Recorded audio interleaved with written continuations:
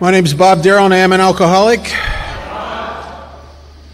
Through the grace of a God that I was afraid to believe in, that I found out through AA was crazy about me and probably doesn't have any taste. The 12 steps, good sponsorship. I haven't had a drink or any mind or emotion-altering substance or medication since October 31st, 1978. Would you join me? I want to open with a moment of silence, and I'd like to open with a prayer, if you just bear with me with a moment of silence.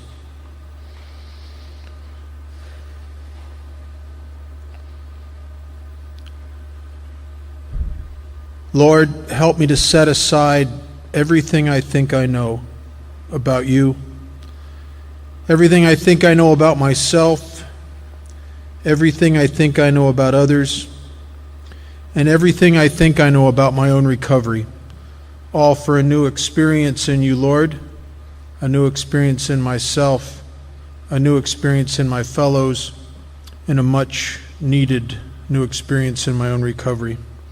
Amen. I'm delighted to be here. Just before we start, I want you to know that I'm not an expert on anything. I'm not an expert on the big book. I'm not an expert on this recovery. If I was legitimately an expert on anything, it would be my own failure. I've kind of got that down pretty good. I had burning my life to the ground down to an art form before I got to you. What I am is a guy that, as a very young kid, started coming to Alcoholics Anonymous and through institutions, and got to a point where I was very, very serious about being sober. And I would make up my mind and really, really mean it, that I'm not going to drink anymore and I'm not going to take any drugs, and I would go to your meetings and I would drink again eventually. And I didn't do that once or twice. I did that over and over again for about 7 years, from 1971 to 1978. And the end result was that I tried to take my own life. Even though I was a young kid, and a doctor had told me that I was physically healthy enough, because every time I was locked up somewhere, I'd lift weights and run and everything. He says I was physically healthy enough that physically I could go on with this disease for another 5, maybe 10 years before it killed me. And I can't do that because it had become awful. And I couldn't live with it, and I couldn't live without it, and I tried to take my own life. And I ended up in Alcoholics Anonymous. I ended up a newcomer in a state of desperation, and I got a sponsor, and I started putting this process in the book into my life, and things started to change. And the miracle isn't that I've been sober at the end of this month 31 years and free from everything, all medications, everything. The miracle is that I've done it with a degree of comfort that was beyond anything I could imagine. And that was what was hard for me to conceive when I got here. I could conceive not drinking, but I couldn't understand enjoying it. In order to share my experience with this process in this book, the best place to start is at the beginning. Is to start with step 1. I was very confused about what this meant. I thought it meant I had a drinking problem. And it was so much more than that. If you're going to follow along in the book, I'm going to talk a little bit, read a little bit out of the book, talk about my experience in such a way that maybe some of you can put it on and wear it. On page XXVIII in the doctor's opinion, towards the beginning of the book, Dr. Silkworth on this page starts to talk about two aspects of alcoholism that really make this a terminal illness. He says we believe, first full paragraph, and so suggested a few years ago, that the action of alcohol on these chronic alcoholics is a manifestation of an allergy. That the phenomenon of craving is limited to this class. Which class? Chronic alcoholics. To this class and never occurs in the average temperate drinker. Well, a couple things that were very important to me. First of all, he's talking about a type of alcoholic. He's talking about a chronic alcoholic. And if you go to page 20, at the bottom of the page, in the top of 21, it talks about two different types of guys. One, the first guy it refers to in the very bottom of 20 is a hard drinker. Now, if you listen to this description, any doctor, anyone looking at this guy would diagnose him as being alcoholic. It says we have a certain type of hard drinker. He may have the habit badly enough to gradually impair him physically and mentally. So this guy is drinking habitually to the point of mental and physical impairment. Now, a doctor or a therapist or a counselor or anybody is going to say this guy's got a severe problem. But here starts to talk about the differences. It says that even though it may cause him to die a few years before his time, that this guy is different than me.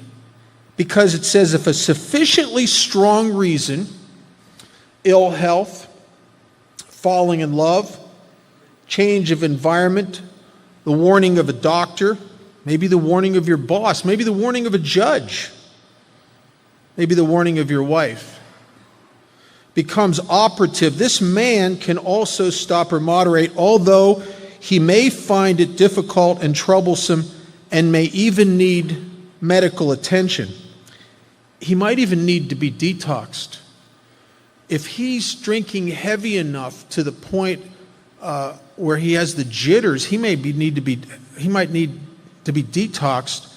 But the difference between him and me is that when he makes up his mind because it gets bad enough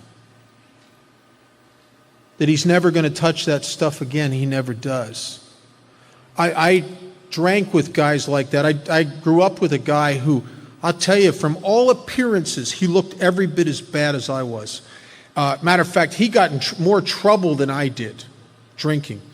But he fell in love with this girl, and she gave him an ultimatum, and you can't keep partying. And he put the plug in the jug. He stopped getting high altogether.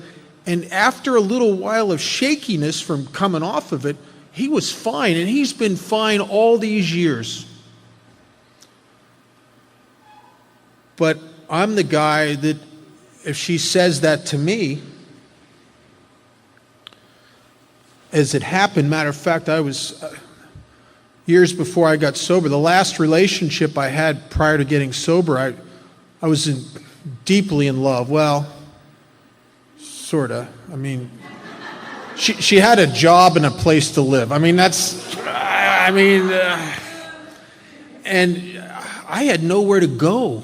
And I'm messed up to the point where I'm unemployable. I'm not functional. And she's taking care of me. And she got fed up with the drunkenness, and I'm always half whacked.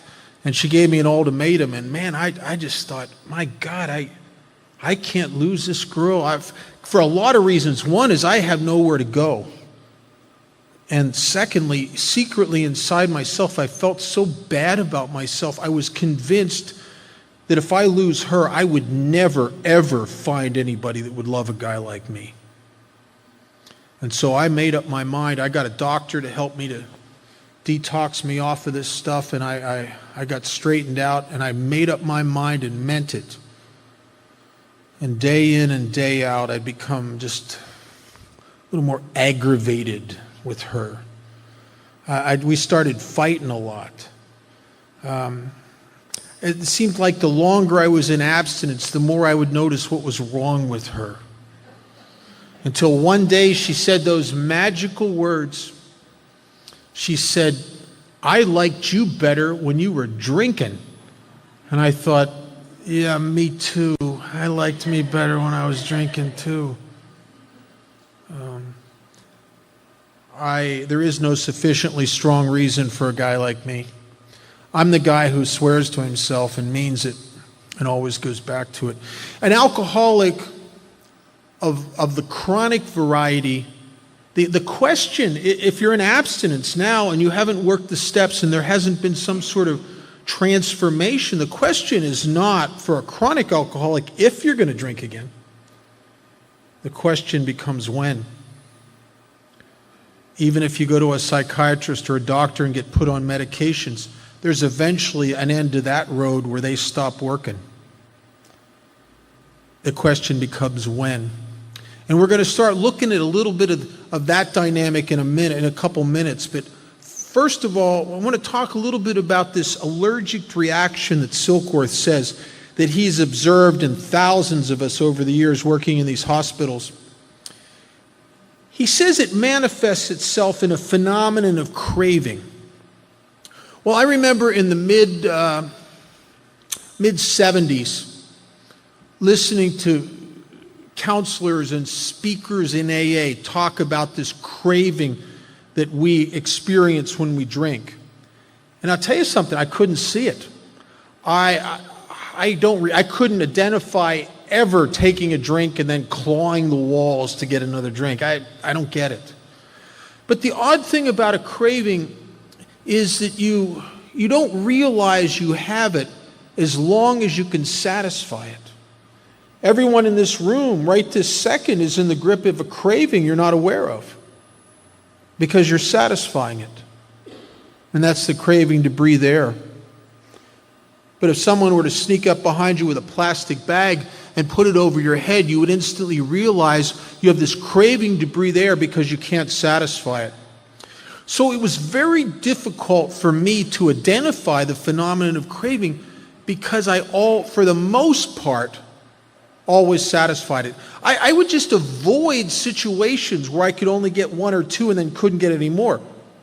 I remember in junior high school, a guy invited me and another guy over to his house. His parents were out of town. We were going to sit around, watch a football game. We were going to just do a bunch of stuff, hang out for the day. And he had 1 6-pack of beer, 3 guys all day, and that's it. There's nothing else. Sunday candy. We found somebody to buy it. We couldn't get it. I passed. I don't pass because I think I'm alcoholic. I passed because the best I'm going to do is get 2 beers. And to me, it's like, what's the point? No, I'd rather not. And it's funny, I just did that intuitively. And so I can't see the phenomenon of craving until I was sitting in a meeting of Alcoholics Anonymous in the years I was in and out.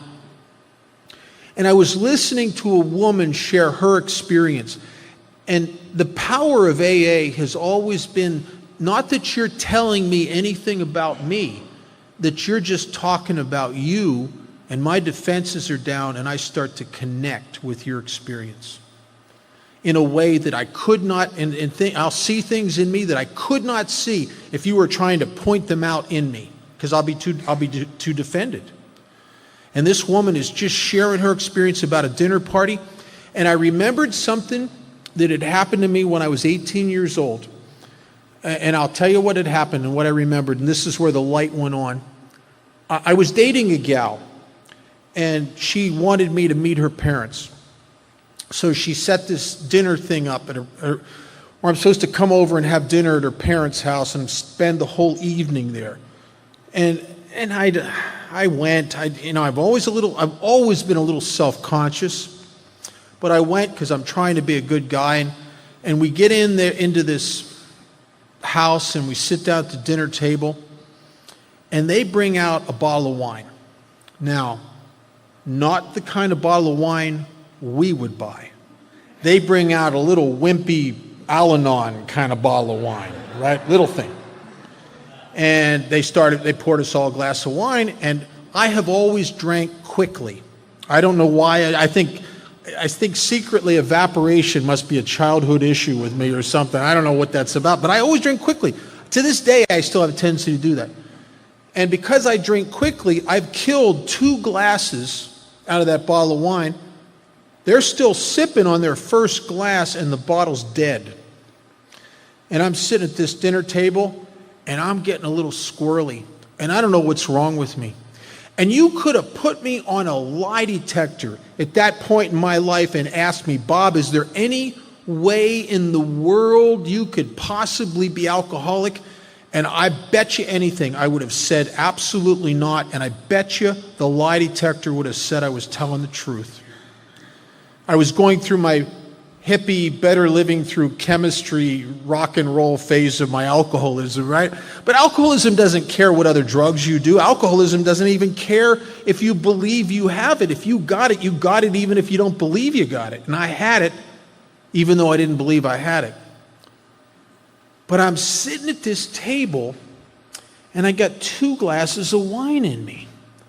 And I'm getting a little, in the bottle, I'm looking at that empty bottle, and I'm getting a little antsy sitting there, a little squirmy. And I finally said to him, I said, God, that was good wine. Do you have any more?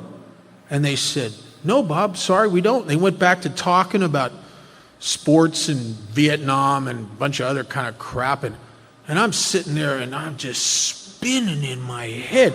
And now their conversation it seems like it's irritating to me.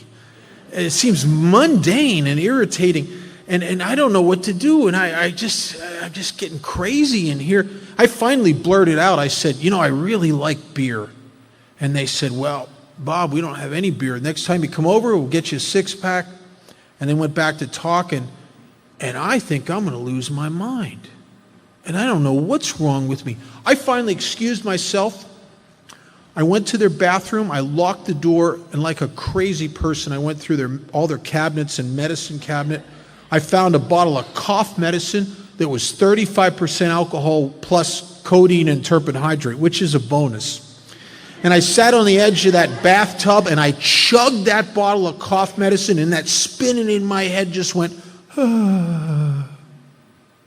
And I could think straight. And I sat there and I came up with a story.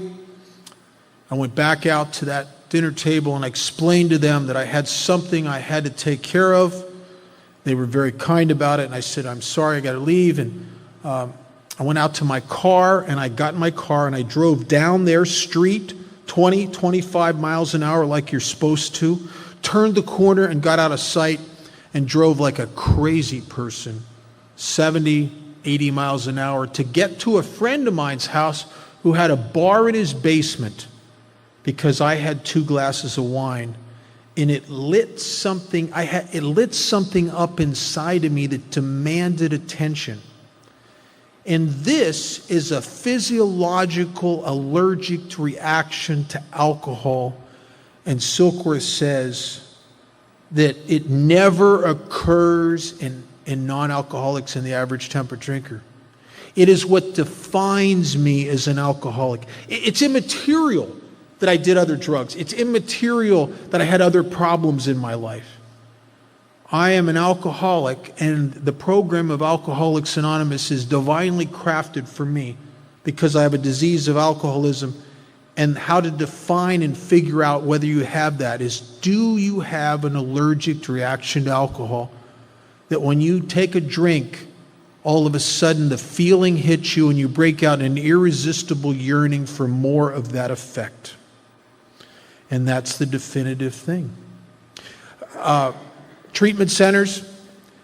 Well, I remember being in this treatment center one time. They asked me a question. It may put me sideways. I think it was the wrong question. They said, Bob, what's your drug of choice?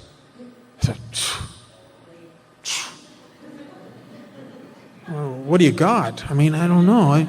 In a pinch, I'll drink vanilla extract. In jail, I broke open magic markers and huffed them, just hoping something might happen. What they should have asked me is, what happens to you when you take a drink of alcohol and the effect from the alcohol starts to hit you? Do you break out in an irresistible craving to get higher? I've always had that. I have never once in all the years I've been drinking, ever been in some guy's basement, smoking stuff, doing lines, drinking wine. Never been in the park with a bunch of guys, smoking reefer and drinking wine. Never been in a bar doing shots and beers with a bunch of guys for about an hour. Never in any situation. And had someone, maybe the bartender, say, "Bob, would you like another one?" I have never had the experience of sitting there and thinking honestly and genuinely to myself, "No, this is just right. I don't think I need another." It's always one more, one more, one more. And that defines alcoholism for me. Now, that is not the whole deal, where there's a whole bunch more to alcoholism, but that's how you can tell if you got it. This allergic reaction to alcohol only occurs in people with the disease of alcoholism. You can be a problem drinker, a guy who just is a knucklehead. And I knew a guy who was in a drinking fraternity, and he got in a lot of trouble, but he never had that phenomenon to create. He did that by choice. And I didn't do it by choice. I did it because of an allergic reaction to alcohol that defines me. And the book goes on to say that these allergic types, guys like me, can never safely use alcohol in any form at all, in any form. If it lights me up and does that thing to me or for me, it'll do that. If it does it for me, it'll do it to me. And I can't safely, anything that lights me up like that, I can't get enough of it. I've never been able to. And it says, once having formed the habit and found they cannot break it, once having lost their self-confidence, their reliance upon things human, their problems pile up on them and become astonishingly difficult to solve. I almost died of alcoholism because I kept staring boldly at the symptoms, and I never saw what was going on. You know that there are times during the daytime in the year when the sun and the moon are in the sky at the same time. And when that occurs, in actuality, the moon has the greater pull and influence on the tides in the earth. But when the moon and the sun are in the sky at the same time, you can't see the moon because the sun is so glaring.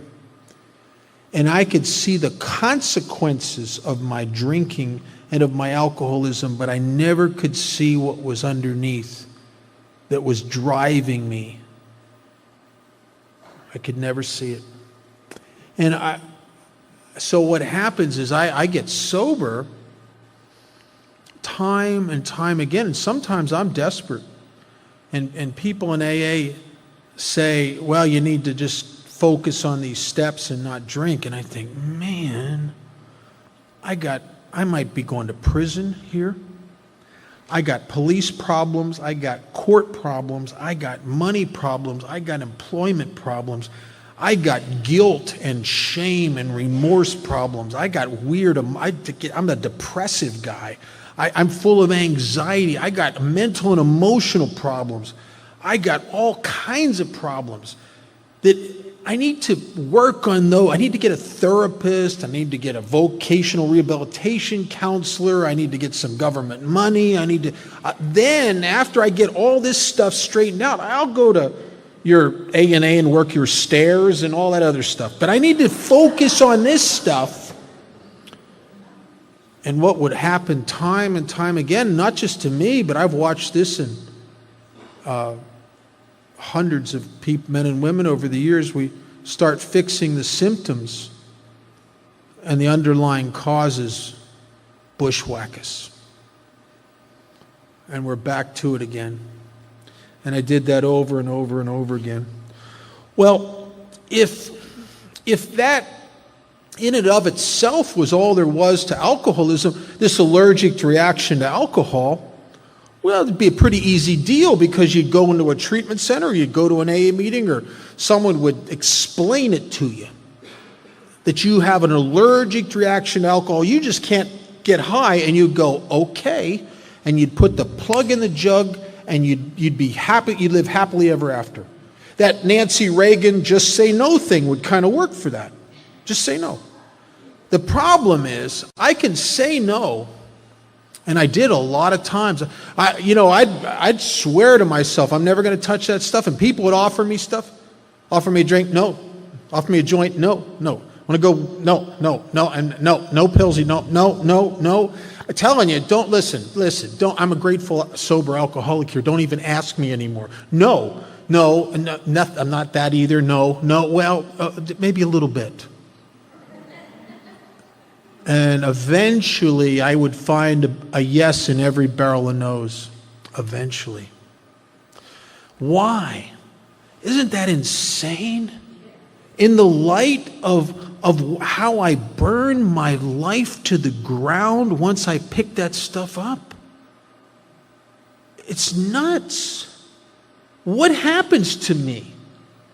Well, this is the first time in this book, and it talks about in several different places, several different ways, what happens to me when I quit drinking. And the bottom of page XXVIII, Silkworth starts to unravel the mystery. The last paragraph, he says men and women drink essentially because they like the effect produced by alcohol. And he's talking about across the board. And that's true, I think, of everyone.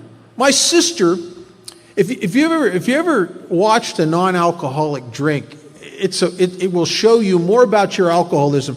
My sister is not an alcoholic, and I've watched my sister drink on many. Just a couple weeks ago, we hadn't had dinner, and I watched her have a drink. I'll watch her drink like your cat will watch you eat a tuna fish sandwich. I mean, I watch her. I look right in her eyes. I want to see the effect hit her. And my sister likes the effect, but she only likes a little bit of it. And when she starts to feel it, she goes, "Oh, okay, oh," and she shuts her right down. It is inconceivable to her to get knee-walking, crybaby drunk. It's inconceivable to her to drink until you would throw up or you can't walk. She doesn't understand that because her wiring's different. But see, with me, it's not that I like the effect, and I guess I do. I think somewhere inside me secretly, I need the effect. The great psychiatrist Carl Jung, in a letter to Bill Wilson, our founder, in 1960, said something that I found was very profound, and it really matched my experience. Matter of fact, when the first time I read it, I thought, oh my God, that's exactly right.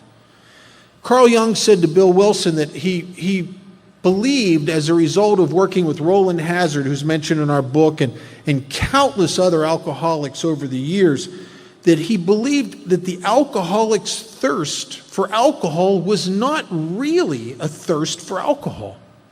He said he believed it was a low-level thirst of the alcoholic's being for wholeness or connectedness, or as expressed by religious people as a union with God. I yearned and thirsted for connectedness and unity. I used to drink alcohol because I'm the guy who walked into a dance or a party or a bar and I'm sober, and the truth is I don't fit. I don't know why, but I can't talk to people. I don't feel like they look. There's something ain't right about me. I'm disconnected from life itself. And I drink in about 4 drinks, and man, I'm plugged in. About 5 drinks, I love everybody at the party. Remember that feeling, man, with your friends and you're drinking? I love you. I remember telling these guys one time, we were telling each other, I'll die for you, man.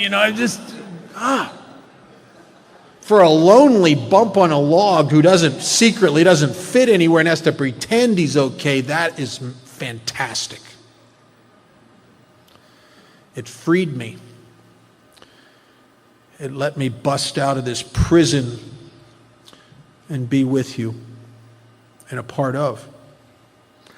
I yearned for the effect. And there was a spirit. I was not a religious-minded person, and we'll get into that later because I had certain prejudices and old ideas that were crazy.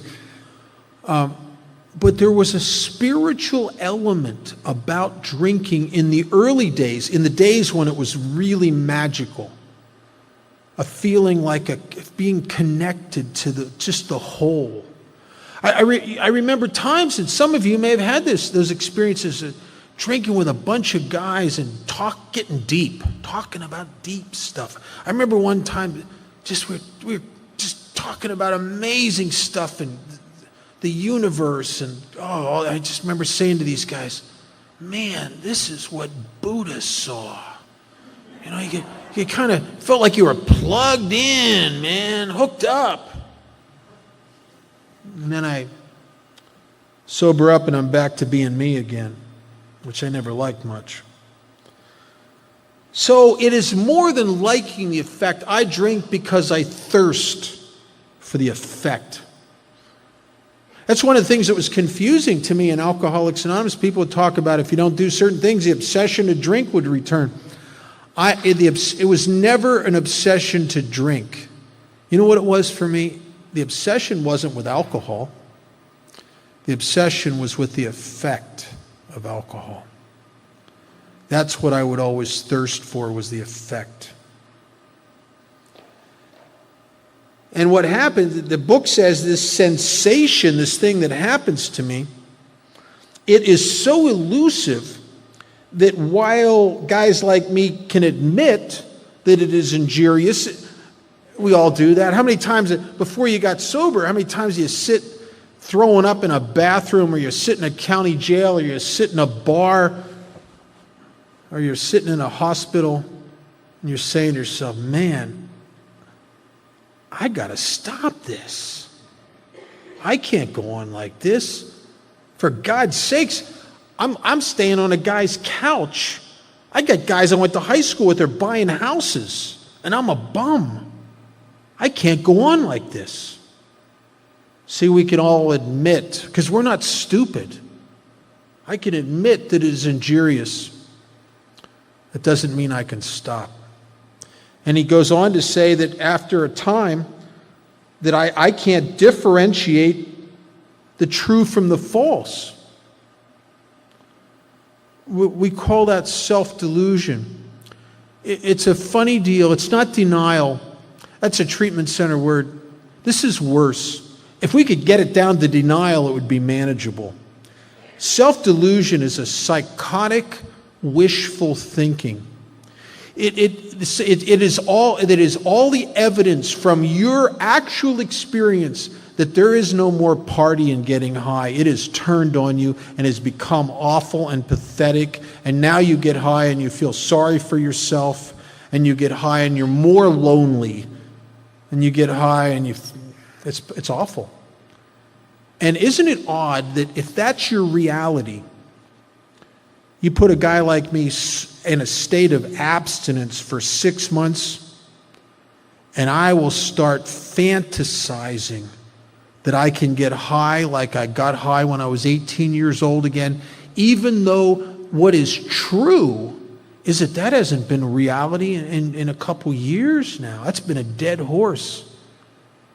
But this psychotic, wishful thinking, this self-delusion doesn't allow me to see the truth, because I so desperately wish for it to be like it was in the old days. I yearn for that so badly that I will imagine and then act and bet my life that there's a party when there isn't one. And then how many times do guys like me, we start getting high again and we just say to ourselves, oh man, why did I start this again? Or maybe you come to somewhere and you say that word that I used to say to myself. I used to hate hear. I'd say it with this self-loathing as I would come to in a detox, or I'd be in the jail cell, or I'd be in the bathroom throwing my guts up the next morning. And I'd say to myself, again, Bob, again. and I felt so out of control, so frighteningly out of control.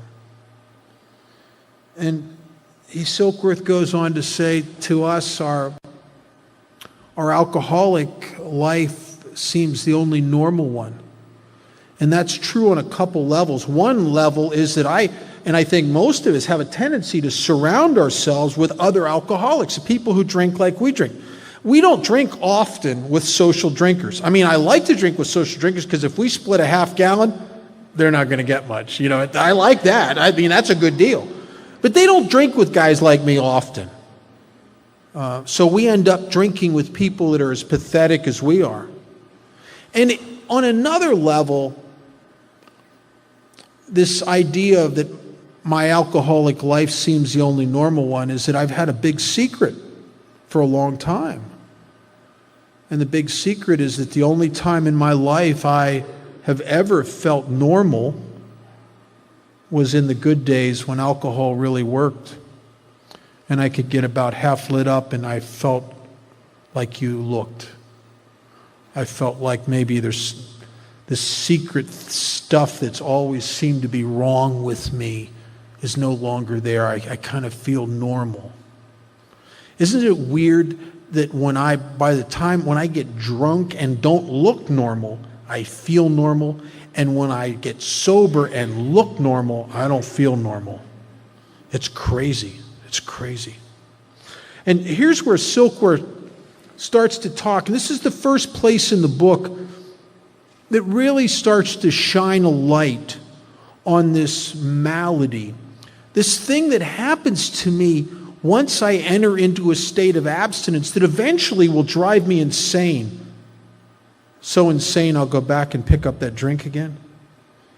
And his description is perfect. He says, the bottom of XXVIII, he's talking about us when we're sober. He says they're restless, irritable, and discontented unless they can again experience the sense of ease and comfort which comes at once by taking a few drinks which they see others taking with impunity. Impunity means without punishment. What does that mean? Well, I enter into a state of abstinence, and after a while, I start to become more and more restless, irritable, and discontent. Restless it's a vague thing, and it kind of goes right below the radar. It's hard to put your finger on, but it's just a feeling. It's that wherever I am, it's not really where I need to be. Now, I don't know where I need to be. It's just not here. If you've ever watched, it's an inability to feel settled anywhere. If you've ever watched a dog circle a living room looking for its spot to lay down, I'm a dog that can't find its spot. And there's an aimlessness about that. The second symptom, it says, is irritable. Well, this is a hard one for me to admit to myself that I'm irritable, because the truth is, I don't like irritable people. So I'm not irritable. I can't help it that when I quit drinking, I see how stupid everybody is. Right? It just becomes so clear to me. And everybody seems to rub me the wrong way. I'm the guy that goes to work, and I'm not even, the best job I've ever had, I'm not even in there 2 weeks, and people are just irritating me, and they're stupid, and they're not doing it right, and I'm that guy. I'm the judgmental guy. I don't know that what's really going on is that when I quit drinking, I got this big hole inside of me. And the truth is, I don't feel very good about myself, and everybody threatens me. So I try to tear you down mentally, hoping that I'm going to level the playing field. If I can mentally discount you and tear you down, maybe I won't feel so bad about myself. So I'm constantly judging people. I'm constantly irritated by people. I'm constantly looking to see how stupid people are. And I'm constantly alone. Because it never really makes me feel better about myself. It just makes me feel more separate and apart from. And the third symptom, it says discontent. I heard alcoholism described over 30 years ago as a disease of chronic malcontent. And what that means is that no matter what I bring into my life that I secretly hope and believe is going to make a difference, because, see, I need something to make a difference. Because if you're alcoholic and you take away the alcohol, all you got left is the ick. Right? And I need something to make a difference in the ick. And so I target stuff. I target a certain type of relationship. That's what I need. I need somebody that looks like her, loving me the way she's loving that guy. I need that. That's what I need. And then I get that. And after a period of time, this shine just wears off of it. And what seems to happen to me is that not only does the shine wear off of it and I feel disillusioned and let down, I start getting irritated and kind of angry at the person because I expected more. Now, they never told me they were going to fix my vacancies, but I came at it as if they would. And I get the best job I've ever had. I remember this. These guys I knew were working in this steel mill, and they were paying big money. I mean, like, own a house, buy a boat, have a Harley kind of money. I mean, big money. And I just knew, man, I knew if I could get a job working at J&L Steel, man, maybe working one of those cranes or something, man, I'd be there. And I got that job. And I tell you, I'm not even there more than a couple weeks, and I'm noticing what's wrong with everybody, and this job is crap. And I think what happens to me, and I don't get this because it's not a conscious thing, but I think unconsciously, without ever realizing it, I start emotionally comparing what it felt like to be in that relationship and what it felt like to have that job and what it felt like to have that motorcycle and what it felt like to have that place to live, to what it felt like to have 4 shots at tequila when 4 shots at tequila was magic, and now whatever it is just let me down.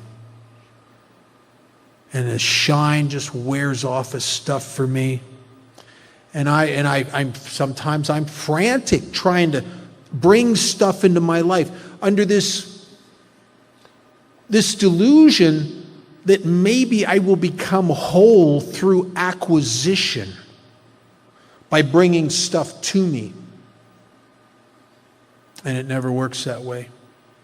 You cannot fill up an inside vacancy with outside stuff. You can't. And all it ever did was I just eventually run out of things to bring into my life to make me happy. And one of my great teachers and a guy that I learned a lot from was a guy named Chuck Chamberlain. And Chuck said one time in a meeting that something that was remarkable to me. It blew me away. It's to this day. He said, if you have this thing I got, if you're alcoholic like I am, there'll come a time when you can no longer put anything between you and you. And there you are. And there you are. And that ain't no good. Because everything you brought into your life that you believed and hoped desperately would make a difference, it's all turned to crap on you. And there you are. And isn't it odd that alcoholics that commit suicide usually do it when they're materially in a better spot than they've ever been in before? Very, very few alcoholics commit suicide when they're on the streets in Skid Row because they're in survival mode. It's when you get everything that you knew would make the difference and nothing's changed. And some of us learn very painfully that no matter how good we get it on the outside, if it ain't no good on the inside, it's no good.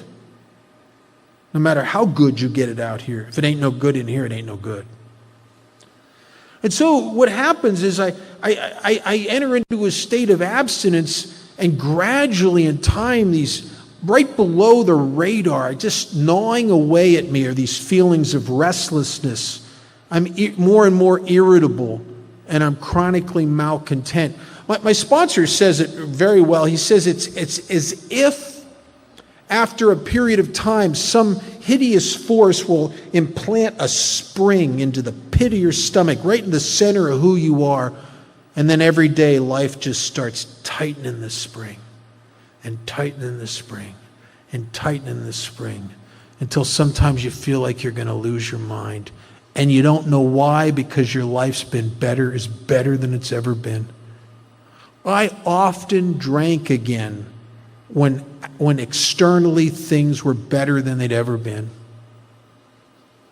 And I would drink again. Or I'd go to some doctor and get some pills, or I'd smoke something, or I'd get a couple bottles of NyQuil. I didn't have a cold, but I could feel one coming. And he says that. He says that what happens is we see other people drinking with impunity, other people who alcohol still works for them. It lights them up. And my days of being lit up like that are over, but I don't want to believe that. And so the book says after that we succumb to the desire again, as so many do, the phenomenon of craving develops. Once I pick up the drink, that thing is unleashed in me. It's one more.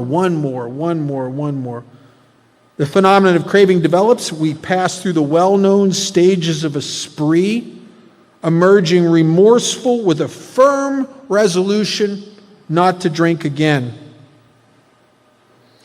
And the book says this is repeated over and over and over. And it was for me for 7 years. And unless this person can experience an entire psychic change, there is very little hope of his recovery. Well, you'd think that was good news. The problem is I can't initiate a psychic change. And not from a lack of trying. I spent years going to the absolute best psychiatrists on this planet. My father was very politically connected. He got me in to see guys like Albert Ellis, who was the founder of rational emotive therapy. You had to be a movie star to see Ellis. My dad pulled some strings, and Ellis took me on, and I was in therapy with Dr. Silverman, who's a contemporary and studied under Fritz Perls, the founder of Gestalt therapy. I did some stuff with Harris, who was one of the founders of transactional analysis. I took all the medications that were out because a lot of psychiatrists that if I open up to them and tell them how I really feel, man, they're going to give me something because I look like a guy who needs something. And whatever it was, it didn't seem to work. And nothing changed. And nothing changed because I couldn't produce the psychic change. And not from a lack of trying. I remember on a couple occasions I remember one time going to a 3-day retreat, a therapy retreat where it was sort of Gestalt oriented, where you just emoted. I mean, you cried and you talked about your childhood and you beat pillows and it was amazing. This weekend changed my life for 2 weeks. Or getting saved. Oh my God, I got the Spirit of the Lord in me. And then 3 weeks, 4 weeks, 6 months later, I'm drunk again. Right? I could not produce the psychic change. And I am here to tell you that I think that that's what happens through the steps. They call it a different thing. they use different terminology, but the number one promise in Alcoholics Anonymous is read at every meeting. Most people don't hear it.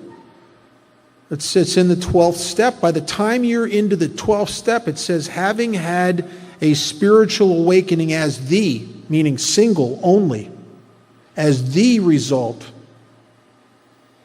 of these steps. We don't know what's going to happen to you. We don't know you're going to believe, but we know something. Something's going to wake up in you. And it seems to be the general experience that awakening, in a sense, produces an effect that's not that much unlike the way you felt when you just had about 5 drinks and you're a young person, and it's the magic is there and you're at the best days of your drinking. When all of a sudden you're free and you can come out and play and you feel whole and complete, and whatever was bothering you just sheds off of you. And there's a rightness again in the universe, and there's a rightness again in me. That Alcoholics Anonymous would promise an effect very similar to that. And that would be a tremendous psychic change. Tremendous. Let's go over to page 24. There's another element. We're going to go a couple more minutes and we'll take a break. We're going to break probably roughly every hour or so, because there's a spiritual principle that the mind can't absorb what the butt can't endure, so we're going to break pretty regular. On page 24 in italics, it talks about another element of this disease that really, when you put it together with what we just covered in the doctor's opinion, it brought me a lot of clarity of what would happen to me time and time again, where I would always relapse eventually, or I'd end up taking medication, or I'd end up smoking. I'd always end up trying to medicate my alcoholism because I couldn't do anything else. And in italics it says, the fact is that most alcoholics, for reasons yet obscure, have lost the power of choice in drink. Our so-called willpower becomes practically non-existent. Well, most of us get that. If you'd indulge me, could I see a show of hands of people in this room, besides myself, and I'm one of them, who has ever gotten to a point where you swore to yourself and meant it, I'm never touching that stuff again, and then got high after that? Anybody? Okay, so this fits us. For reasons yet obscure, have lost the power of choice. We chose to not drink anymore, and we did. Our so-called willpower becomes practically non-existent. And here's the kicker.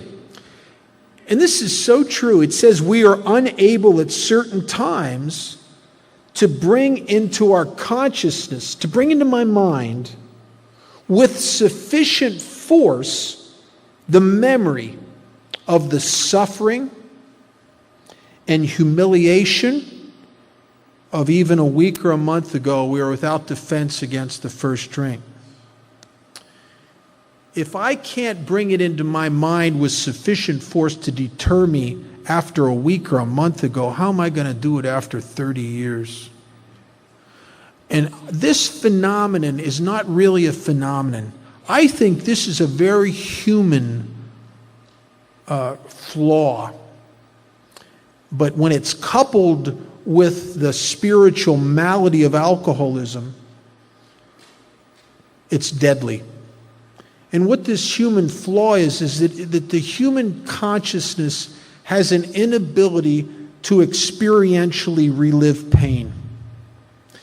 And what happens is, after a while, it becomes a cognizant, intellectual memory, but it has no emotional impact, or as the book says, sufficient force.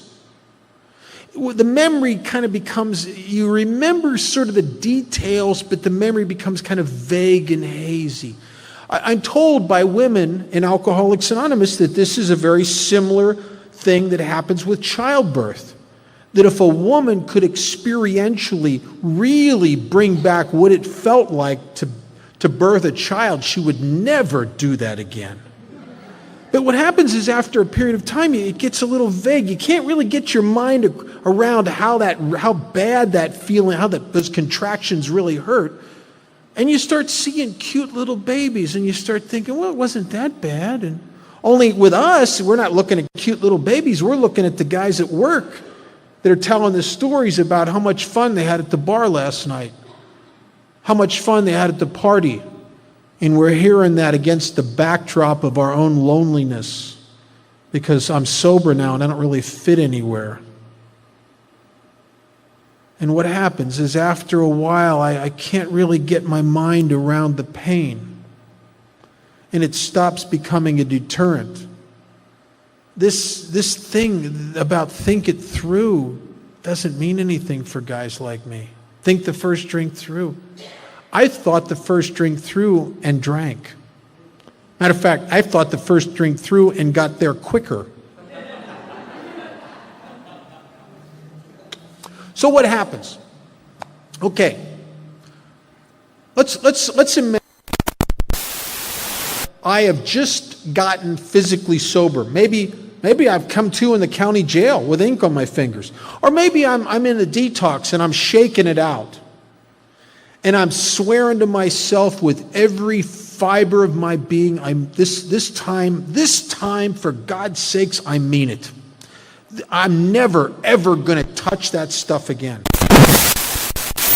My commitment to abstinence and my ability to carry it out were to rest on a balanced scale. At that point, that commitment would have a lot of weight. It would weigh that balance scale down. Man, I am never touching that stuff again, for God's sakes.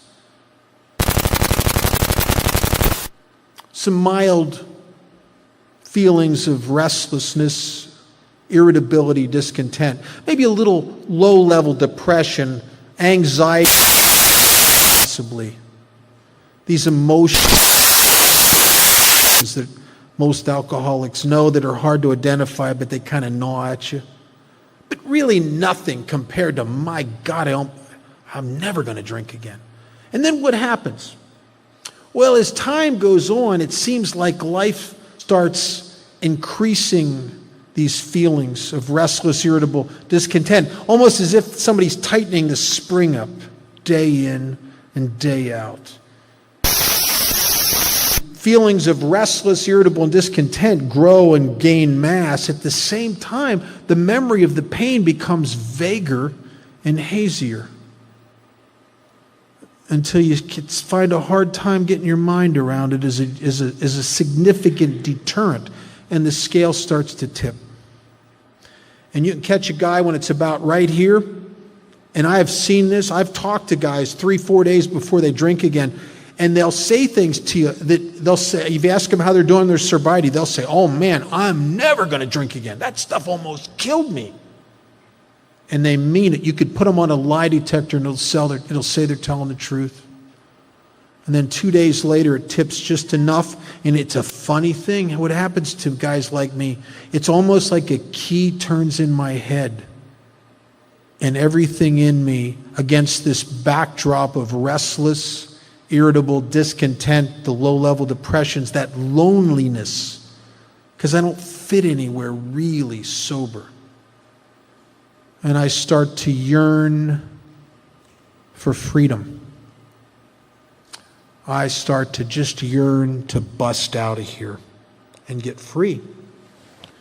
And the key turns, and all of a sudden, I'm picking up a drink. And 2 days before, I was convinced I would never drink again. And that happened to me over and over and over again. And Silkworth says, unless an entire psychic change occurs, there is very little hope of my recovery. I'm Bob, I'm still an alcoholic. Page 30 of the book talks about something that seems to be universally true with those of us that have alcoholism. And it says that most of us have been unwilling to admit we were real alcoholics. I don't know what it is about us. I think some of us we'd rather be mental health cases than alcoholics. We'd rather be anything than an alcoholic. Rather be a drug addict than an alcoholic. I'd rather be clinically depressed than an alcoholic. I'd rather be anything.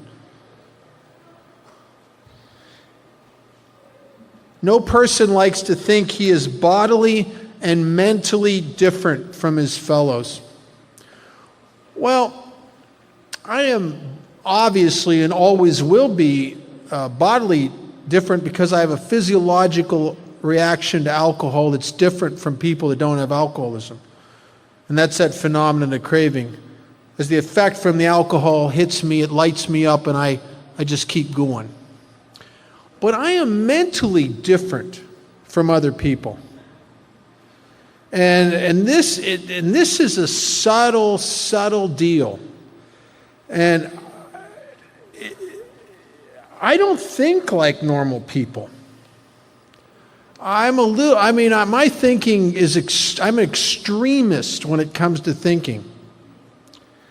I had a guy years ago, we were at a meeting, and he made a statement during the meeting. He said that, well, the big book promises that after I'm sober for a while, I'll be restored to being normal again. And I said, it says that? I've read that book quite a bit. I don't think it says that. And he says, oh yeah, it does. I said, would you show me? He says, oh yeah, page 22. And on the bottom of page 22, he reads this line. This is the line that he thinks means that we're going to be normal one day. It says, we know that while the alcoholic keeps away from drink as he may do for months or years, he reacts much like other men. It doesn't say we're going to be normal. Much like a transvestite's much like a woman. But he's not.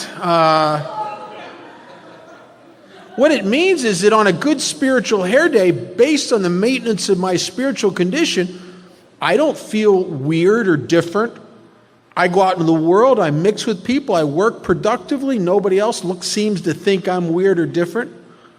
But you get me on a bad spiritual hair day, and my thinking is a little bit bizarre. I'm the guy that, and this happened to me.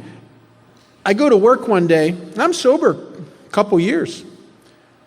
It's 9 o'clock in the morning. I get a note from my boss that he wants to see me in his office at 3 o'clock in the afternoon. Now, most people would just go about their business and at 3 o'clock go see their boss. Well, I start thinking. And I start thinking about a couple times I was 5 minutes late. I start thinking about how some of the other employees, now that I think about it, I don't think they like me. I bet you they've been talking crap about me behind my back. I think about the couple customers that could have said something negative about. Then I start thinking about how I work harder than anybody else there and how I'm not appreciated. By 3 o'clock, I am ready to go into his office and tell him to take the job and shove it. And thank God I didn't say anything, and I walked in and I'm there to get a raise and a promotion. But I go there. I can't tell you how many dozens and dozens of times in my early sobriety that I was convinced that I had a terminal illness. I don't get headaches, I get brain tumors. I can feel them growing. I just go there. I can't tell you how many just eloquent, tear-jerking deathbed speeches I've rehearsed in my head. And then I find out it's nothing, right? I am mentally different. There's a friend of mine did this years ago. There was a study done on alcoholism by Johns Hopkins University back in the 70s. And they came up with 20 questions to see if you're an alcoholic. And if you take the alcohol away from the deal and you were to substitute thinking for drinking, this kind of fits me. It says, Is your thinking making your home life unhappy? Does your thinking make you careless of your family's welfare?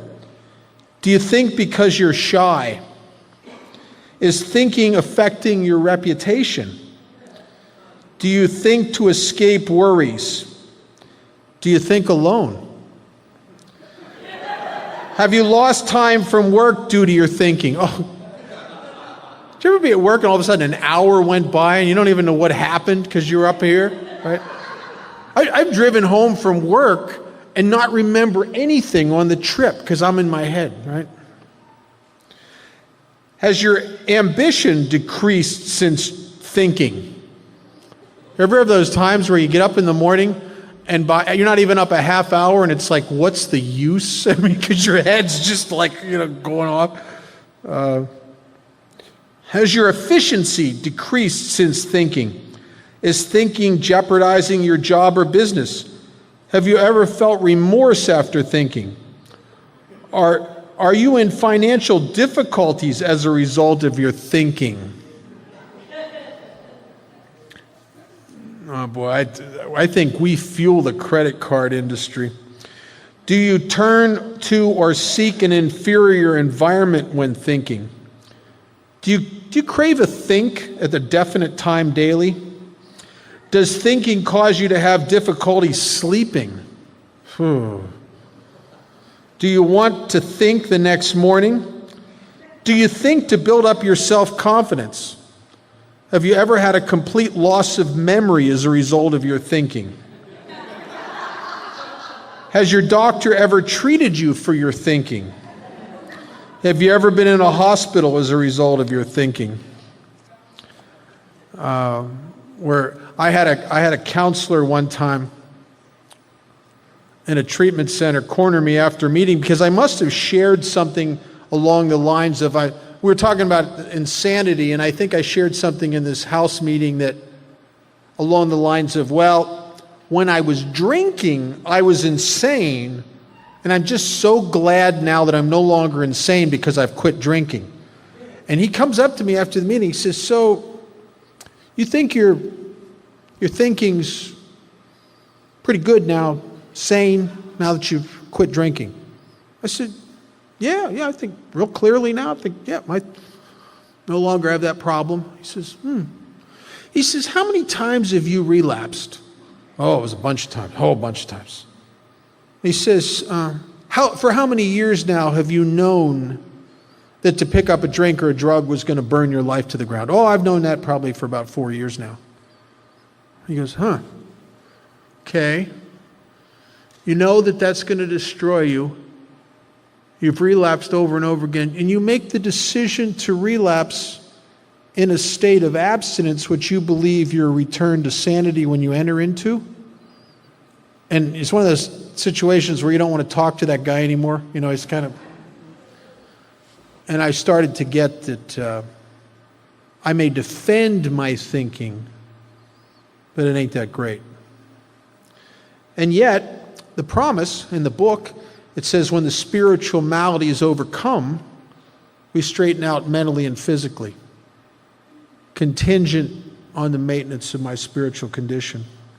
On page 30, it talks about 2 illusions or delusions. There's 3 of them that the book talks about that are part of alcoholism. The first one kept me from ever getting a foothold in AA. Until this illusion was smashed, I don't think I would have ever gotten any abstinence. I could have stayed abstinent. And it's about 6 lines down. It says the idea that somehow, someday, some way, he will control and enjoy his drinking is the great obsession of every abnormal drinker. The persistence of this illusion is astonishing. Many pursue it into the gates of insanity or death. What does that mean? Well, the idea that under the right set of circumstances, properly financed, emotionally pretty good shape, maybe with a good relationship, good job, under the right feeling good, under the right set of circumstances, that I could jumpstart a party and enjoy drinking like I did when I was 17, 18, 19 years old, and control it enough to keep the damage down to something reasonable, that I could control and enjoy my drinking. And I secretly believed that under the right set of circumstances, that I could jumpstart that party, that I could enjoy that again the way I did at one time, and that I could get away with it. And as long as that illusion was in me, it was like I had a back door out of AA. I don't really have to buy this whole package of Alcoholics Anonymous 100%. Not really, because I got a back door. If my abstinence ever gets uncomfortable enough, ever gets tedious enough, ever gets painful enough, I can go get high.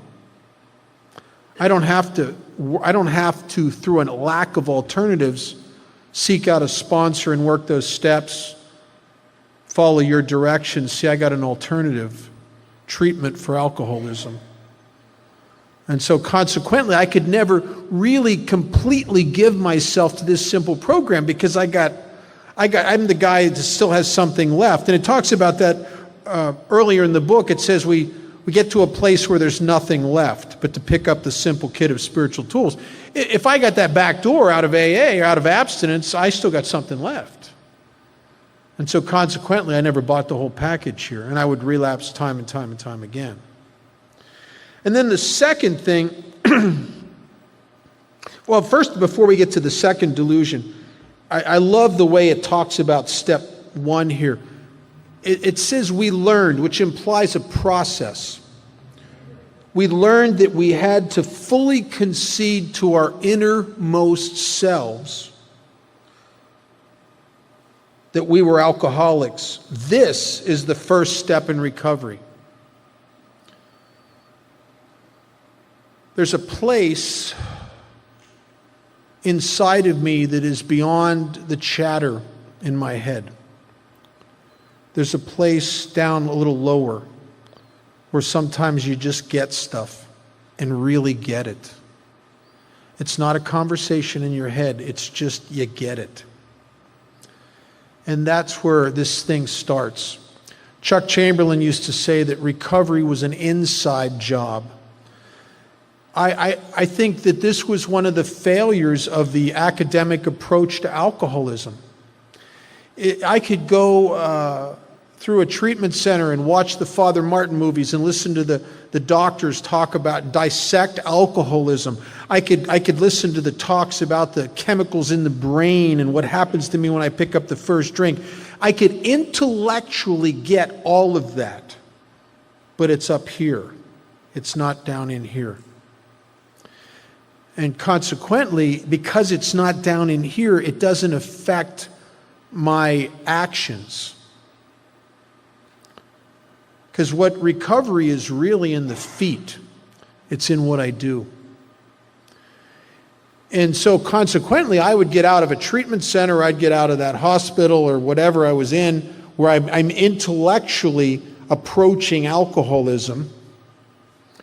And I would get out of there and I would spout the words in those groups that I was powerless over alcohol and I'm a real alcoholic.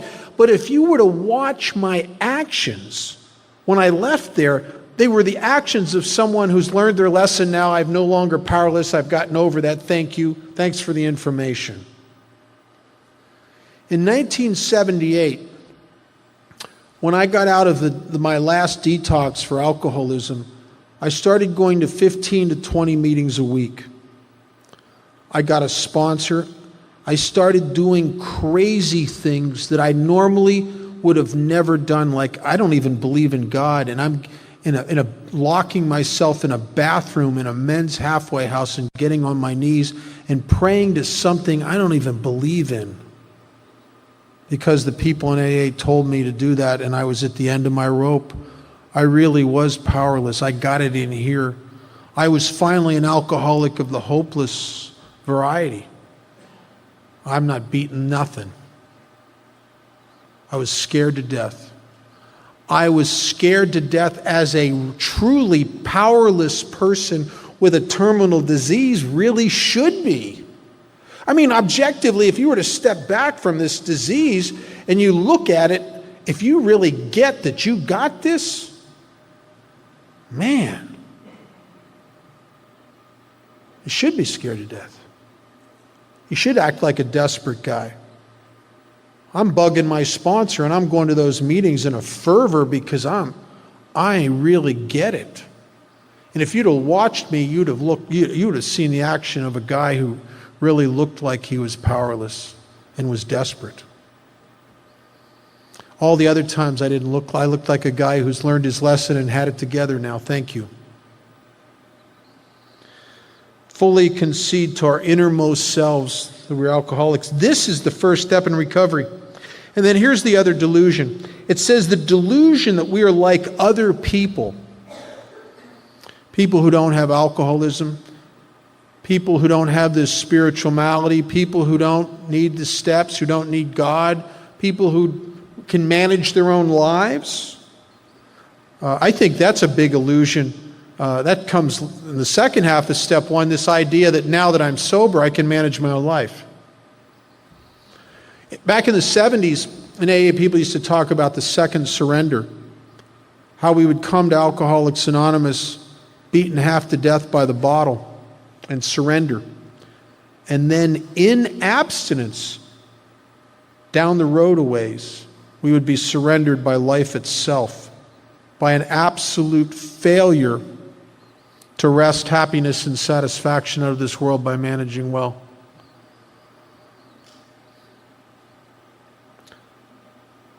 The delusion that we are like other people, or presently maybe, has to be smashed.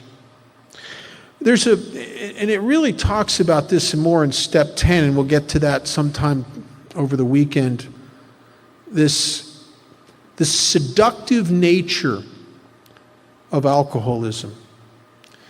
And it seems that alcoholism takes guys like me and seduces me into a false sense of okayness by the very fruits of my own sobriety.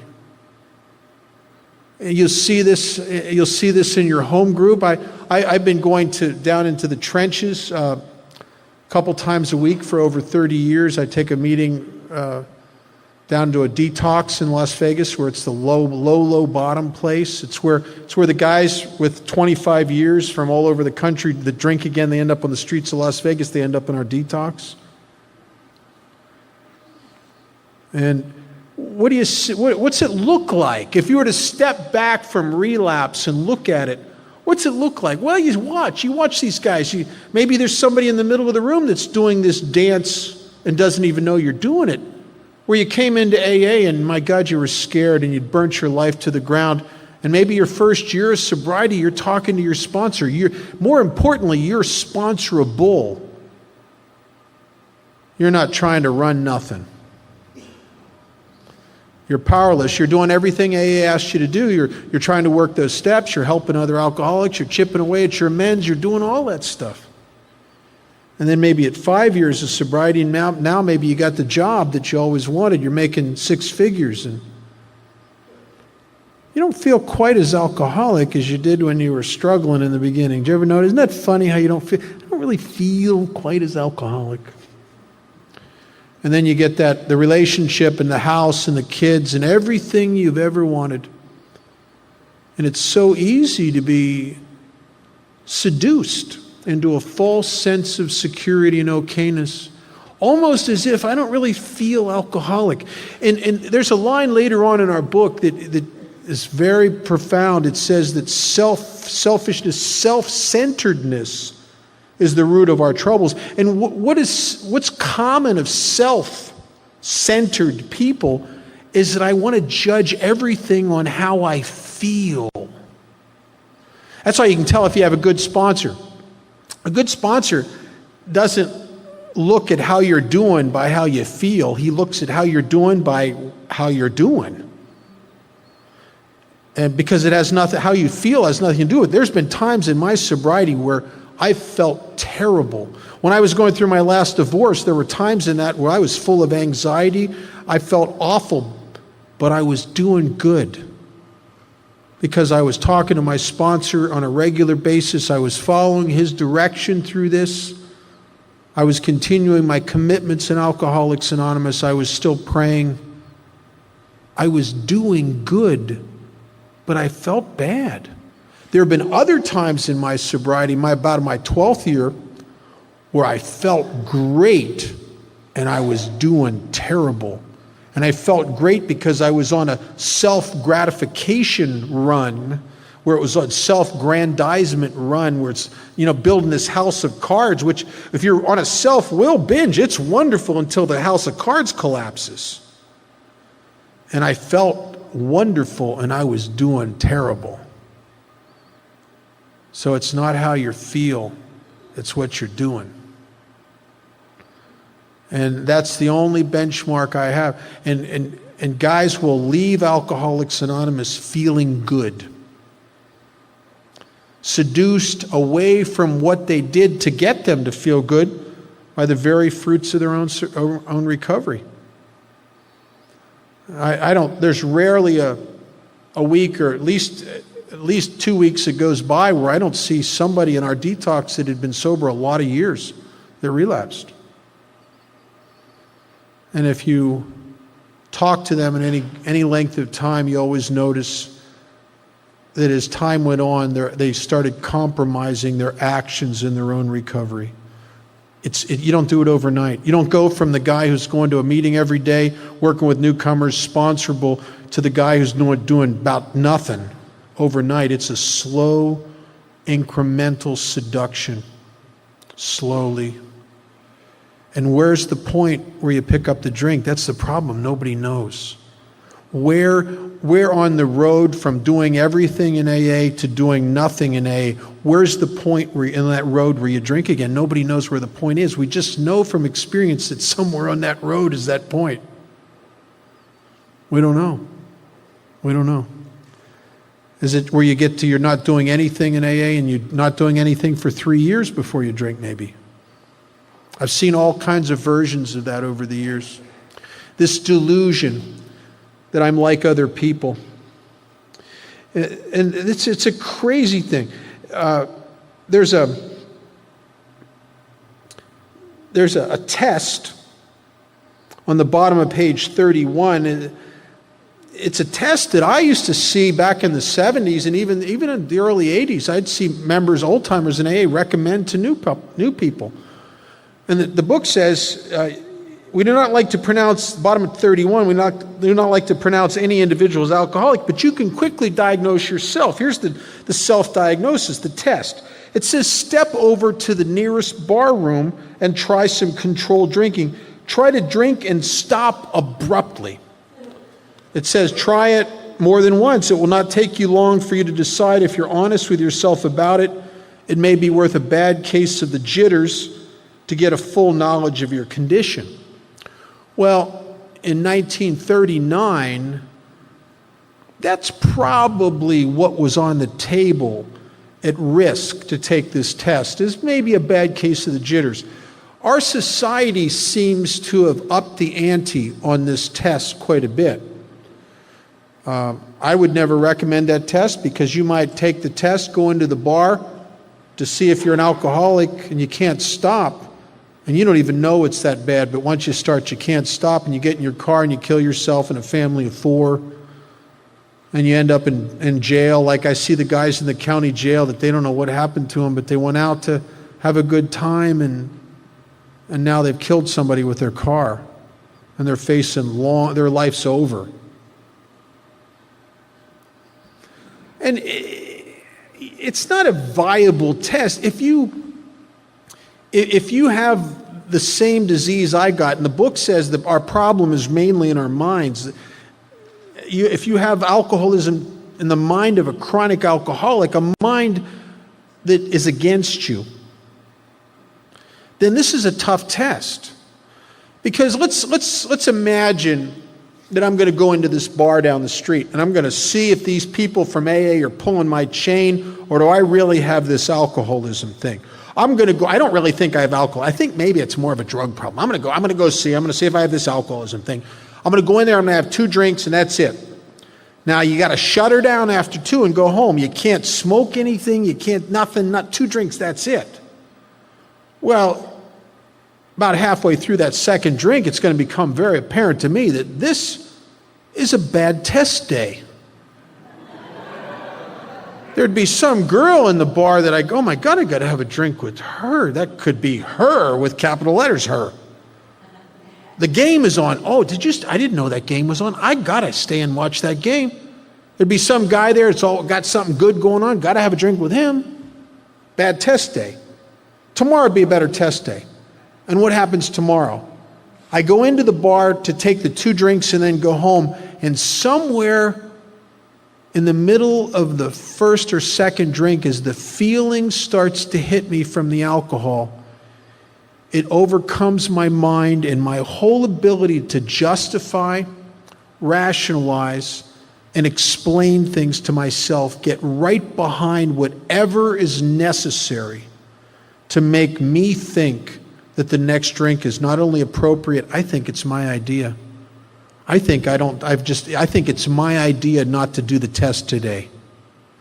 And I don't know that that a physiological reaction to alcohol is punking me out and is using my own mind against me. And it is every single time. And I don't even know it. I've always had that effect from alcohol, that phenomenon of craving.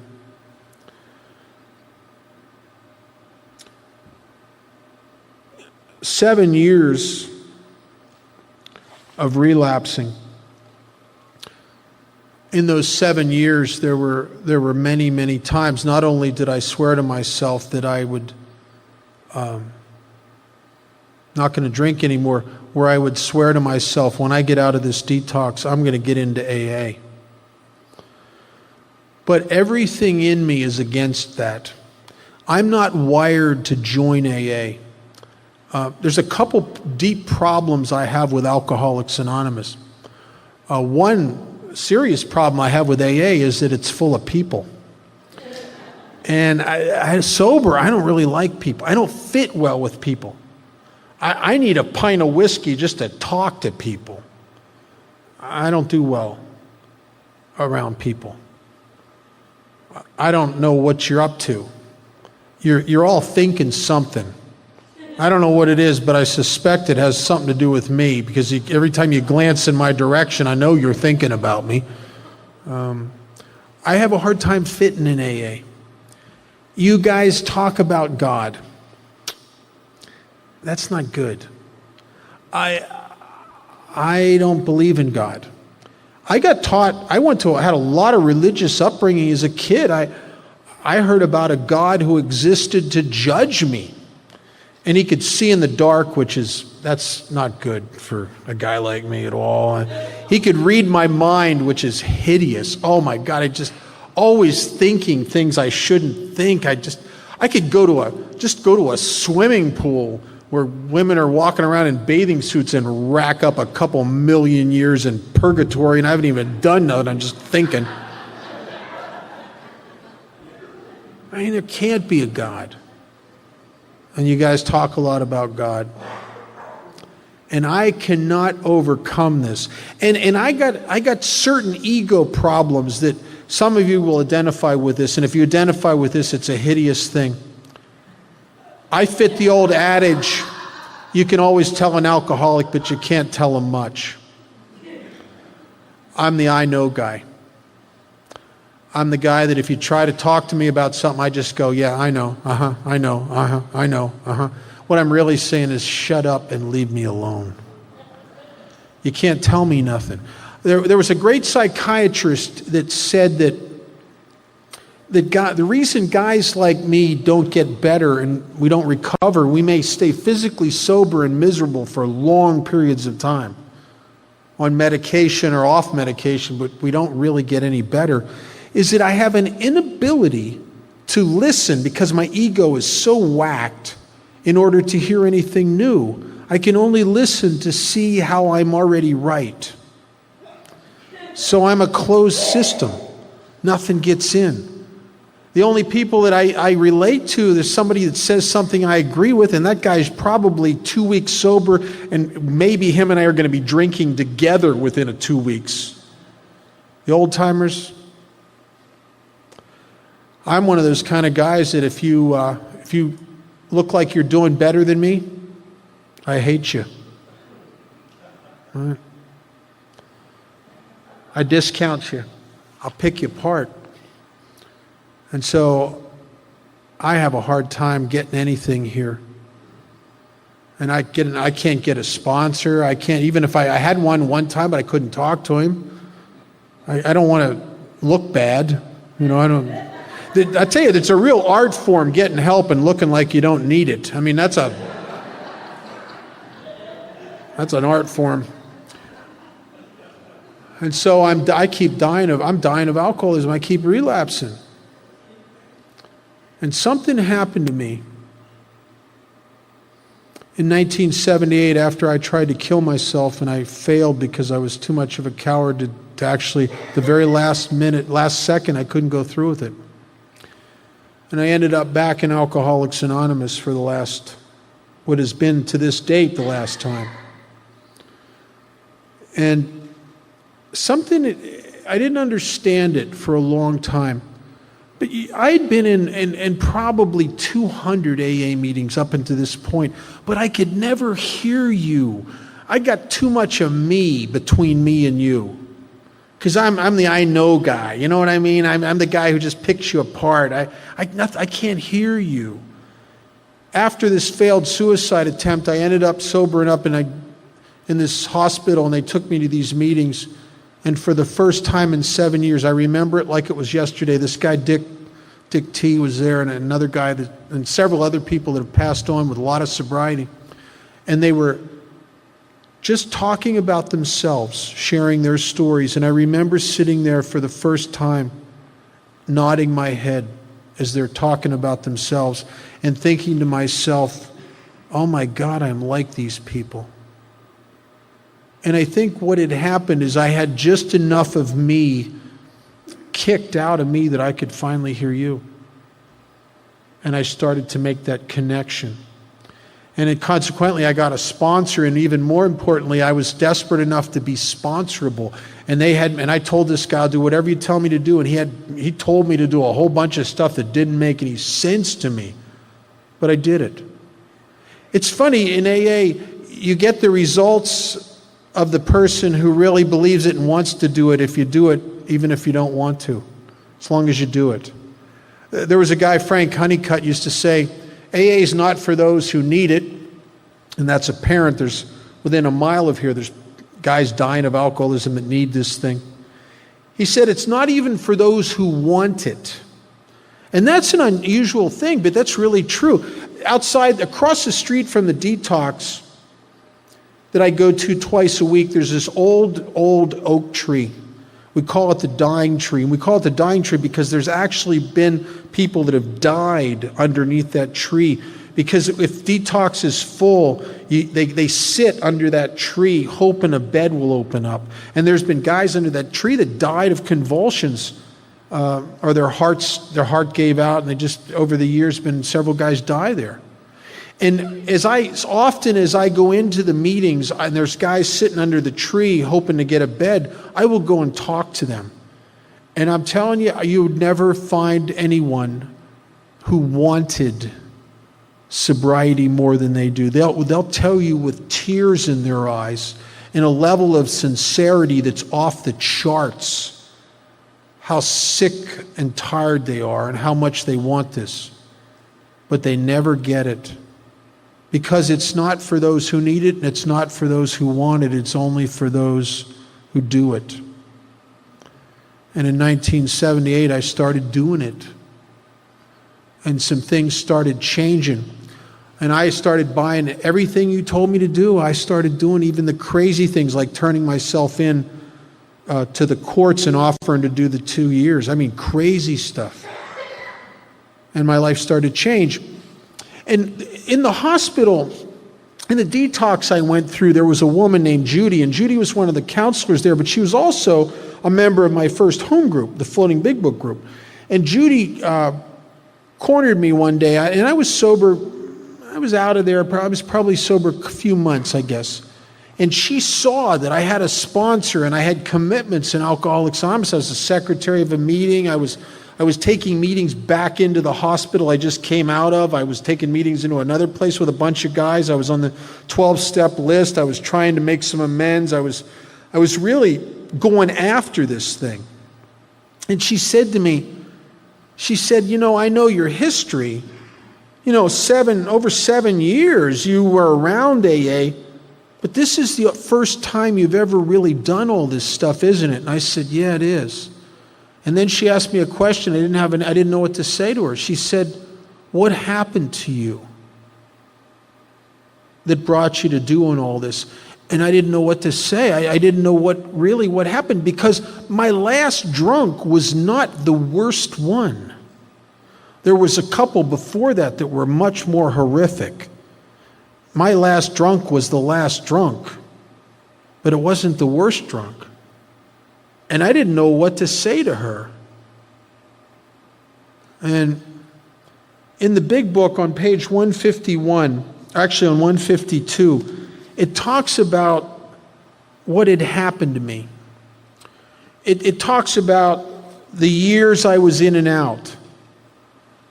And then what finally happened, what the place I finally had to get to.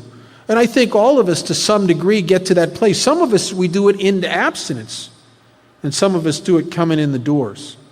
But on the bottom of 151, the last paragraph, it says, now and then, a serious drinker, being dry at the moment, says, I don't miss it at all, feel better, work better, having a better time. As ex-problem drinkers, we smile at such a sally. We know our friend is like a boy whistling in the dark to keep up his spirits. He fools himself. Inwardly, secretly, I would give anything to take a half dozen drinks and get away with them. It says I will presently try the old game again. Why? Because really and truly, I'm not happy about my sobriety. Abstinence feels like I'm doing time. And I can do it for a while. But happy and sober, that's like military intelligence to me. It's happy and sober don't exist in the same state. And so what do? I'm the guy who, he asks me how I'm doing. I'll say, oh, I'm doing great, grateful to be sober, work better, feel better. The truth is that abstinence feels like I'm doing time. The truth is, I'm fighting depression all the time. The truth is, I don't really fit anywhere. I'm trying to sound positive, but I'm not happy about sobriety. The book says it's because I can't imagine life without alcohol or without something. I could kind of imagine, sort of, maybe for a long period of time, life without alcohol if you gave me enough drugs. But I can't imagine life on the natch, because it ain't no good for me. I can't imagine it. And then it says, and this is exactly what happened to me. It said, someday he will be unable to imagine life either with alcohol or without it. Then he will know loneliness such as few do. He'll be at the jumping off place. He'll wish for the end. This is what brought me to the bridge in 1978, trying to kill myself. My drinking had turned on me the last several years, and I couldn't turn it back. I couldn't imagine life with this anymore because it was horrible. I would drink and feel sorry for myself. I'd drink and go on crying jags. I'd drink in this awful, awful loneliness that would drive me sometimes to calling ex-girlfriends at 4 a.m. or calling AA or calling suicide prevention. I just got so god-awful lonely. I just want to talk to somebody. I can't imagine life with this anymore. This is not fun. I'm not the guy that's drinking and playing in a band anymore. I'm not the guy that's drinking and shooting pool with the guys and laughing. I'm not that guy. I'm the guy who drinks and is pathetic. I don't bathe anymore. I drink for oblivion. It all becomes about blot and bob out. I can't imagine life like that. And on my second to last drunk, I had this clarity hit me that was overwhelming. It was one of the factors that brought me to wanting to kill myself. I got it. I can drink this stuff till it kills me. But I will never, this is as good as it gets. I will never jumpstart that party.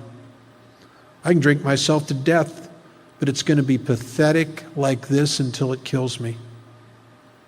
And I went to that bridge to take my own life because I can't wait for alcoholism to kill me. The doctor said 5-10 more years I could go on before it killed me.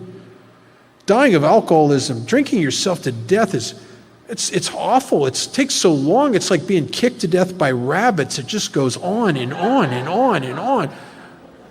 That's why a lot of us take our own lives. We can't hang. I can't imagine life with it, and yet I can't imagine life without it either. By this time I've tried abstinence so many times. I can't do it. I can do it for a little while, but a life of that? A life without alcohol, a life without something that's going to fire me up? I can't do it. I know I should, but there's something wrong with me. And I don't know what it is. The psychiatrists don't know what it is. I've tried all the medications. I can't live with it, and I can't live without it. And I'm at the jumping off place, and I wish for the end. When I was new in sobriety and this woman asked me that question, I didn't have the answer until later. And a guy in AA, there were several people in AA that used to give me clothes to wear, because I came right off the streets. I'd been a bum for last couple of years were pathetic. And guys would go through their closets and give me some nice stuff, sport coats. This one guy one day takes me out to his car after the noon meeting. He's got shirts and sport coats and nice slacks, and they're all my size. He had them all dry cleaned, and he told me this, I think it was a fib about his wife was mad at him if he didn't get rid of this stuff. She was going to be they're going to have a fight, and he knew if he said it like that, I would probably take it. If he tried to give it to me, I would have felt my pride would have reared its head. And he also had a box of books, and just novels and stuff that he'd already read, and he gave me this box of books. And I started reading this one novel, and I was just talking with a guy before we started about this novel. It was one of the early Michael Crichton books. And there was a passage in there where these scientists were doing experiments on the human brain. And they discovered that in the human brain was a part that, it had a Latin name, but they referred to it as the pleasure center. It's where you get high from alcohol and drugs. It's where you experience that euphoria, that feeling. So in trying to study this, they took these laboratory rats and they put these tiny wire filaments into the pleasure center of the rat's brain, and then they would hook it up to some electric juice, and they would pass a little mild electric charge through those wires, and the rat would get high. So they hooked it up to a pedal in the rat's cage, and the rat would learn that he could hit that pedal and get high. So the rat would just lay on the pedal and just hit that pedal until he died, usually of dehydration. I mean, because he didn't stop to drink water, he didn't stop to eat, he wouldn't even stop to have sex because he's too busy. Later, baby, I'm partying. He'd just hit that pedal, and he'd hit it until he died. Well, the scientists would realize that these rats would do it till they died. So what would happen is that they would watch the rats, and when a rat was almost dead, they'd turn the juice off. Well, what happens is now the rat goes back and he hits the pedal, only nothing happens. And he hits the pedal again, and nothing happens, and again and again and again. And after countless futile attempts to jumpstart a party that won't jumpstart, the rat finally gets it. Once and for all, it's over. And instead of being able to go back to being a rat, the rat would curl up in a ball and lay on the floor of the cage to die. Because without the juice, what's the point? And I'm reading that and I'm tearing up because I know that that's me. I'm that rat. That's how I came to Alcoholics Anonymous. That was my jumping off place. That was the place I had to get to become desperate enough to buy the whole package, to join the aspect of AA that it talks about in the beginning of chapter 5, those who recover versus those who don't. And it says those who do not recover are people who cannot or will not completely give themselves to this simple program. I'd been part of that group for 7 years as a result of a lack of alternatives. Because I'm that rat, I became one of the guys that would completely give myself to this simple program because I got to that place where once and for all there was nowhere to go. And I'm like that. I didn't come to AA to get sober, really. I came to AA to stop hurting. I'm an everyday member of Alcoholics Anonymous, not because of the membership requirement in the short form of the third tradition, where it says the only requirement for membership is a desire to stop drinking. The truth is, I didn't really have a desire to stop drinking. I had a desire to stop hurting. But in the long form, the original version of the third tradition, it said membership should include all who suffer from alcoholism. When I quit drinking, I suffer from alcoholism. That's why I'm not an acute alcoholic that once I stop drinking, my problem's over. I come to AA and I'm an everyday member because without Alcoholics Anonymous, I start suffering from alcoholism. And it's subtle. Because when I start to suffer from alcoholism, I got this ego that doesn't let me see that. What happens when I get spiritually sick is I think you are. When I get sick in myself, I start noticing what's wrong with you. I start having conflicts with you. It looks like it's your fault. And I'm the guy. I am the seat and the center of my separation and illness and dis-ease. I didn't come to Alcoholics Anonymous to get sober, and I didn't come here for a spiritual way of life. As a matter of fact, if God would have appeared before me when I was new, or for that matter, if a genie would have popped out of a bottle, because when I was new, I didn't believe in God, so I would have believed in each one of those equally, probably. But if one of those two things would have materialized before me and said to me, Bob, I'll give you one wish, it wouldn't have been sobriety. I think if I could have been honest and genuine and really voted how I felt, I think what I probably would have asked for, I think I would have asked, could you let me get high like I got high when I was 18 years old again? Could you give me 5 years of rocking and rolling with my buddies, playing in the bands, shooting pool, laughing, that tremendous magical feeling? Could you give me a couple years like that? And I'll tell you what, God, you give me a couple years like that and I'll let you kill me at the end of them. But give me those couple years. And instead I get a big book and a sponsor and a home group, and all these years later, I know one thing really and truly for sure, that Alcoholics Anonymous is not designed to get you to quit drinking. Matter of fact, there's not one phrase in the book that says quit. Nowhere in this book does it say, cut it out, stop. Matter of fact, it says the opposite. It says you have no mental defense against the first drink. It says that lack of power is your dilemma. it says that guys like me, we really can't stay quitted. We can't. Alcoholics Anonymous isn't about getting you to quit drinking. You want to quit drinking, punch a cop. You're going to quit for a while. Alcoholics Anonymous is designed to do one thing, and that's to turn the juice back on. It does slowly what alcohol once did quickly and incrementally. And we don't know when it's going to happen. We just know it always happens. We know that always, somewhere in this process of those 12 steps, something inside you wakes up and is alive and vital. And at that point, you're free. Having had a spiritual awakening as the result of these steps. I've been to meetings in a lot of countries. I've talked to members of Alcoholics Anonymous that were Buddhists, Muslims, Shintos, atheists, agnostics, every type of Christian belief you can think of. And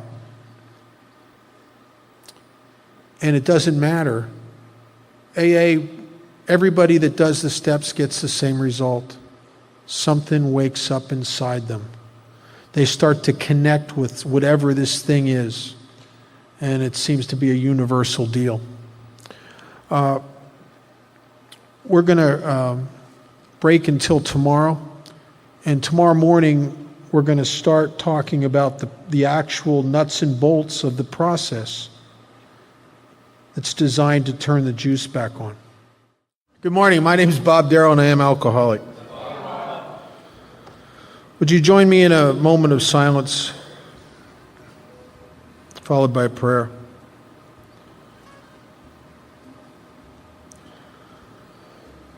Lord, help me to set aside everything I think I know about you, everything I think I know about myself, everything I think I know about others, and everything I think I know about my own recovery, all for a new experience in you, Lord, a new experience in myself, a new experience in my fellows, and a much-needed new experience in my own recovery.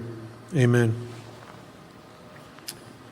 That prayer has set me in good stead for a lot of years. That's an extrapolation of a prayer that Don Pritz, who was a dear friend who passed away a few years ago, I got that from him, and I changed it a little bit to fit me, but it came from him. Sometimes I get this alcoholic ego, this thing that thinks it knows, that wants to be right in me. Dr. Harry Tiebout, the psychiatrist that's mentioned in AA quite often, used to say that our only chance was a continual ego reduction at depth because it keeps growing back. And that's a good prayer for a guy who, left unchecked, starts thinking he knows everything. It's a good prayer for me.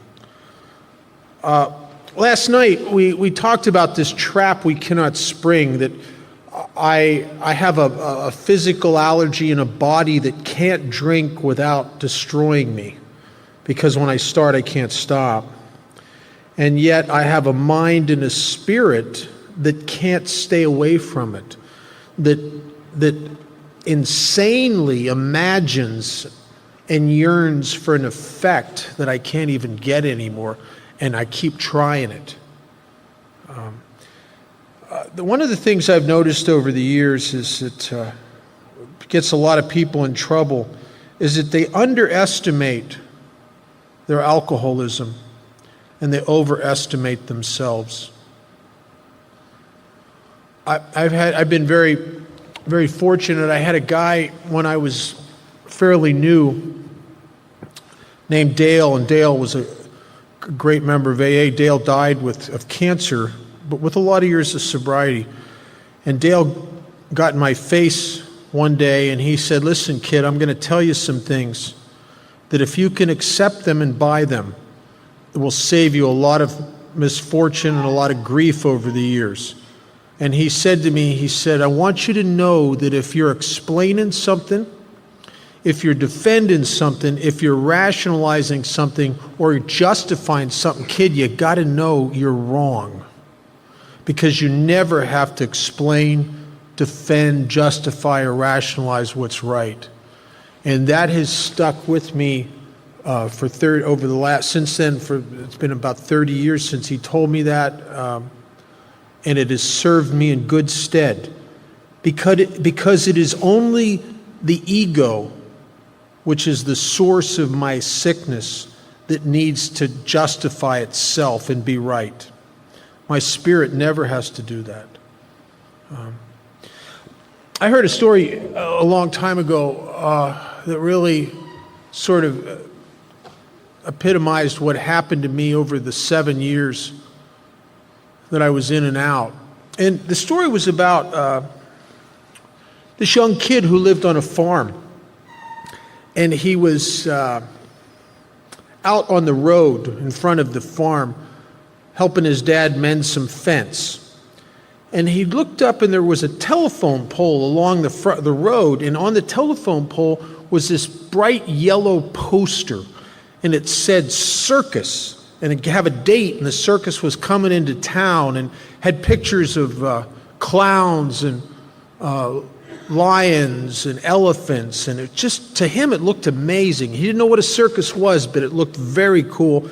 And it said admission $1, and he said to his dad, he said, Papa, if I work hard, can I have $1 and go into town and see that circus? And his dad said, absolutely, son, you can go. So that'll be good for you to see that. And the morning of the circus came, and he was up before dawn.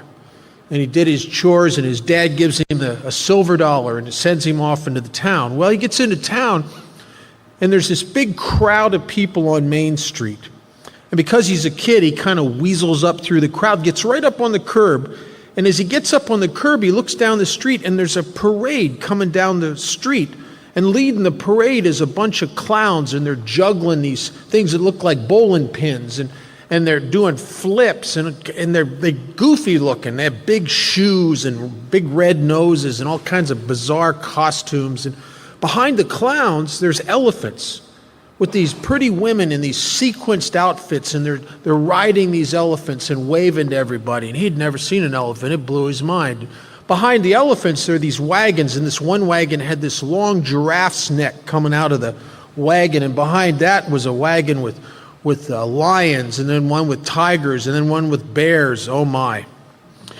And it's blowing his mind. Then these beautiful white stallions, and there were these women with these sequenced outfits standing, riding on the backs of these horses. And then behind that was more clowns and more wagons full with animals. And then finally at the very end of the parade, there's this one little clown. He's kind of dancing down the street behind the last wagon. And the kid has the silver $1. He doesn't know what to do with it. And he shows it to the clown.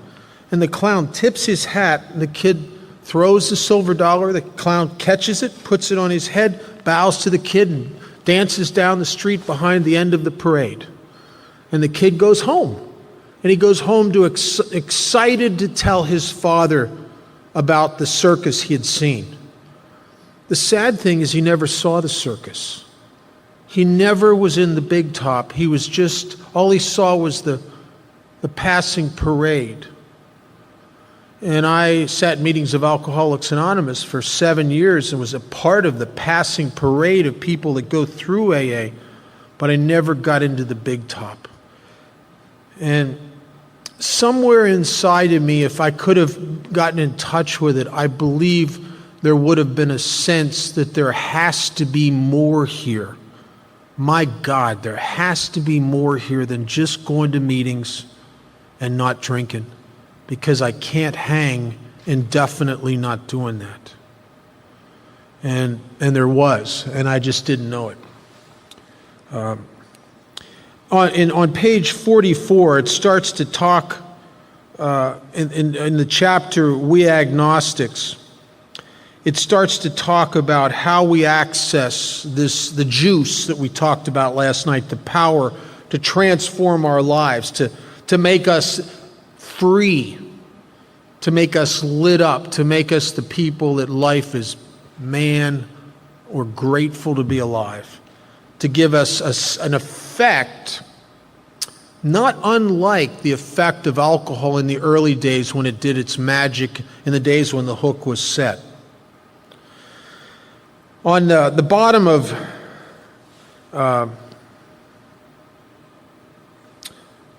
page 44, it says, if a mere code of morals or a better philosophy of life were sufficient to overcome alcoholism, many of us would have recovered long ago.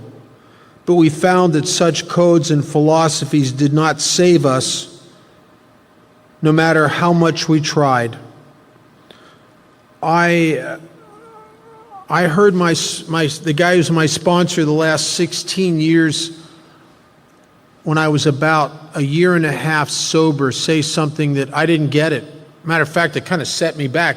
He said, I'd never heard anybody say this before. He said, if your view of recovery is to quit drinking, go to some AA meetings and clean up your act, he said, and you're alcoholic like I am, that you will not have a chance. That it won't be enough for you. And I thought, man, that's crazy. That's exactly what we're doing. I'm making amends and I'm trying to be a good employee and all this stuff. But he was right. And there came a time when I was 4 years sober when I was in a lot of trouble, because I was staying physically sober for 4 years on a lot of commitments in the fellowship and going to a lot of meetings and a lot of 12-step work. And that works for a while. But all of a sudden, I'm starting to really struggle with the depression again. All of a sudden, I'm the guy who has a lot of anxiousness and anxiety in my life. I'm the guy who's sometimes wakes up afraid. And if you'd ask me what I was afraid of, I don't know that I could have put my finger on it. But I would just sometimes wake up afraid and walk through my day with a sense of anxiousness about something, and I don't know what. I was the guy who was having a hard time having connected relationships with people.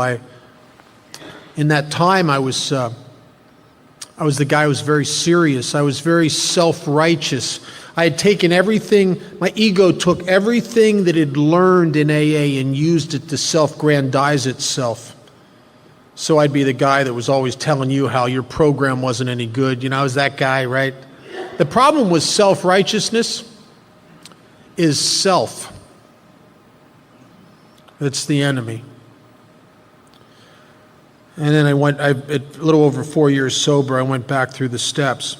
And to my amazement, it was my third time through the steps, but it was the first time I followed the procedure in the book, and it just changed me dramatically.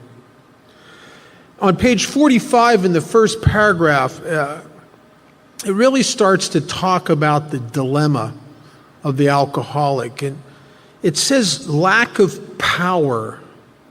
That was our dilemma. We had to find a power by which we could live, and it had to be a power greater than ourselves, obviously. But where and how are we to find this power? Well, that's exactly what this book is about. Its main object is to enable you to find a power greater than yourself which will solve your problem. Alcoholics Anonymous is about a quest for power by people who are powerless. And when it says lack of power is my dilemma, it's more than just the power to stay away from alcohol and drugs. See, I don't have the power to change my emotional nature. I can't think or will myself out of a depression. I can't think or will myself out of anxiety and fear. I can't think or will myself into the guy who gets along with everybody and is part of at work and a team player. I can't think or will myself into the ability to have intimate relationships with people. I can't think or will myself into a sense of freedom I can't think or will myself into feeling better about myself. I really have no power. I have from time to time, I have illusions of power, but I really don't have no power. And this is a place, as we approach, as we get to step 2, where I think, and I watched over the years, that we lose a lot of people in AA. Because they get to the point, because a lot of us come in here with tremendous amounts of prejudice about God.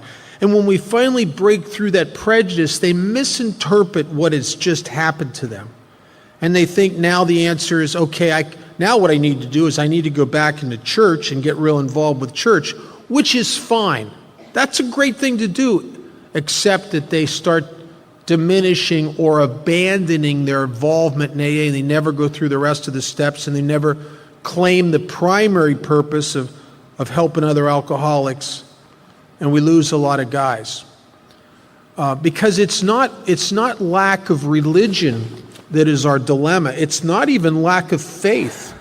It's lack of power. I've had the occasion over the years to sponsor several members of clergy. And to my amazement, 2 of those guys drank themselves to death. I remember when this one guy, he called me up a week before they found him. He had literally drank himself to death. And he was a good guy. He was a priest, and he's not a rogue priest. He's a good guy. And he called me up, and he was weeping, sobbing into the phone because he didn't understand why a man who prayed fervently every day and read spiritual literature every day, a guy who had devoted his whole life to serving God, and he would ask God to keep him sober, and he's drinking again. And there were people in Alcoholics Anonymous that were drug dealers and prostitutes and robbers and pimps and just terrible people that were staying sober, and he didn't understand why God was keeping them sober and he wouldn't keep him sober. And I'll tell you something, when he died, I thought about this a lot. By the time this happened, I was sober long enough to know something that I think is my great reality. And what that is that I am sober only through the grace of God. But knowing that confused me, because if that's true, my God, you'd think a man of the cloth would have the leg up on a guy like me, wouldn't you? I mean, I would think that. I thought, my God, this guy prays more in a day than I would pray in a week, for God's sakes. It didn't make any sense to me. But Frank's dilemma was not lack of religion or even lack of faith. It was lack of power. You can have people die as we're sitting here this weekend, there are people out there with tremendous amounts of faith, drinking themselves to death, weeping because they can't stop. Lack of power really is the dilemma. You know, I live in Las Vegas, and in the summertime, it gets that way up here, I think, too. It gets really hot where I live. It's gotten a little milder in the summertime the last couple years, but I remember years ago, we used to get some days when it would be 120, and that is hot. I mean, the Chamber of Commerce will try to tell you it's a dry heat, so's hell. It's hot. And if I took you in my car on one of those days when it was 120 degrees and I took you outside of town, about a half hour outside, there's this huge lake. It's one of the larger bodies of fresh water in the western United States, Lake Mead. And if I were to drive you up to the edge of that lake and let you get out of the car and drink some of that water, jump in the water, bathe in the water, after a while you would have absolute faith. That water's there. My God, you bathed in it. You swam in it. And then I take you back in my car and drive you 10 miles or so, 5 miles to 10 miles away, and let you off on the side of the road in the desert by yourself. And I gave you a map with a step-by-step set of directions on how to get from where I'm letting you off to that water. Do you know that you can walk around that desert and die of thirst if you don't follow the directions? And you'll die of thirst with absolute faith that that water was there. But if you don't find a way to get to the water, you will die in that desert just as much as the person who dies there who doesn't even know the lake's there. Because it's not about faith, it's about acquiring the needed grace and power. And the book says that it's greater than ourselves, obviously. And that's really what the process that we're going to start talking about this morning and all day today and finish up tomorrow is designed to do. It's designed to access power and re-access power. I saw a movie when I was my first few years of sobriety, and it really gave me some clarity on what this is about. This movie took place in World War II in the South Pacific. And in the South Pacific during World War II, there were so many islands that the United States did not have the manpower to garrison troops on all those islands. They just didn't. So what they would often do is they would take these strategic islands that had certain locations, and they would parachute in an observer. And he would land on the island, and he would set up a base camp with a radio, and then he would watch for Japanese warships and etc. And then he would from radio contact with our fleet, keep them posted on what he would observe. Well, this particular movie was about a guy who parachutes into this atoll in the South Pacific, and his radio is screwed up somewhere on landing, and he's not sure what happened. But as he starts to set up his base camp, he gets on the radio and he can't get the fleet. All he gets is this weird kind of static. And he plays with the knobs and the antenna and he does all that, and he just can't get the fleet in. Well, he goes about the business of setting the camp up and surveying the island. And one day, after he'd been there a little while, he comes over this sand dune, and right there coming into the lagoon, into Truk Lagoon, is the whole Japanese fleet. And he panics. And he runs back to his base camp, and he turns the radio on, and he's shaking it. He's desperately trying to get a hold of the fleet because the whole Japanese deal's coming at him. And he can't get it. And he thinks to himself, and he remembers, he says, wait a minute, there was they gave me somewhere, I'm sure they gave me in a manual somewhere. And he had this duffel bag that was full of stuff that he had, just some junk and stuff in it, and he starts digging through this duffel bag, and in the bottom of the duffel bag, he finds this manual. And he opens the manual frantically and desperately, and he starts reading it. And there's a section in there that's describing the symptomology of this radio. It's describing the kind of static. It's describing what happens when he moves the antenna. It's describing everything. And then it starts walking him through a step-by-step process. It involves taking off the back of the radio, involving checking a couple tubes and pulling them out and reseating them. And when he follows the procedure, all of a sudden, bam, there's the fleet. And they'd been trying to get a hold of him for days. And the reason he couldn't get a hold of the fleet, it wasn't withholding the signal from him because he was a bad guy or he had a bad radio or he played with his knobs too much or anything. He had a broken receiver. And that's what my deal is. See, God's grace has always been my inheritance. It's always been my divine right. The problem is that I got a broken receiver. I got too much of me between me and God, and so nothing gets in. And Alcoholics Anonymous is a process that's designed to clear me out of me enough, not perfectly, but enough to start accessing some of that grace and some of that power, so that I can be free.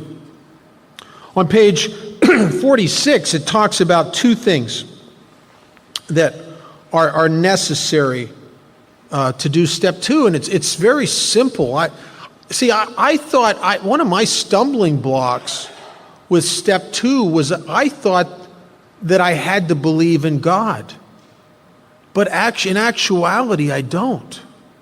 If I can do the two things that it talks about in the middle of page 46, the book promises me I will get results. And if you go down to the middle paragraph, the second line, it says, "Let us make haste to reassure you. We found that as soon as we were able to," and this is the first thing, "lay aside prejudice." What does that mean? Well, prejudice comes from two Latin words that come from the Latin, meaning it means prejudgments, preconceived notions, opinions. It's all your old ideas, everything that you think is so. If you can lay them aside. The Buddhists have a story of enlightenment. And the story is about an old Chinese farmer who's very poor, and he lives with his only son on this meager piece of ground that is owned by a lord. And he is allowed to live there and work hard in the fields, providing that he give to the Lord a large portion of the crop. And he's very poor. He doesn't own the house he lives in. He doesn't even own the tools he works the fields with. But he does own one thing, and it's his whole estate, and it's a horse. And one day, the horse, his whole estate runs off. And now his friends and family come over to console him. "My God, you've lost everything. This is terrible. This is awful. Your horse ran off." And the little old man just looks at them and shrugs his shoulders and says, I don't know if it's awful. Maybe it is. Maybe it isn't. And they look at him like, "Man, what are you, smoking something?" I mean, and he just keeps saying, I don't know if it's bad or good. Maybe it is, maybe it isn't. A few days later, the horse returns, and it runs right into his corral, and it's leading a whole herd of wild horses. And now his friends and family and neighbors come over to congratulate him, to celebrate, to tell him, "This is wonderful. You're the richest man in the valley. You hit the horse lottery here.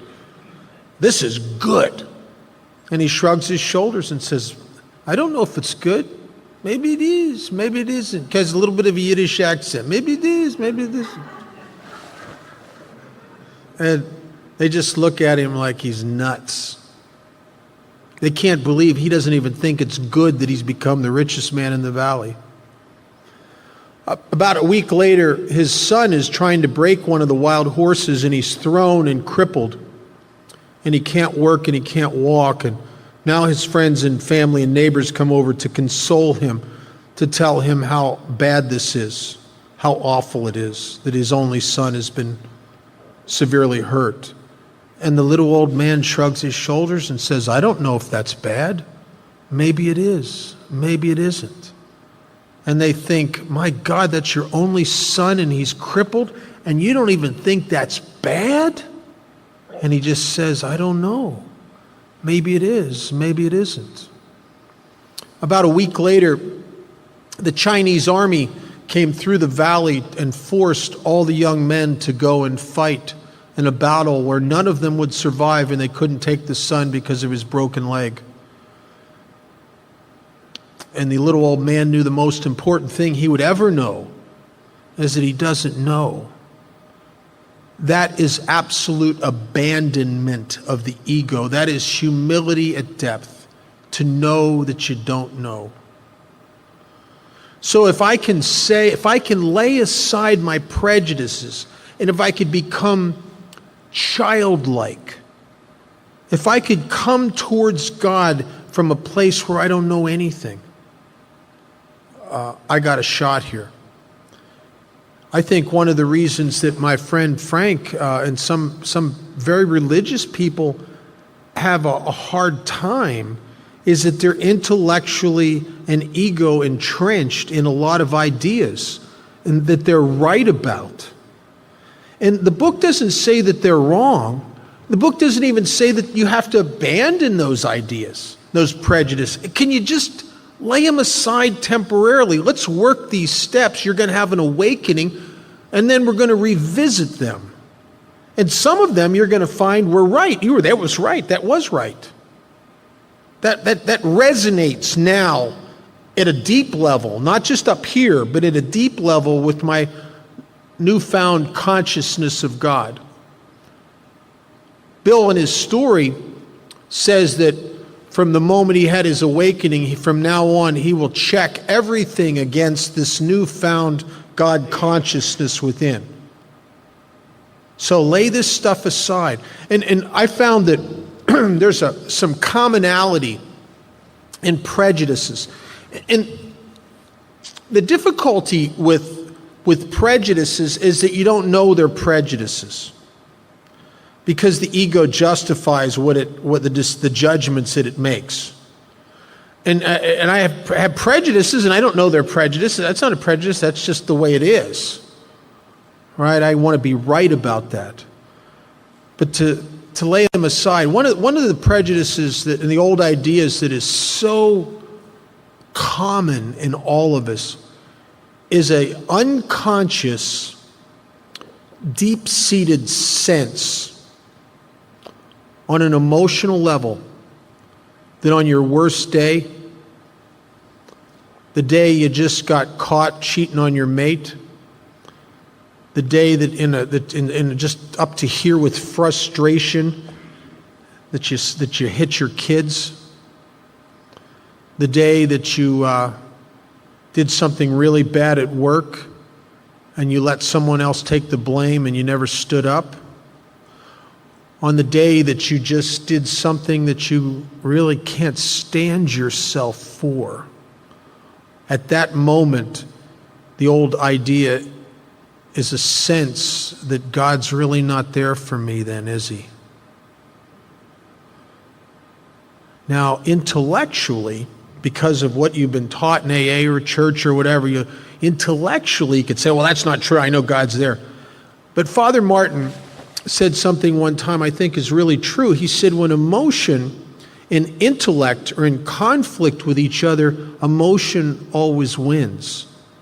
So even if you know intellectually that God's still there for you, emotionally, if you have a deep-seated sense of unworthiness, what happens?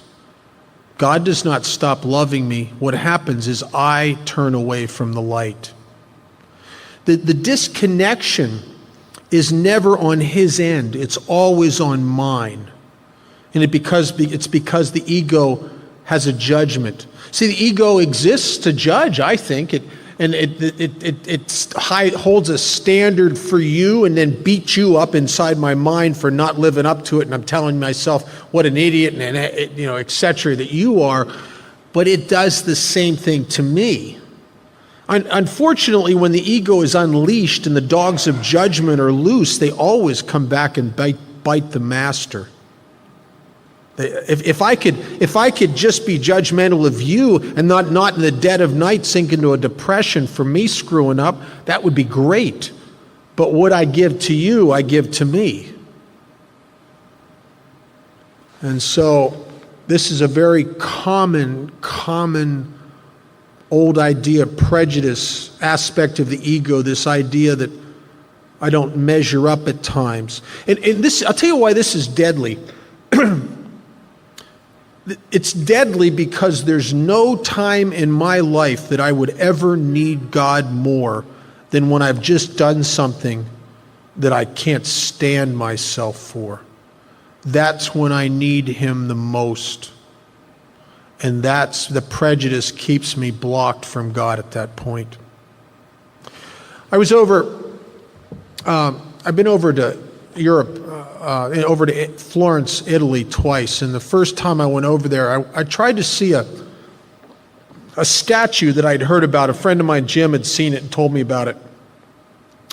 A statue by a Renaissance sculptor named Donatello. And it was the statue of Mary Magdalene. But on my first trip over there, I couldn't find it. I had wrong information about where it was. And on my second trip over there, I'm over there with a whole bunch of AAs and Al-Anons, and we're doing an AA deal over there. And we have a day that we're just being tourists in Florence. And so I'm with this kind of leading this group of people. I don't know how that ended up, but I just seemed to end up being the tour guide because I'd been there. I was the only guy that was there before. And I have this secret agenda. And the agenda is I want to see this statue that I couldn't see the last time of Donatello's Mary Magdalene, the Magdalena. And so I find the right museum, and I'm leading this group in there. Well, I'm so focused on seeing this statue but when we get inside the right museum, I've kind of taken off and left everybody back at the entrance, right? Because I think I had that ADD before it came out. You know what I mean? I'm like going to see the statue. I'm on a mission.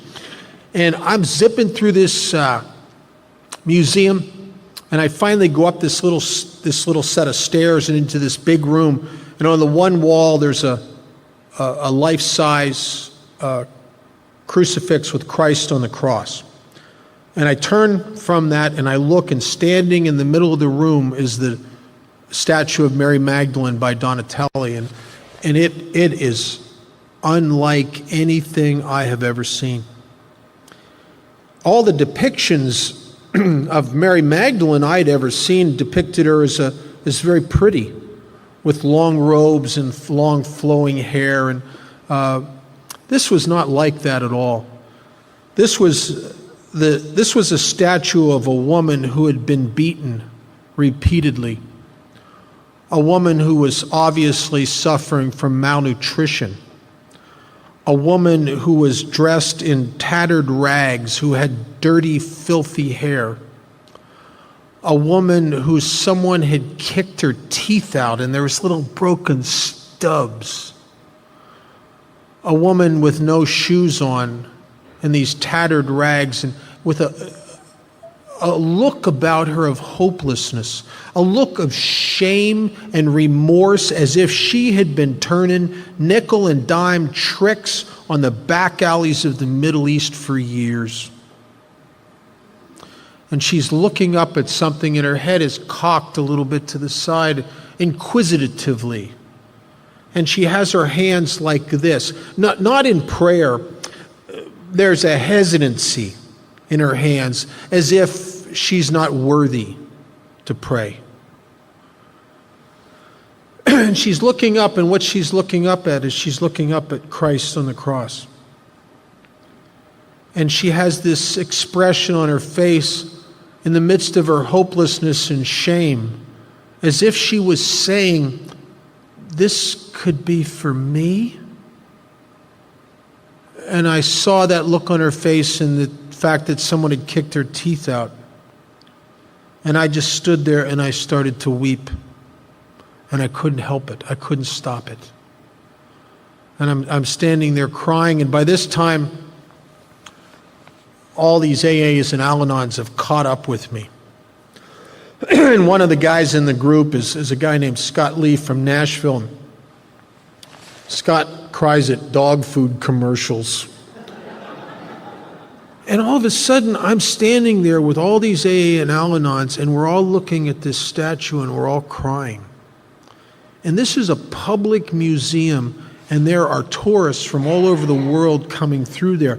And I'm seeing out of the corner of my eye, as they start to come through this room, they see us and then kind of scurry out of there quickly, because they don't know what they're seeing. What it must look like to them is a bunch of bizarre Americans crying over a statue of what would appear to most people to be just an ugly woman. that we don't see an ugly woman. We see our very souls. I see in her the guy I secretly felt like I was when I came to God. I see the unworthiness. I see the sense of not meriting, not even deserving God's help. So the first thing I can do is if I can lay aside prejudice. And then it says, number two, the second thing, and it says, and express even a willingness. Even a willingness. Doesn't say I have to believe, but can you express a willingness to believe? And it says if I can do those two things, I'll commence to get results, even though it was impossible for any of us to fully define or comprehend that power, which is God. If I can express a willingness, if I can start acting as if God might possibly exist. There's a thing called a working hypothesis that scientists use. And a working hypothesis will present a piece of information that you don't believe. Excuse me. In a working hypothesis, they'll tell you something you don't believe. But from a scientific point of view, you will position yourself towards what they're proposing in such a manner to test it and see if it's possible. If I were to go down to New Zealand and I were to find one of the Maori, is that how you pronounce it? It's a tribe in New Zealand that I don't even know if today they've actually really know much about modern conveniences, but I remember reading a National Geographic article about them many years ago where they knew nothing of electric, they knew nothing about anything that we take for granted. And you were to bring a guy into a room like this room, for example, and you were to tell him that there was a source of power in these walls, that if he could take a lamp and plug it into that wall, that it would light up like a little miniature sun. He's going to think you're crazy. There's no power inside those walls that would make that happen. He's going to absolutely not believe you. But if he took the lamp and he plugged it into the wall, the light would come on even though he didn't believe it was possible. And he would prove by cause and effect that what you had told him actually was right. There really is power in those walls. And so the people in Alcoholics Anonymous are asking me to do something that I normally wouldn't have done because I don't want to do anything that would make me feel like a hypocrite. They're asking me to act as if this power that I don't believe in actually exists. And one of the things this guy told me, he says, I want you to physically get down on your knees every morning and every night and turn your consciousness towards whatever's running the universe. And in the morning, ask that power for guidance throughout that day and ask that power for the power to stay away from a drink and a drug for that day. And then thank that power at the end of that night. And I started doing it. I remember the first day I did it, it felt awful to me. I was in a halfway house. I went in the bathroom. I locked the door because I am not praying in a room with bunk beds and a bunch of guys. I am not praying in front of a bunch of guys. I was in jail. I know what happens to guys that do stuff like that. I am not going to do that. So I go in the bathroom. I lock the door. I take the throw rug and throw it up against the crack under the door so nobody can even peek under there and see me pray. And I get down on my knees. I felt stupid. I felt like an idiot. And I say these prayers that the guys told me to say. I get up off my knees. I feel like a hypocrite. This is stupid. I don't even believe in God. And I told the guy, I said, I don't think this is right. I think I should wait until I believe in God first before I say the prayer. I said, I feel like a hypocrite. And he says to me, he says, you've been a hypocrite all your life. What's the difference? He says, you've always been the person that would say one thing and do something else. Nobody could ever count on you. You've never been of one mind. Don't even worry about that. Just do that and let's see what happens. So I started doing it, and I'd go to meetings, and I'm hearing about people that pray laying in bed, they pray driving in their car, they pray sitting on the crapper. So I went back to the guy, I said, hey, how come I got to get on my knees? These people are praying all kinds of different ways. He says, you know, not everybody has to pray on their knees. Only guys with egos like yours. And what he was telling me, he says, I'm not on my knees for God. God doesn't care. I'm on my knees for me, to get me right size. And I started doing this, and I'll tell you something, some bizarre, from the moment I shifted my angle of approach and started acting as if this might exist, things started happening in my life, crazy things. And I don't understand them in the beginning. When they first started, the first 5-6 times something like this happened, like I'd be sitting in my apartment, sinking into a deep depression, and the phone would ring, and there's somebody from AA on the phone wanting to talk to me, and it would pull me out of the depression. Or the times I would go to meetings and I have something on me and I can't get it off and I don't understand it and I just feel horrible. And there'd be some stranger in the meeting talking about what's going on with me. And not only does he allows me to awaken to what's really happening, but he also talks about the solution out of that trap.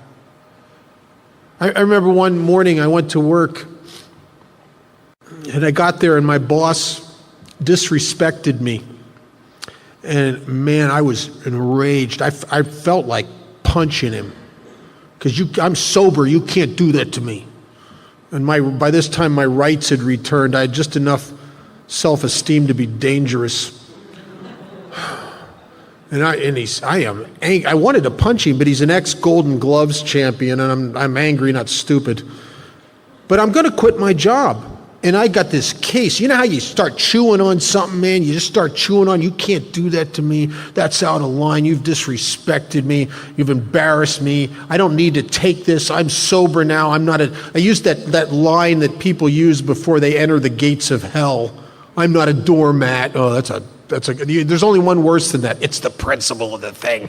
Oh my God. I think that should be engraved over the gates of hell. It's the principle of the thing. Anytime any one of us says that to ourselves, or we say, I'm not a doormat, what you're really saying is, look out, I'm in charge, and you better get out of the way because there's going to be a splatter zone here. So I'm going to quit my job, and this thought comes into me.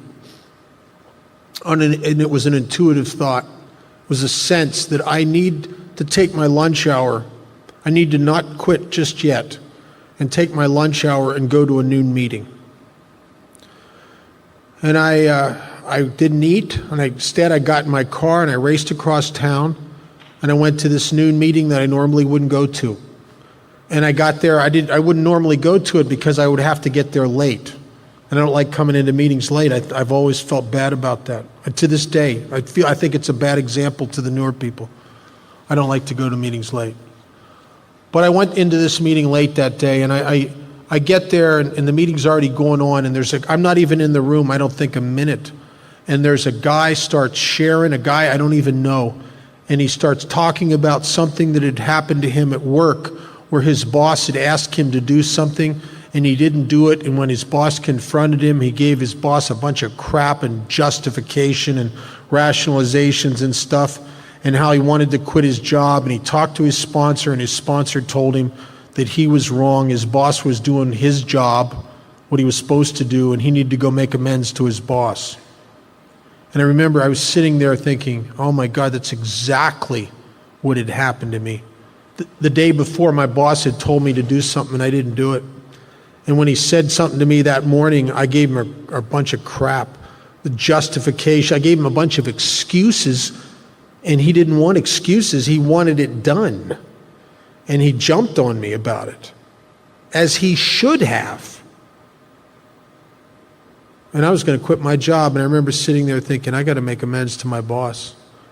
And it was not easy. I'll tell you, I had to pray my way into his office.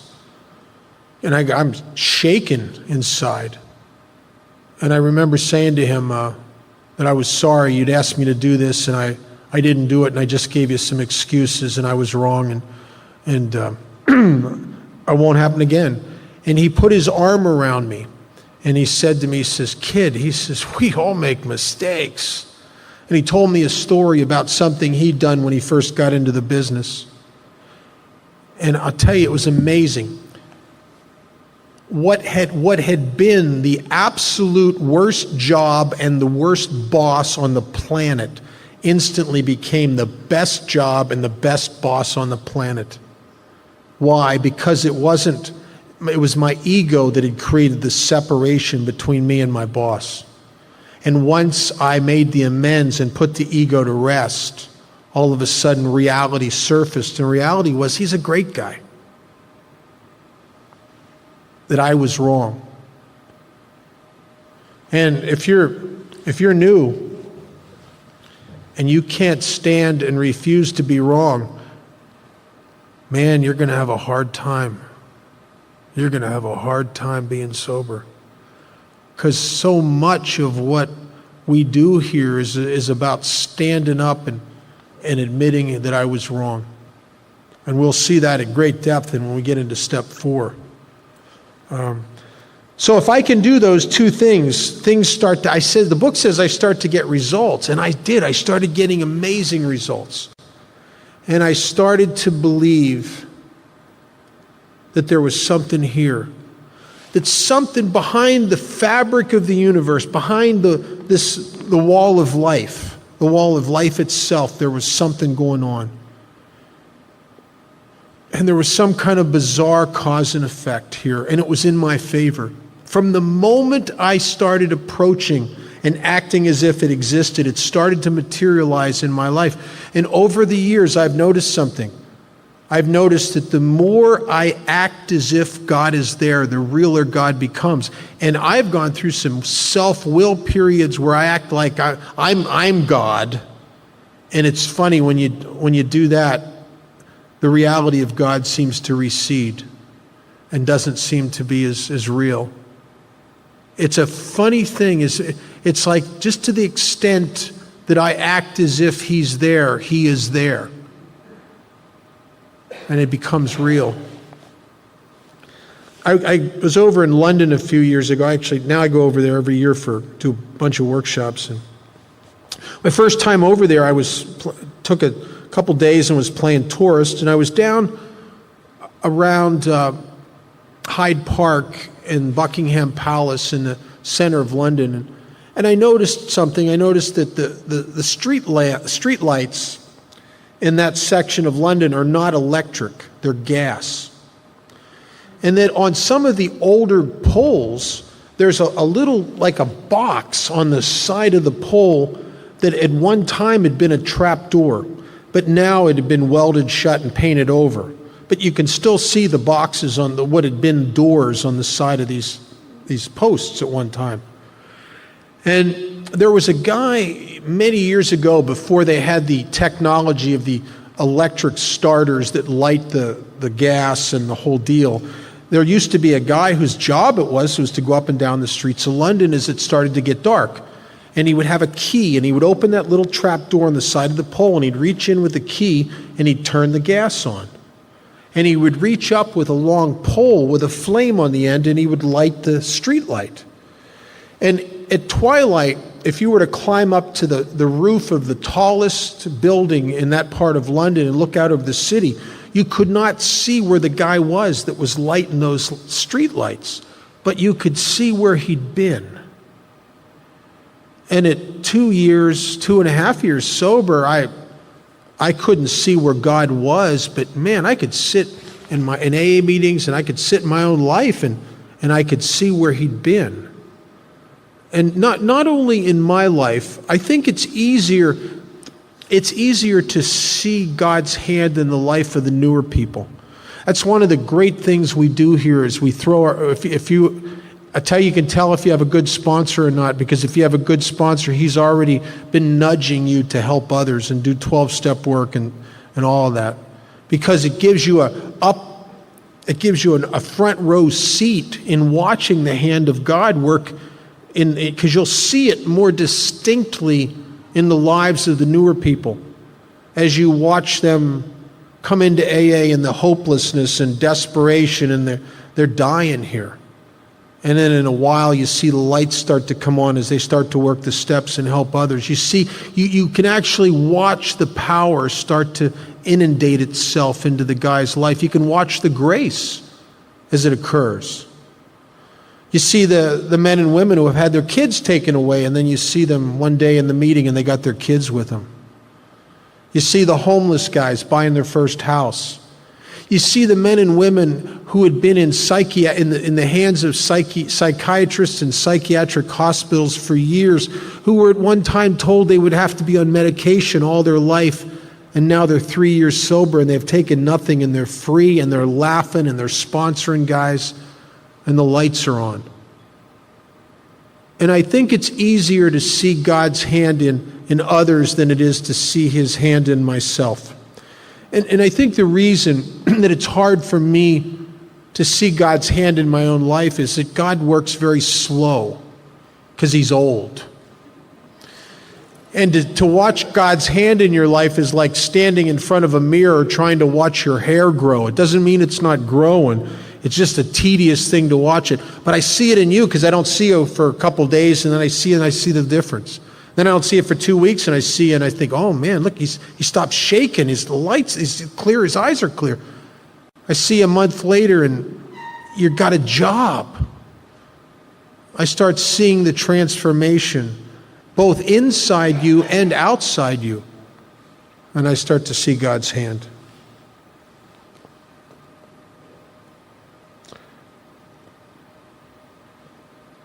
I was down in Jacksonville last year, Jacksonville, Florida, and I was supposed to do a thing very much like this, and I was supposed to start Friday night at 7 o'clock and go 7 to 9:30, and then all day Saturday. Well, my plane was screwed up, and that happens a lot these days, and my plane got in late. And so by the time we get to the facility, it's dark, and it's about almost 8 o'clock at night, and the sun has already started to go down, and it's getting pretty dark out. So I dump my stuff off at the hotel room and get to the facility, and the room that we're going to have this weekend step retreat in, is a big room that one whole wall of the room is windows, glass windows, floor to ceiling, glass windows. And the people that are hosting me, that are putting on the conference, are telling me how beautiful it is outside those windows, that the river's out there, and there's these gardens, and there's these trees hanging over the river covered with moss. And they said, man, this is the most beautiful thing you will ever see. Well, it's dark out. When I try to look outside, I don't see anything except what I see is my own reflection in the windows. I can't see anything out there. But the next morning, when the sun rose and there's light out there, and the light is on, I no longer look at those windows and see myself. I see what's really there. And I think that's the problem with God, is that I got too much of me between me and God. And we're going to start entering into a process that is designed to move me out of the way. All right, I'm Bob, I'm an alcoholic.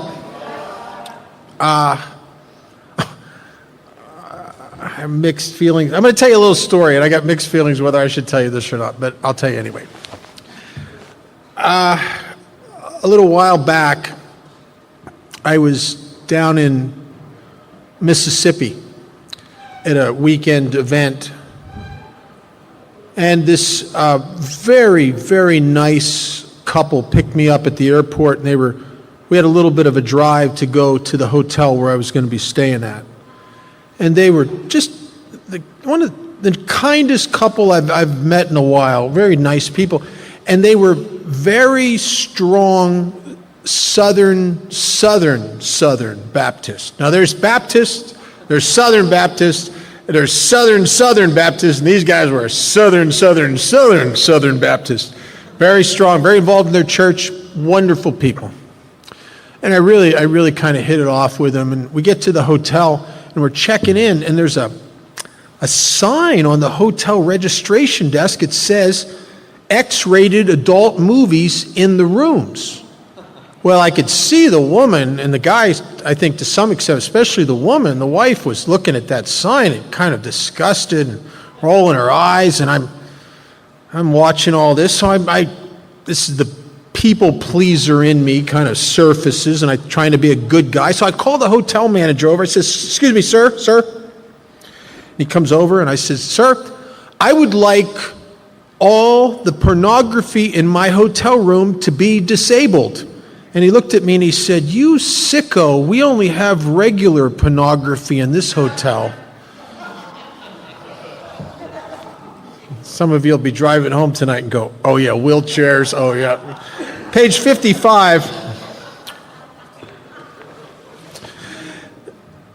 Page 55 is a vision of exactly where, exactly when, and exactly how I'm going to access this power.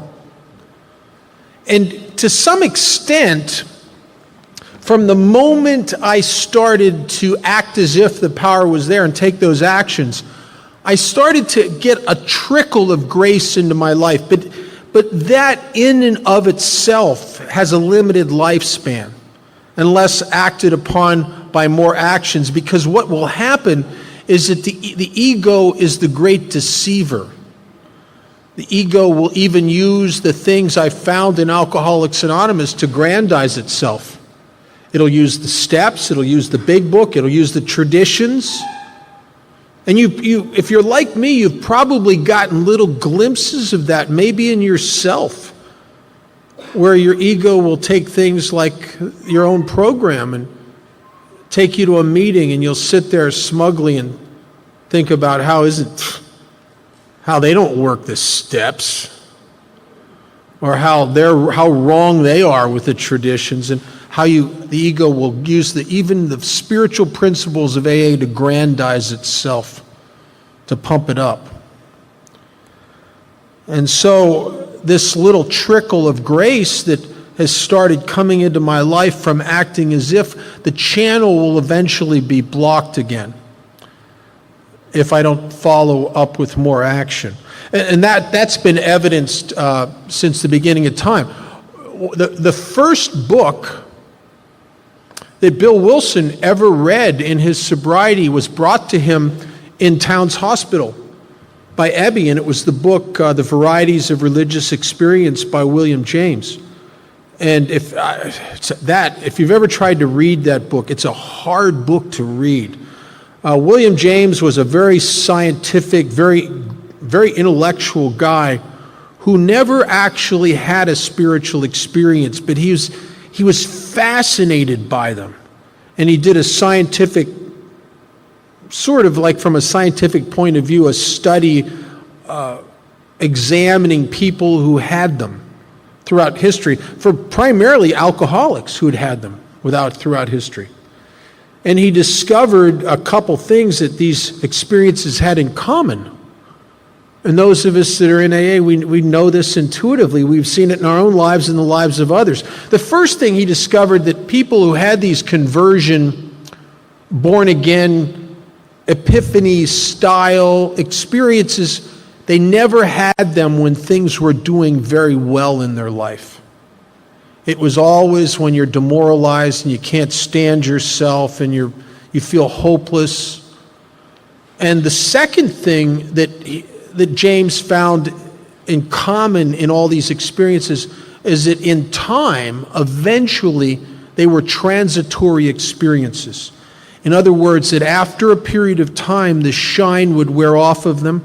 As Dr. Harry Tiebout would say, the ego would reassert itself. It kind of grows back like a bad tumor. and the old personality eventually takes charge again.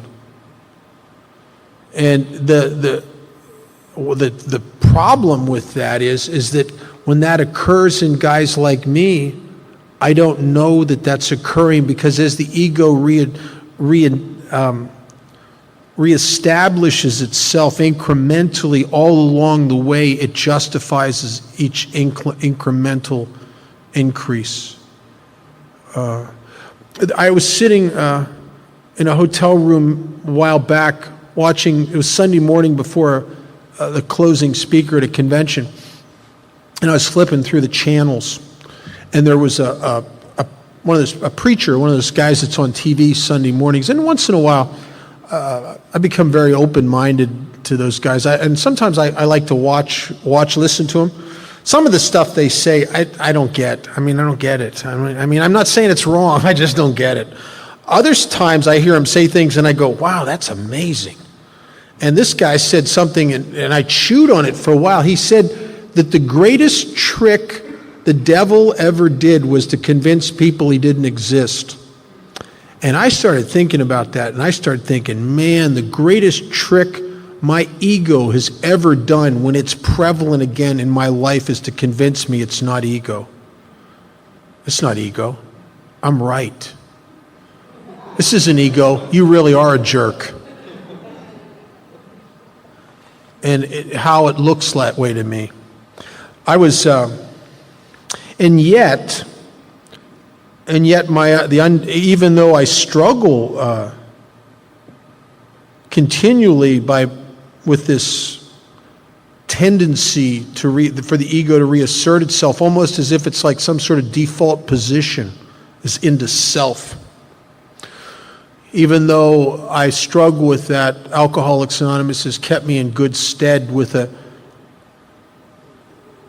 ego that doesn't go away. And it's constantly uncovering, discovering, discarding its tentacles that have gotten into my life again. And I was, and through that has become over the years just an overwhelming sense of God's presence and what He's done in my life and what He continues to do. I had a guy years ago I was sponsoring, and he was a real smart guy, very intellectual, very much like I was in the years I was in and out. And I think that I must have got him as a result of my sponsor saying the sponsor prayer. You know what the sponsor prayer is?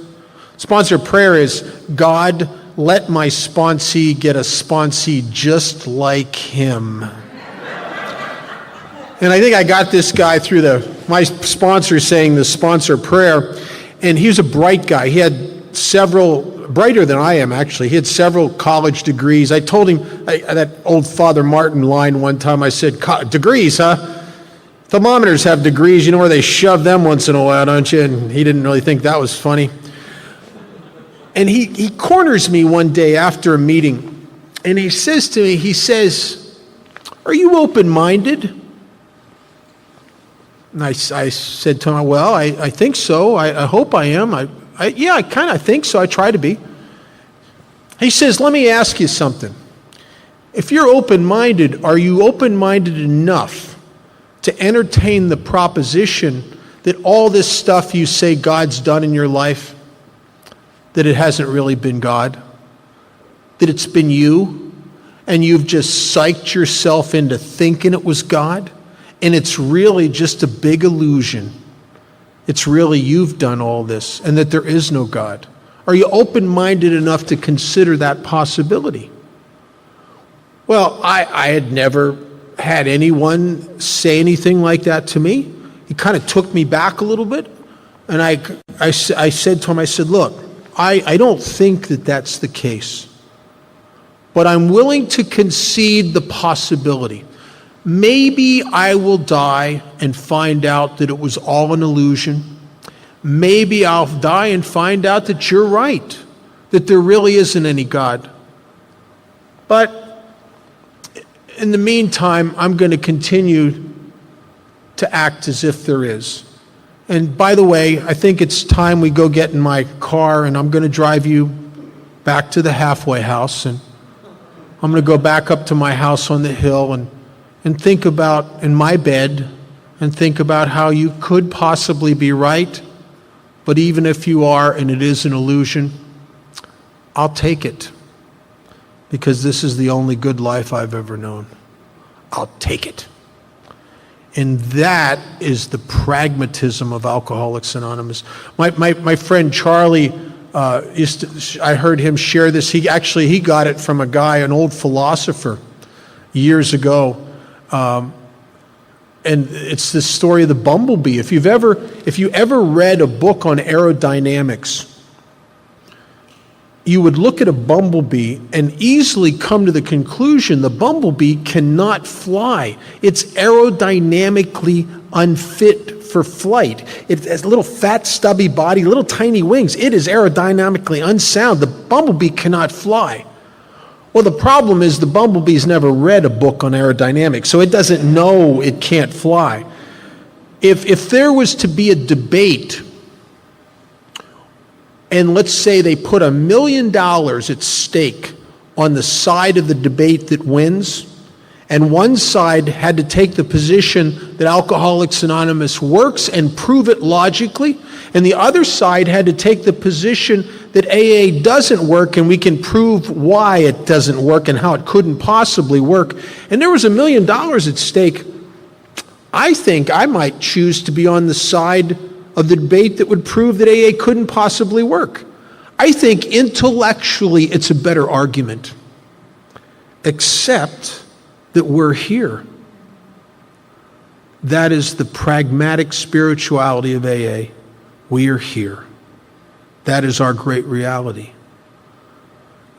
Scientists, therapists, doctors look at us and they don't understand why we seem to find something here that keeps us sober when the best things that science, medicine, and psychiatry have applied have failed.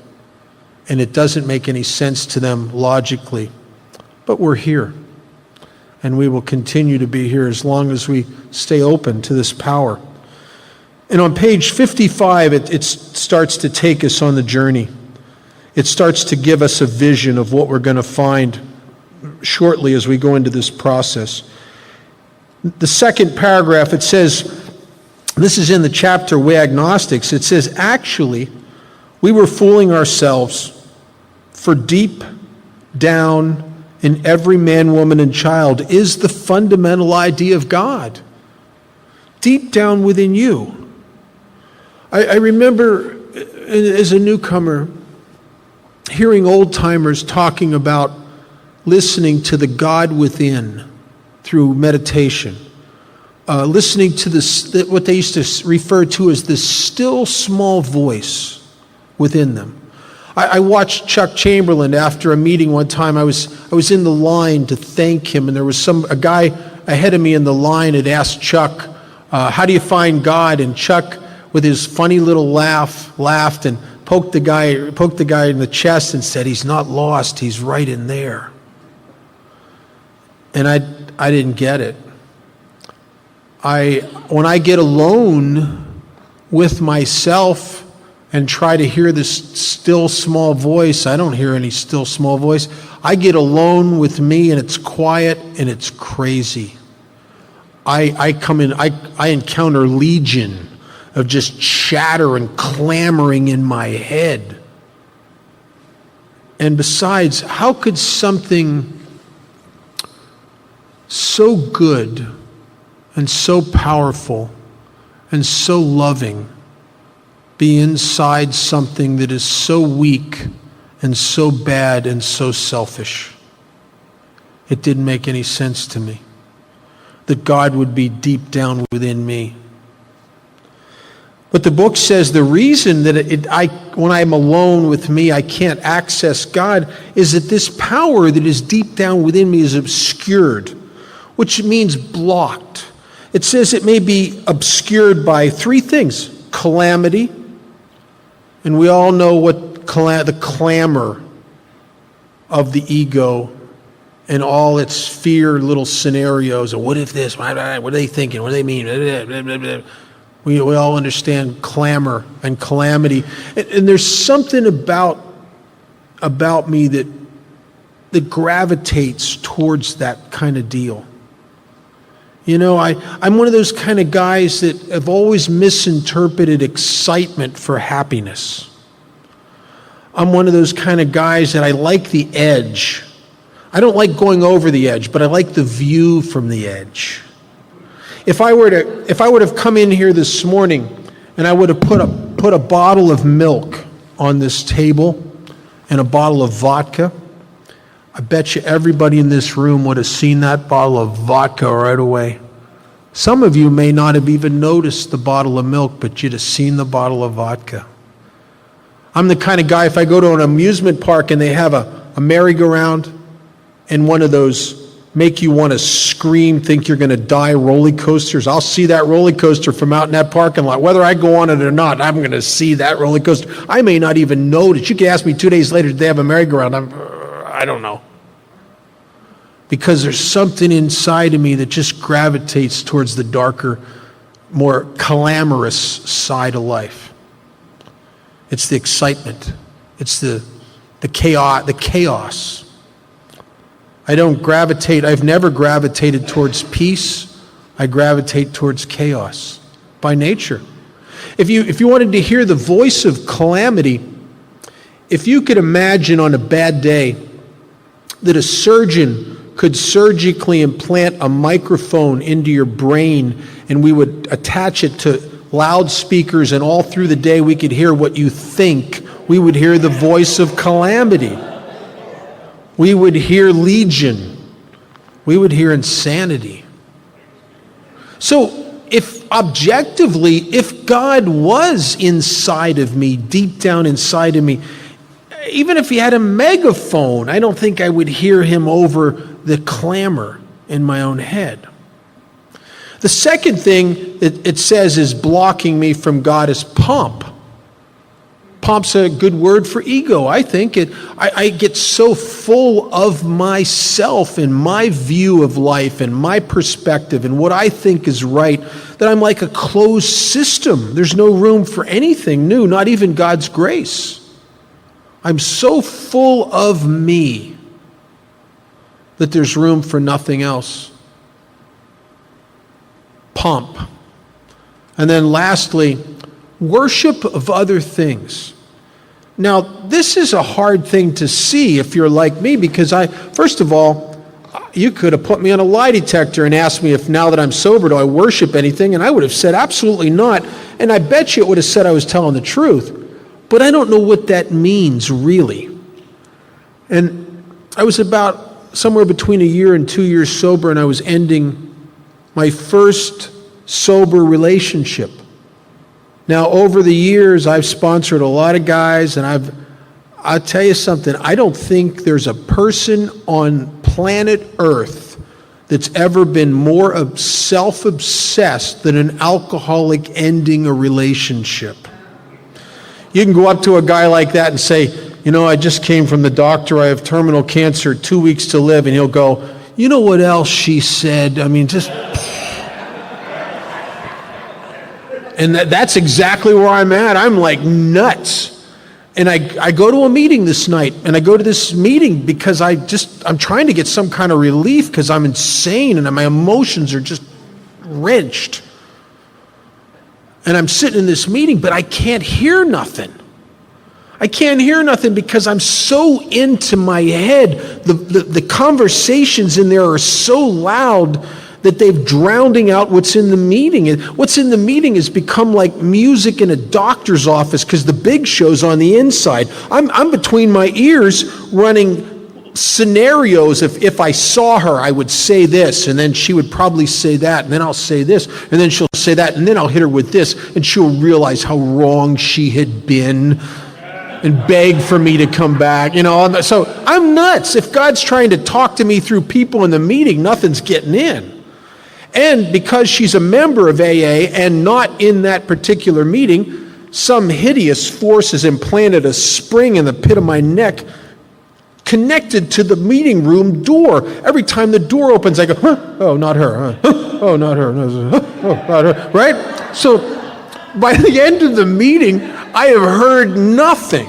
I'm worse. And I think the subject was probably something like gratitude. I don't know what it was. It was one of those meetings full of happy couples. What's the cosmic joke in that anyway? So by the end of the meeting, I'm nuts. And there's a guy visiting from California that's sober a long time, 20 some years, and he wanted to ride back to his hotel, and I stepped up. I just been taught to step up, and I said, yeah, I'll give you a ride to your hotel. Can we go out I think there might be some guys usually go to this one coffee shop. Can we go out there first on the way back, have a piece of pie or something? And he said, yeah, that'd be great. I love to do that stuff. So it ended up him and I alone in this coffee shop. And I got him like hostage. And I start telling him about this relationship for 20 or 30 minutes until his eyes have glazed over. And he listens to me very patiently. And then when I ran out of gas, he said some things to me that just blew my mind, shook me up. He says to me, kid, have you ever thought about the first commandment?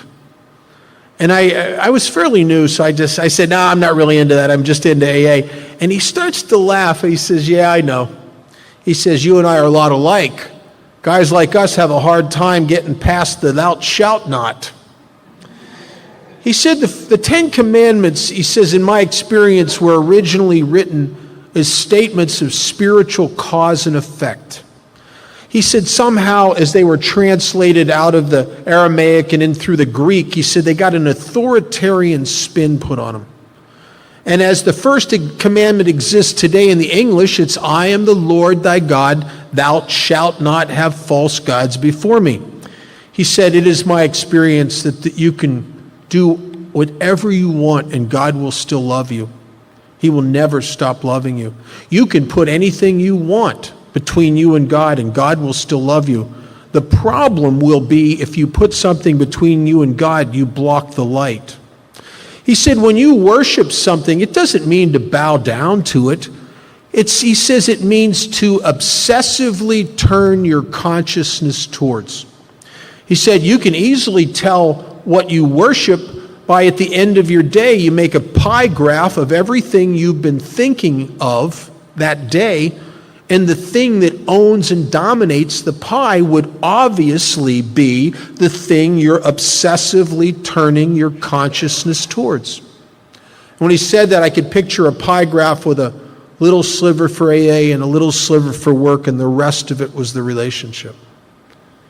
And I knew why it felt like someone had crimped the oxygen hose to my being.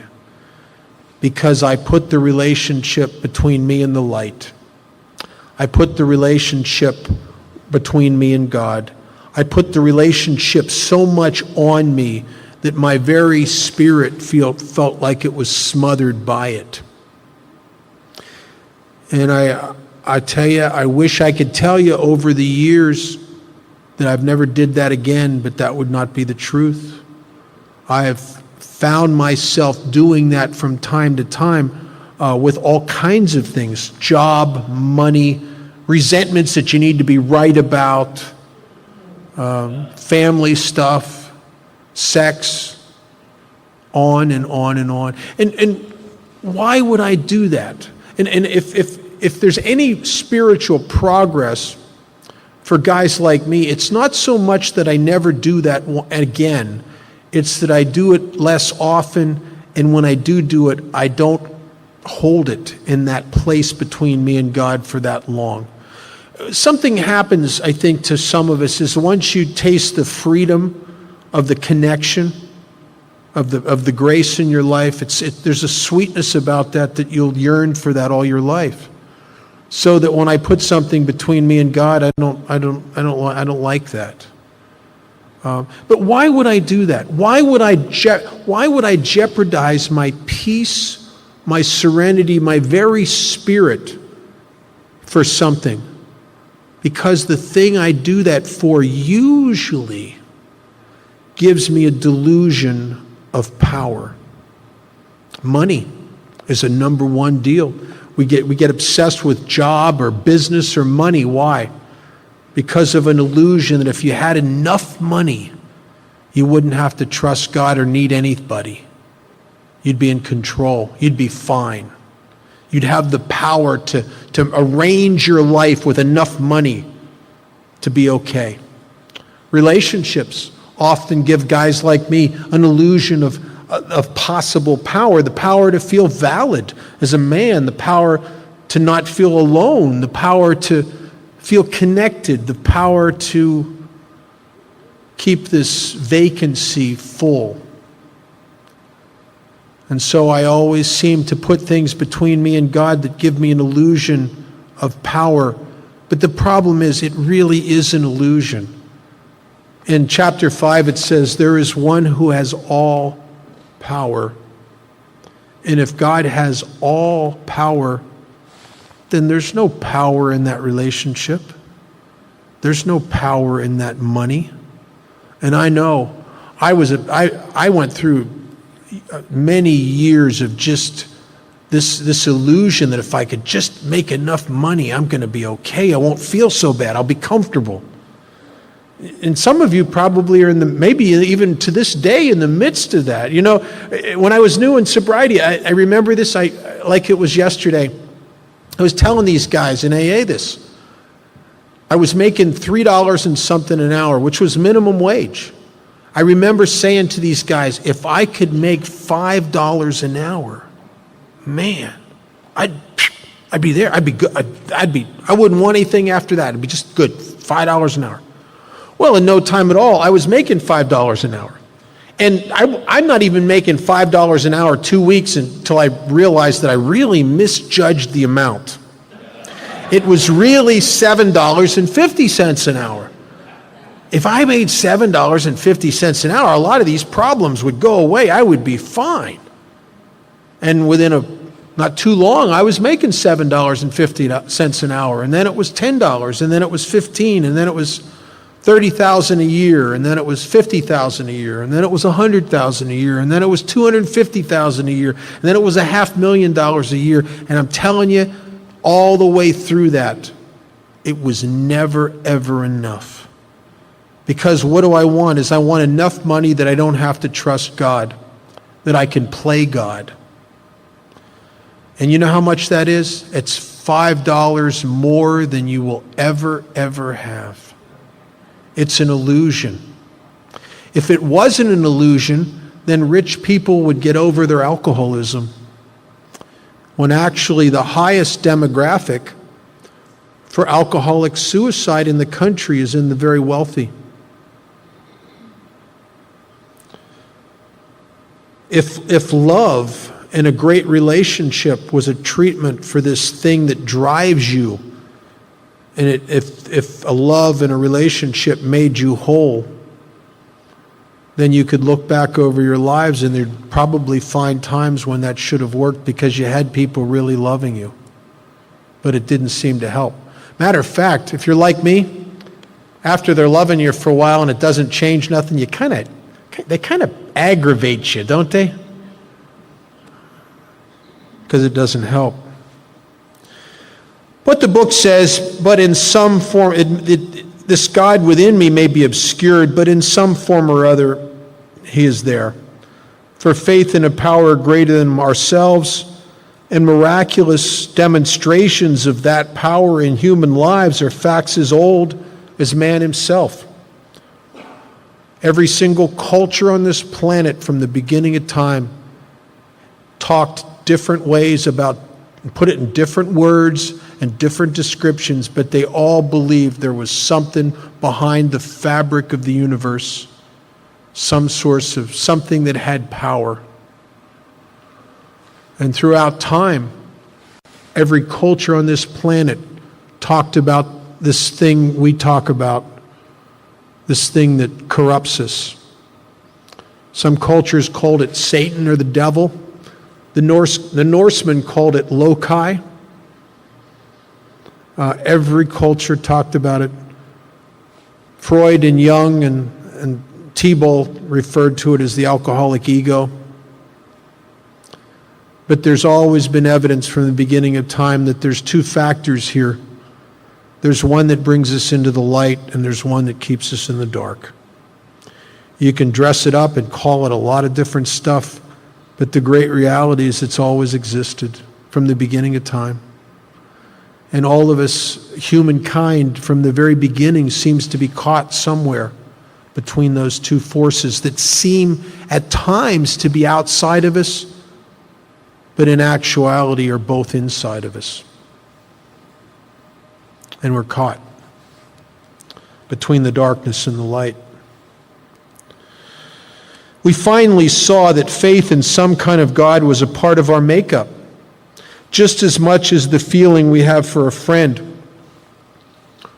From the moment I turned away from God and tried to bluster myself with a lot of intellectualism that there isn't a God, from the moment I did that, there was a yearning and a searching. I was always searching for, as if I was trying to find my way home and didn't know it. It says sometimes we had to search fearlessly, but he was there. Where else does it use those two words together, search fearlessly, in the fourth step when it says we made a searching and fearless moral inventory of ourselves? Frank Buckman, who was the founder of the Oxford Group, believed that, and the Oxford Group was really founded on this premise, that you could not access God, you could not turn your will and your life over to God, you could not do any of this until you first cleaned house. They believed that the problem is blockage between you and God. And that is carried into Alcoholics Anonymous. Matter of fact, it is odd that in the third step, promises do not promise a nearness to our Creator and a spiritual experience. It is not until after step 5, after we've done the searching and fearless moral inventory, after we've dug out the stuff that has separated me from God's kids and me from God, it is not until that point in this process that I'm promised a nearness of my Creator. I will promise that I will begin to have a spiritual experience. So sometimes we had to search fearlessly, but he was there. He was as much a fact as we were. We found the great reality deep down within us. I think that is just a marvelous terminology for God. The great, in capital letters, the great reality. In chapter 5, it talks about where you will find God. And it says, there is one who has all power, that one is God. May you find him in a place that most alcoholics seldom visit, now. We are not now people. We're thinkers. We are thinkers. And yet, if you want to be in the presence, you have to be in the present. Because God exists right here, right now. He's not in your future, and he's not in your past. He is the great presence, the great reality, right here, right now, continually moving from moment to moment. He is the presence. And I'm not a present kind of guy. I'm a thinker. Matter of fact, I got this fantasy that if I die someday and that all that crazy stuff they told you in grade school was true about, go to heaven, the pearly gates and St. Peter and all that crazy stuff they tell you as a kid. If that was true, that St. Pete would meet me at the gate and said, well, Bob, we're going to let you in, but first of all, we want you to take an honest look at your experience on earth. You were actually physically down there 85 years, but if you look at this, Bob, you were really only present for about 3 months. The rest of the time you were thinking. And if I got 3 months, I got it in the early days of my drinking when the magic of alcohol worked, and I would have 3 drinks of alcohol and all of a sudden I could be very present and I could care about you and I could talk to your buddies Remember that thing in the early days of drinking when it lit you up and you could be there for your friends and, oh man, she did what? That boss did what to you? Really present, very right here. And then when alcohol stopped working, I was so disconnected from life itself. And then in Alcoholics Anonymous, as a result of trusting in this power, cleaning house and moving out the stuff that's between me and this power, and then actualizing the power by helping others. You have those moments when you're helping others where you're really right there with them, right there, very, very now, very, very present. I don't get that sitting in my living room. I get that with me, you, and God all together. The great reality, we found it deep down within us. And it says in the last analysis, so after I look everywhere else, in the last analysis, it is only there, deep down within me. In the last analysis, it is only there that he, capital H, may be found. It was so with us. After I look everywhere else. My first 4 years of sobriety, I stayed sober through a lot of 12-step work and a lot of meetings. I was 15 meetings a week. I don't think I ever sunk below 15 a week. Often went to as many as 20 a week. I was at a meeting every time. Because I was nuts. The problem is if I'm not with you, I'm alone with me, and that's not good. And so I went to a lot of meetings. I did a lot of service in AA. I was in every committee there was, as if I could outrun my alcoholism. But as Chamberlain said, there eventually gets to be a time where you can't put anything between you and you. And at 4 years, I started this searching and fearless journey to ferret out the stuff that's blocking me from that thing inside of me that I seek through the steps 4 through 9. And in that 4 years of staying sober through 12-step work, and that does work. It works when a book says it works where all other activities fail. They're not kidding. But in those 4 years, I went through 9 jobs in 4 years. Now that is very indicative of a self-centered, sick. That speaks volumes of where I was at. To go through 9 jobs in 4 years. That's like not even 6 months per job. And it was always the same thing. I would always go to work somewhere. The guy would seem like a great boss. I wouldn't even be there very long until they were all idiots and they're not doing it right and they're taking advantage of me. It was always the same thing. And my attitude would either get me fired or I'd quit. Well, one of the employers that I had in those 4 years I had all the employers I had in those years were very nice people. And this one guy, he saw something inside of me that I couldn't see that he thought was redeemable. And he also could see that I was the kind of employee that if I didn't have some kind of change of attitude, that I wasn't going to stay. He was either going to have to let me go or I was going to leave. And he could see that. Now, I couldn't see that. And so he gave me a set of motivational tapes, not AA stuff, not recovery, just motivational tapes by a guy named Earl Nightingale. And Earl was a great motivational speaker, I think back in the 50s, 60s, maybe 60s probably. And I started listening to these tapes, cassettes, and they were very cool. And Earl told this story on this tape that he said was a true story. And I believe it is a true story. I just don't know which version. Since I've heard Earl's version on the tapes, I've also encountered other versions of it. But basically, the story in gist is true. And the story was about this guy who lived in South Africa back in the 1800s, and he had inherited a very nice ranch from his father, the kind of ranch that would allowed him and his family for generations to make a nice living, to live very well. The problem is that the guy inherited the ranch at the beginning of the diamond boom in South Africa. where he started hearing the stories of these guys becoming Bill Gates kind of rich overnight.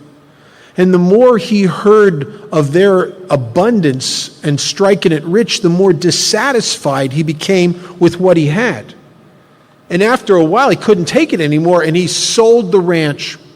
And he took all the money from the sale of the ranch and he invested it in equipment, and he went out into the bush obsessed with finding diamonds and striking it rich. One account that I read years later was that he never did strike it rich, and he committed suicide. He threw himself into the ocean off a cliff and died.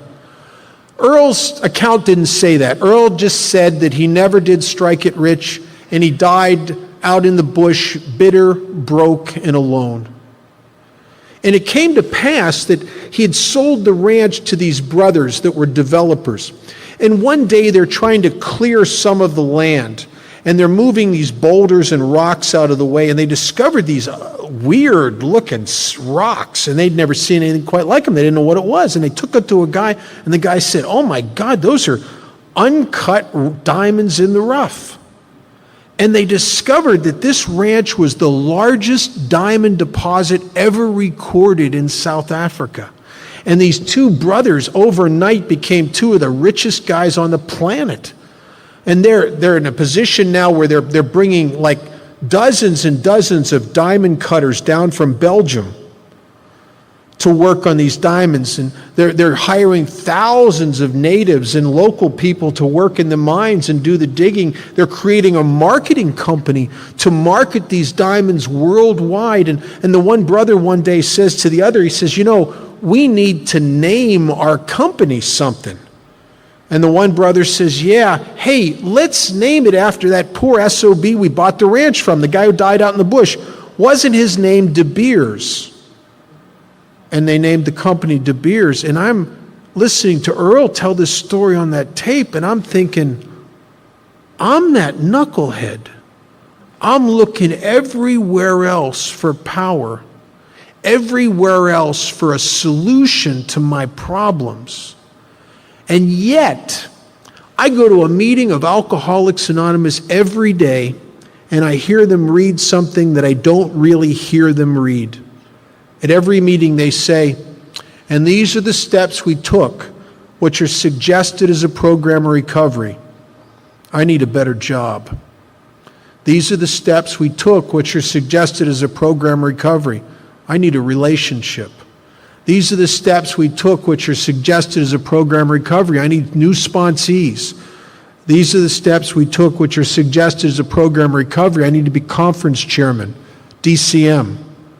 "These are the steps we took, which are suggested as a program of recovery."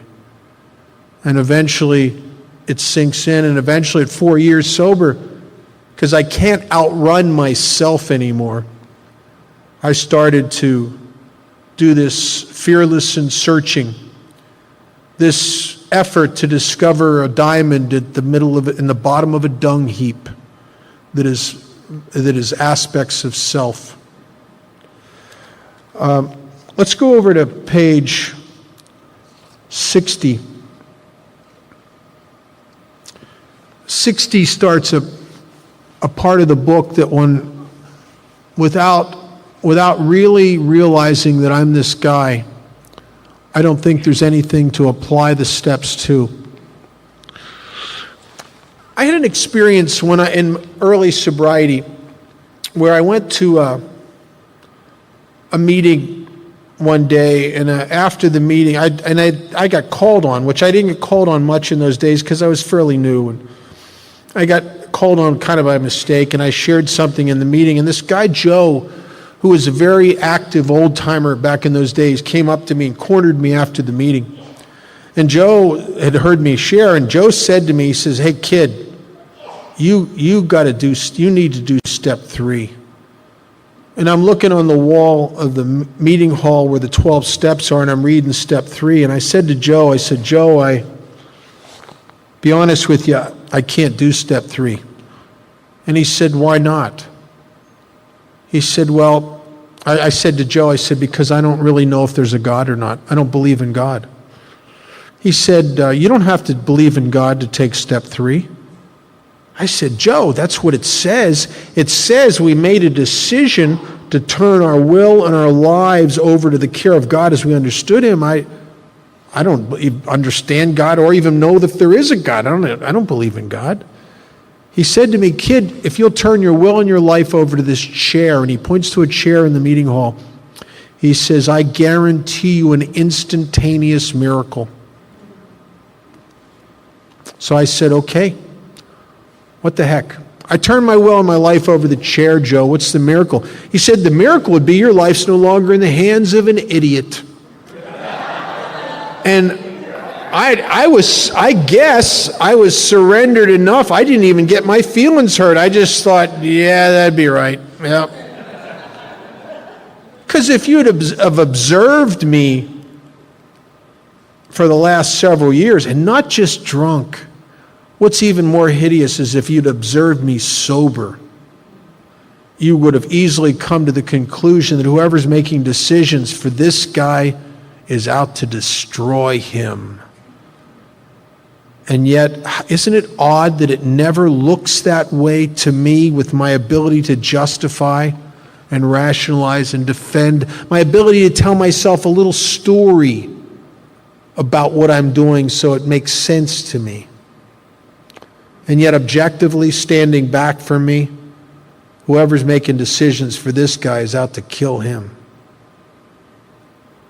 And I think that was a little piece in the groundwork that was to be put in place for me to take the third step and then move on with the rest of the steps. On page 60, it talks about the three pertinent ideas. A, that I was alcoholic, and everything that it means to be alcoholic, with this spiritual malady and the physical allergy and the whole mental craziness, the whole deal. That I am alcoholic and could not manage my own life, period. It doesn't say could not manage your own life while you were drinking, and could not manage our own lives, period, drunk or sober. B, pertinent idea B, that probably no human power could have relieved my alcoholism. And C, that God could and would if he were sought. Those ABCs are really the essence of step 1 and step 2, put into a little different narrative form. And I've had only ever 2 problems with step 3, and I've only known of 2 problems you could have, and that's your step 1 and step 2. If you really get that, and the next 2 words are being convinced. If you're convinced of the ABCs, if you're convinced of step 1 and step 2, there's nothing left. The word decision in step 3, we made a decision, comes from a Latin word, scisere, meaning to cut. It's the same root word as the word scissors, or the word incision when a surgeon cuts into a patient. But when you make a decision, you've cut away all the alternatives. If the ABCs are true, if step 1 and step 2 are true and you're convinced of those, you've just cut away all the alternatives. There is either a power greater than yourself that you can turn yourself over and surrender yourself to, or you're screwed. You've cut away all the alternatives. And it says, being convinced, we were at step 3, which is that we decided to turn our will and our life over to God as we understood him. Just what do we mean by that, and just what do we do? The first requirement, and there are requirements, the first requirement is that I be convinced that any life, that my life, run on self-will,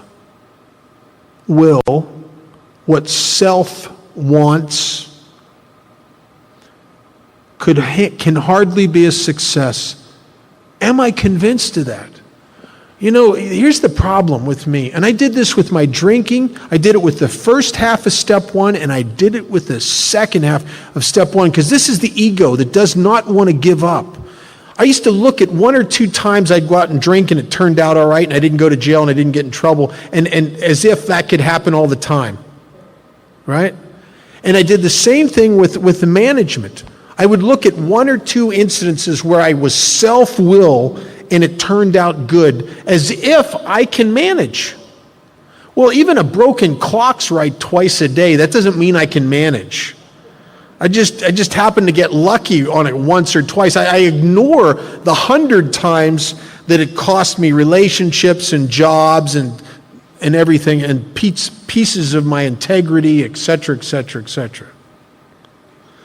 Am I convinced that any life, do I get that I have to get my life out of the hands of an idiot? On this basis, the basis of me running the show, on this basis, I am almost always in collision with something or somebody, even though my motives are good. My motives are always good. Even if I don't have any good motives, give me a minute. I'll come up with some. I'm telling you, I'm good at that. I have endless excuses and motives and intentions that are all noble, and even when you back me into a corner, even when I'm standing in front of a judge and my attorney tells me you have to plead guilty, it's your only chance. I'm the guy that says, guilty, Your Honor, but can I explain it? And then by the time I'm done explaining it, everybody in the courtroom is going to know I'm not guilty. I judge myself by my motives, but I live in a world that judges me by my actions. You can do the wrong thing for the right reasons, you're still doing the wrong thing. And consequently, you can do the right thing for the wrong reasons, and you're still doing the right thing. And Alcoholics Anonymous is kind of built on that one. You know, how many times do we write a 4-step just because we want to get our sponsor off our back? How many times do we take commitments and we show up and do the right thing because we're afraid of what people are going to think or what they're going to say? But we still get the benefits from doing the right thing, even though we did it for the wrong reasons. Most people try to live by self-propulsion. Each person is like an actor who wants to run the whole show, is forever trying to arrange the lights, the ballet, the scenery, and the rest of the players in his own way. If his arrangements would only stay put, if only people would do as he wished, the show would be great. Everybody, including myself, would be pleased and life would be wonderful. My sponsor got on a kick of having me read page 60 through 63 over and over and over again. And I tell you, I'd read this and I don't see myself in it. When I read about the actor who wants to run the whole show, I don't see myself in that. I see people in AA that are doing that. I see people at work that are doing that, but it's not me. I can't see it. There's a line in the 12 by 12. It says that we will be quick to see our defects of character in others before we can see them in ourselves. You see, if you're running the show, it's very apparent to me that you're doing that. I mean, I see that you're like the actor who wants to run the show. I can see that. And oddly enough, I could be taking the exact same stance at work, in the AA group, in a relationship, wherever. And I don't see that I'm doing that because I'm not running the show. I'm trying to make things nice here. Because my way is right. Your way isn't right, so you're running the show. And I justify that. And I couldn't see it, and And consequently, and one of the reasons is that it's written in the third person. It's we and our, which is easy to read that as if it's about some nebulous group of people that I'm not a part of.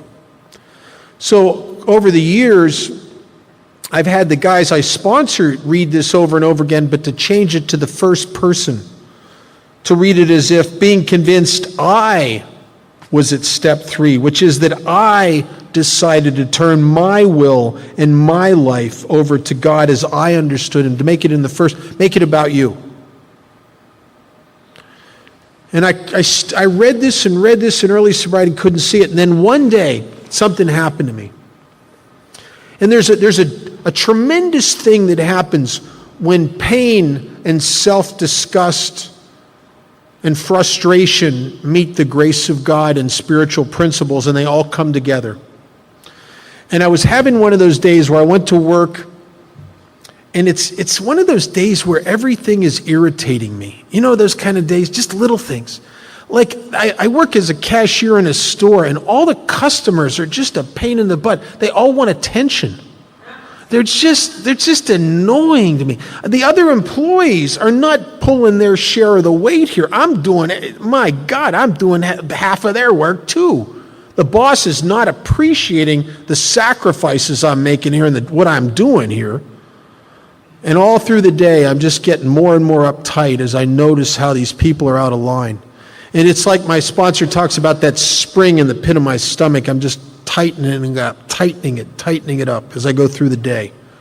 I get off work, and I'm the secretary of a meeting that night, and I got to stop at the store and get some styrofoam cups.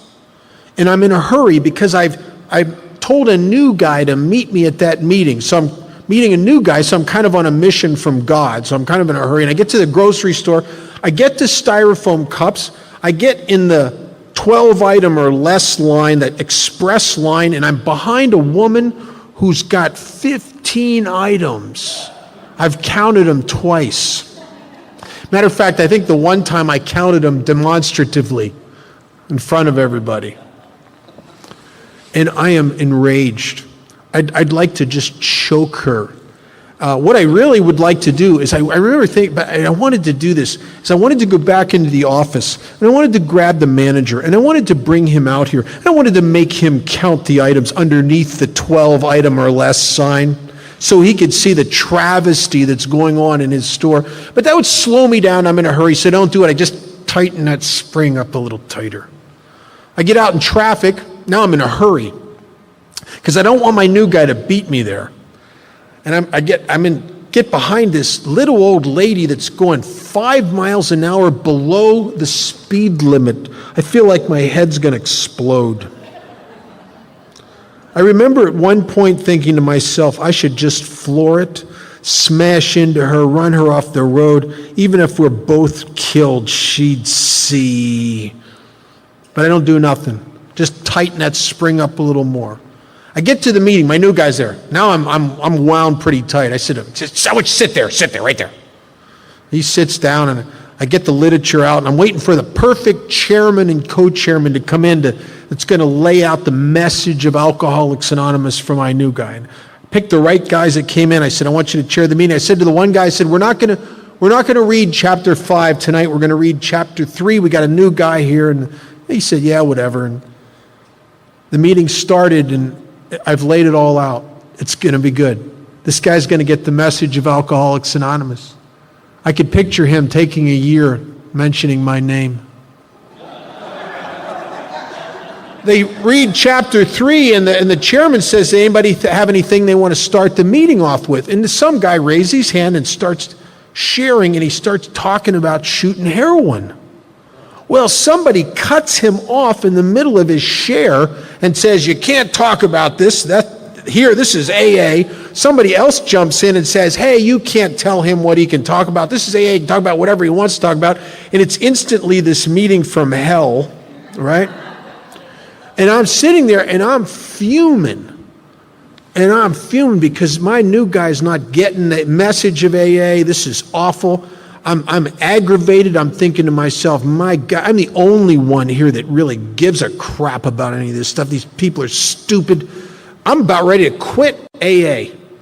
By the time the meeting's over, I threw the literature back in the bag and stormed out, and I went home, and I've been conditioned like Pavlov's dog to call my sponsor. And I call my sponsor, and he says, tell him what's going on. He says, I want you to read page 60 through 63. And I get to the bottom of page 60, and I start to read, Each person is like an actor who wants to run the whole show, is forever trying to arrange the lights, the ballet, the scenery, the customers at work, the other employees, the people in the grocery store, the people in traffic, the people sharing in the meeting in his own way. If his arrangements would only stay put, if only people would do as he wished, the show would be great. Everybody, including himself, would be pleased, and life would be wonderful. And trying to make these arrangements, our actor may be sometimes quite virtuous. He may be kind, considerate, patient, generous, even modest, and self-sacrificing. On the other hand, he may be mean, egotistical, selfish, and dishonest, but as with most humans, he is more likely to have varied traits. What usually happens, the show doesn't come off very well. He begins to think life doesn't treat him right. He decides to exert himself more. He becomes on this next occasion still more demanding or gracious as the case may be. Still the play does not suit him.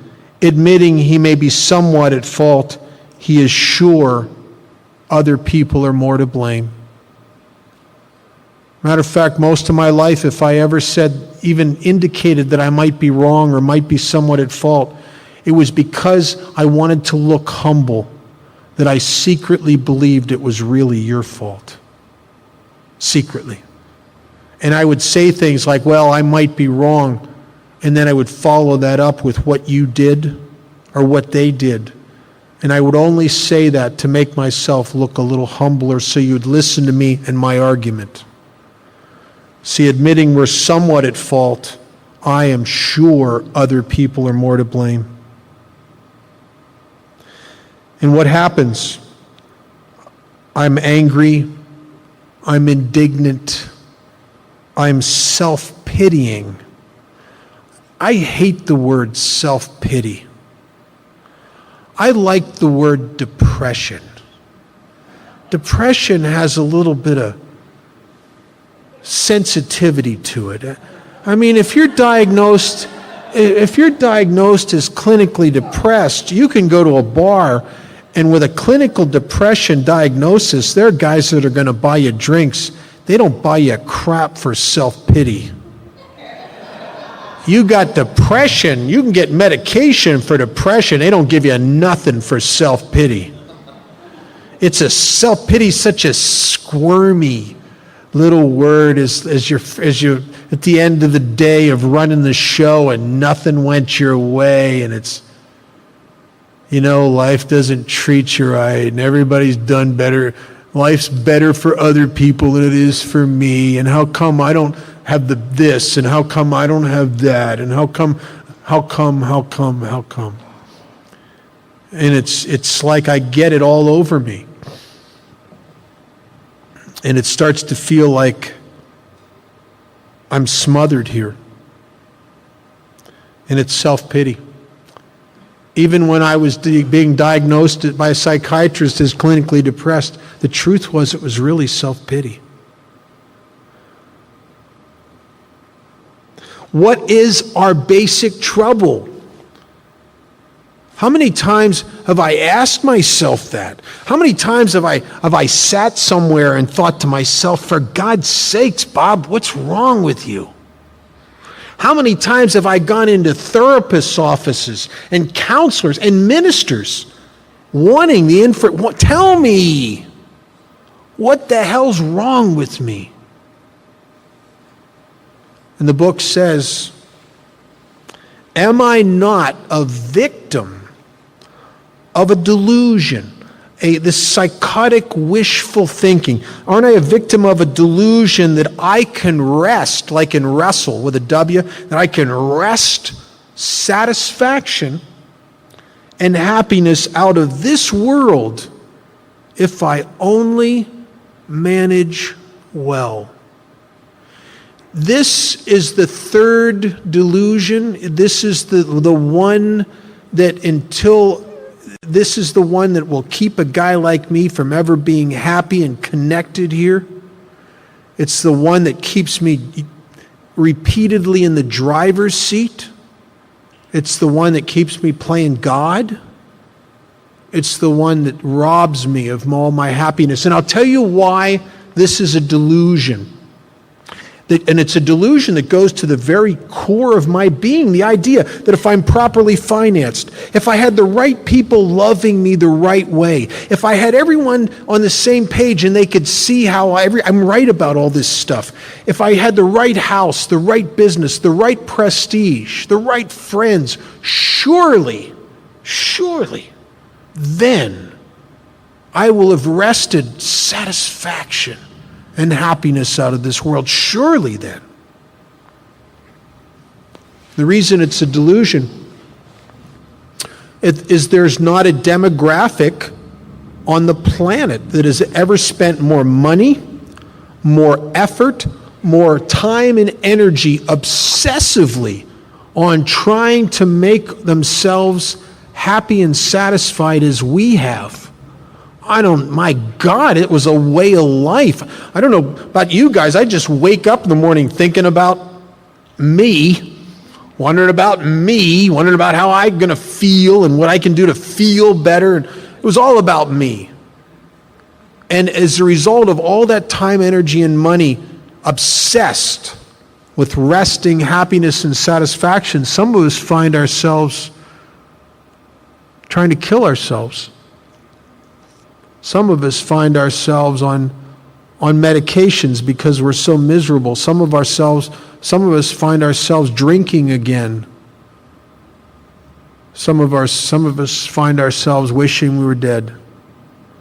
Absolute failure at resting, happiness, and satisfaction of this world. I'm telling you, if you could have done that, you'd have never come to AA. If you could have wrested happiness and satisfaction of this world by your very best efforts, you'd have never come here. I can't. Is it not evident to all the rest of the players that these are the things he wants, and do not his actions make each of them retaliate, snatching all they can get out of the show?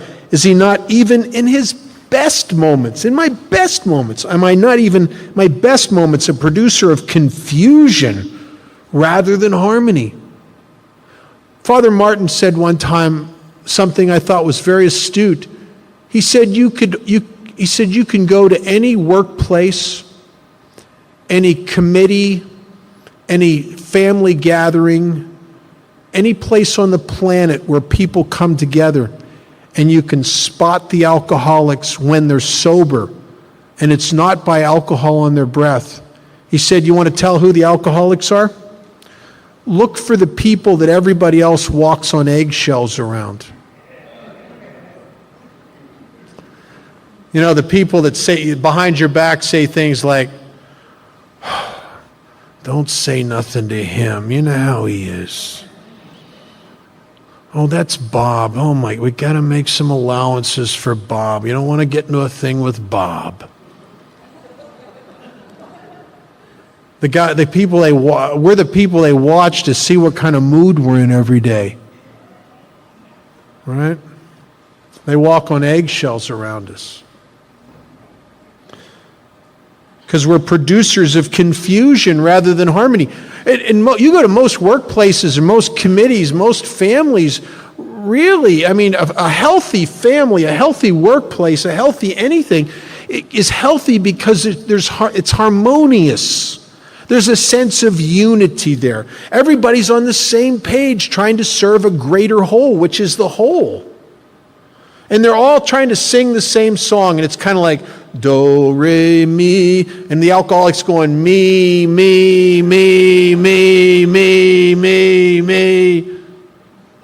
We're producers of confusion rather than harmony. We'll come back and finish step 3. I'm Bob, still an alcoholic. Page 62,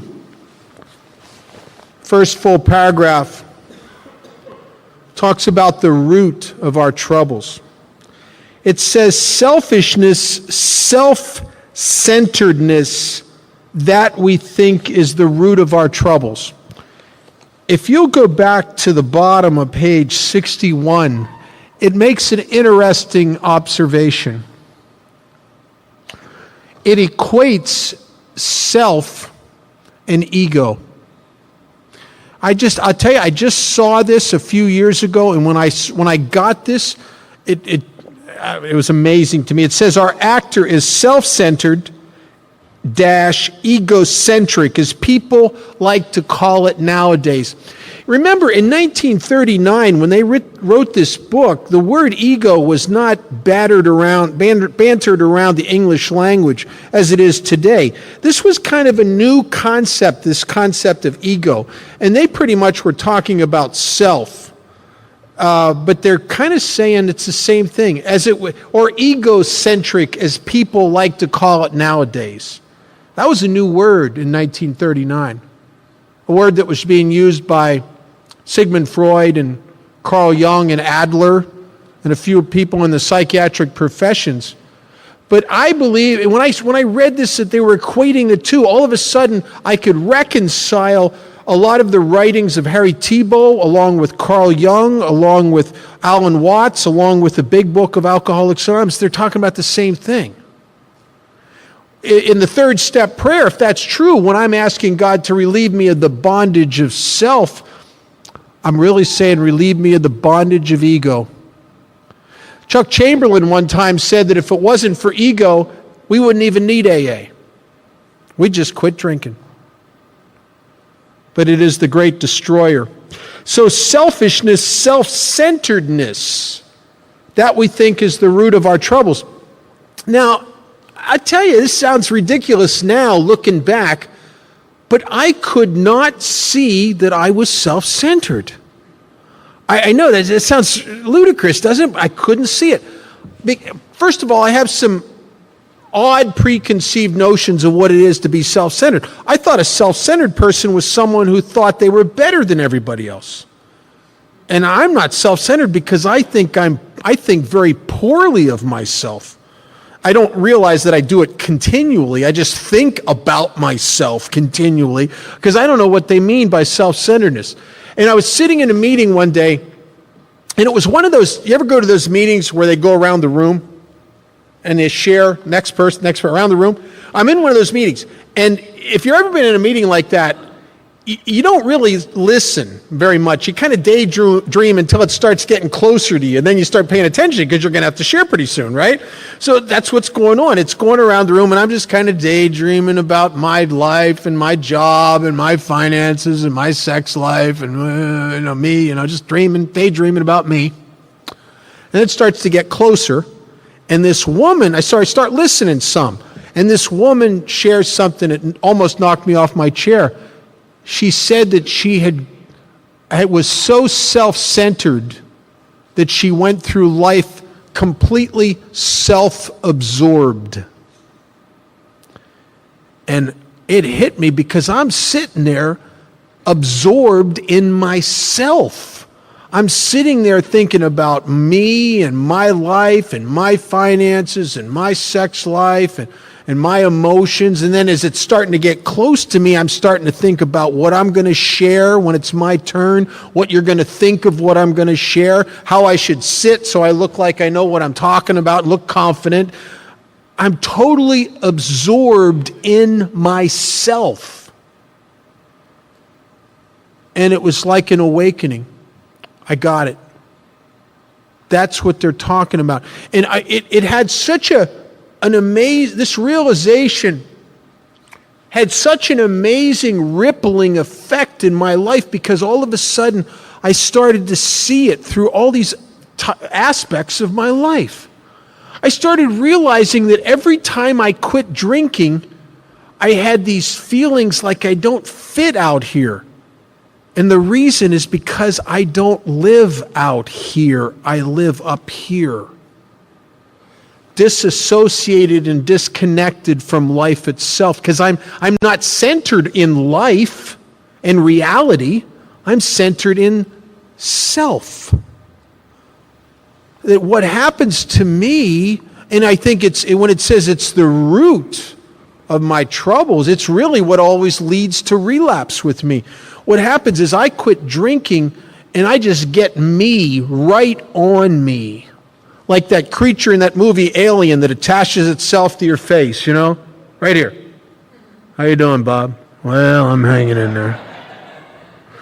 And what happens is that I get tired of being locked up. I get tired of the loneliness of being up in here. I get tired of the desolation. I get tired of the frustration as I spin up here with how things should be out here, and they're never quite the way they should be,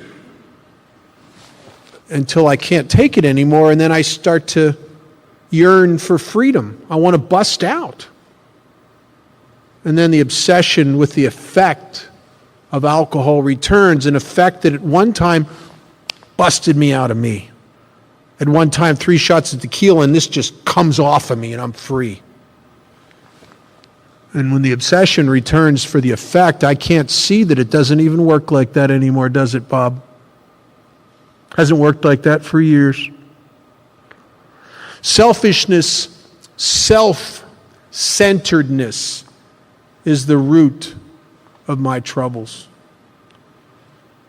It is the root of everything that's ever underneath the obsession with alcohol, with drugs, with sex, with gambling, with work, with what you think of me, the obsession with being right. Underneath all of it is the grandfather obsession of them all. Aren't I really first and foremost obsessed with myself?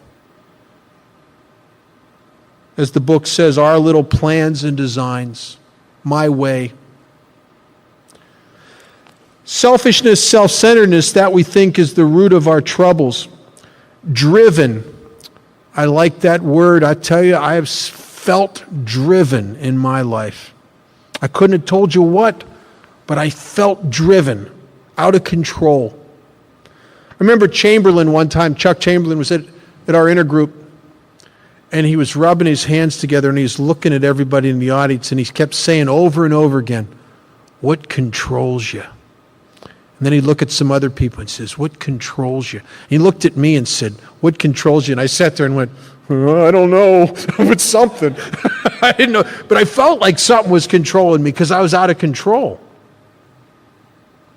Driven by 100 forms of fear. Fear of not getting what I want, fear of losing what I have, fear of retribution, from guilt and shame are types of fear, fear of consequences, fear of being found out, anxiety, apprehension, worry, driven by 100 forms of fear, of self-delusion, how I want so desperately to have power, how I want so desperately to fix myself that I will imagine situations will bring to me something that they were never designed to bring to me. How often do some of us get into a relationship with someone, be driven by this vacancy inside us, this incompleteness. And we meet someone, and they're not really the person we want to be with, but maybe they have one of the characteristics of the person we'd like to be with. And so what happens is I start imagining they have the other characteristics. And then I get angry at them for not having them. Who's the idiot in that equation? You're not misrepresenting yourself. I am misrepresenting you to me in here, with my own expectations that I lay on you. Driven by 100 forms of fear, self-delusion, self-seeking. This is alcoholism sometimes is a vacuum-driven disease, as if I'm going to make myself better through acquisition. Getting my way is going to make a difference. Getting what I want. And driven by self-pity. And driven by these things, I will often step on the toes of my fellows. And I don't know that I'm doing it. And what happens, I step on your toes, because I'm driven by this stuff. I can't see in this desperate obsessive need to get my own way, and I don't even think it's my way. I think it's the right way. It's in this desperate, futile attempt to make things right the way they should be.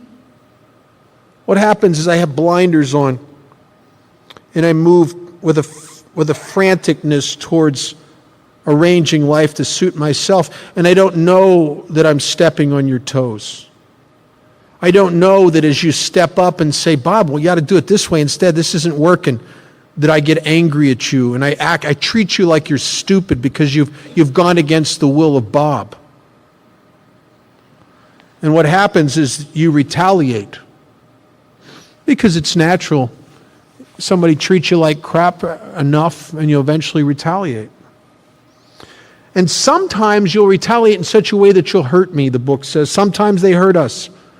And to us, it seems like without any reason, without any provocation, seemingly without provocation. I can't see past myself enough to see how what I've done has affected you. I can't see past my excuses and the story I've told myself. So I can't see me the way you see me. I see the story about me that I tell myself.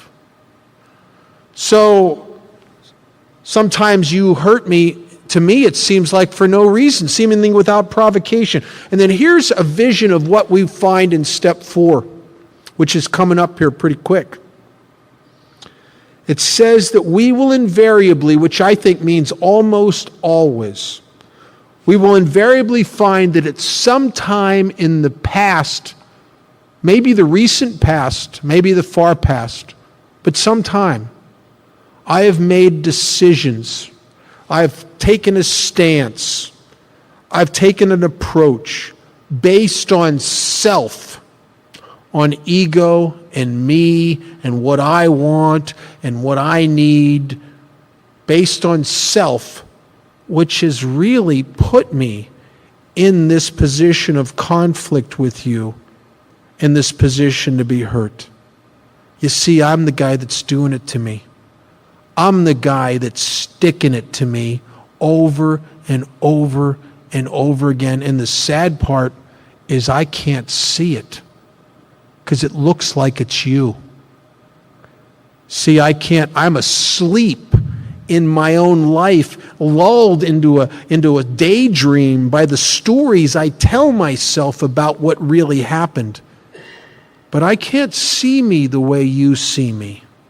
Because if I could, I would know exactly why you've retaliated. I would know exactly why you're coming at me the way you are. But I can't see it, can I? Because I'm asleep. And we're hoping for an awakening here. I think 90% of most awakenings is you just pull your head out of your butt and get it. You just get it. You just go, I'm sorry. Just get it. Just get it. So our troubles, we think, are basically of our own making. They arise out of ourselves, and the alcoholic is an extreme example of self-will run riot, though we usually don't think so, do we? Matter of fact, I think that's the qualifying. If you know how you can tell if you're an extreme example of self-will run riot is that you don't think so, do you? I'm not, they are. Above everything, we alcoholics must be rid of this selfishness. We must, or it kills us. God makes that possible, and there often seems no way of entirely getting rid of self without His aid. Many of us have had moral and spirit and philosophical convictions galore. We're not bad people trying to get good. We're sick people trying to get well. Moral and philosophical convictions galore, but we couldn't live up to them for any sustained period of time, even though we'd have liked to. We can for a while. I can be good for a while. And then I kind of outgood myself or something. You know what I mean? I'm just too bad at being good and too good at being bad. And on self-will, being good, it's like a slingshot effect. You know, I'm good, I'm real good, I'm so good that I'm superior of other people good. And then you run out of gas because lack of power is my dilemma. And some of the worst drunks I've ever been on, and some of the worst self-will binges in sobriety I've ever been on have been acts of after sustained willful positions of being good. And then it's like, pew, that goes so far the other way. Because in the universe, there's a principle that for every action, there's an opposite and equal reaction. You see, lack of power is my dilemma, and if I'm trying to conquer this by willpower, not only do I run out of power, but I shoot the other direction usually because of the cause and effect. So God makes that possible. And on the bottom of page 63, the first line in the last paragraph says, this is the how and the why of it. First of all, we had to quit playing God. Why? The book says it didn't work. Isn't it odd that a guy like me could play God and not know I'm playing God? I used to go to my sponsor in early sobriety, and I wouldn't go to him when I was a little uptight. I would save it up into a bushel full, right? Because I'm hoping it goes away. I'm the kind of guy that would drive on a flat tire hoping it'll go away. You know, I will solve this. Because I don't want to look like I need help. But finally it would be overwhelming, and I'd go to him and I'd be nuts. I'd be so angst up and uptight, and I'd start telling him about it. I'd start telling him about the guys at work that are stealing and not doing their share of the work. I'd tell him about the guy in AA that's drinking 5 cups of coffee and not putting any money in the basket. I'd tell him about the 13-steppers. I'd tell him about the girls that come to the meetings that are just looking for husbands. I'd tell him about the guy selling Amway in the parking lot of the meeting. And I'd go on and on and on. And he'd just always say the same thing to me. He'd say, you got to quit playing God. And I'd think, I'm not playing God. I'm reporting accurate information here. And I was playing God, as if I was climbing up onto a throne of judgment, looking out at everybody else. And yet I couldn't see it. First of all, we had to quit playing God. On the middle of page 63 is the formal terms of surrender. It is the turning point, the pivotal point around which we will work all of the rest of the steps. It is our destination. It is not the destination point. It is the point by which we head towards our destination. It's a decision. It is not the arrival. I have to go back to Las Vegas Sunday afternoon, late afternoon. I've already made the decision, and I'm not revoking it. I made the decision. I'm going back to Las Vegas on Sunday. Did you notice how I'm still here? I had to do a lot of stuff in order to carry out that decision. And step 3 is, it's the first step in a journey. And in the third step, prayer really outlines this position I'm going to start taking from now on in my life. It's going to be how I want to try to head towards. And I'm going to read this third step prayer. And if you want to, you can say this along with me. You don't have to. But if you'd like to join me, you can. And it begins, God, I offer myself to Thee to build with me and to do with me as Thou wilt. Relieve me of the bondage of self, that I may better do Thy will. Take away my difficulties, that victory over them may bear witness to those I would help of thy power, thy love, and thy way of life. May I do thy will always. The book says we thought well before taking this step, making sure we were ready.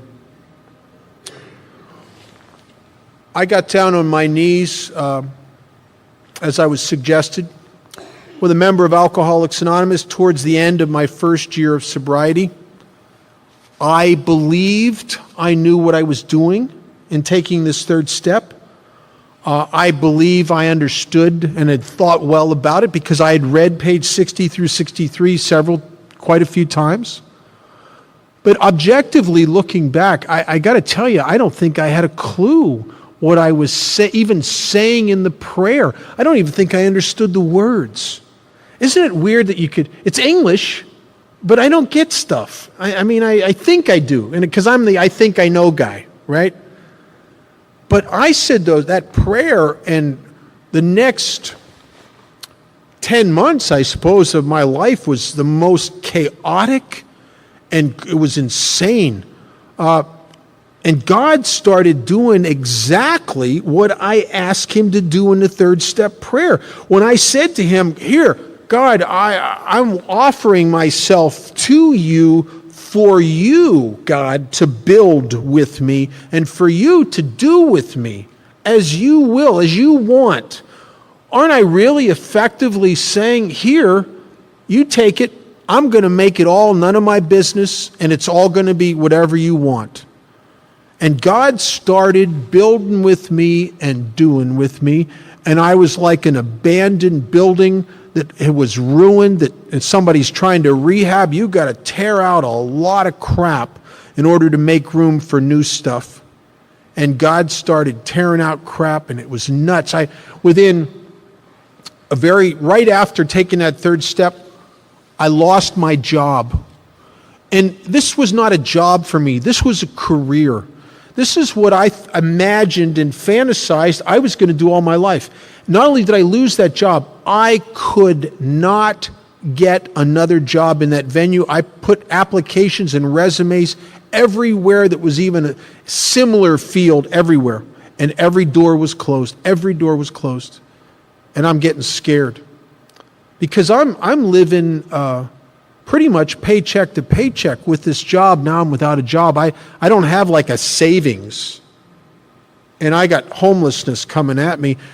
Right after that, my roommate moved out. Now this is really frightening because I'm without a job and without a roommate paying his half of the rent and utilities. Now I can see I'm going to be on the streets here real quick.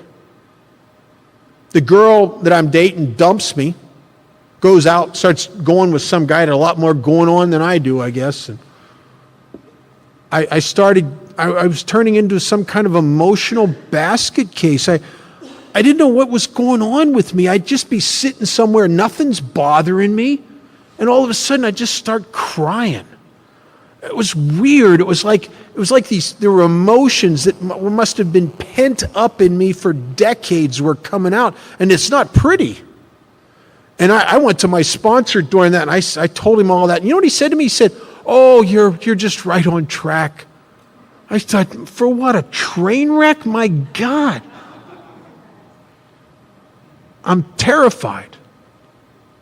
I felt like there were times in there I felt like I was going to have a nervous breakdown. I was in a lot of emotional pain. And I'm here to tell you that what was actually happening was not causing me the emotional pain. It was my willful judgment and perception of what was happening that was driving me insane. You see, I made a decision in step 3 to turn my will and my life over to the care of God, but I have not finished and gone ahead with the rest of the steps. So all I've actually tried to give to God effectively was my life, because I've retained my will, which is my opinion or judgment of my life. And it is my judgment and my perception that's making me sick here. See, the problem is that God starts building with me and doing with me, and he never consulted me to see if I approved the plans. If God would have called me up and said, Bob, we got to get you out of that job, Bob. That's a dead-end career for you. We're going to get you over here working in this store, and one day you're going to own a whole chain of stores, and you're going to do very well financially, Bob, and you're going to be able to retire young and never have to worry about money. Would that be okay for you, Bob? But he didn't say that. He just took the job. If he would have said, Bob, that roommate, we got to get your roommate to move out because there's a guy from Florida moving to Las Vegas, and you guys are going to end up being roommates, and you're going to do a lot of 12-step work together, and it's going to take your program to a new level. Would that be okay for you, Bob? He didn't say that. He just took the roommate. If he'd have called me up and said, Bob, that girl you're dating, we got to get her out of there. Man, she's going to drink in a couple months, and if you're with her, you're liable to cave and drink with her. We got to get her out of your life. It's going to be bad. I just said, oh, okay, God, get her out of here. Or Bob, you're blocked up with a lot of emotions that you've been holding in for a long time. We got to clear you out a little bit. But God never told me. He just started doing with me and building with me. And I should have not been in pain. I should have been cheering what he was doing. I should have been rejoicing what he was doing. It was not what he was doing and what was happening in reality that's making me sick. It is my conflict with it that is making me nuts, because the ego is making me sick here. Because I haven't surrendered, really. I've made the decision, but I've retained my judgment of the decision. And if you try to turn your will and your life over to the care of God and you don't work the rest of the steps, then you've never dismantled the judgment machine that is your ego. And if you don't do that, you're going to be like me. You're going to say to God, here's my life, and then here's a list of how it really should go. And so, of course, I live in stress and anxiety. The anxiety that Bob's will and plan won't be done. And of course, I get periodic depression, deep depression. You know what depression's? When God stops doing your will. Because I haven't surrendered my will. See, I still have my way. I was talking to a guy a year or so ago that I sponsor who's sober a long time, 20 years, or roughly in that neighborhood. And he just had gotten through a bad patch of road. The kind of patch of road that went on for a while, where he had a lot of anxiety on a daily basis, where he had a lot at stake with business, and he had his house on the line, and I mean everything. And he finally got through enough of it where he was starting to get a little bit of daylight, and where he was starting to, okay, maybe the fear was starting to recess a little bit, because maybe he's not going to lose everything. He's starting to see a little daylight. And we're talking, and I said to him, man, that was things look like they're going to work out for you. And he said, yeah, I think so. I said, that was a bad patch of road. And he said, man, I'm telling you. I said, I don't see anything worse, really, than that anxiety that just haunts you from the fear of not getting your way, man, the fear of stuff going south on you. He said, oh, it's terrible. I said to him, you're sober a couple decades now. I think you're ready for me to tell you the secret. He says, secret? What secret? I said, well, I think you might be able to hear this.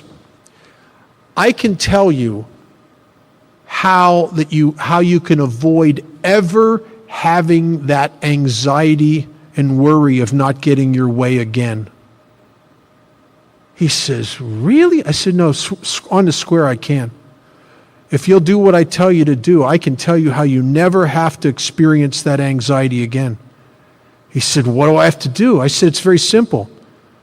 Don't have a way. And he looked at me like, oh, that wouldn't work. But isn't it having a way, having the will that makes me nuts? It's what causes the conflict and the separation. I was about 10 years sober, and I was taking a guy through the steps, and we were up to step 3. And we were talking about the third step. We were talking about page 60 through 63, and we were getting ready for him to get down on his knees and say the third step prayer. To the formal terms of surrender, to get to put out the intention. From now on, we're going to start moving away from having his life in the hands of the idiot. And we're talking about it. And now I'm pretty familiar with the third step prayer. Matter of fact, I'd been saying it as part of my morning routine every single day, 365 days a year for 10 years. So I've said this prayer over 3,500 times. So I think I know all about the prayer. And this guy is getting ready to do it. And I said, before you do it, I want you to tell me in your own words what you think you're going to do here, what you're actually saying in this third step prayer. And the guy says to me, he says, well, God, I offer myself to thee to build with me and do with me as thou will. He says, I guess that I'm making a decision from this moment on. I'm going to try to head my life in the direction of making it none of my business. And I said to him, that's right on the money. And then he says, well, I guess I can't do that very effectively without God's help because I'm in the bondage of self. And I have to ask God to relieve me of the bondage of self. And I said to him, that's right. And I love the word bondage because I am shackled and a hostage to my own self-obsession, self-involvement, and self-concern. I am in the bondage of self. So without God's help, how am I ever going to make my life none of my business? Without his help. He has to do his deal here. Relieve me to some degree of the bondage of self. And we're talking about that, and the guy's right on the money. And then he said something that blew my mind. He reads the last line. It says, take away my difficulties, that victory over them would bear witness to those I would help, thy power, thy love, and thy way of life. And he says, take away my difficulties so that victory over them would bear witness to those I would help. And he looks right at me and he says, oh, we're doing all of this just so we can help other people? And I'm over 10 years sober and I'm sitting there and I'm thinking, oh my God, I never saw that before. I saw the take away my difficulties, and I got a list too. But it's not about me. It's take away my difficulties with what? With the bondage of self and all its aspects that I am going to start inventorying. The manifestations of self. Take away my difficulties with the bondage of self for one reason and one reason only, so that victory over them would bear witness to those I would help. Of thy power, thy love, thy way of life. That's a contractual agreement. I'm asking God to do something for one reason and one reason only, so that I can help his kids. You see, Alcoholics Anonymous is not a self-help program. It never was, it never will be, and it is not. It's a program of self-abandonment and service. As it says repeatedly in the book, it's an altruistic, other-centered movement. There's something about me in the nature of those of us that have this malady of our being that we absolutely fail at fixing ourselves. We can't. And most of you know that. My God, it's not like you haven't tried. And here we are. We're seeking the one who has all power because we've exhausted everything there was. I can't fix myself. So what do we do in AA? You get a good sponsor and he keeps encouraging you to leave yourself alone. And you know what they tell you crazy stuff. We want you to go help others. We want you to go work with others. Well, shouldn't I really work on me? No, you've done quite enough of that. Stop it. Stop it. Forget yourself. Go over here and help these people. And we're going to have you making that inventory. We're going to have you making amends. But stop working on you. Start helping others and clearing up the mess you made. And let's see what happens. And what happens. Everything we fought for, everything we sought, everything we almost killed ourselves trying to obtain, which really and truly is just a sense of okayness, seems to come to us when we're out of the way. Through this altruistic movement of self-abandonment and service. So while I'm away from myself, while I'm in that state of, as the book talks about, self-forgetting, as it talks about in the Prayer of St. Francis, and I'm out here trying to help you and God's kids, and I'm not thinking about me because I'm thinking about you, and it's not about what you can do for me, it's about what I can do for you. While I'm absent from my life, God seems to do things.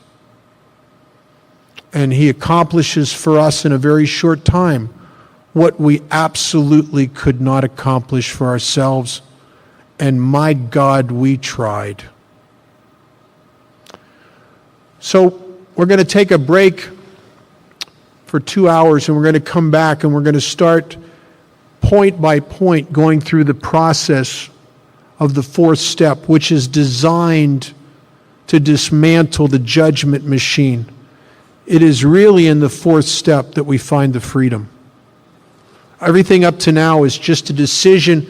We've charted our course, and this afternoon we're going to see how we can start moving down that road. I'll see you in 2 hours. Thanks. Welcome back. My name's Bob Darrow, and I am alcoholic. A couple house cleaning, 2 items before we start. Brian has assured me that he's going to put out a basket here with some pieces of paper and a couple pencils or pens, and if anyone has any questions specific to anything that we've covered, maybe an amends that's confusing to you, how to make a sponsee that you don't know how to do something with, or whatever, put the questions in there. We're going to have a session tonight where we'll answer those questions. I may not have an answer. I'm not a no. What I might have is, and what you might get is some experience or a dumb look. I don't know, but if you have a legitimate question and I have something in my experience that I can share that might be useful, I'd be delighted to do that. And also tonight the dinner break on here was from 5 to 7, and we noticed from lunch that the 2 hours was much more than we needed. So we're going to go a little bit after 5 this afternoon. We're going to go a little bit past 5, and the break will be from 5, 5:15, 5:20, whatever we end, to 7. And that seems, from what we went to downtown and went to a restaurant, it was more. We were in and out of there in less than an hour. So there. This brings me to a part of the program I'm very, very excited to talk about, a part of the program that was very, very confusing to me. And I've discovered over the years that I'm not alone, that this was very confusing to a lot of us. I came into Alcoholics Anonymous at a time in a place where most of the fellowship of AA had been disconnected from the big book. Now, that sounds very strange in today's AA, where we're once again very big book conscious. But there was a time in this country, somewhere after the publishing of the 12 by 12, where spontaneously around the country, these 12-step and 12 tradition groups had sprouted up, and groups and people in AA were trying to figure out how to work the steps from the 12 and 12, and they lost touch with the big book. So consequently, throughout the 70s, when I would come around AA, and even when I first got sober, last time in 78, there wasn't any big book consciousness. As a matter of fact, you could go to all the old-timers in your town back at that point, unless you lived in an exceptional community where people were keeping this alive, and for the most part ask them, how do you work a fourth step? And they'll either tell you to write your life story, or it's like a confession, or just go to a 12-step and 12 tradition study group or read the chapter in the 12 by 12 on step 4. But no one would ever show you the part of the book that contained the section on step 4. And even if you could find someone that knew where in the book it was, they didn't understand what to do. Now that seems almost ludicrous in today's Alcoholics Anonymous. But that's a period that my friend Charlie from Joe and Charlie refers to as the Dark Ages. And then somewhere in the late 70s, early 80s, we started to get, we had a renaissance in AA, and back to the basic principles, back to this book, our basic text, through the efforts of guys like Joe McQueenie, who passed away a little while ago, Charlie P., Don Pritz, who also passed away a few years ago, Wesley Parrish, who passed away, Franklin Williams, guys that had gone to great lengths in little pockets around the country to keep this alive. And so what happened when I got sober, and I was about a year sober, and I wanted to do a fourth step, I didn't know what to do. So I did what a lot of people do. I wrote my whole life story. I wrote 40 pages of everything that I was ashamed of, all my slimy little secrets about sex and money and all that stuff. And but nothing really changed. It did not facilitate me carrying out the decision in step 3. It didn't bring me any closer to God, and it really didn't bring me any closer to you or make me more useful. It didn't do anything that is implied by this step. When I was about 3 years sober, I did another inventory, and I used the 12 steps and 12 traditions, and I answered the 30-some questions that are in there, along with writing extensively on each one of the 7 deadly sins. And once again, it was an interesting exercise, but nothing changed.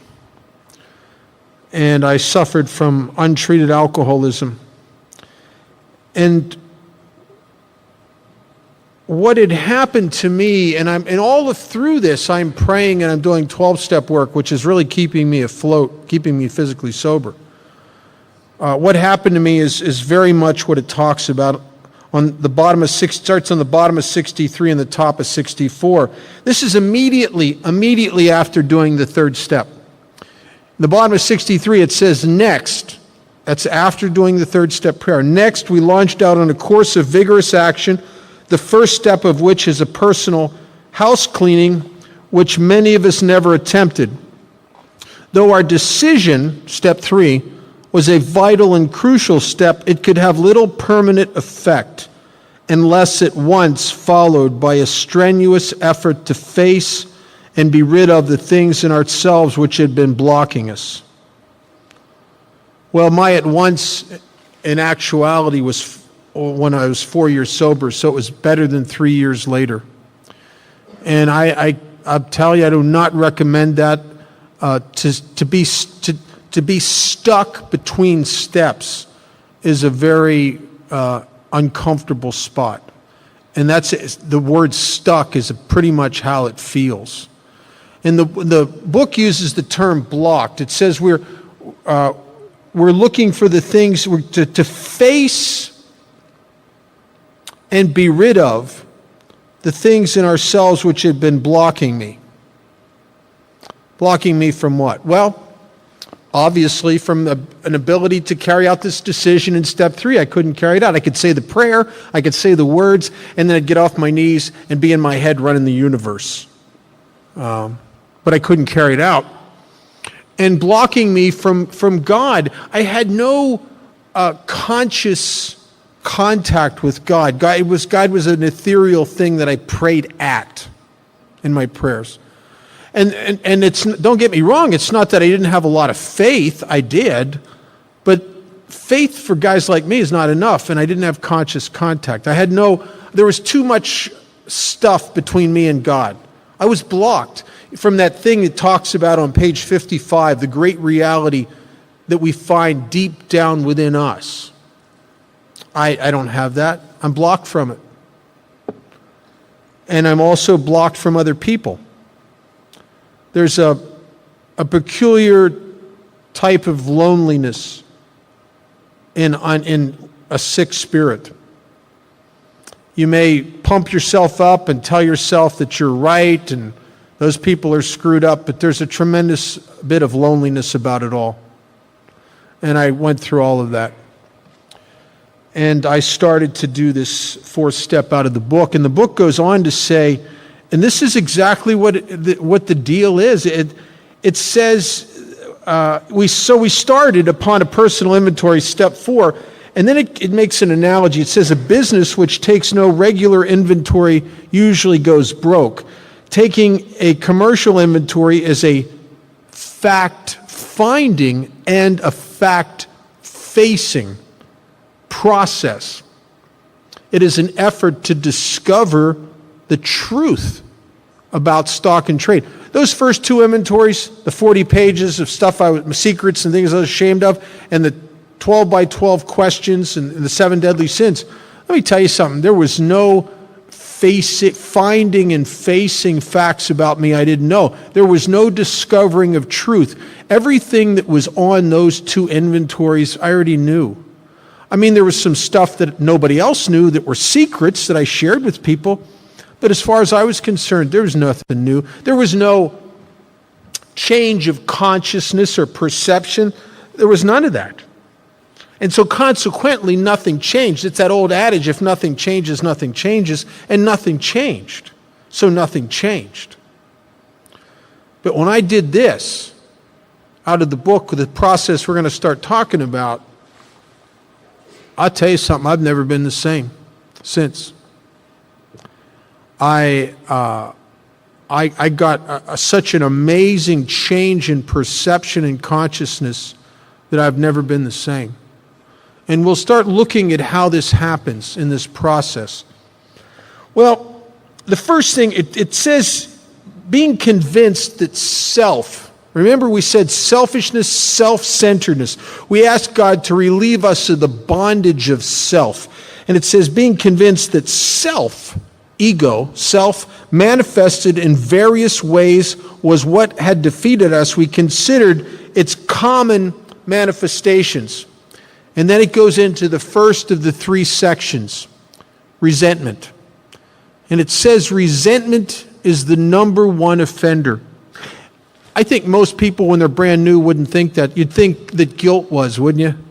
Because it haunts you when you first get sober, remorse and guilt. But in the big picture, guilt, the things I felt guilty for, the little squirmy secrets, were ended up just being a little section of my fear inventory. The things I was afraid people would find out about or I'd have to face. Resentment was really what owned me, and I didn't know it. It says it's the number one offender.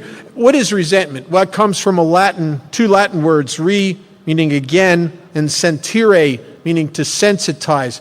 Resentment is to re-feel, to replay, to resensitize.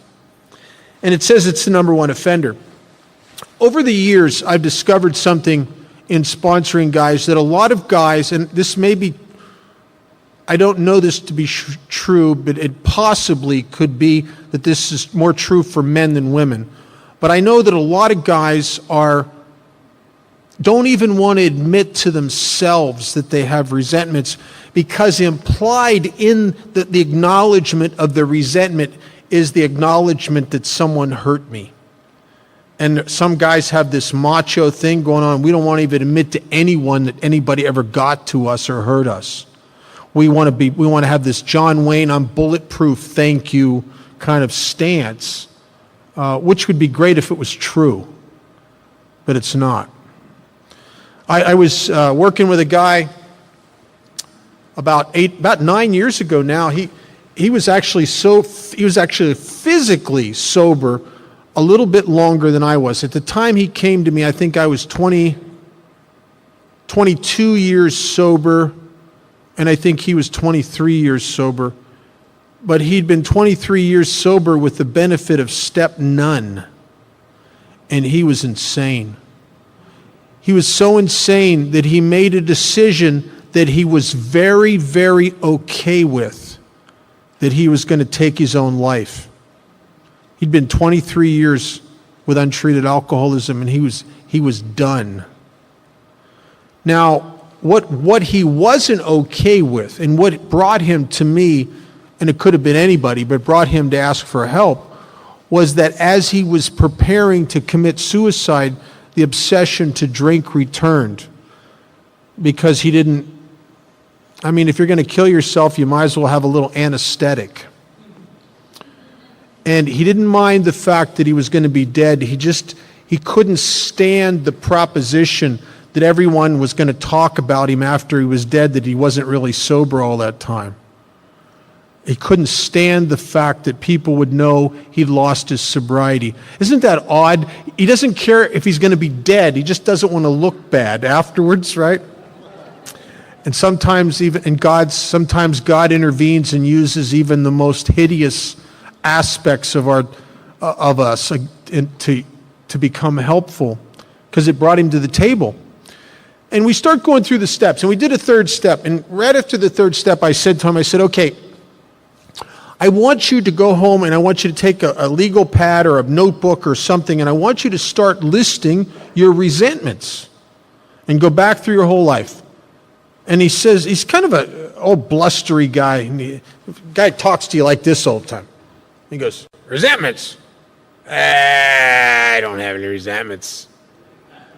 I said, really? He said, yeah, I just let that stuff go. It doesn't bother me. Well, everybody who knows this guy knows he's uptight. He's resentful about a lot of stuff. You don't even have to know him. Just watch his body language, and you know he's jacked up and over stuff. But he doesn't think he's resentful. So I said something to him. I don't even know where this came from. It just kind of came out of me. And sometimes that's the way God works through us as we try to help other people, is amazing. And I heard myself say to him, I said, listen, Jared, in your case, let's do something different. Let's not make a list of resentments. Let's make a list of people you feel smugly superior to. And he got this look on his face like, oh, that's going to be a long list. Because what are we really doing? Aren't we making a list of our judgments? These are the people we've built cases against, right?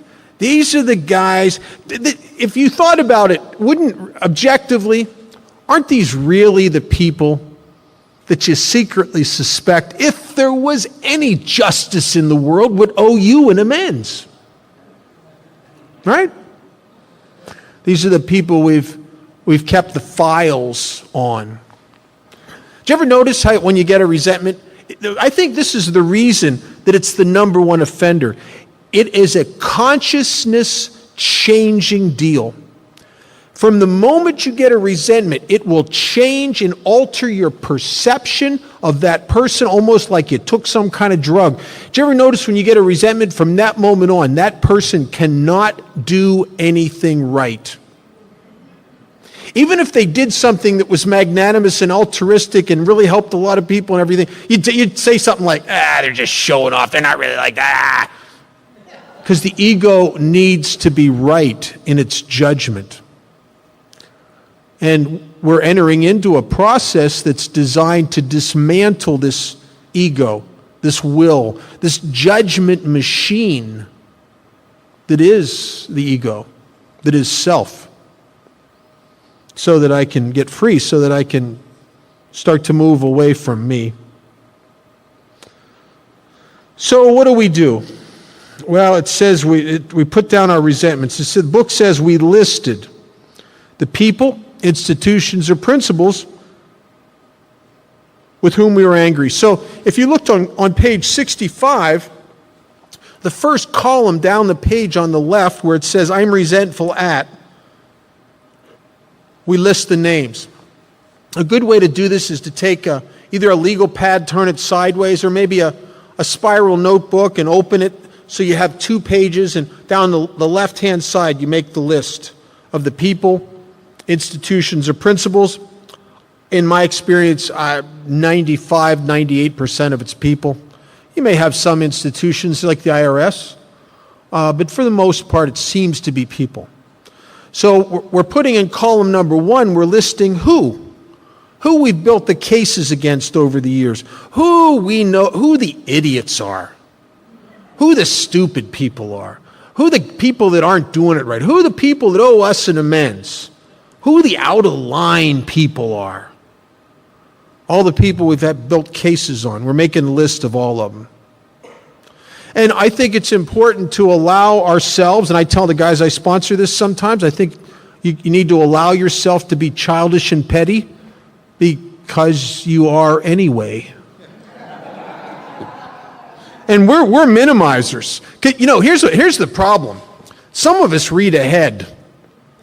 And we know that there's an 8th and 9th step there. So we're going to keep this down to let's keep this down to a minimum. Let's minimize this stuff. Don't minimize it. Indulge it. And we have to almost get into the sickness in order to get better.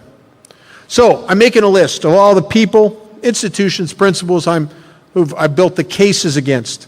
And then what do? Well, after I've run out of gas making the list, and I can't think of anybody right off the top of my head, I go back to the top of the list, and next to the first name, I list the cause, why we were angry. So I got who, now I got why. And if you'll notice on page 65 in the cause column, it's bullet points, brief and to the point. And I think that's very, very important. We don't want to, I think it's a dangerous proposition for a guy like me to write paragraphs and paragraphs about why I resent this, because I will justify my position. We don't want the story, we want the facts. 2nd grade teacher, why? She embarrassed me in front of the class when I didn't do my homework. I don't need to put in there that she was a nun and her vow of celibacy was making her crazy and she hated boys. I don't have to get into what she did to Tommy, and that's just stuff I use to validate and justify my hating her. I put the facts down. What happened? She brought me up in front of the classroom and embarrassed me because I didn't do my homework. So column number 2, the why. Column number 3, remember at the beginning it said we're going to look for the manifestations of self which had been defeating us. We're going to look at the hand of the enemy and how its fingers are in my life. And it gives some examples. And here's how you can tell that this is aspects of self. If you change the words in the next several sentences from the 3rd person pronoun to the 1st person pronoun, it becomes very, very apparent that this is self. We ask ourselves why I was angry. In most cases, it was found that my self-esteem, my pocketbook, my ambitions, my personal relationships, including my sex, were hurt or threatened, so we were sore, we were burned up. On our grudge list, we set opposite each name my injuries. Was it my self-esteem, my security, my ambitions, my personal or sexual relationships that had been interfered with? And then column 3 at the top of the column, it says affects my. So the book has used 5 terms to get at the manifestations of self in column number 3.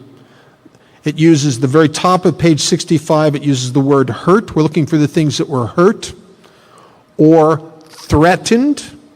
A little further down, it says we're going to name our injuries, so what was injured.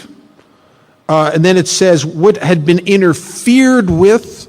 And then finally, the word at the top of the 3rd column is affected or affects. So I'm looking for what of these aspects in me, these aspects of self have been hurt, threatened, injured, interfered with, or affected. And here's my experience with this. I think some words give you different perceptions. I've had resentments where I've asked myself what was affected by their actions, and I don't know. I asked myself what was threatened. I'm not sure. What was hurt? Oh, my pride. My pride was hurt. And it's almost as I ask myself those different words to see what was affected, it's almost like moving around a building. You're in the back of the building, you don't know what kind of building it is. You're on the side of the building, it looks like some kind of retail establishment, but you're not sure. And then you finally hit the word that shows you what's going on, and you're at the front of the building, and you say, oh, look, it's a hardware store.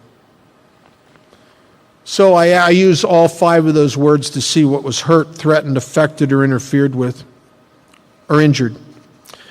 So what do we do after I write those first 3 columns? I've run into people that's all they did, and if that's all the further you go with this, you will just get sicker, because you've re-victimized yourself at great depth.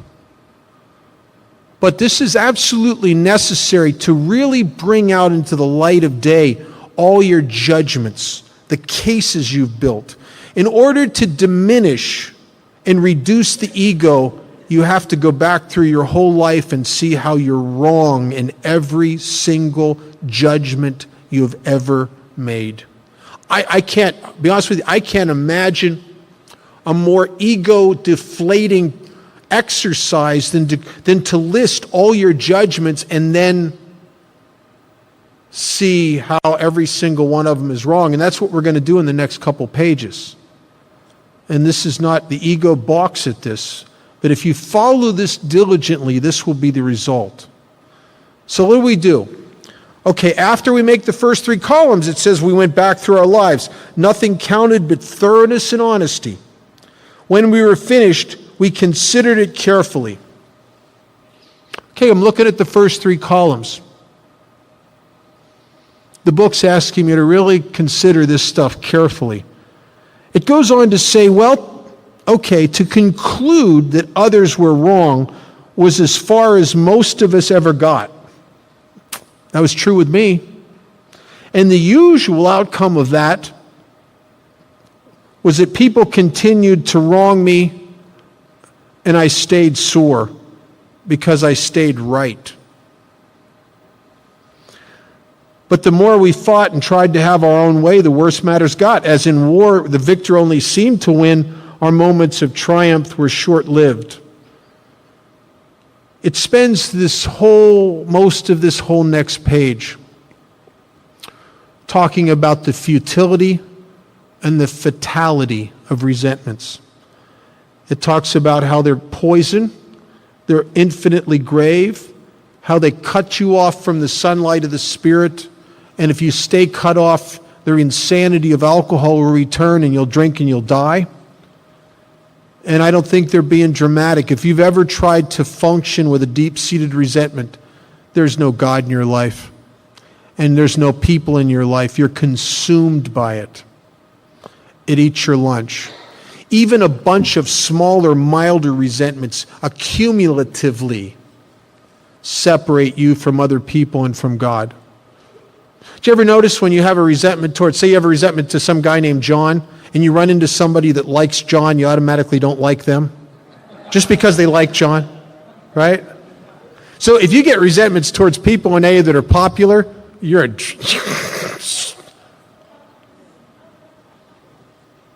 You get a resentment towards your sponsor, every other person he sponsors you don't like anymore.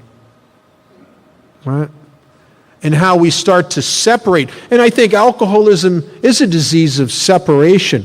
And the ego is the ism is I separate myself. And I do it through these judgments.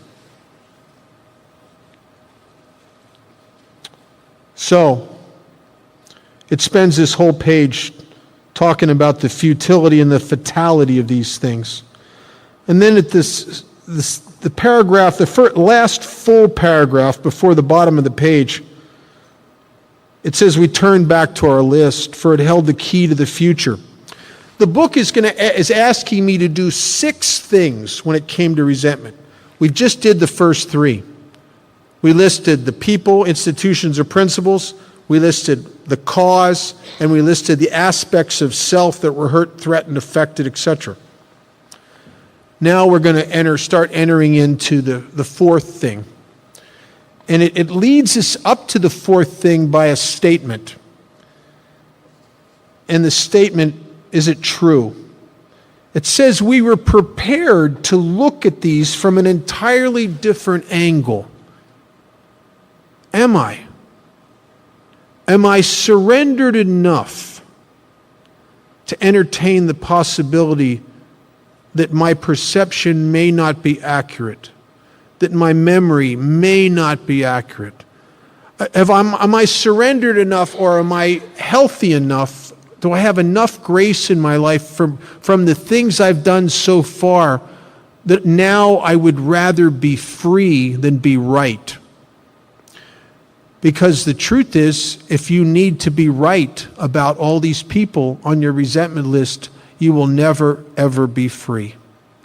You can't have it both ways. And hopefully you're surrendered enough or sane enough by this time that you would rather be free than right. Do you know that there are people that would rather, I could take you and introduce you to people in prison that would that want to be right so bad that they're in prison. There was a survey done in a mental hospital for the criminally insane on the East Coast by a guy named Ray, who was a psychologist and he was also a minister and did a lot of prison work. And he discovered that a lot of these criminally insane people would rather be right than happy. And if you identify with that, or can even see that there was ever a time in your life when you were that way, it doesn't give you a high mental health quotient. So, am I prepared to look at these from an entirely different angle? And what would that be? Well, in order to see what an entirely different angle would be, I have to ask myself, well, to get that, I got to kind of get the angle I've been looking at it from. What are the first 3 columns? Aren't they essentially the position of a prosecuting attorney? I mean, when you think of objectively, I've listed the people, these are the perpetrators. I've listed the crimes they've done in column number 2, and I've listed what would have been hurt, threatened, interfered with as a result of their actions. Pretty good cases I got. Well, if I've been looking at these from an entirely the angle of a prosecuting attorney, then an entirely different angle would be to cross the courtroom and sit on the defense bench and look at it from their side. Now, I don't know what the particular cases are, but I'll tell you one thing, you can bet that it looks different to them than the case you've built. And so if I'm prepared to look at it from an entirely different angle, I'm going to start looking at it as if I was the defense attorney rather than the prosecuting attorney. The book goes on to say something that's, I think, is very pertinent. It says, we began to see that the world and its people really dominated us. Resentments own you. In that state, the wrongdoings of others, everybody in column 1 and 2, and what the person and what they did, the wrongdoings of others, and then it's interesting, it says fancied or real had the power to actually kill. I don't think they're being dramatic. I'll tell you a little story. I was fairly new in sobriety, my first couple years, and there was a guy in AA named Billy Taylor, and Billy was a good guy. He was one of those guys that used to go out to coffee with new guys, sit in coffee shops, talk about AA a lot. I got a lot of my early Alcoholics Anonymous in coffee shops before or after meetings. And one night, I'm sitting in a coffee shop late at night, after a late night meeting with Billy, and he was an easy guy to talk to.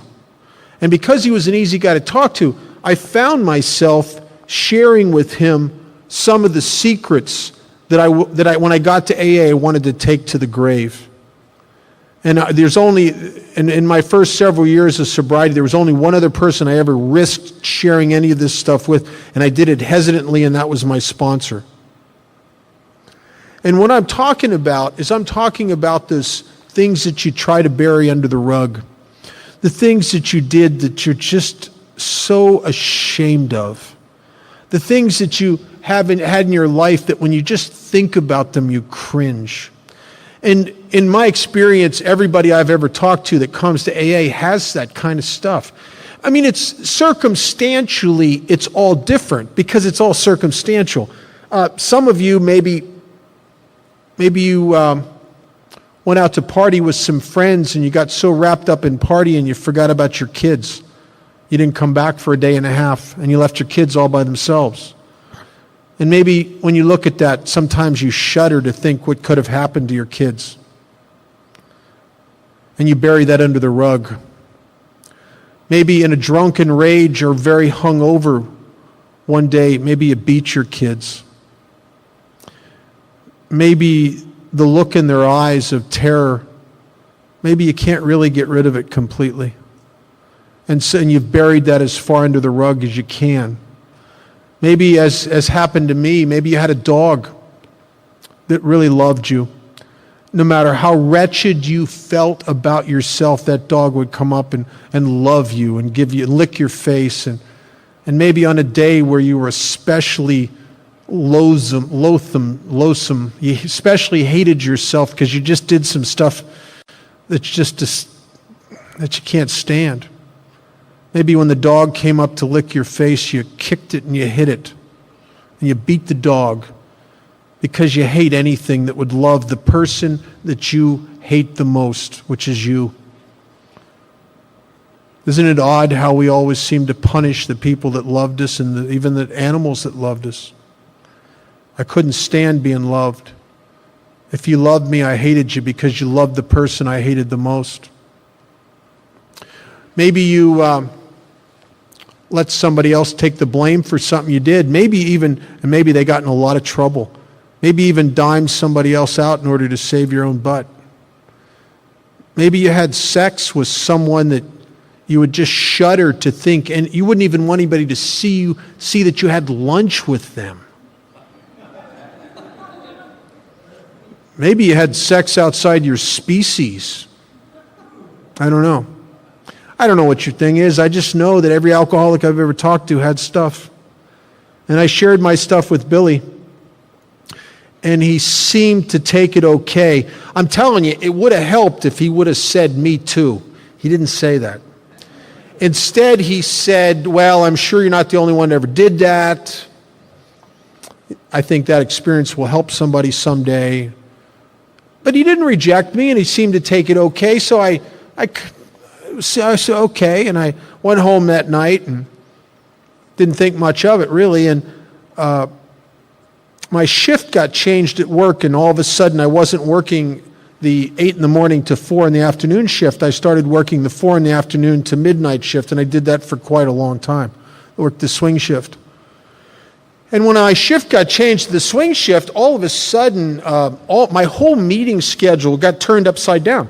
Now, my only alternative is to go to noon meetings. The night meetings I used to go to, I can't go to anymore. I ended up starting 3 nights a week, a 12:15 meeting late at night, just so I'd have a meeting to go to when I got off work. And I found that, to my amazement, how many other people worked swing shifts that were delighted to have that meeting. So I went through a good part of a year where I didn't see this guy, Billy. And then one night, I went into a meeting on my night off that I normally wouldn't go to. It was not part of my usual meeting pattern. And I saw Billy across the room. And I was delighted to see him. I hadn't seen him in quite some time.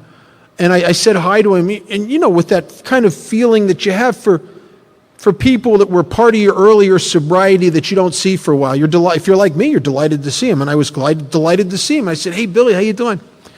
And Billy looked at me with this pained look on his face that appeared to be a pained look of contempt. A look that kind of felt like he was saying, "You, get away from me." And he wouldn't even look at me. And then he just kind of turned away, like he didn't even want to look at me. And he sat down and the meeting started, but I'm nuts. I don't hear anything in this meeting because I'm in my head. I know what just happened.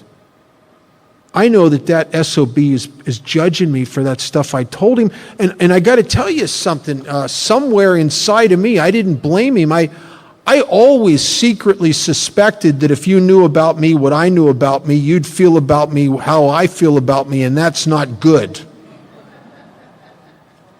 And I'm sitting there and I'm chewing on this. And see, I don't get hurt.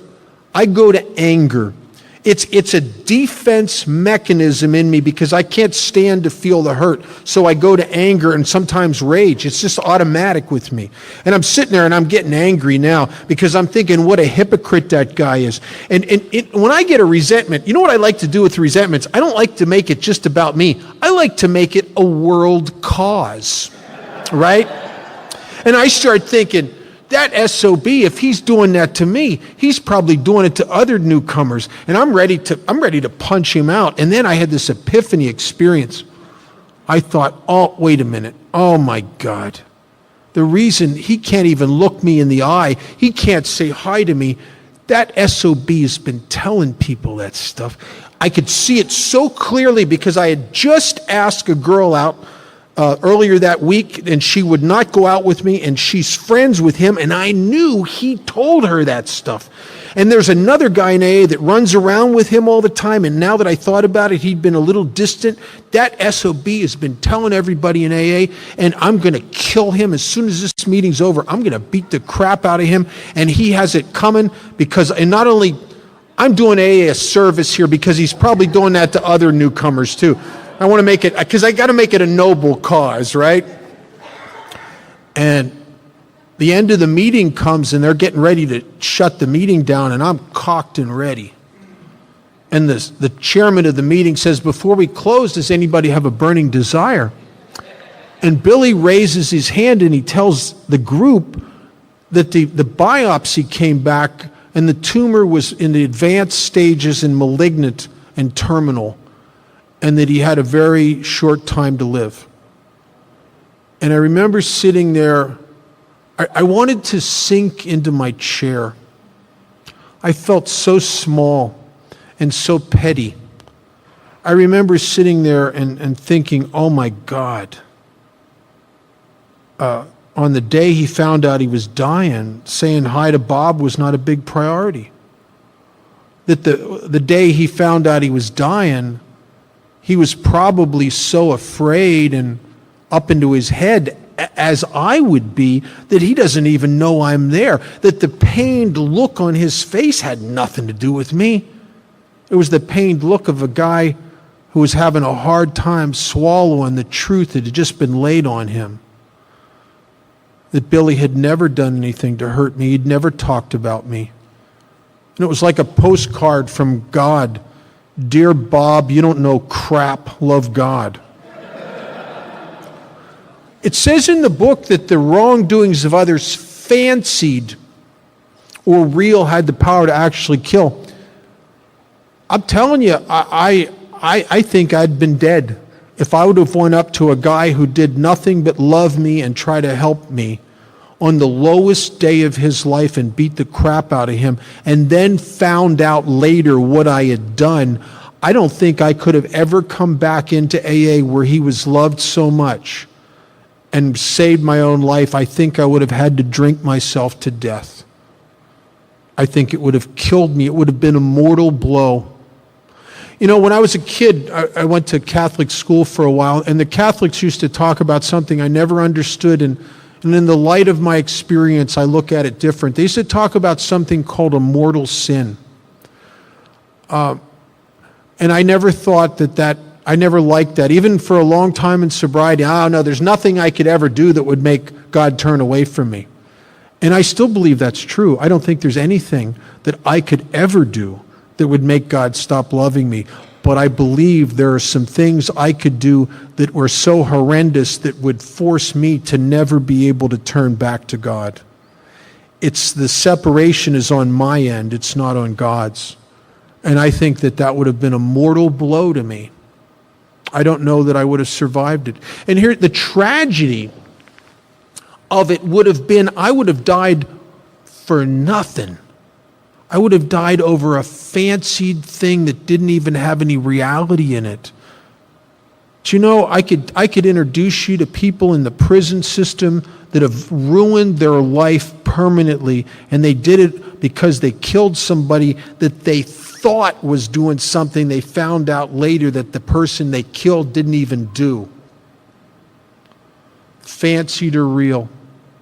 Had the power to actually kill. And this was a very important thing that happened to me. And I had a couple other little incidences that were like this where I just got slammed with the reality of how wrong my perception and judgment could be.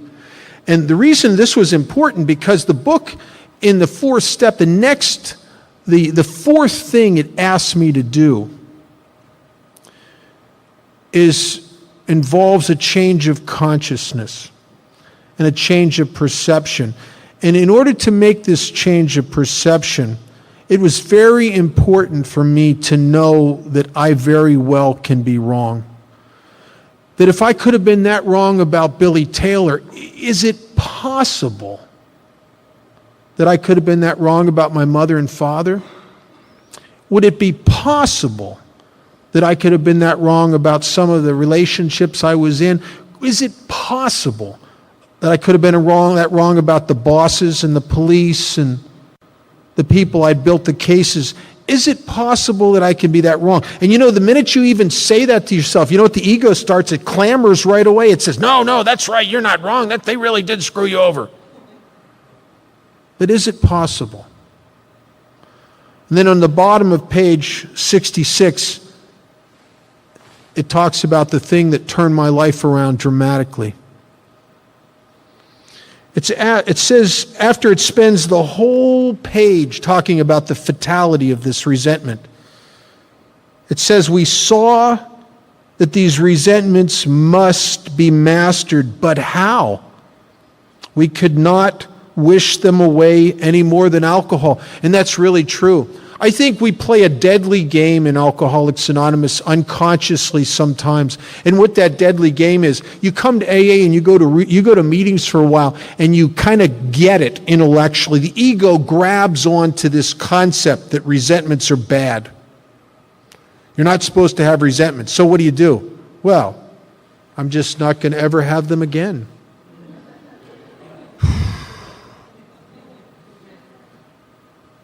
That's not how you get free. That's how you build an ulcer. That's how you get real sick. But the ego wants to be spiritual, wants everybody to think you're up here. So what do? Is you pretend you don't have them, and they eat you alive. So what do? Well, it says this was our course. Matter of fact, it's the only course It doesn't give you any other course here. It's asking me here to make a life and death realization. And I'm telling you, if your ego is anything like mine, it balks at the realization. It's asking me to realize that the person who wronged me, column number 1, was perhaps spiritually sick. Yeah, I can see that. They're sick and they're stupid and they're idiots too. But that's not all it says. And this is the line that got me. It says, though I did not like their symptoms. What's their symptoms? Column number 2. If they hadn't done what they did in column number 2, would they have been on my resentment list? No, they wouldn't have. No, they wouldn't have. Matter of fact, a lot of the people that were on my resentment list, at one time, I loved them, and if they wouldn't have done what they did in column number 2, I probably still would have loved them. So, though I did not like their symptoms, column number 2, and those people that did that, was it out of character for them? If they would have been spiritually fit, would they have done it? Though I did not like their symptoms and the way these symptoms disturbed me or affected me in column number 3, with all the manifestations of self. And then here's the kicker. This is what turned me around. It's asking me to realize that the guys in column number 1, like myself, were sick too. What's that mean? That means I got to see myself in these people. That means that I got to see how I'm like them. That means I got to come down off the throne of judgment and get humble enough and right size enough and genuine enough and honest enough to look at them and see myself. To look at them and see how, if I had been raised like they were raised, if I was afraid like they were afraid, if I had been hurt like they were hurt, can I get it that I would have become sick enough at that point to do to somebody else easily what they did to me? Hurt people. Hurt people. Did you hear that? Hurt people. Hurt people. And the book is asking me to get genuine enough to see myself in those people. I'll tell you a great example of this. It was if any of you have saw the movie Bucket List, there was a scene in there that really epitomized this. And it was fantastic. Here are these 2 guys that are terminally ill from cancer, and they're sharing a hospital room, and they're both undergoing a brutal regimen of chemotherapy, and this chemotherapy makes them both very, very sick. But it doesn't make them both very, very sick exactly the same way on exactly the same day. And so what happens is there's a scene in there that really nails this, where the one guy the chemo is just making him miserable, and he's irritable, and he's hard to be around. And the other guy's looking at him with love and understanding and compassion, because he knows that that's not really him, that he's under the influence of something that's making him sick. Because you know why he knows that? Because the day before he was that guy. And the book is asking me to get genuine enough with myself to start looking at these people that have hurt me and to see myself in them, to see how I could have, under the right set of circumstances, been hurt enough or afraid enough to become sick enough within myself that I would have done something to someone else that hurt them. Something that maybe if I would have been spiritually healthy, I would have never done. And I start to see myself in these people. And one of the first fruits of this is something that is battered around the English language a lot, but I think very few people understand it. It's a word compassion. Compassion comes from two Latin words, cum meaning with, and passio meaning pain. When you have compassion, you have the ability to sit with the person's pain. In other words, I get you. I get you. I'm not approving of what the sickness is driving you to do, but my God, I get you. Because maybe there have been times in my life where I've done similar things to people because I was driven by all kinds of squirmy stuff in here that I had no more control over than you had when you were driven to hurt me. You know, one of the things that was really brought this home clear to me is that I ended up with a long 8-step list. I hurt a lot of people. But honest to God, there was no one on that whole 8-step list that I ever set out consciously and intentionally to hurt. It was always because I was so consumed with myself, and so, as it says earlier in the book, driven by 100 forms of fear, self-delusion, self-pity, self-seeking, that I stepped on your toes. And if that's true for me, wouldn't it be true for you? Maybe you're the same person. Maybe you were just as out of control, and maybe you never intended to hurt me. Maybe you couldn't help it.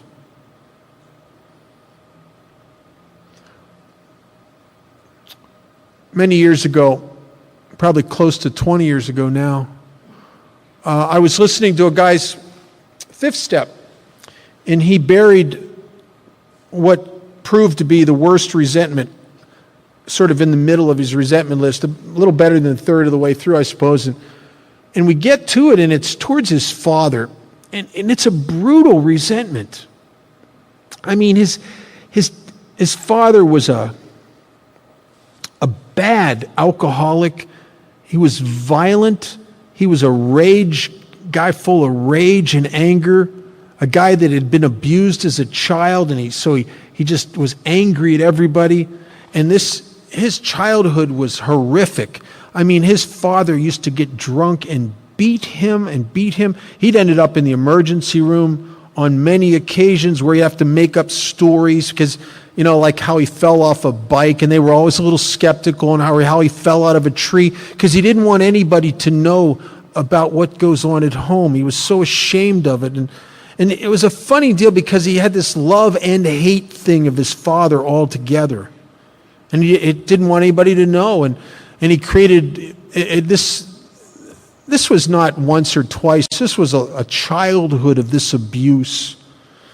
And when his dad wasn't drinking, because on occasion his dad would get in so much trouble from drinking, he'd swear off temporarily, but it was just as bad because he was so irritable that he'd scream and yell and backhand him and shut up and get to your room and you're stupid and I don't want to hear any more of your crap. And it was brutal. It affected him so deeply, he had to create a whole fantasy life at school that he would tell people because he didn't want anybody to know about what happened at home. He could never bring kids home. This was a resentment that owned him. It affected his ability to work and be productive and a team player with people. It affected his relationship with women. He had spent about 8 years in therapy trying to get free from it. He did everything. He did all the Gestalt stuff. He beat the pillows. He did the Gestalt chair. He did all that stuff. And he could never get free from it, even though there were times where he felt self-righteousness and vindication because he could get the therapist to see how he'd been brutally treated. But the resentment never got away. And here we are in the middle of a 5th step, and he's talking about his dad. And it's horrific. That poor child. And then when he's done talking about all the things his dad had done, I start to read page 66 and 67 to him. And as I'm reading it to him, I'm trying to talk a little bit about it, I see he's not getting it. So I grabbed a 12 by 12, and there's a passage in the 12 by 12. It's actually in step 10, but it expands on the principle of this was our course. And in there, and this is not an exact quote, I'll try to get as close as I can. In there, Bill says that as we approach true tolerance and see what real love actually means, it will become more and more apparent that all people, including ourselves, are to some extent emotionally ill as well as frequently wrong. And as we approach true love and tolerance of others, we'll start to realize how all of us are to some degree suffering from the pains of growing up. And I came back to, this was our course, and I said to him, I said, you must realize how you and your dad are alike. And he got very pissed at that proposition. And he started yelling and ranting and raving about his father and what an animal his father, and I'm not like my father, and on and on and on. And I just sitting there, and I don't. This guy's he's a little frightening, all this venom that's coming out of him, and I don't know what to do in the face of that. And I'm just sitting there thinking, I don't know what to say to this guy.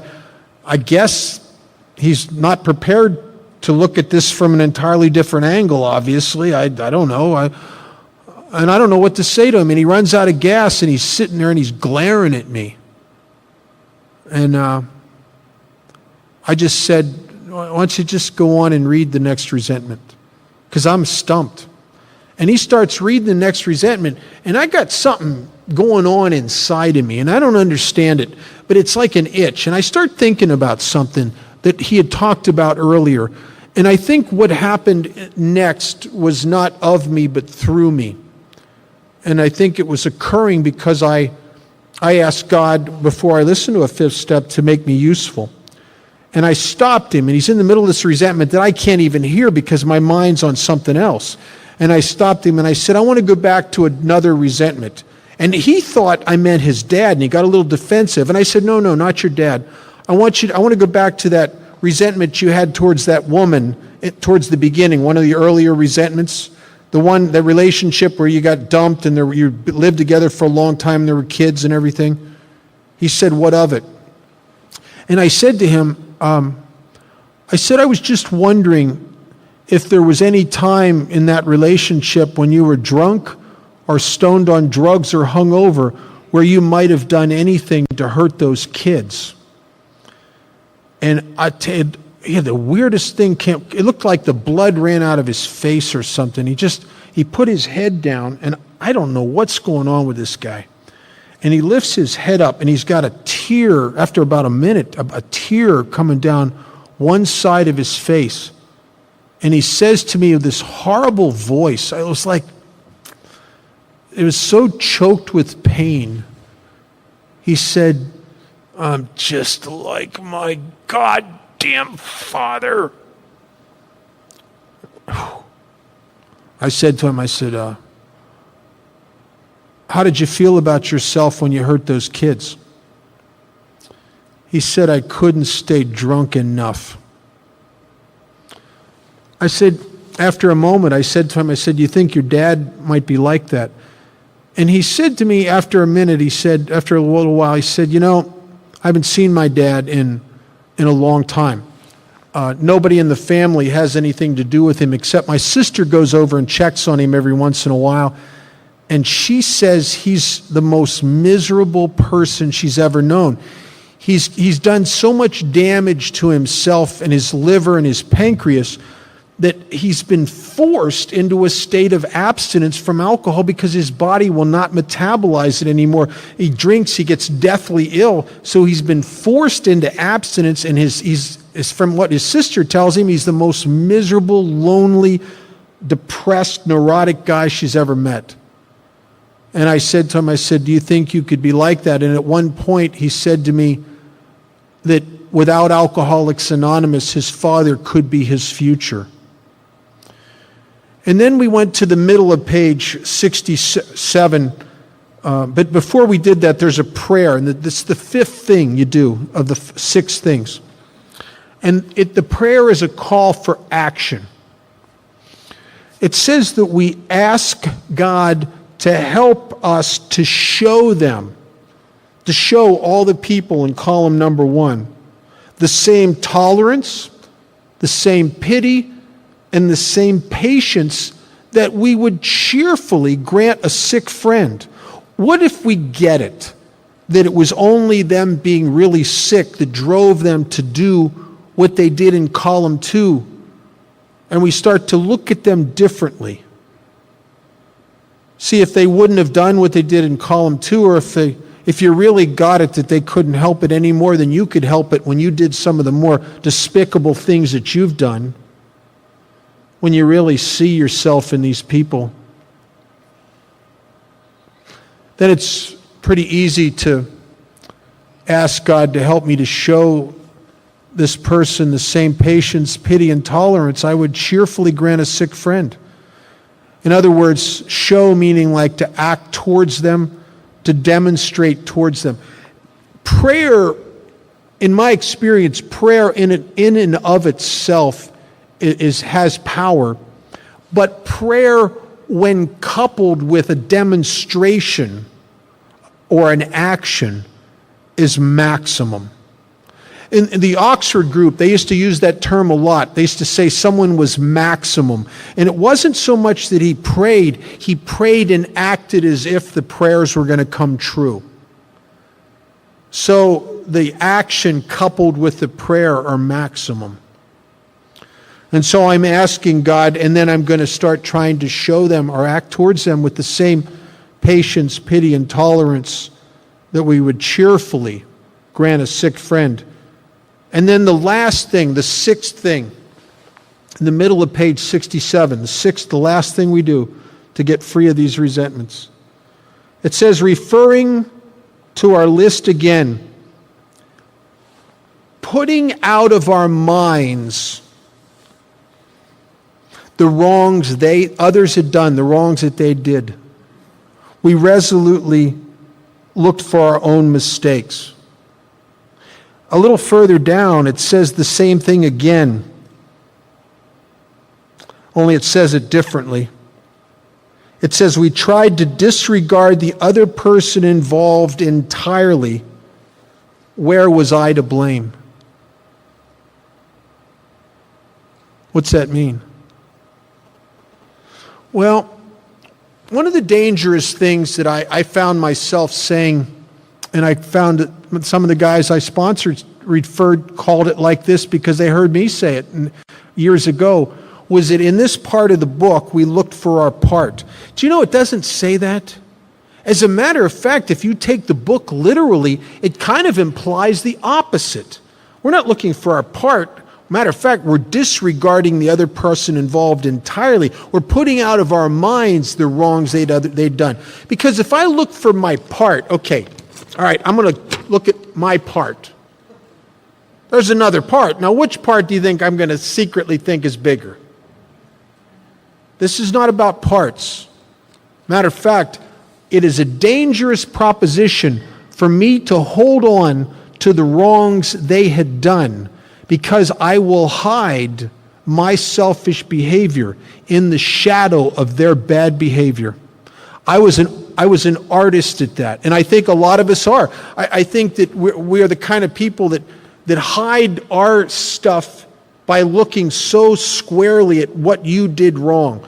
I did that throughout my whole life. If I worked somewhere at a retail store and I saw my boss take something home and I saw him stealing, it's like a license to steal. I remember one time when I was drinking, I dated this gal and she went out with somebody else.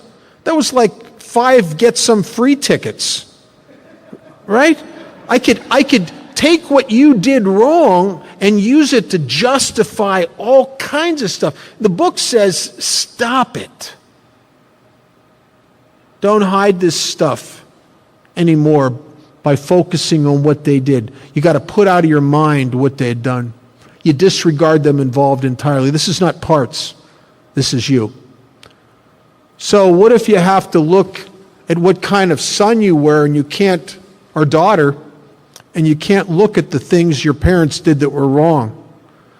What if you really did look at it from an entirely different angle? What if you had looked at it as if your parents were perfect? They were as God designed. You can't use their mistakes anymore. I'll tell you, when you do that, my selfishness, my dishonesty, my crap stands out in even starker relief when I can't put it against the shadow of what they might have been, how they might have been imperfect. And when my friend started doing that to his father, and he couldn't use his dad's sickness, and his dad's alcoholism, and his dad's emotional deformities and rage, and the fact that his dad was violent, he couldn't use that sickness anymore to hide his own thing, and he had to look at what kind of a son was he on its own light, and what he discovered was he was a terrible son. He used his dad's sick behavior as an excuse over the years to borrow thousands and thousands of dollars from his father, and he never paid back a dime because his dad was an asshole, and he justified it.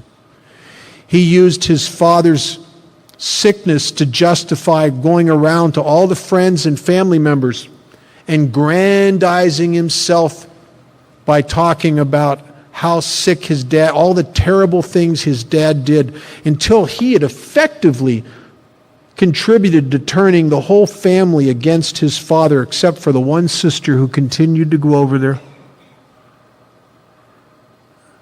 And he was doing it to himself because him and his dad were just a lot alike. And when he looked at it in its own light, he was ashamed. As I was when I looked at what the things I did to my parents and tried to justify them by the things that they did that were imperfect. And he realized he'd been a terrible son. And he went to make amends to his dad, and his dad lived in a little trailer out in the middle of nowhere, out in California, one of those little trailer parks in the middle of nowhere. And he called me up from right outside, and he told me he was scared. I said, "What are you afraid of?" He said, "The monster." We talked a little bit. I said, "Call me when you're done." And he called me, and I said, "What happened?" And he said, "Well, I went up to the door of the trailer." He says, "I was shaking inside. I was really nervous." And he said, "I knocked on the door, and what answered the door was this little old man who looked scared and depressed. This lonely little old sick man." And he said he looked in his eyes at one point and he saw himself. And he made amends to his father. And there was a tremendous redemption there. I think his father needed to be forgiven as much as he needed to forgive his father. Forgiveness is not condoning bad behavior. It's giving to you the same understanding that I would hope in my heart that you would give to me if I was really out of line and I did some horrible things. And he took the money that he owed his father and he used it to take care of his dad, and he would go over there frequently, and he took care of his dad as much as he could till his dad died. And he'll to this day, he'll tell you that one of the greatest things Alcoholics Anonymous had given him, in addition to his sobriety, is he got his daddy back. What a tremendous, tremendous thing. My name's Bob Darrell. I'm an alcoholic. Welcome back. You know, sometimes we do this stuff and we don't even know why we're doing it. And I look at it as if, you know, it's almost like we're building a weapon that's going to save our lives later, and when we get into a situation we cannot foresee that we're going to be in. When I was in my 11th year of sobriety, if I wouldn't have done this process out of the book, the way it's outlined, you'd have a different guy sitting up here because I'd either been dead or I'd be in prison. Because I went in my 11th year of sobriety, I went through a bad divorce, and my daughter and wife moved in with one of my sponsees the day after the divorce was final, and I discovered they'd been sleeping together for the whole last year of my marriage. And I was insane. And what saved me in the short term was newcomers and service in AA, and then what eventually freed me to the point where I could be very close friends with them again, and actually, after a period of time, start sponsoring him again, was the process in the book. I really had to get genuinely honest with myself and see where I had made decisions based on self, which put me in that position to be hurt, and really kind of get and understand what had been going on in both of them when it happened, when what had happened. And sometimes you don't even know. You don't know that someday I think there are times in your life where everything you will do in AA, you'll need every single bit of it to survive. You'll need every single bit of it. And the problem is, if you shortchange yourself up through the years, when those time hits and that stuff slams you, you won't even realize that you don't have in place what you need until it's too late. The second part of the inventory is the section on fear. It starts on the bottom of page 67. And I had a difficult time with this. I was, a little over 4 years sober. I had just completed my resentment inventory, and I did a pretty good job. And I'm sitting at the kitchen table, and I got this legal pad, and I wrote fear across it, and I'm sitting there, and I'm drawing a blank. I can't think of anything I'm afraid of. And I thought, well, I pray a couple times every day. I'm sober. I'm in AA. Maybe Alcoholics Anonymous works. Maybe I just don't have any fears anymore. And I actually thought that was the case. And I went to an intergroup meeting, and there was a speaker there from out of town who was really a very cool speaker. And a bunch of us ended up going out to a restaurant after the meeting. And I'm sitting in the restaurant, I'm telling this old timer about the inventory I'm working on. I said, I just finished the resentment section, and it was the first time since I've been sober, I really felt like I did a good job with this, and I've really amazingly saw some stuff. And I started to write the inventory, the fear inventory, and I discovered I don't have any fears. And he looked at me and he said, "Really?" I said, "Yeah, I don't have any fears." And he said, "Well, can I ask you some questions?" And I said, "Sure, absolutely." He said, "Are you afraid of large, angry, barking dogs?" Wow, everybody's afraid. He says, "We're not talking about everybody, we're talking about you." Well, yeah, okay, good, you can put that down. Are you afraid of rattlesnakes? Well, everybody's afraid of, he says, "We're talking about you." Yeah. Black widow spiders? Yeah. Then he started getting a little personal. He said, "Are you afraid of being embarrassed?" Yeah. "Are you afraid no one will ever love you?" Yeah. "Are you afraid of growing old alone?" Yeah.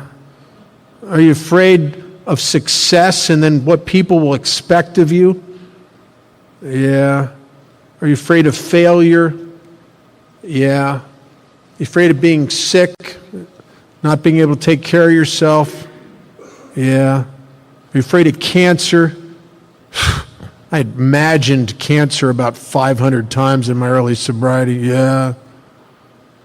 "Are you afraid of stuff out of your past catching up with you? Are you afraid you'll never be able to pay back all your amends? Are you afraid that God isn't really going to help you the way He seems to help some of these people in AA? Are you afraid you're never really going to feel right? And he went on and on and on. And so he finally says, so is there anything you're not afraid of?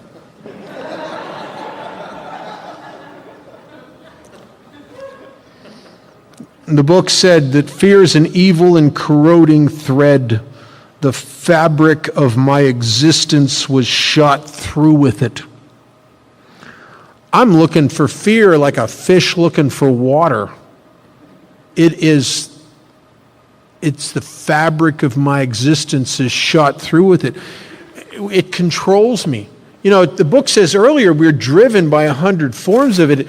It motivated me to work where I worked and carry myself the way I carried myself and defend the things I defended and believe the things I believed and dress the way I dressed. And it was the force, the controlling force behind my life.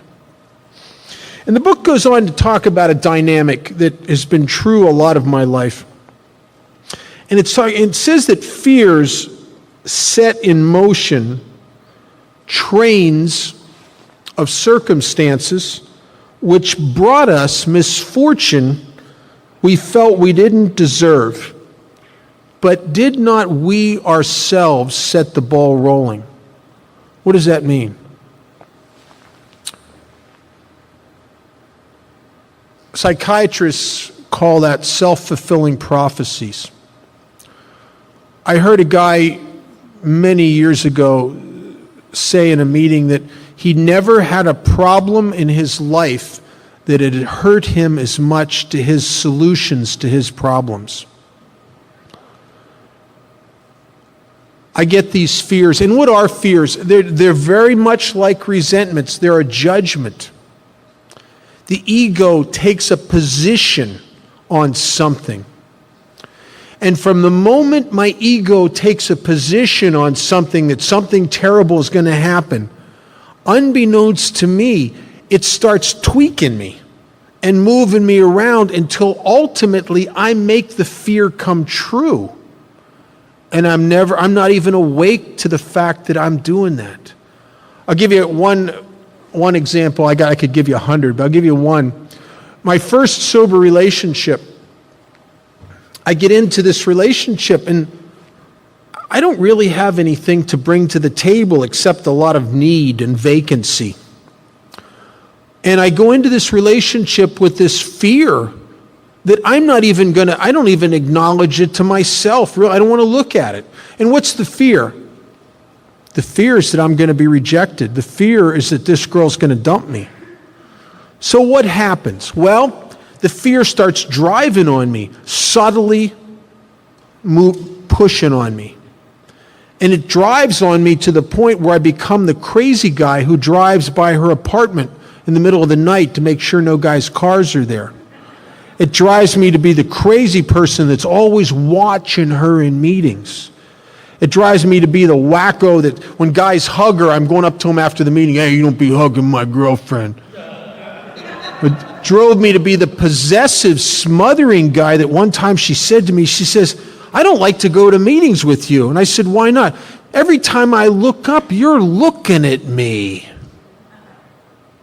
It drove me to be the guy that when she left the room, I went through her purse to see if there's any guy's cards there.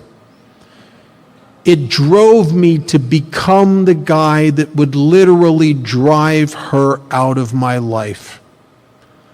I remember the day she left. She went and started seeing somebody else. I felt devastated. It was one of the closest times I ever came to drinking again. And I felt like I'd been gut shot. I didn't know that I'd put all my eggs in that basket. I didn't know that in a sense I'd made her my higher power. I'd made her my source of validation and emotional security. I didn't know any of that. I just know when it turned to crap, I'm in a lot of pain. And in the midst of the pain and the desolation, I heard a voice in my head that I've come to identify as the enemy. It was the voice that clamors. It was the voice of the snake. It was the voice of my ego. And it said In the midst of my pain and desolation, it said, yeah, but you were right. I like being right. Dead, but right. And what happened? The ego took a position, and unbeknownst to me, it started tweaking me and maneuvering me around until I made the thing I was afraid of come true. And I wish I could tell you that was the only time I've done that. I've done that quite a bit in my life. There's a phenomenon, a friend of mine who, one of the guys I worked with, grew up on a ranch, and he told me a story that I thought was very unique. He said when he was a kid, he got up in the middle of the night and everybody's screaming and ringing the bells and stuff, and the barn was on fire. Well, the barn is attached to a huge corral, and all the horses are in the corral, and it's a big corral, so they're quite a ways away from the fire on the back end of the corral.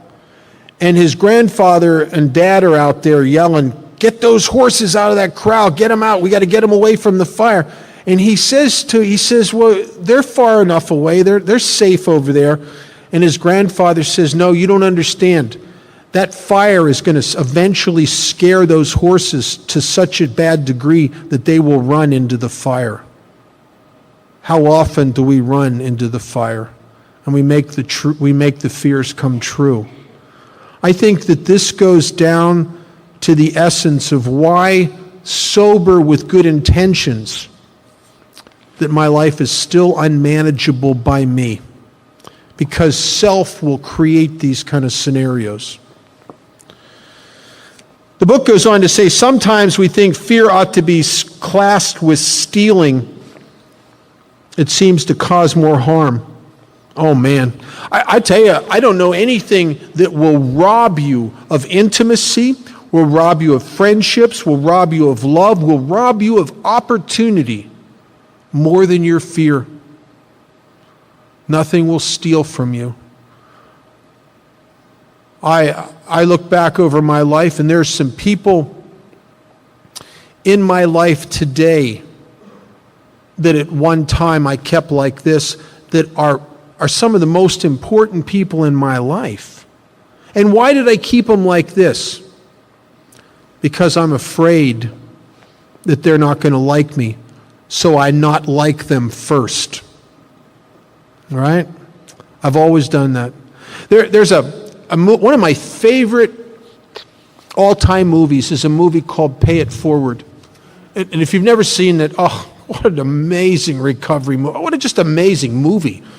And there's a scene in there where Kevin Spacey and Helen Hunt are standing in this parking lot, and they've been dancing around each other throughout the whole beginning of the movie. Is if you kind of know that they're interested in each other, but they're both kind of like a little standoffish.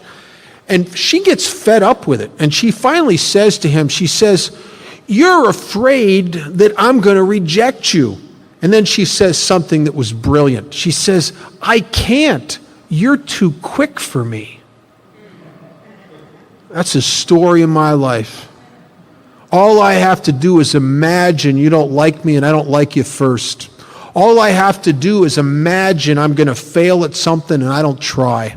All I do is have to imagine that I'm going to be embarrassed if I try that because I'm not going to do it well, so I don't even do it. Nothing has ever robbed me of opportunity, abundance, and a rich life like fear.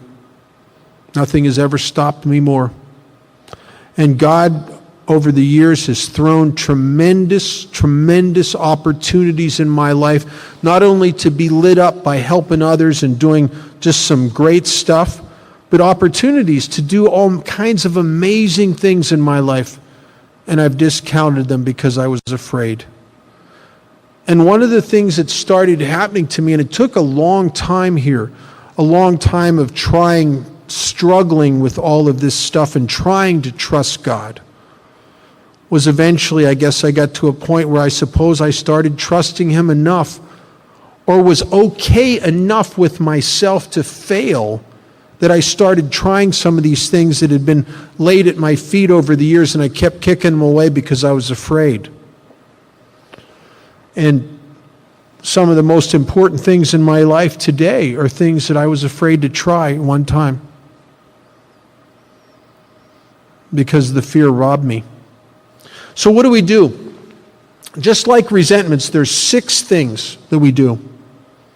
The first thing we do, it says, we reviewed our fears thoroughly. We put them on paper, and this is on the top of page 68. So just like resentments, I'm making a list. I'm listing my fears.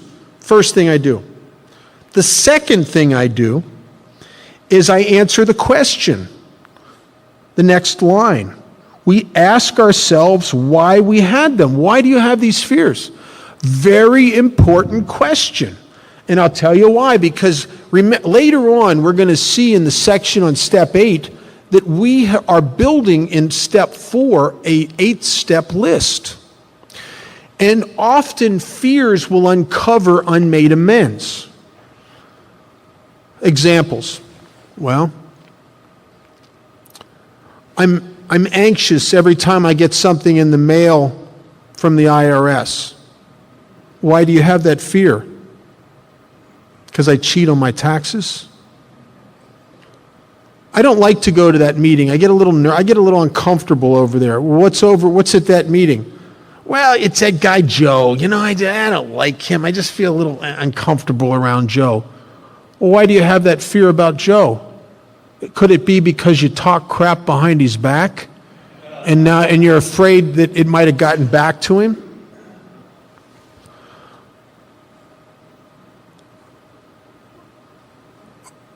All the secrets, the things that I'm afraid people would find out about, all the people I've hurt and harmed that maybe had no resentment in connection with them. But yet I have an anxiousness or an apprehension about some kind of consequences, whether in the realm of the material or the realm of the spiritual. At the very least, all the people that I've done bad things to that I'm afraid I'm going to get bad karma for. If anything incurs an anxiety within me, which is a type of fear, this is where I list all the secret stuff. This is all the things I'm afraid people would find out about. All the things I'm afraid of consequences. All the creditors, the people I owe money to. The people I'm afraid to face because of my own financial because I'm afraid of paying you. I'm afraid of what you'll think of me if you found out I ripped you off. I list all that stuff in the fear inventory. And I ask myself the question, second thing, why did I have the fear? And then there's another question. And the question is, wasn't it because self-reliance failed me? Is that true? What did I do to try to compensate the fear, and how'd that work? Did I shove it under the rug, or did I get aggressive and assertive? What did I do? I was afraid you were going to find out I was lying to you, so I had to tell more and more lies to cover it up? How did self-reliance, did it fail me? Did it fail me? Self-reliance was good as far as it went, but it didn't go far enough. Didn't go far enough. Some of us once had great self-confidence, but it didn't fully solve this fear problem or any other. When it made us cocky, it was worse. Was it worse when it made me cocky? I think most of us react to fear one of two ways. Either as a turtle, and I'll pull my head into the shell, and I just kind of wait for it to pass. Or sometimes we can react to fear like a skunk and spray everybody around us. And of those two positions, the cocky position, the skunk, is worse than the turtle. And I'll tell you why, because skunks eventually make more amends than turtles. But I'll tell you, I don't think either one of them's the way. And the book asks the question, the book makes the statement actually, perhaps there's a better way than being cocky. Perhaps there is a better way. We think so, for we are now on a different basis. What's the different basis? Remember step 3. In the 12 by 12, it says that the effectiveness of the whole AA program rests on how earnestly and persistently we try to do this decision, try to carry out the third step. So we're on a different basis, the basis of trusting and relying upon God. That is becoming the foundation of our lives. We trust infinite God rather than our finite, limited selves. We are in the world to play the role He assigns, just to the extent as we do as we think He would have us, and humbly rely on Him does He enable us to match calamity with serenity. It uses the word trust in there twice, and I think that this is very important. I was sitting with an old-timer many years ago at a retreat, and I was talking to him, and I was in my first few years of sobriety. And I said to this guy, I said, you know, I don't understand why I have so much anxiety in my life. I get down on my knees every morning, I say the third step prayer, I say some other prayers, and I get off my knees, and I'm not even 10 minutes later, I'm in my head, anxious about stuff and worried about stuff and running scenarios about, well, I get to work and they'll do this and then I'll do that and they'll say this, and it's causing me a lot of anxiety. And he says to me, he says, well, you pray every day. I said, yep, I pray every day. He says, do you have faith in God? And I said, yeah, I do. I know that beyond a shadow of a doubt that I am sober now longer than I've ever been sober since I first took my first drink at almost 13. And I know I did not do that. I know that's God's grace. He said, well, you have faith and you pray, but do you trust God? And when he said that, I suppose I must have looked at him like, you know, what's the difference? And he said, there's a big difference between faith and trust. He said, guys can have, alcoholics of our type can have all the trust in the world and still die of alcoholism. Or I'm sorry, all the faith in the world and still die of alcoholism. What you need to have is trust. And he says, here's the difference.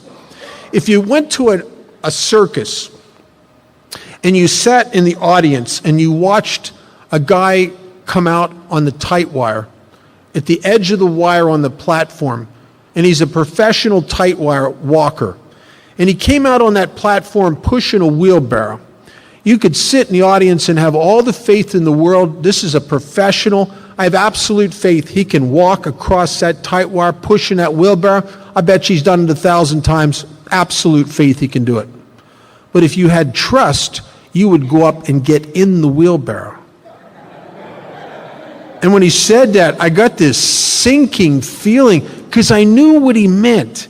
I knew that I had to stop, take my hands off my life, and actually conduct myself day in and day out as if God's got me. Now, the problem with that is it's not that I don't think that's a good idea.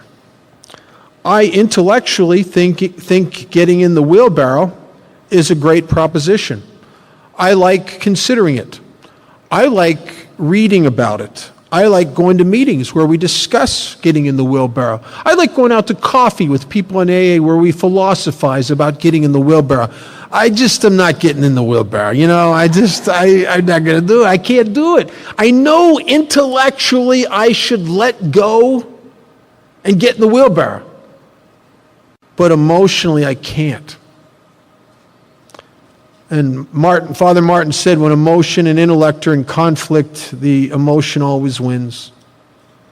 So what do you do if you're hardwired in such a manner with self-centered fear that you could know beyond a shadow of a doubt that you should get in the wheelbarrow and yet you can't.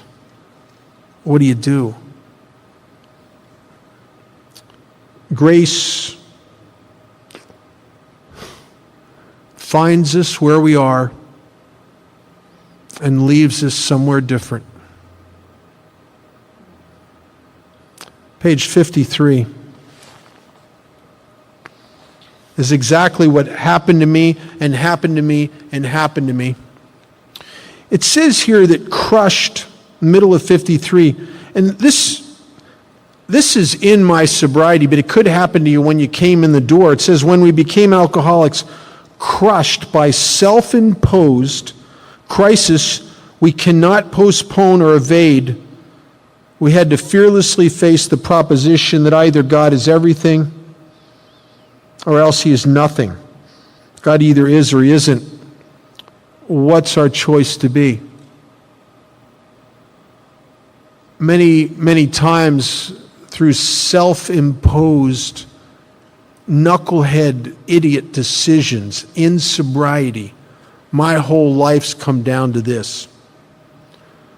The first time it ever happened, I was sober about, I don't even think 60 days, less than 6, probably with some, maybe 5, 6 weeks. And on before I got sober, my second to last run, I'd been sentenced by a judge in Pennsylvania to 2 years in a state penitentiary for a hit and run, driving under the influence in a stolen car. I was sentenced to 2 years in a state penitentiary, and the judge stayed the commitment. And what that means is that he sentenced me to the 2 years, but stuck me in a place called the Ark House, and it was a long-term treatment center. And if I could stay in there for a year, get good urinalysis, UAs, where they test you to see if you've been getting high, get good UAs, get a good probation and parole reports, make the restitution, do everything that they asked me to do, it would be time served, misdemeanor. No more prison. I don't have to do the 2 years. But if I could not stay in there a year and do all of that, it was going to be automatic. I'm already sentenced. I'm already committed. It's an automatic 2 years in prison. Well, I can't stay sober, so I go on what became my last run, the one I tried to kill myself on, and at the end of that run, I end up in Las Vegas. Well, I'm detoxed and I'm a mess for a while, and then all of a sudden, my mind's starting to clear a little bit. And there it is that fear and that anxiety about this thing that's hanging over my head in Pennsylvania. And I don't know what to do about it, but I'd had enough therapy and enough treatment centers to think that, well, maybe the answer is I just need to talk about it. Maybe I'll feel better if I just talk about it. And I grabbed this old timer in AA because I want to talk about it. And people in AA I tell you, they're bigger on action than they are on talk. And it's not a good thing for a guy like me because I'm bigger on talk than I am on action. But these guys want me to do stuff. And I start telling the guy about that. And he says to me, he says, well, kid, here's what you got to do. You got to contact your PO and the courts and offer to go back there at your own expense and do the 2 years. And if they want to tack on any time for crossing state borders and splitting on them, you got to offer to do that. And I thought he was crazy. I thought, are you nuts? My God, I'm sober. I'm doing this the best I've ever done. I got a sponsor. I'm sober. I'm going to meetings. I got commitments. I'm doing good here. He says, kid, you have to do this. I said, I don't want to do this. Can't I just stay sober and go to meetings? He said, kid, you'll drink. He said, you want to die of alcoholism? No. Well, how long do you think you're going to be able to go? Or every time you see a police car go down the street, your gut kind of seizes up because you don't know if that guy's got your picture on his dashboard or not. You can't even use a Social Security card or number.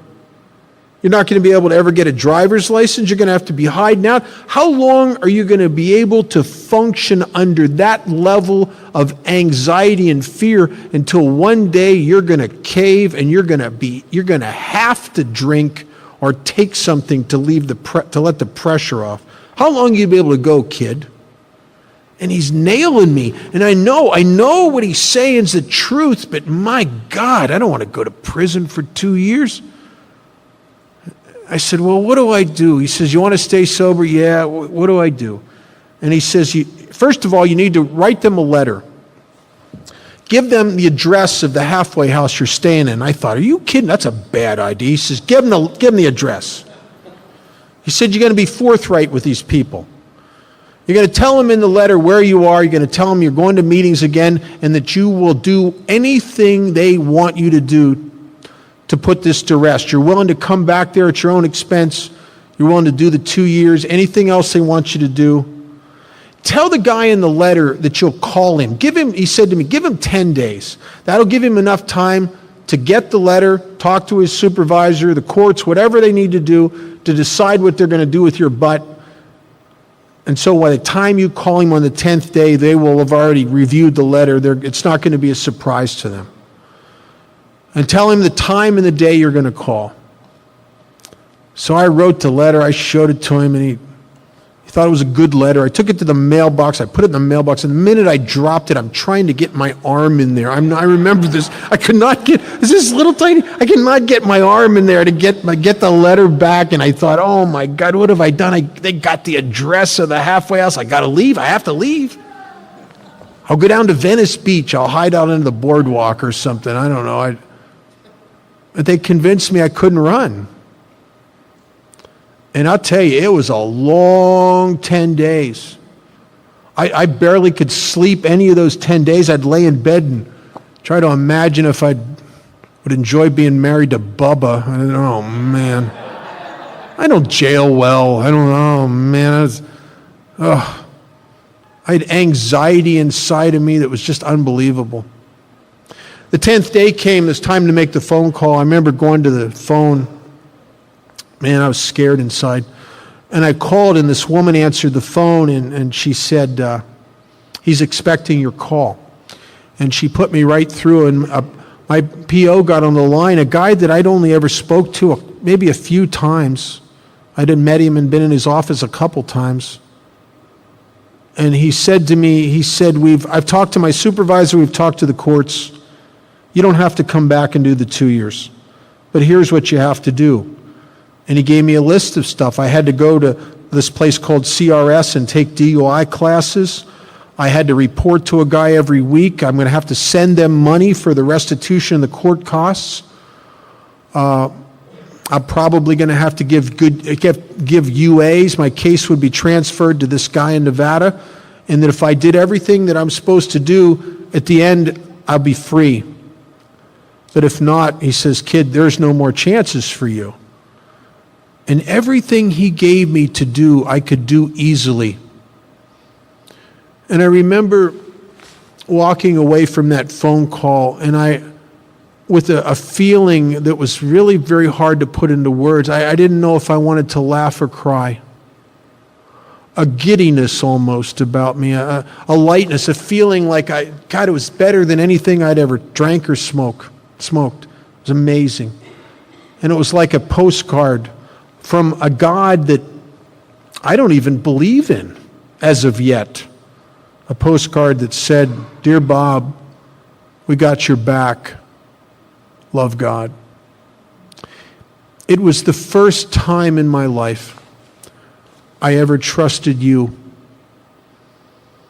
It was the first time in my life I ever listened and took directions that were against everything that I wanted to do. It was the first time I ever put myself at risk to follow someone else's direction. It was probably, legitimately, the first surrendered act I ever took.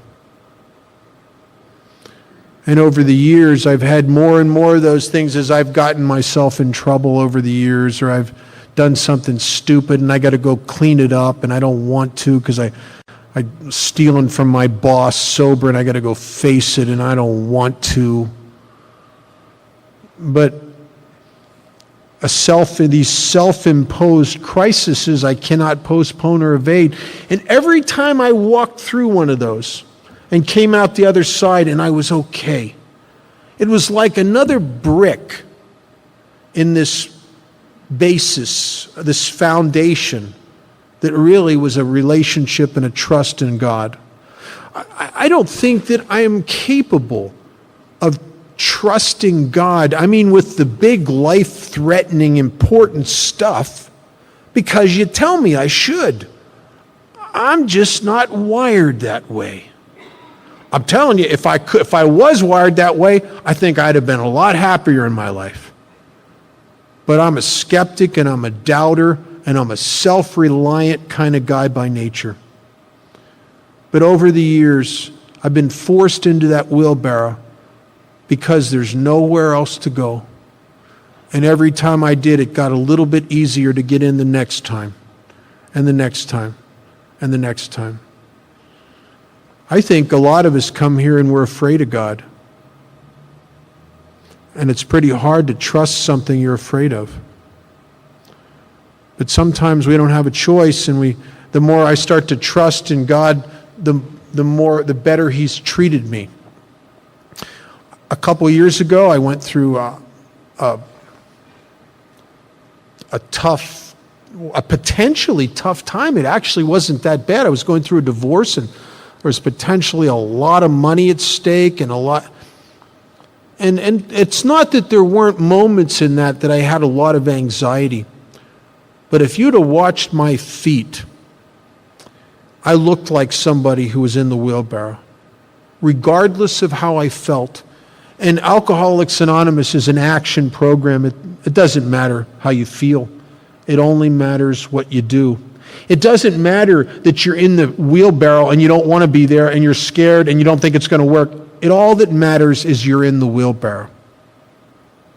All that matters is that you're in the wheelbarrow. And how often do we take actions that are against our feelings and against our judgment? And consequently, what happens is we start to trust that what you're telling me to do is working out a lot better than what I've been telling me to do. And so guys like me start to trust like that. And I think objectively it's the only way I could. I don't trust easily. I don't trust easily. The book goes on in this section on fear to say a couple other things that I think are very important. It says we never apologize to anyone for depending upon our Creator. We can laugh at those who think spirituality is the way of weakness. Paradoxically, it is the way of strength. The verdict of the ages is that faith means courage. All men of faith have courage. They trust their God. I had a woman in AA come up to me years ago after I was doing a workshop, and she came, and I was talking a lot about relying on God, and we were in the section on step 2, but I got off on a tangent that was more along, almost like along step 11, and she came up to me at the break, and she said to me, you know, I've been watching you for a while, and what you're saying, that's fine for you, because you have a lot of self-confidence, but some of us don't. And so it's easy for you to do the right thing because you have a lot of self-confidence, but some of us aren't like that. And I don't say nothing to her. And I was very taken back by what she said. And I went home that night, and I'm having a conversation in the car, and there's nobody in the car except me, right? And I'm having this conversation as I'm driving home, I'm talking out loud in the car. I'm saying, well, why the hell would she say that I have self-confidence? My God.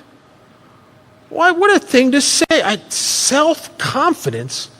You gotta be kidding me. Why would she think that? Why would she say that? My God, if anything, as the years go on, I don't have any confidence. Matter of fact, I know what I can do to myself. Self-confidence? Why would she think that? And then I thought to myself, what would she see in me or hear in me that would make her think that I have self-confidence, for God's sakes? And I got this moment where I could kind of look at myself, and I heard some of the things I said and some of the things I talk about, almost as if I got a little glimpse of what I must have looked like to her. And all of a sudden I got it. She misinterprets what she sees. It looks like self-confidence, but it's not. It is a type of confidence, but not in self. My God. If anything, over the years through inventory, as I know who the enemy is, what she sees and misinterprets as self-confidence is really confidence in Alcoholics Anonymous and confidence in God. And that I started to realize over the years, gradually and slowly, and sometimes without me even really realizing it. In the appendix, the spiritual experience, it says sometimes we're the last ones to see the change, that other people see it in us before we see it in ourselves. That I was actually starting at that point in my sobriety to really carry myself like someone who trusted God. That it's not self-confidence. It's very, very much different than that. Now we have the section about sex.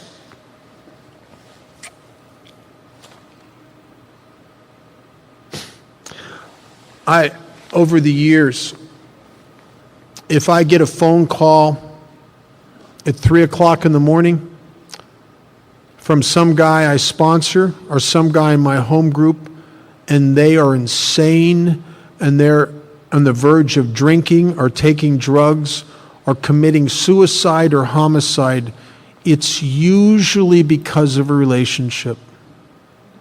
It's not because of a parking ticket. And why would that be? Well, in the 12 by 12, it talks about the three basic instincts.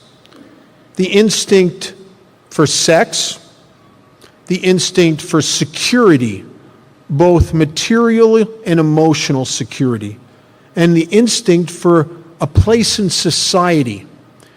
And those are the three driving forces. And then it says in there also something interesting, that we seem to ratchet these things up to a higher level than normal people do. That we often live and are obsessed with the gratification and the protection and the satisfaction and the securing of our instincts. If that's true, then it would make sense that in the relationship arena, that this would be the one place that we could incur the most problems, because it's the one place where our sex life, our emotional security, our material security, especially if you live in a community property state, our social instincts can be threatened, because I don't know anybody that wants to go to their neighbors or friends, family, or the people they work with or the people in their AA group and have to say that I'm going through a divorce, that I failed again. We lose a lot of face doing that. So this is one of the arenas where we could have self-centered fear in all of those things. And I don't think there's another thing that can put them all in place like that. And in the 12 by 12, it says that self-centered fear is the chief activator of all our defects of character. So if that's true, then in the relationship arena, I would have a greater propensity for manifestations of self, for these defective defense mechanisms that are my defects.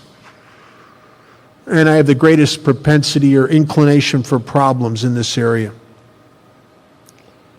So what do? Well, on page 69 is the directions. I tell you, when I die, if I get to meet Bill Wilson, I want to ask him, was that intentional that you put the sex inventory on page 69? Or is that like God showing off?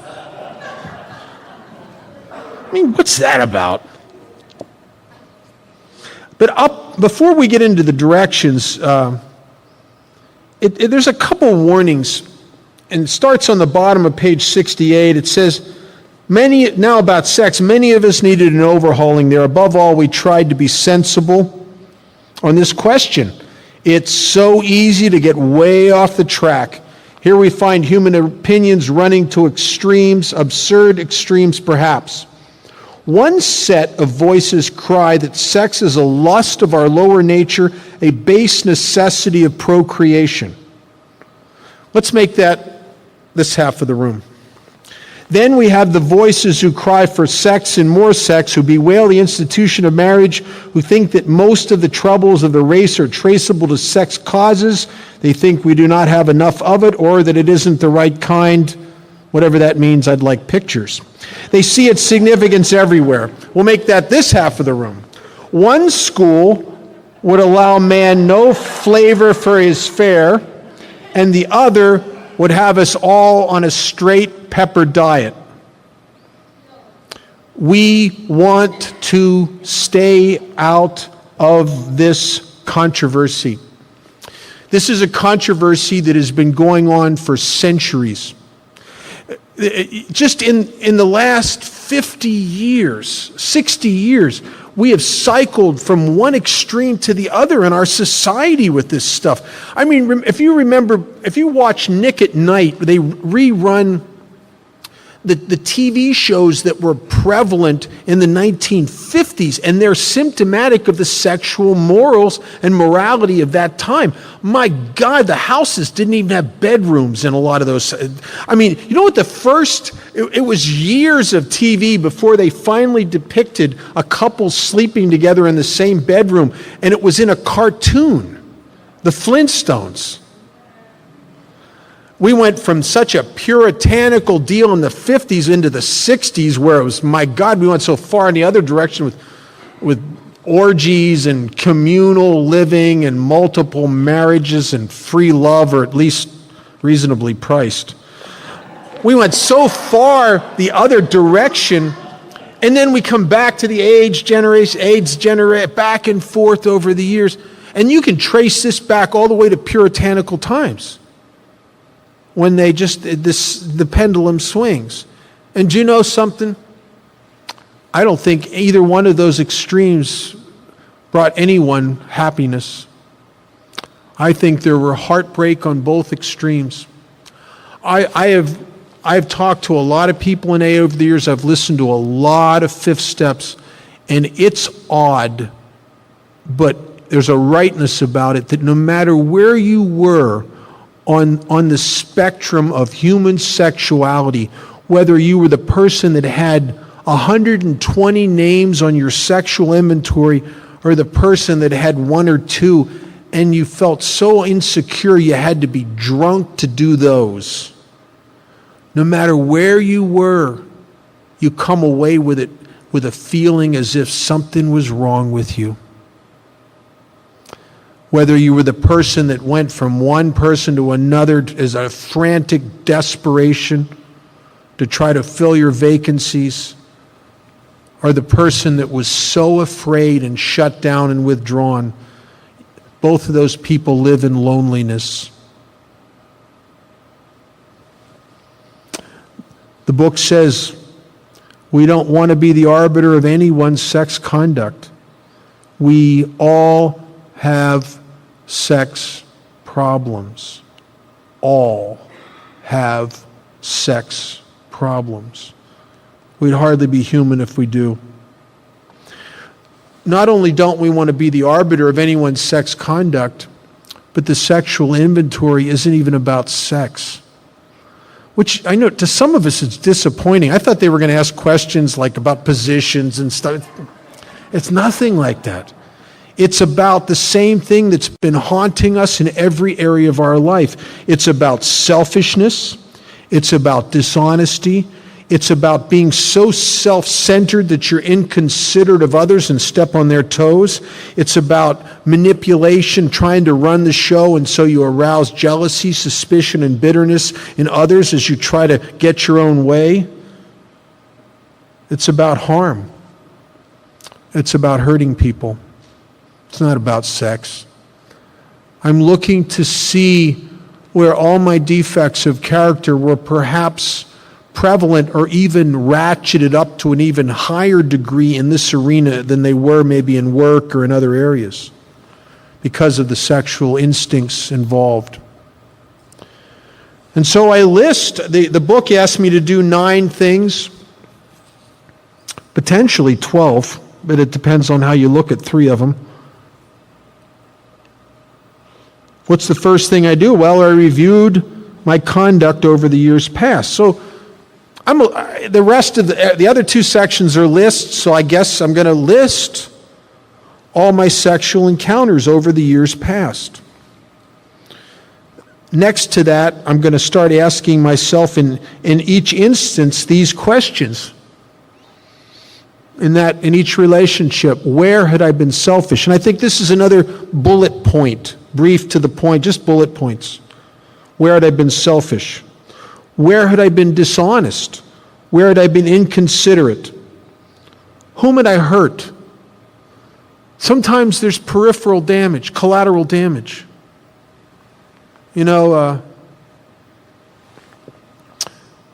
Maybe you think you only hurt the person you slept with, but maybe their children got hurt.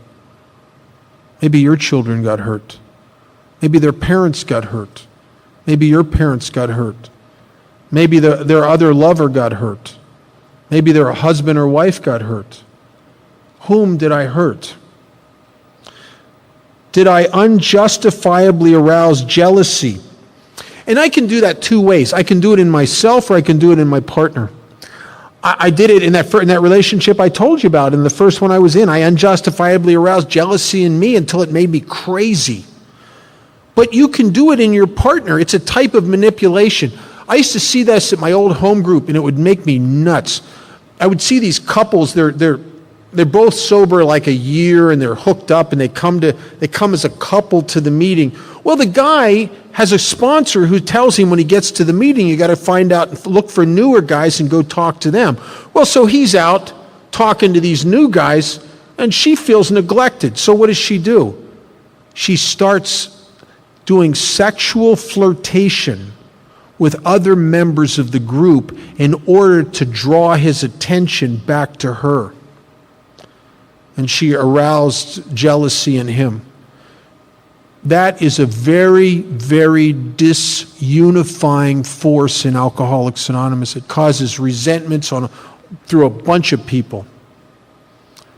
So we can unjustifiably arouse jealousy in our partner or in ourselves. We can unjustifiably arouse suspicion in our partner or in ourselves, or bitterness in our partner or in ourselves. How often do we have a hard day at work and we come home and we take it out on the person who loves us the most? I think this weird dynamic that alcoholics are so capable of, the cat scratches us, so the next day we kick the dog.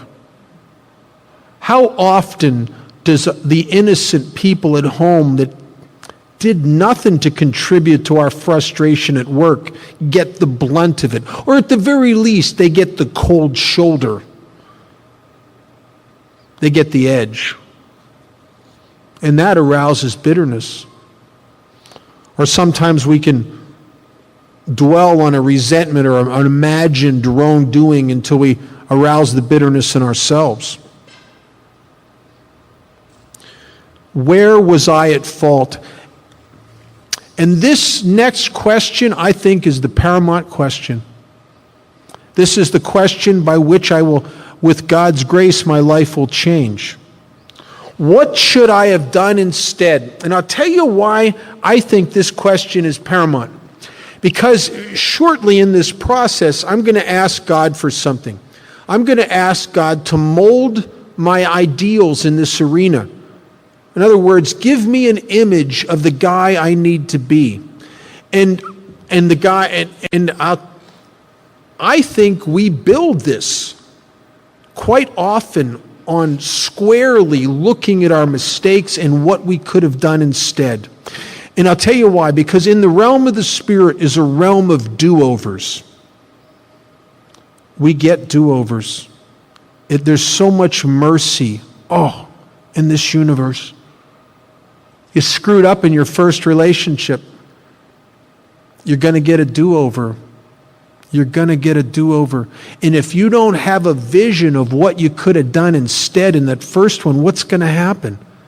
Chances are, like a wagon wheel ending up back in the rut of the road, when your emotions start getting squirmy on you, you'll end up doing the exact same thing you did before. If you don't bring some grace and some vision into your life of what you should have done instead, you have no picture for your future sex life. So what could I have done instead? Because you're going to get a do-over. We all get do-overs. Look how many of us, we're drunken, horrendous parents, but we get to be spectacular grandparents. We get a do-over. Sometimes you get a do-over in your own family by making the amends and being different than you'd ever been before. So what should I have done instead? We got this all down on paper and looked at it. And just like resentments and just like fears, after you do certain writing, you kind of consider it carefully. You look at what you just did. And it says, in this way, we tried to shape a sane and sound ideal for our future sex life.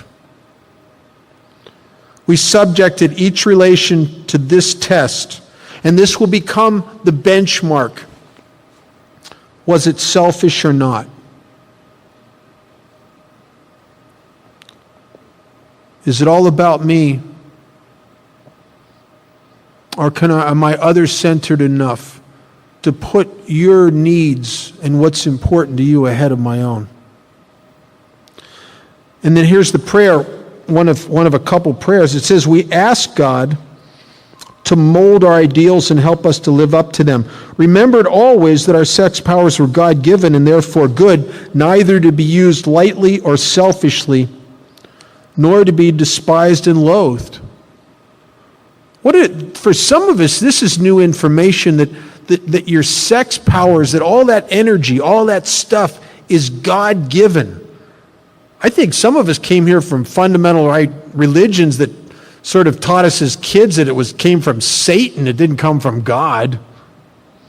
That it's God-given and therefore good. But with every gift comes responsibility. And this responsibility is something we've shirked over the years. With the power comes the responsibility. And the responsibility is not to use this to hurt others. So I don't use it in a cavalier manner and try to exonerate myself, and at the same time I don't loathe it or withhold it. One of the things that I'm sad to say this, that I did in my first marriage, and it was such a terrible passive-aggressive move, and I've talked about this over the years, and I found out that there's a lot of people that do this, is that when I was angry at my first wife because she wasn't doing things my way or she didn't do something I asked her to do, she would get my back at night. I'd just roll over and give her my back. I would withhold not only the sex, but the affection and the whole deal. Sex was never designed to be used as a manipulative tool for the ego to get its way. It's used as a vehicle for intimacy and love. And unfortunately, guys can't hold out as long as women can. I mean, that's a knucklehead move for a guy, really. But it's sad to say that I did that. Used sex as a manipulative tool. And why? Because how often do we get this illusion that sex gives us power? You know, when you get that person that when you have sex with them, you really light them up and you hook them in emotionally to the point where you just know this person's never going to leave you. I got them right there. There's a sense of an illusion of power that comes with that. The power not to be alone. The power to validate myself as a man, or maybe in your case, some of your cases, as a woman. The power, the illusion that we're wresting some sort of happiness and satisfaction out of this world by managing well. But in the test of time, that never works out well, and people get their hearts broken, and there's a bitterness that comes eventually from those kind of relationships. The book says, whatever our ideal turns out to be, we must be willing to grow towards it. We must be willing to make amends where we have done harm, provided that we do not bring about still more harm in doing so.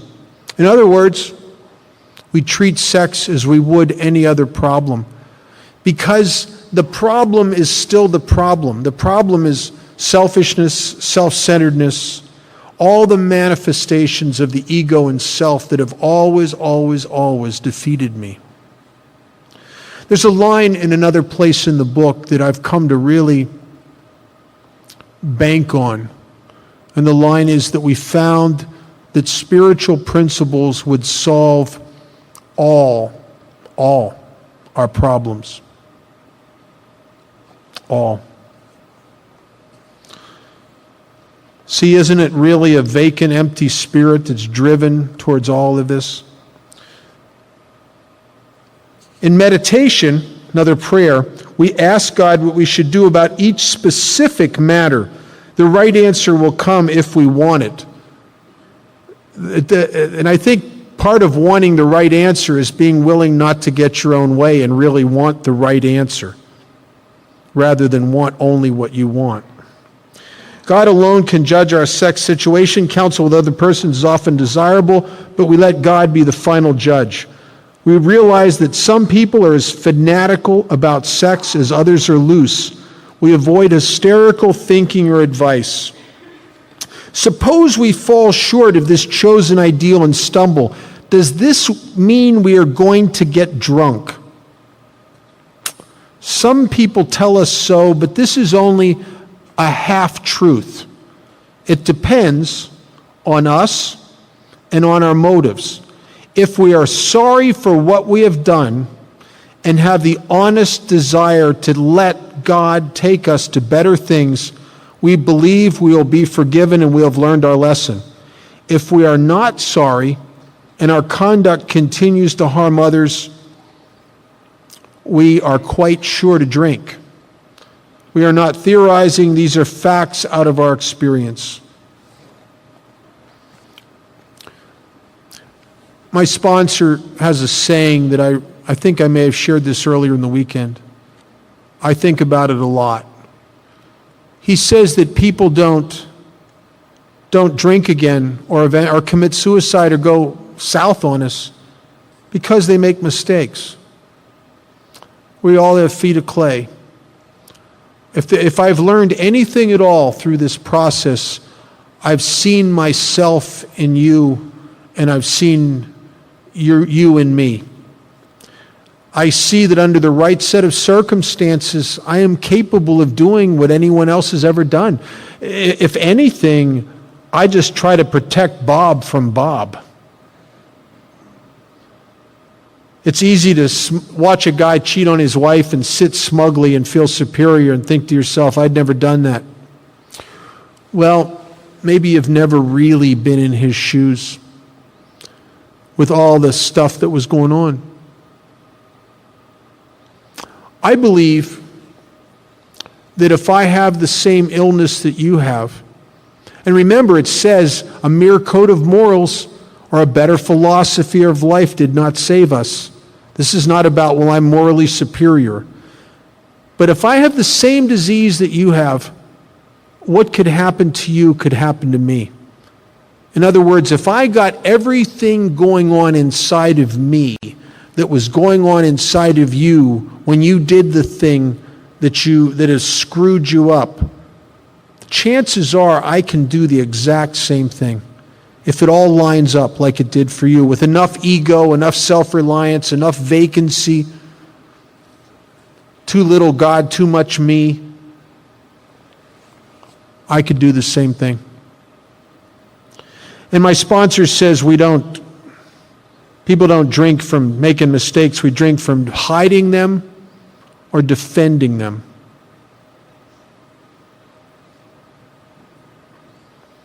I've had some very dear friends over the years really screw up. Find themselves in a bad situation, a situation they should have never gotten into, where they make a sucker bet. They underestimate themselves. They underestimate their alcoholism and overestimate themselves, and they make the sucker bet when some newcomer girl asks them for a ride home, and their ego says, well, yeah, you can. That's a nice thing to do. You can do that. And then what happens is they get in the car, and a series of things start to occur, and it gets away from them. And they can't get the genie back in the bottle, and they end up doing something that they can't stand themselves for. Because there's a point in some of that stuff where it has a life of its own. For guys.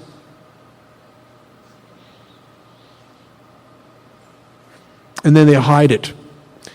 And they hide it, and they defend it, and they justify it, and they rationalize it. And I think that makes them sicker than what they did. I've seen people that cannot own up to stuff. There's a guy that I knew with 23 and a half years of sobriety took his own life because he kept cheating on his wife, and he couldn't stop, and all he could do was defend himself and justify it and lie about it, and he'd get caught. There'd be overwhelming evidence that he cheated on her, and he'd just stand there and look her right in the eye and lie to her. And he took his own life at 23 and a half years sober. I have some friends that are going through a very similar thing right now. And I really, really wish that they will step up and bring some grace into their life. And it's hard because you have to push the ego aside. You have to stand up, and you have to own it. And you have to own it. Nothing gets better in the dark. Nothing. And I am afraid for my friends. I have two of them right now that are going through this. It says, to sum up about sex, we earnestly pray for the right ideal, for guidance in each questionable situation, for sanity, for the strength to do the right thing. If sex is very troublesome, we throw ourselves the harder into helping others. We think of their needs and work for them. This takes us out of ourselves. It quiets the imperious urge when to yield would mean heartache. I'll tell you a story before we break for dinner. I alluded to my first marriage, and right after, the day after the divorce was final, I discovered that my wife and 2-year-old daughter, who I was just adored, I was there when she was born. I was the first first person to ever hold her, gave her a first bath. I mean, she stole my heart, and she has it to this day.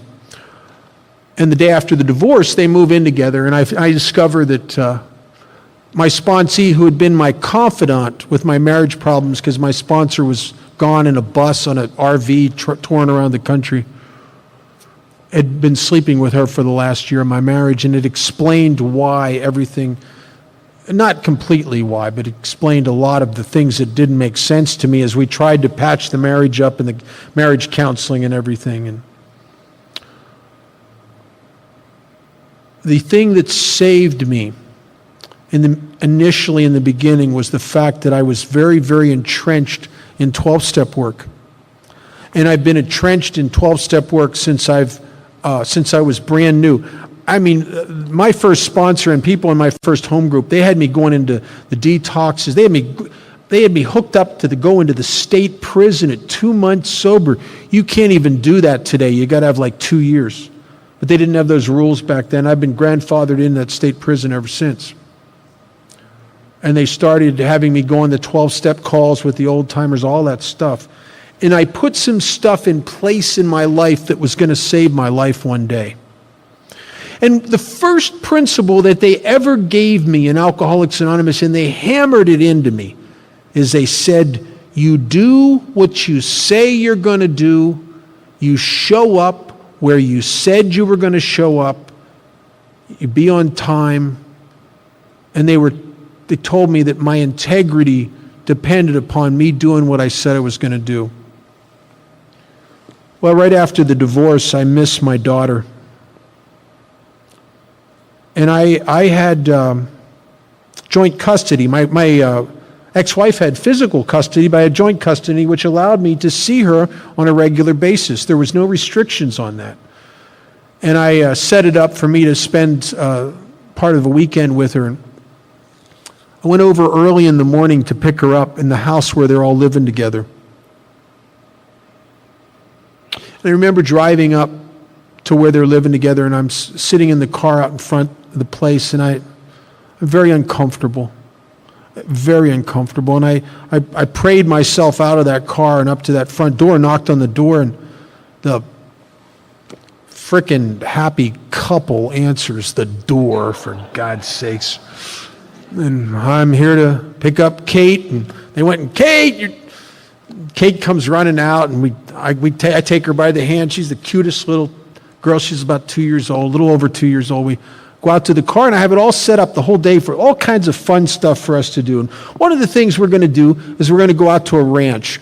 And a friend of mine works in this ranch, and this ranch has all kinds of animals, and they have ponies. And my daughter is very excited about ponies and the chance of riding ponies, because she has all those little, I don't know what the little purple and thing with the star ponies and all that stuff. She has all that. I don't know what that is, but she got all that stuff. She loves ponies.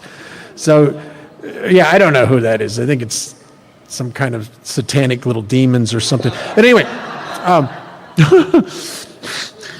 we're out at this ranch, and we're having a great time. They got goats and sheep and ducks and cows and rabbits and rabbit hatches and all kinds of stuff. And she gets to sit on ponies and ride around the corral, and she really, very, very cool to her. So we're done, and we're getting ready to eventually move on and do something else, and we're sitting on this picnic table right next to the corral. And my daughter is thirsty. Well, back across the yard next to the stables is a soda machine. So I left my daughter with the woman who works there, and I said, I'll be back. I'll go get us some cans of pop. And I go across the yard to the soda machine. I get some cans of pop, and I'm coming back across the yard.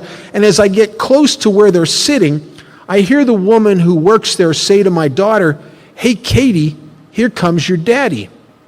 And Kate looks up at me, looks at the woman, and says, that's not my daddy. Craig's my daddy.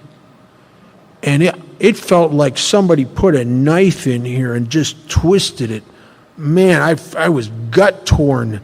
It was bad. And I just pushed those feelings down, and I went to the table, and the soda's down, and with a smile on my face, and spent the rest of that day with my daughter. And I took her home that night, and we pull up in front of the place where they're all living, and I take her by the hand, and I'm walking her up to the front of the house, and we knock on the door, and the door opens, and the happy couple standing there, and she jumps into his arms, and they all wave goodbye to old Lonesome Bob. And I turn around, and I walk back to my car by myself. I get in the car, I drive away, I get about a block away, and I pull over to the side of the road, and I just come apart at the seams. And I'm sitting in the car, and I'm crying, and I'm talking to God at the same time.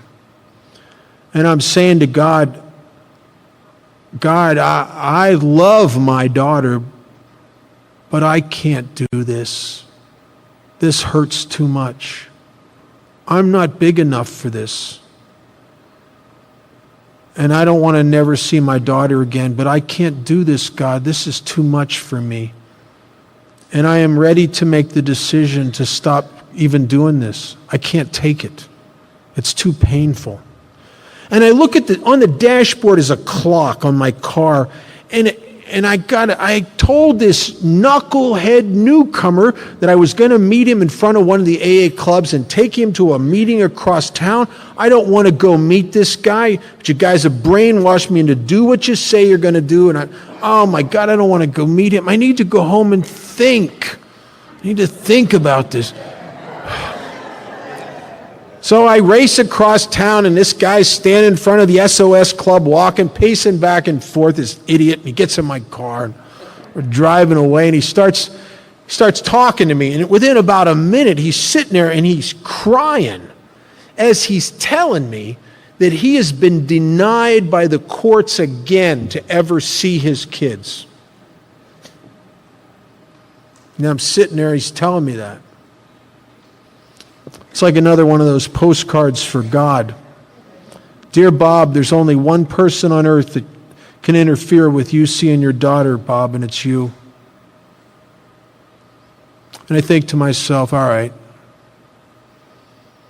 I can walk through this one more week. I'll do this next weekend. And then the next weekend, and the next weekend. And it's been, my daughter's just turned 22. I've never missed. We've traveled all over the world together. She is the single most important person in my life. He has come and gone. He has a new family and a new relationship, and he's no longer in her life. And I'm her dad. And I was this close to throwing it away. See, God worked through that new guy. He always does, doesn't he? He always does. They think we're helping them. My God. And I say this because I don't know anything that would have gotten me through those times except for the newer people that I was working with. They would often, in the middle of the insanity and the resentment, until I could come back and work the resentment part out of the book, I couldn't get free until I did that, and I couldn't do that initially. It took a little while. It took a couple months. And the new people saved my life. And the reason I say that is, if any of you are not sponsoring anybody, and you don't have to wait for them to ask you. Dr. Bob never chose to go see Bill Wilson. Bill Wilson went and saw Dr. Bob. And Bill Wilson went and saw Dr. Bob not because Dr. Bob was an alcoholic. Bill Wilson went and saw Dr. Bob because Bill Wilson was an alcoholic. God works in this vehicle. I think if you don't try to help others, I think you tie God's hands.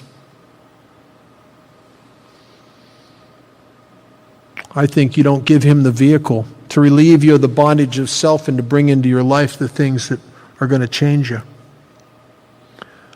I know that I never would have gotten through. I would have been a dead man. I would have never survived that part of my life, that 11th year of sobriety. Even if I wouldn't have died, I would have very easily could have lost my daughter. Let's take a break and we'll come back at 7 o'clock. We've finished the fourth step. And now we're going to do something that is probably the first slightly risky thing we ever have to do, and that's to admit to God, to ourselves, and another human being. It's the other human being part that's a little iffy to me.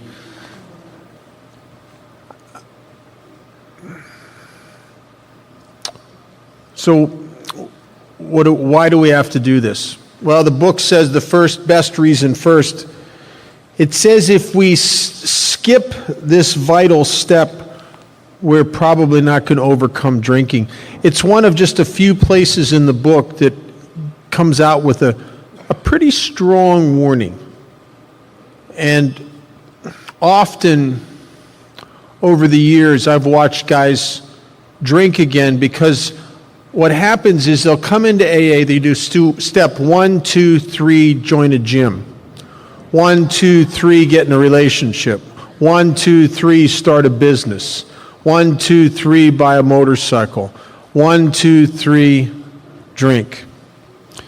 Or they'll do 1, 2, 3 and a half-assed version of 4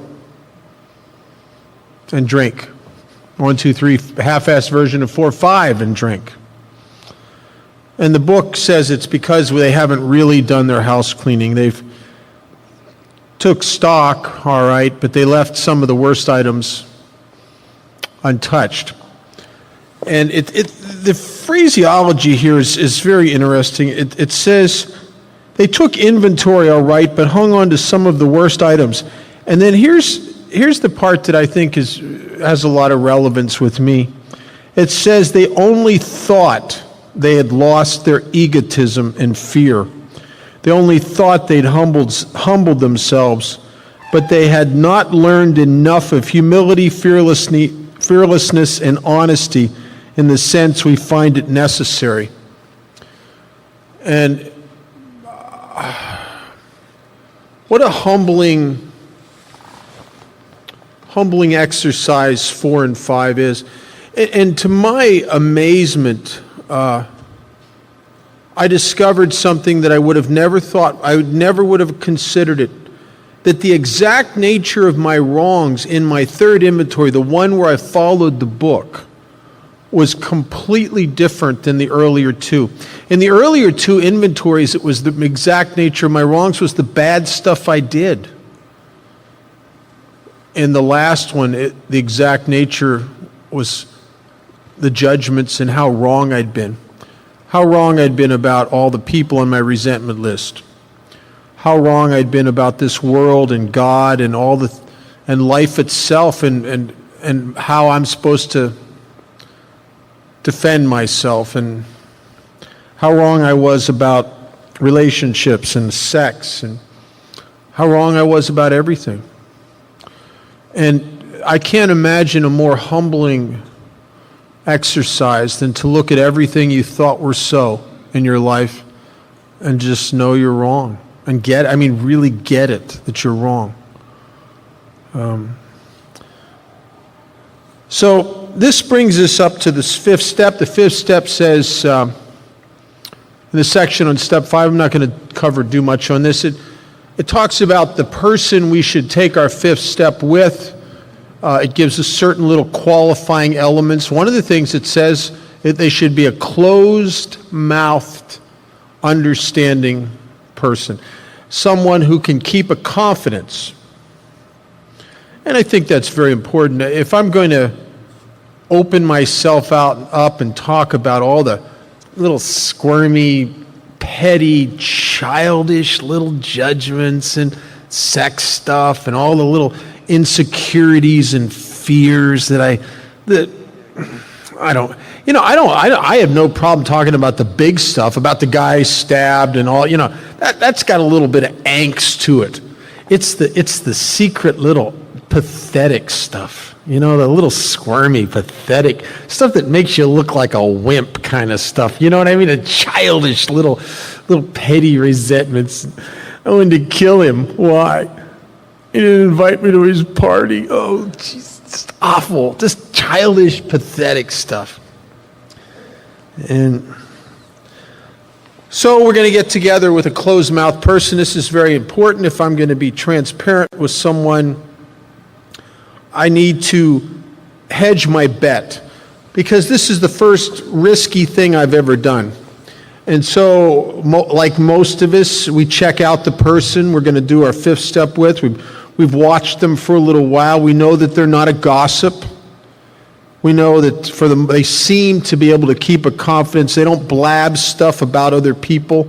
They're not a person that's talking crap behind people's back when they're not in the room.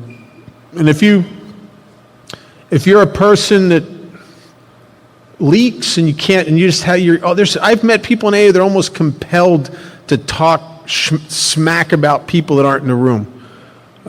Don't take your fifth step with a person like that. And if you're a person like that, don't tell people. I mean, you can still do other service. You can make coffee, you can clean ashtrays, you can give people rides. Don't listen to fifth steps, because this is very sacred ground.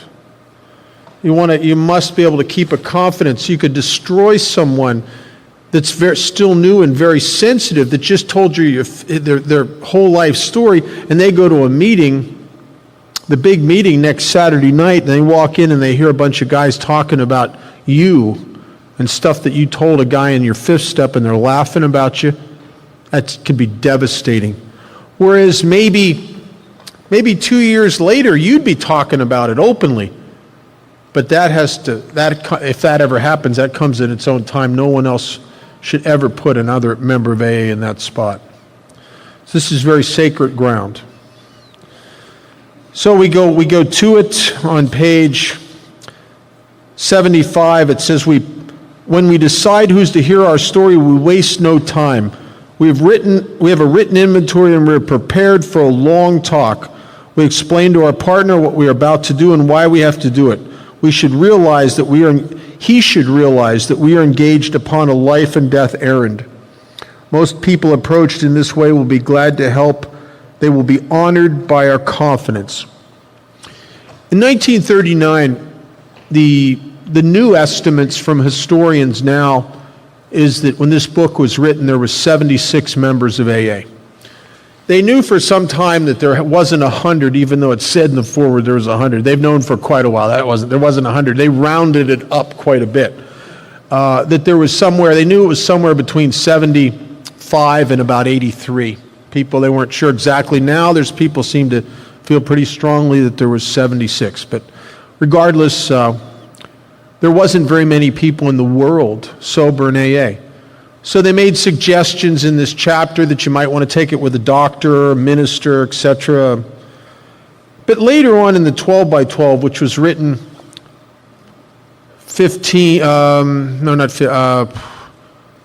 12 years later, approximately, they made AA was a lot bigger then. And they said in there that your best option is to take it with someone who stayed dry themselves for a while, who has similar problems. They make a suggestion that your sponsor may very well be the best person to take it with. It should be someone who has pretty much done this. I think the optimum is to take this step with someone who has taken this step. And the reason is that it's not uncommon to get stuck. And maybe you get stuck in this was our course, trying to see yourself in the other person, how you're perhaps like them, spiritually sick. Or you may get stuck in not really being able to see why you have a fear. Or maybe you get stuck looking for your own, putting out of your mind what they did, looking for your own mistakes. Or maybe you get stuck with some of the questions and getting clarity in the sex inventory. In someone else who's done this and maybe has heard other fifth steps can be an immense help to you at this point. Remember, an alcoholic properly armed with information about himself, who has the experience, can help another alcoholic when no one else can. And one of us who's been through this and is familiar with this process can unstick you when you're stuck in a way that a minister or a doctor can't do it because he doesn't have the experience. They may have the good intentions, but they don't have the experience until you've actually done this. So what do? It says we pocket our pride, we go to it, illuminating every twist of character, every dark cranny of the past. And then it starts a checklist of the things that should happen to us as a result of step 5. These could be considered the fifth step promises. They're basically the results. The steps, for the most part, are set up in little blocks of predisposition or symptoms, or almost like if this is going on with you or up to this point in you, then you want to take these actions, and then after you take these actions, this is what you're going to reap from it. And then this is what it says that's going to happen as a result. It says, once we've taken this step, and here's the caveat, and this is really the kicker. Once we have taken this step, withholding nothing. There is, in my experience, there's a tremendous difference, a world of difference between taking a legitimate fifth step and putting everything out there, and then taking one and putting everything out there except one thing.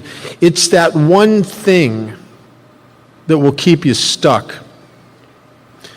I'm not talking about things you don't remember, things you can't. I'm talking about the stuff that you just kind of willfully sweep under the rug and hope that you can get away with it.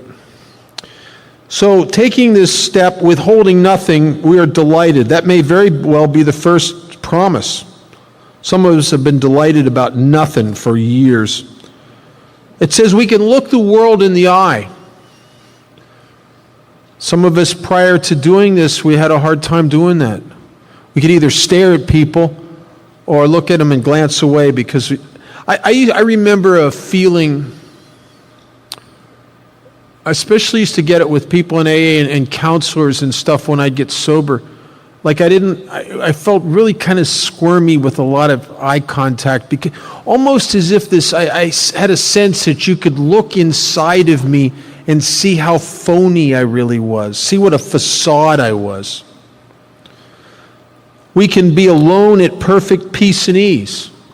That is a tremendous promise, a tremendous result for a guy like me who, prior to doing this stuff, I couldn't be alone. When I was alone, I'd have to turn the TV up or the stereo, because when it got quiet out here, it got crazy in here. And today, not only can I be alone, I must. I need time, just me and God alone every day. I take 2 hours in the morning to enter into my day, and I do this every morning. I do it if I have to leave for the airport at 4 a.m., I get up at 2 because I want the 2 hours. And I just do. I can't imagine going into a day without it. We'll talk about that tomorrow morning, what it talks about on page 86 and 87, along with some other stuff. And it's just, I like the ease into the day rather than being shot out of a cannon.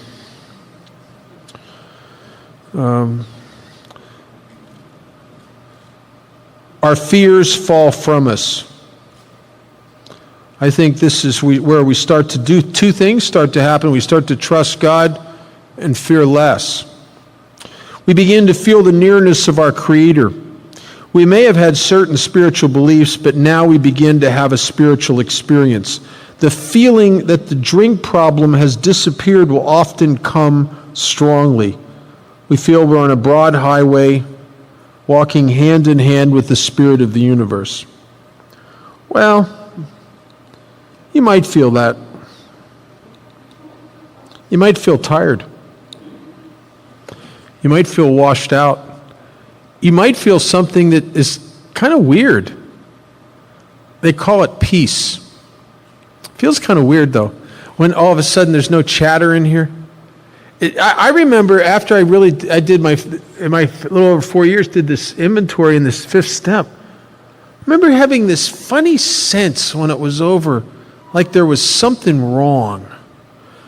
I couldn't have told you what it was, but there's just a funny, like something's not right here.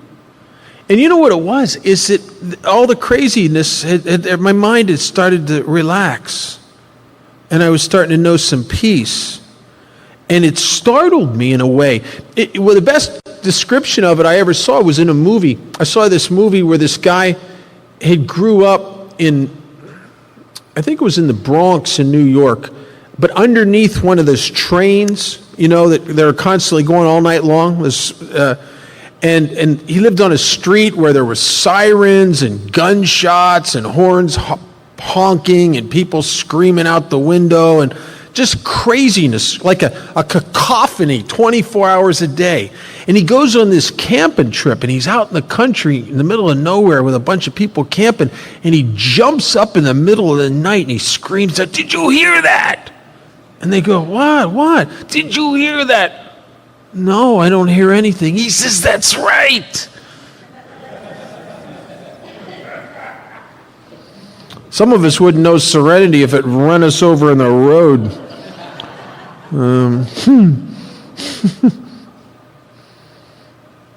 So immediately after doing the fifth step, I start to prepare myself for step 6. And this is a place in this process where I'm kind of taking a little mini inventory on everything I've done to this point before I go on.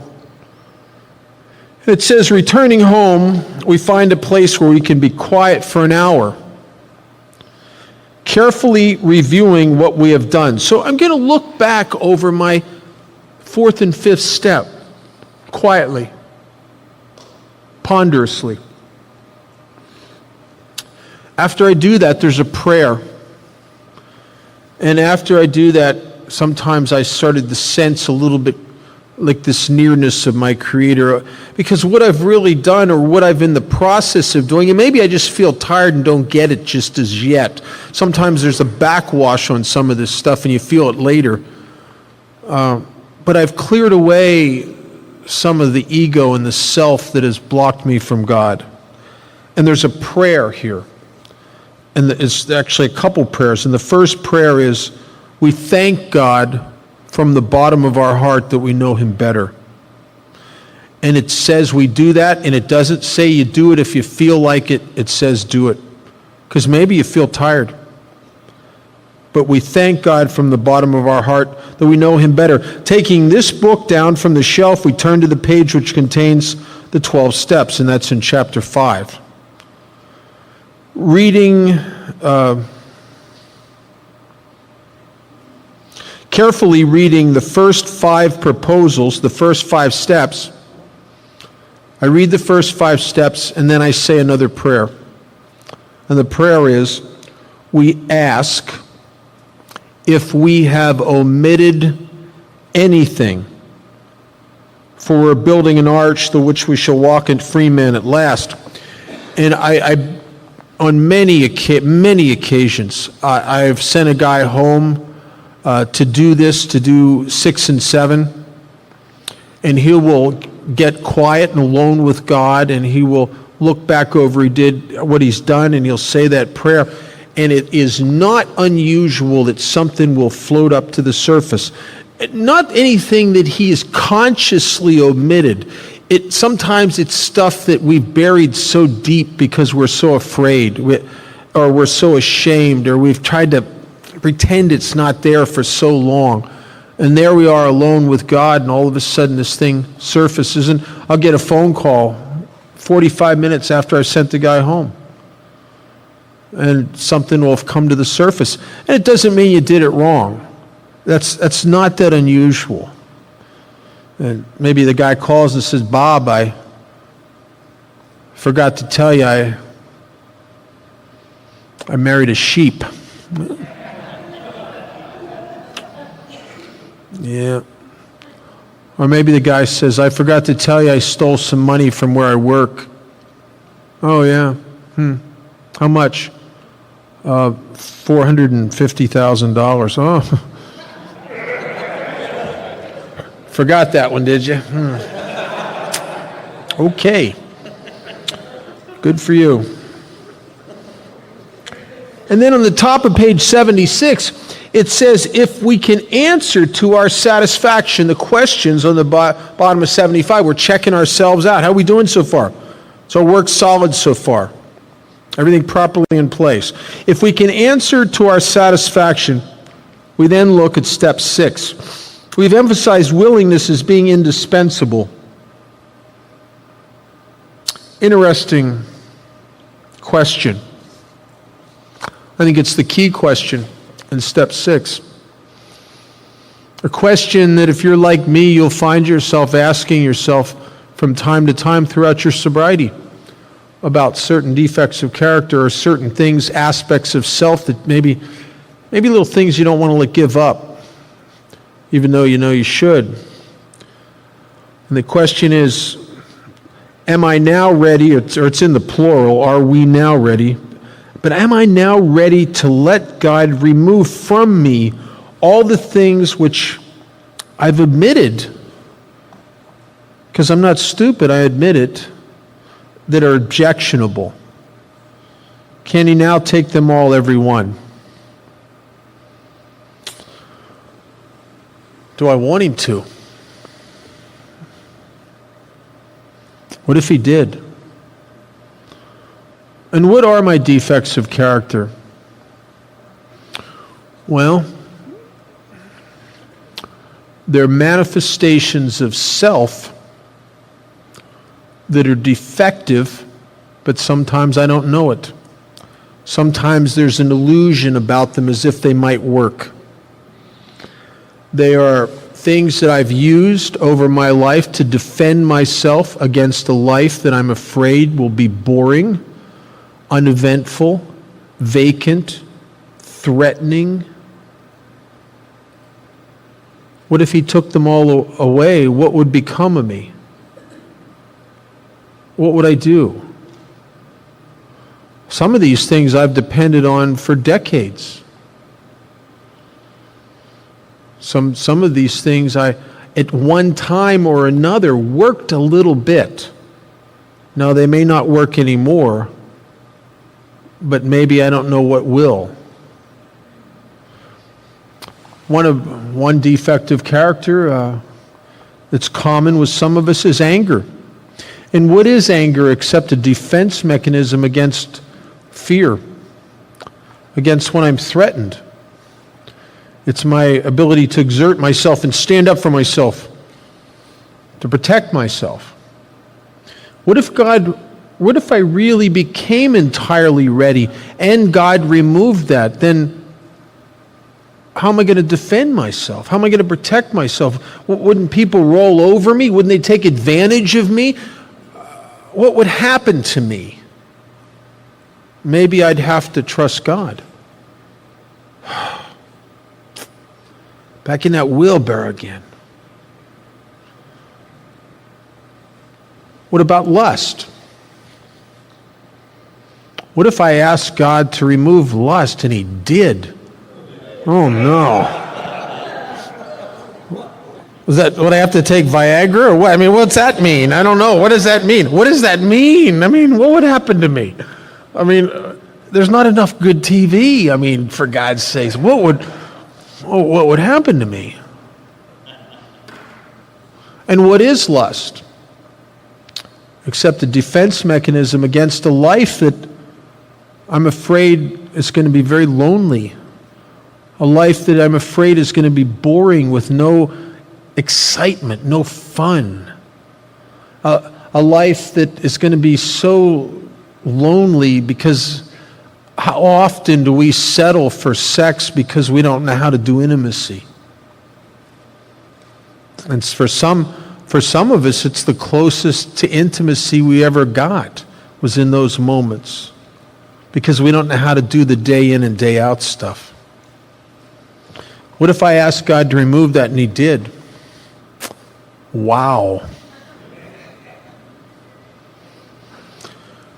And there's a prayer. It says, if we still cling, do you ever see a little baby, not a baby, a toddler that's maybe like a year or 2 years old, can just walk, and they have their blankie, and how they hold on and cling to their blankie? It's a security blanket. How they almost will scream and cry if you take their blankie away. I think some of us are like that with our defects of character. We have had them in our lives there, even though objectively and intellectually you can see how they're objectionable. You can see how, my God, all my amends are coming from some of this crap. It's terrible. It's awful. But it's my awful. And Dr. Paul's story in the back of the book, he says that no matter how horrible something is, if it's familiar, there's an odd, peculiar sense of security in the familiar. The Irish have a great saying, is that the devil we know is better than the devil we don't. So what would happen to me? So there's a prayer here. It says, if we still cling to something we will not let go, we ask God to help us be willing. Do you know, when I was did the sixth and seventh step after doing it between 4 and 5 years, I never said that prayer. I said the seventh step prayer, but I never said, and I said it just kind of wrote by, I just said it because you're supposed to. But I never asked God for the willingness. In step 6, I never said the 6-step prayer because somewhere in my mind, I got this idea, and I think my ego was starting to use some of AA against me, that it was my job to overcome my defects of character. It was my job to get good. For God's sakes, look at all of this. Bob, you got to shape up now. I might use God for a little help, but I really thought it was my job to shape up. And I took some of these character defects, and I was just determined that that's it. I'm just not going to be that way anymore. And there's a funny phenomenon that happens when you willfully, with willpower, which is insufficient, try to overcome a defect. It puts a certain torque on the defect, and when you run out of power, boy, does it take off. Man, it's like spring loaded from all your will, trying to keep it suppressed. And when it finally breaks loose, man, does it break loose. Or you submerge it in one area and it pops out in another area in a different form. Almost, do you ever see that game they have in the arcades where you have a hammer and you hit one thing down, another thing pops up? Defects sometimes are a little bit like that. You'll suppress it down over here and it pops up in a little different, little cunning, little dressed up form that you don't recognize it at first. But it's the same thing. I get one example. One of the defects that was so overwhelmingly apparent, it was kind of pathetic actually, as I looked over this huge resentment list, is that, my God, I'm such a judgmental, this is awful. I couldn't believe, when you see it all on paper, I'm this petty and pathetically judgmental? Oh, well, that's it. I'm just never going to be that way. I'm not doing that I'm not going to be that way ever again. And what happened? I became the guy that was very judgmental of people who were judgmental. I crusaded against the intolerant, which made me exactly like them. It's the same thing, right? Shakespeare has a great saying from one of his plays. It says, methinks he protests too much. And I was trying to willfully conquer some of this stuff. And then when I was about, I was sober a while, quite a few years. And I started becoming, step 6 and 7 started becoming a more serious piece of business in my life. And this is not unusual. I'm amazed of the guys I sponsor that are in double-digit sobriety, anywhere from 10 to 30 years sober, how much a serious piece of business step 6 and 7 becomes in their life. Because there's that saying of myself I am nothing, the Father doeth the work. But I play a part in this. See, I have to ask God for the willingness. There's an old adage in AA that without Him, I can't. But without me, He won't. See, He will not remove anything that I'm not willing to let go, and He does not provide any willingness that I don't ask Him to provide. He does not force feed me willingness. He's given me free will. And sometimes that in and of itself breaks me. And sometimes free will in and of itself will push me to a painful surrender. There's nothing more difficult and painful than that getting ready to surrender. You know, you're not surrendered yet, you're getting ready to surrender. Oh, that's a bad way to go, I'll tell you. And my sponsor tells a story, and it's an analogy. I think it's brilliant. He says that we come to Alcoholics Anonymous and we're so beaten up by alcoholism in the bottle that we throw the towel in, which in essence is our life and our will and everything. We throw it in to the ring. And then what happens is we get just enough self-esteem to be dangerous and we sneak it back.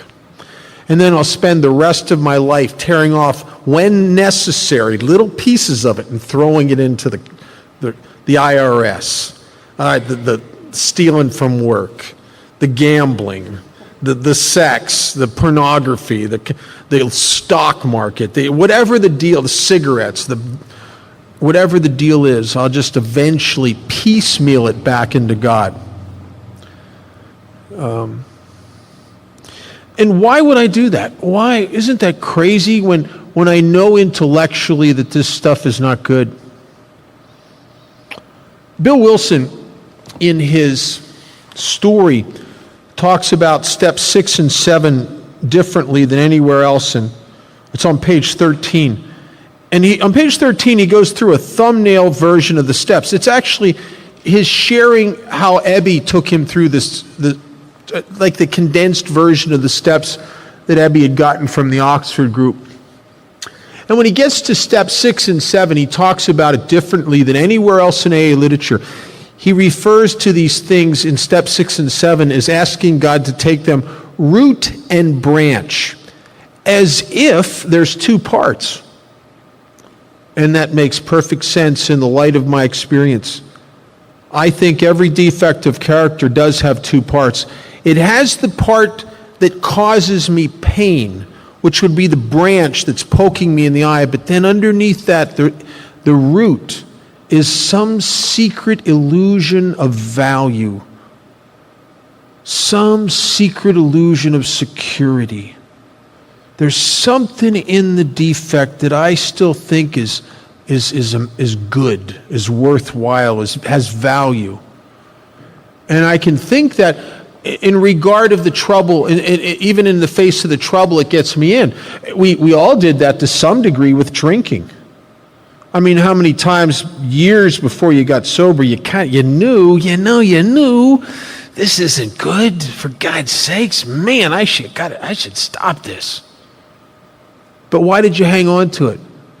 Because there were still, if not moments of fun drinking, there was at least the illusion that there might be fun like there was when you were 18 and 20 years old again, even if there isn't.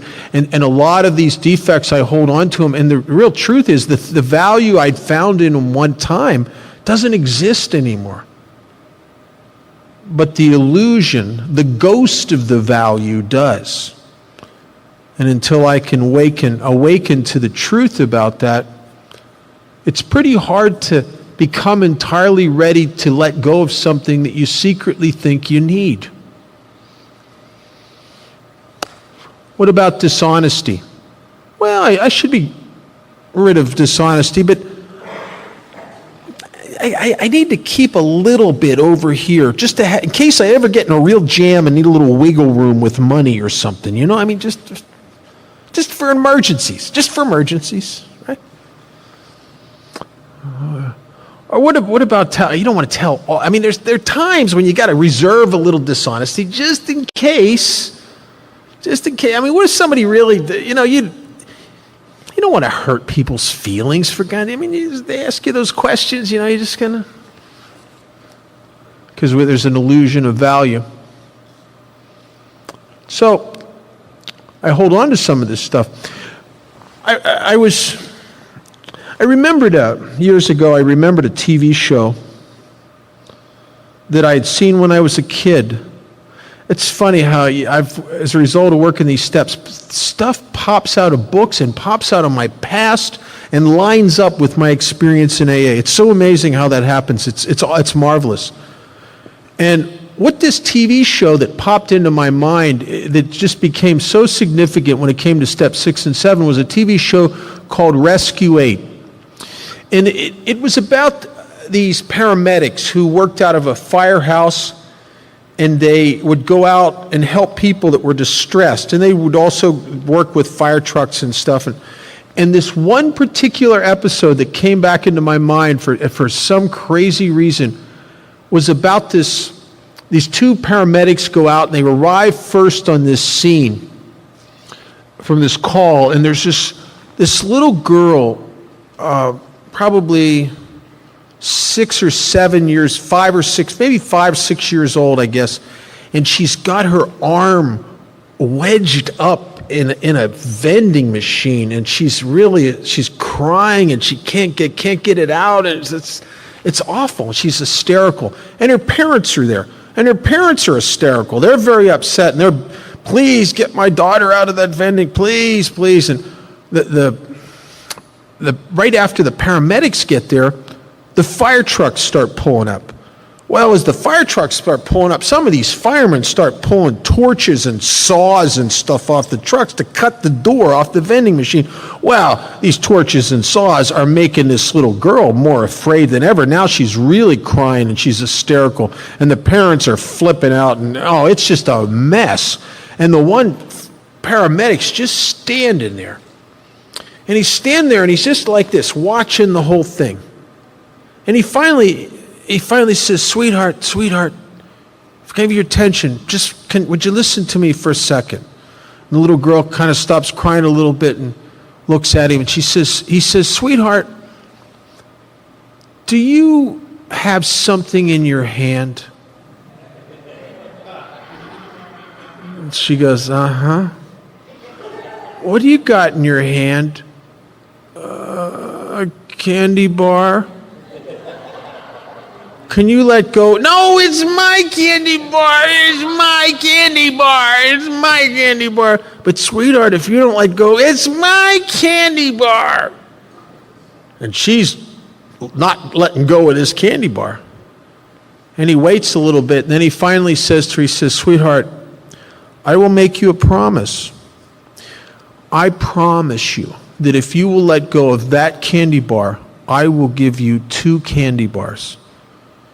And she says, really? And he says, I promise. And because she trusted, she let go of the candy bar. My name is Bob Darrell, and I am alcoholic. I want to talk about a couple, maybe 1 or 2 amends that I think are useful.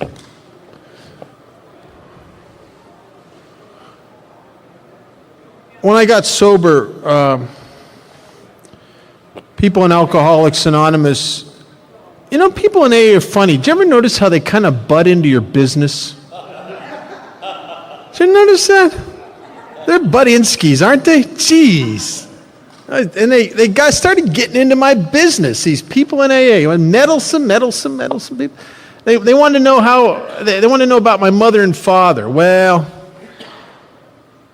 we don't talk. I'm not welcome in their house. I really hurt them a lot.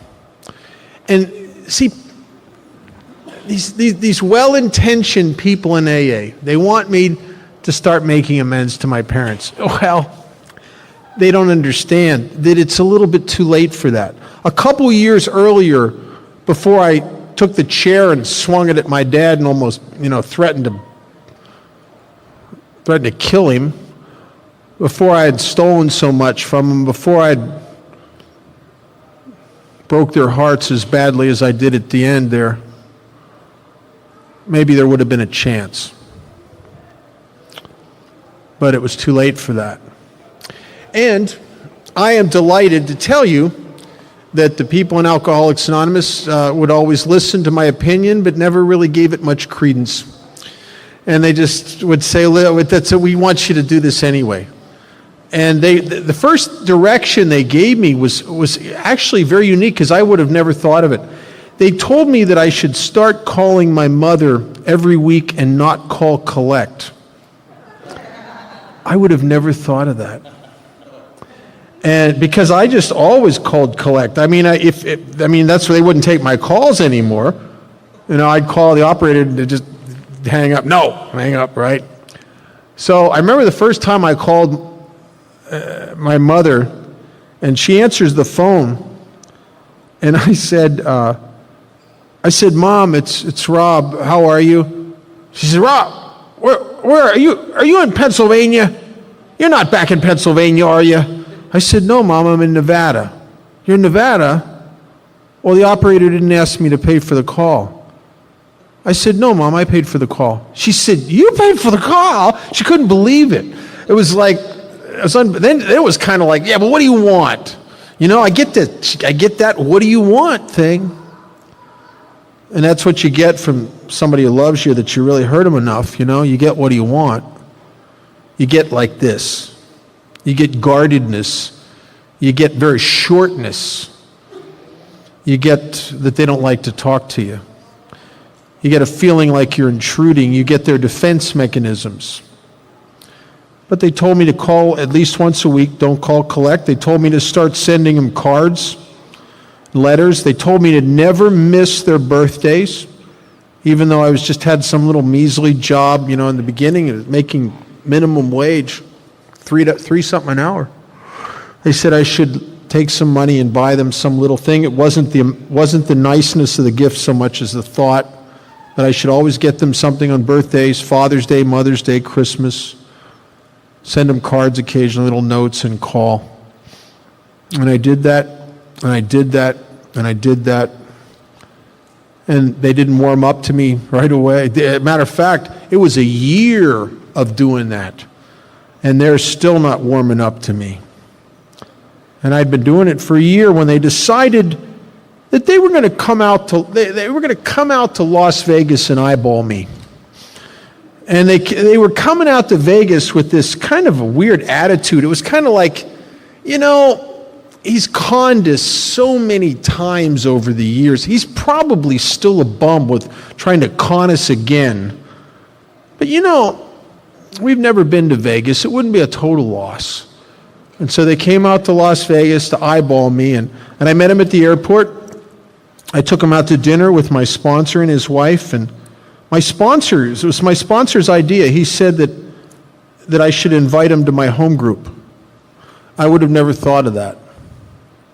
And I invited him to my home group, which happened to be the next night. And what a tremendous suggestion that was. Because they got to see me with you. And they couldn't have seen me any better. I've never been any better than when I'm with you. In my first home group, there was a tremendous camaraderie in that group.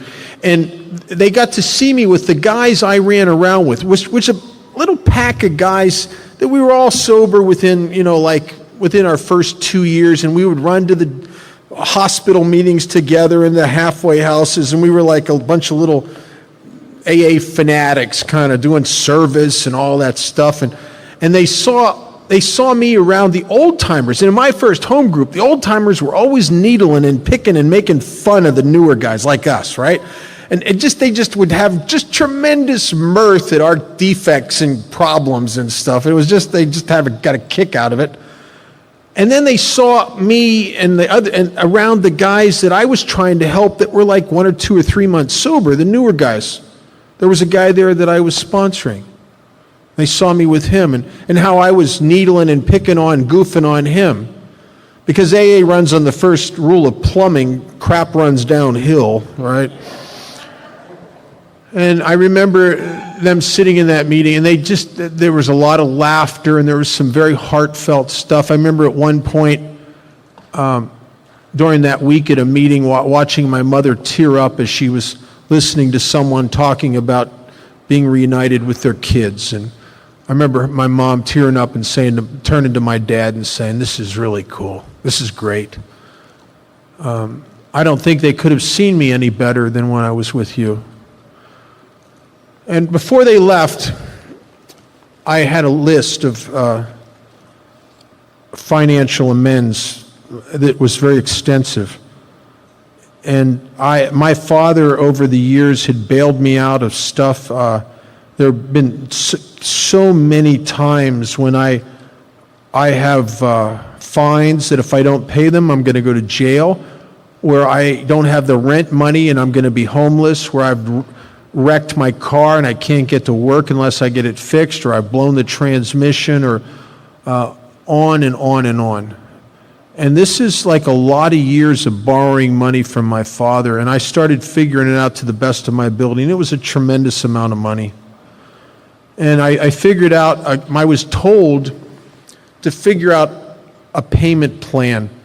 See, I wouldn't have done it that way. I would have waited till I hit the lottery and then paid him. And I was told that I sold my integrity a nickel and a dime at a time, and I was going to buy it back a nickel and a dime at a time. That all great amends are made a little bit and a little bit and a little bit. Not in big, grandiose, ego-feeding sweeps, but in little humble gestures. So I had this figured out, and it was going to be 12, to the best of my ability to make payments, it was going to be 12 and a half years of payments. It was considerable debt. And I sat down in the coffee shop at the Stardust Hotel with my mom and dad, and I had my deal, and I put it out on the table, and I started telling my dad what I wanted to do. And I wanted to start making these payments, and my dad looks at my mom, and they kind of smile at each other. My dad says to me, he says, "Listen, Rob, we don't want you to make those, to pay that back. We want you to forget about the debt. We want you just to stay sober and keep going to this AA. It's evidently good for you. We don't understand it, but whatever it's doing for you is working. This is the first time in years we have any hope that you might be okay. And just forget about the debt." And man, I am elated. My God, I just got out of 12 and a half years of payments. I just hit the recovery lottery, man, I'm telling you. And I am so high on this stuff. I love amends. This amends, man, it's good stuff. And I'm leaving there, and I'm going over to my sponsor's office to tell him the good news, man. I'm excited, and I'm on my way over. I'm thinking about some other people that owe me amends. I wonder if I could get them to see the light like my parents did. And I walk into his office, and he's sitting at his desk, and I said to him, "Man, you'll never understand you'll never believe what happened. I told my dad I went to make the amends, and my dad said I didn't have to pay him, that it was good enough I was sober. Isn't that great?" And my sponsor said to me, he said, "It doesn't matter what your dad said. This is your debt. This is your integrity. This is your responsibility. You borrowed that money, you pay that back."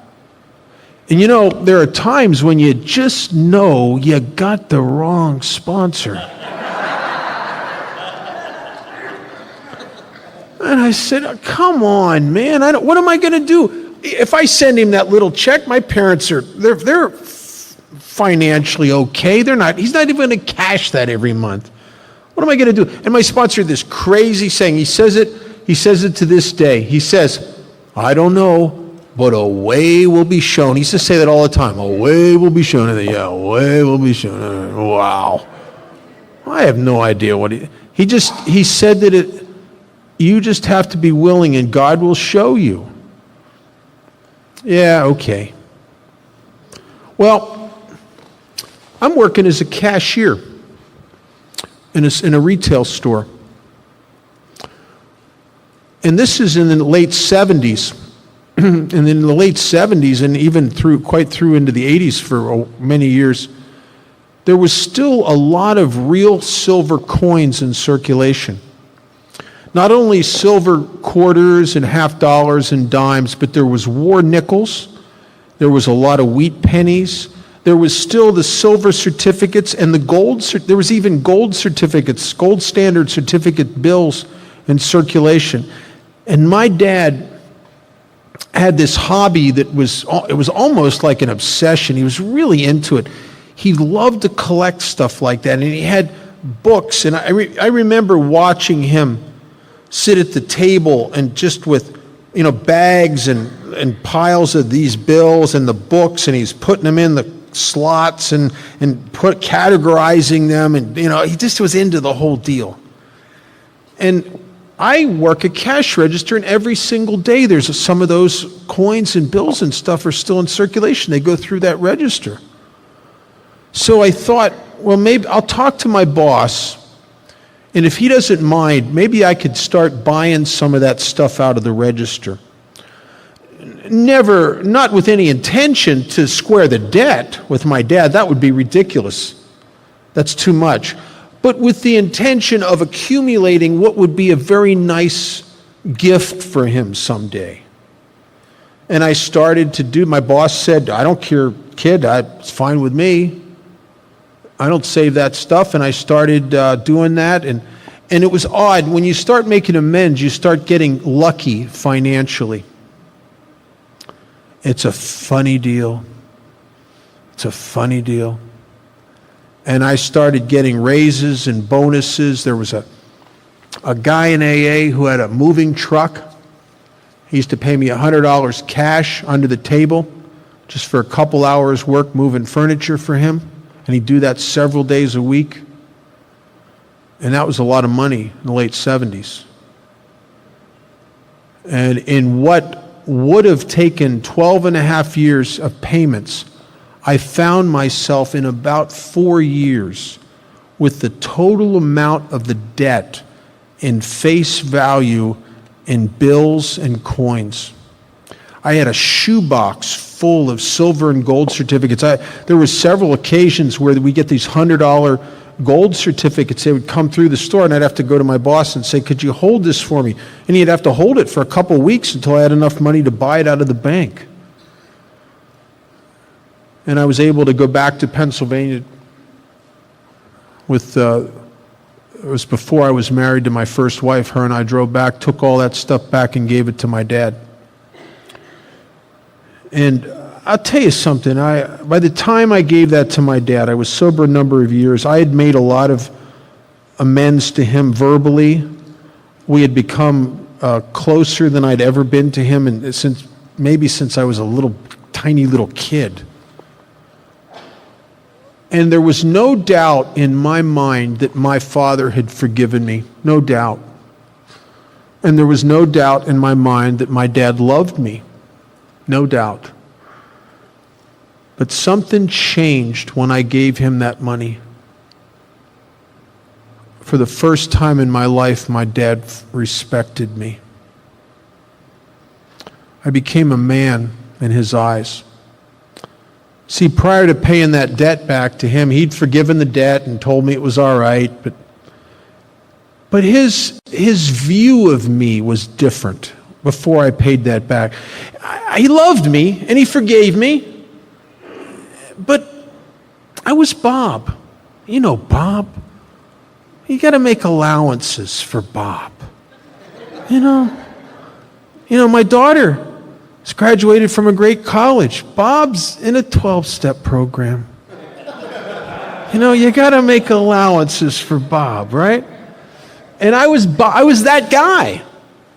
And when I gave my dad that money, his whole view of me changed. And I could see it, and it changed in our conversations. It was like I was a man in his eyes. I was no longer the kid. And my dad died that next year. And I was able to go back to Pennsylvania and bury him and be there for my mother and my sister. And when I buried my dad, I buried him and we were even. There were no ghosts. I know about ghosts. When my grandfather died, I wasn't sober yet. And I was haunted by that. I was haunted by what I did to him. I was haunted by the memory that on the day of his wife of over 60 years' funeral, that he had to find me in his guest bedroom, laying on the floor with a needle in my arm and blood running down it because I'd found the drug she was on before she died the night before. And I tried to blot myself out. And I almost died. And that haunted me. But Alcoholics Anonymous has a way to go for people you can't make direct amends to. There's a line in our book, it says, some people cannot be seen, sometimes because they're dead. It says if they cannot be seen, we write them an honest letter. And after I was sober a number of years, I wrote my grandfather an honest letter. And in that, I said everything I would like to have been able to say to him if I could have sat across a kitchen table from him. I thanked him for being my grandpop when I was a little kid because he was so spectacular to me when I was a little kid. He was wonderful. He was a tremendous grandfather. And I told him about how I disappointed him and how I took money from him over the years and telling him it was for school or for something and I'd spend it on drugs or alcohol, and about his wife's funeral and how so sorry I was that I did that to him on the lowest day of his life. I told him all of that, and that's in that letter. And I took the letter outside a town in the desert and I read it, and I cried as I read it, and I burnt it. And something that was unresolved became resolved within me. A weird deal, but I tell you, it was a sense that my grandfather's spirit got that letter.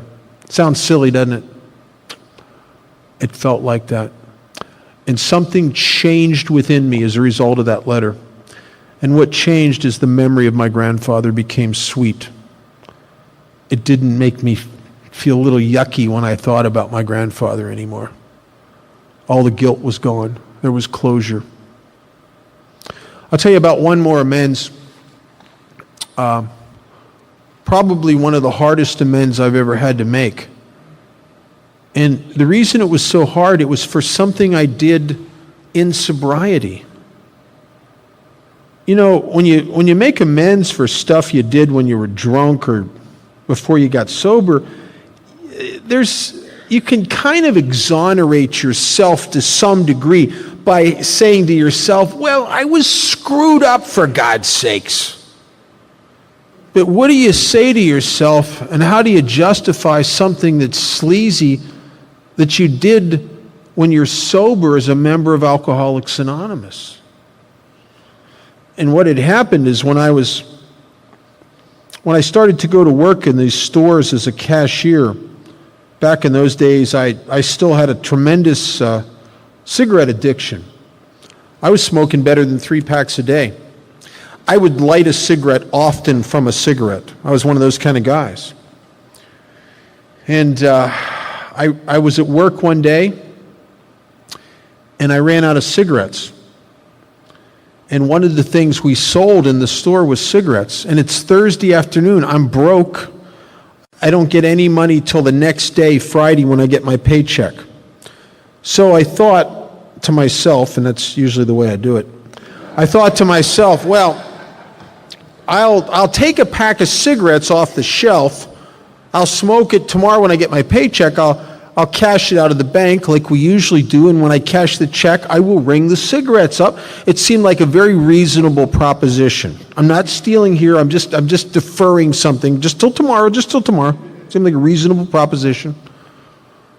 Well, tomorrow comes, I get my paycheck, I cash the check, I got the money, the thought goes through my mind, Bob, you should ring those cigarettes up. And the thought was immediately supplanted with a bunch of ideas. And one of the ideas was, well, my God, you come early and stay late. You work harder than everybody else here. I mean, it's only a pack of cigarettes, for God's sakes.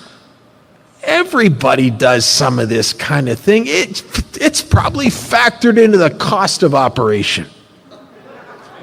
And I never rang those cigarettes up, and I started supporting a better than 3 pack a day habit from stealing cigarettes. I don't think I bought another pack of cigarettes for a long time. And then I started taking 6 packs of Diet Coke home on my weekend. For my days off.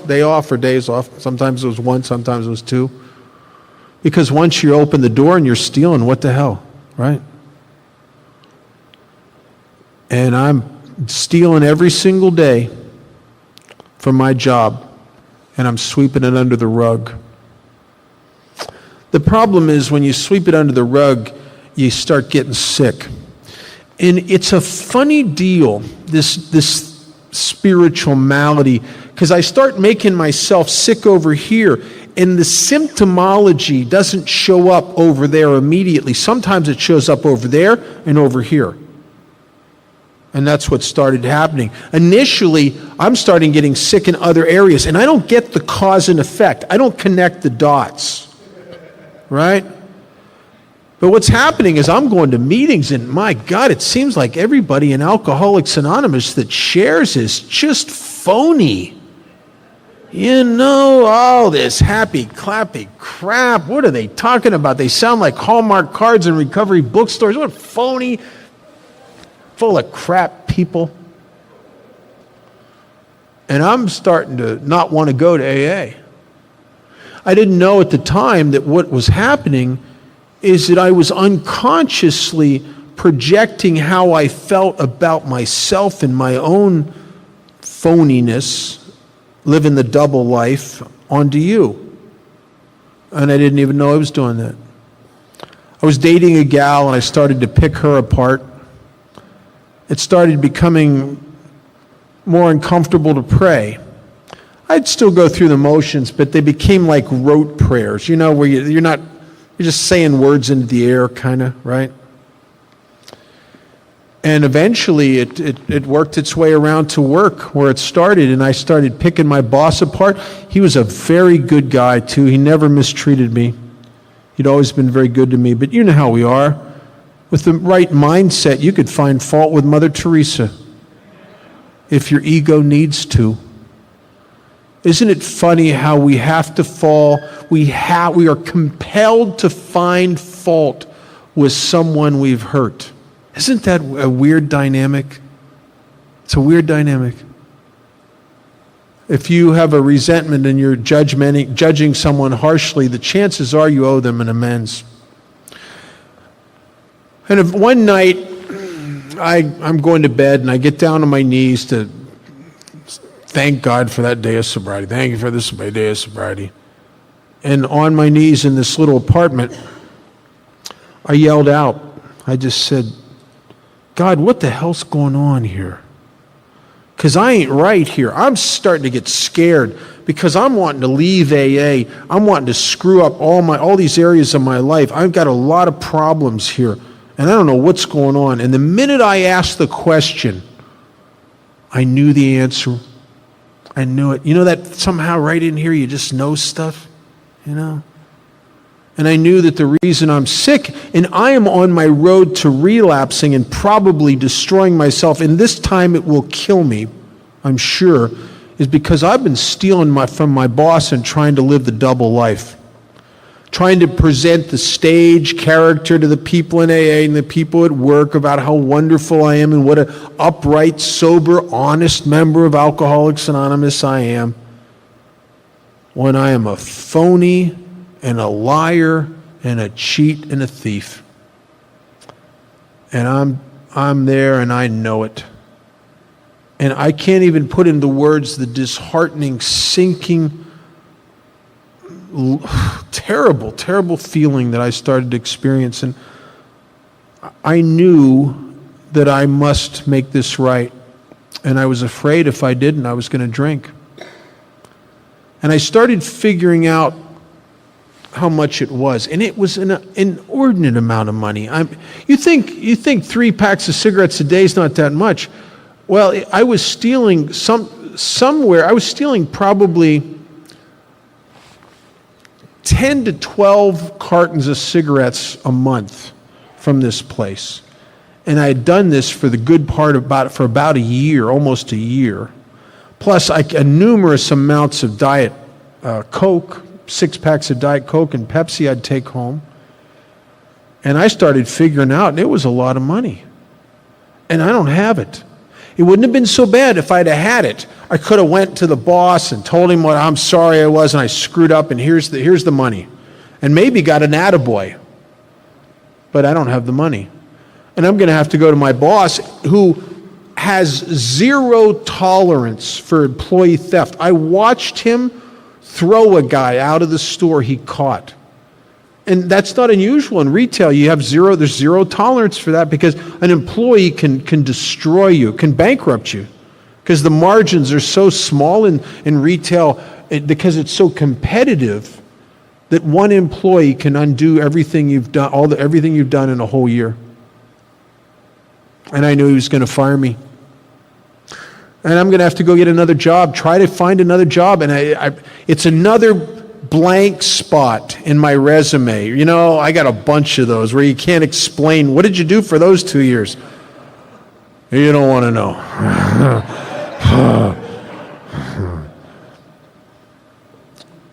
And I don't know how I'm going to get another job, and then I'm going to have to make payments.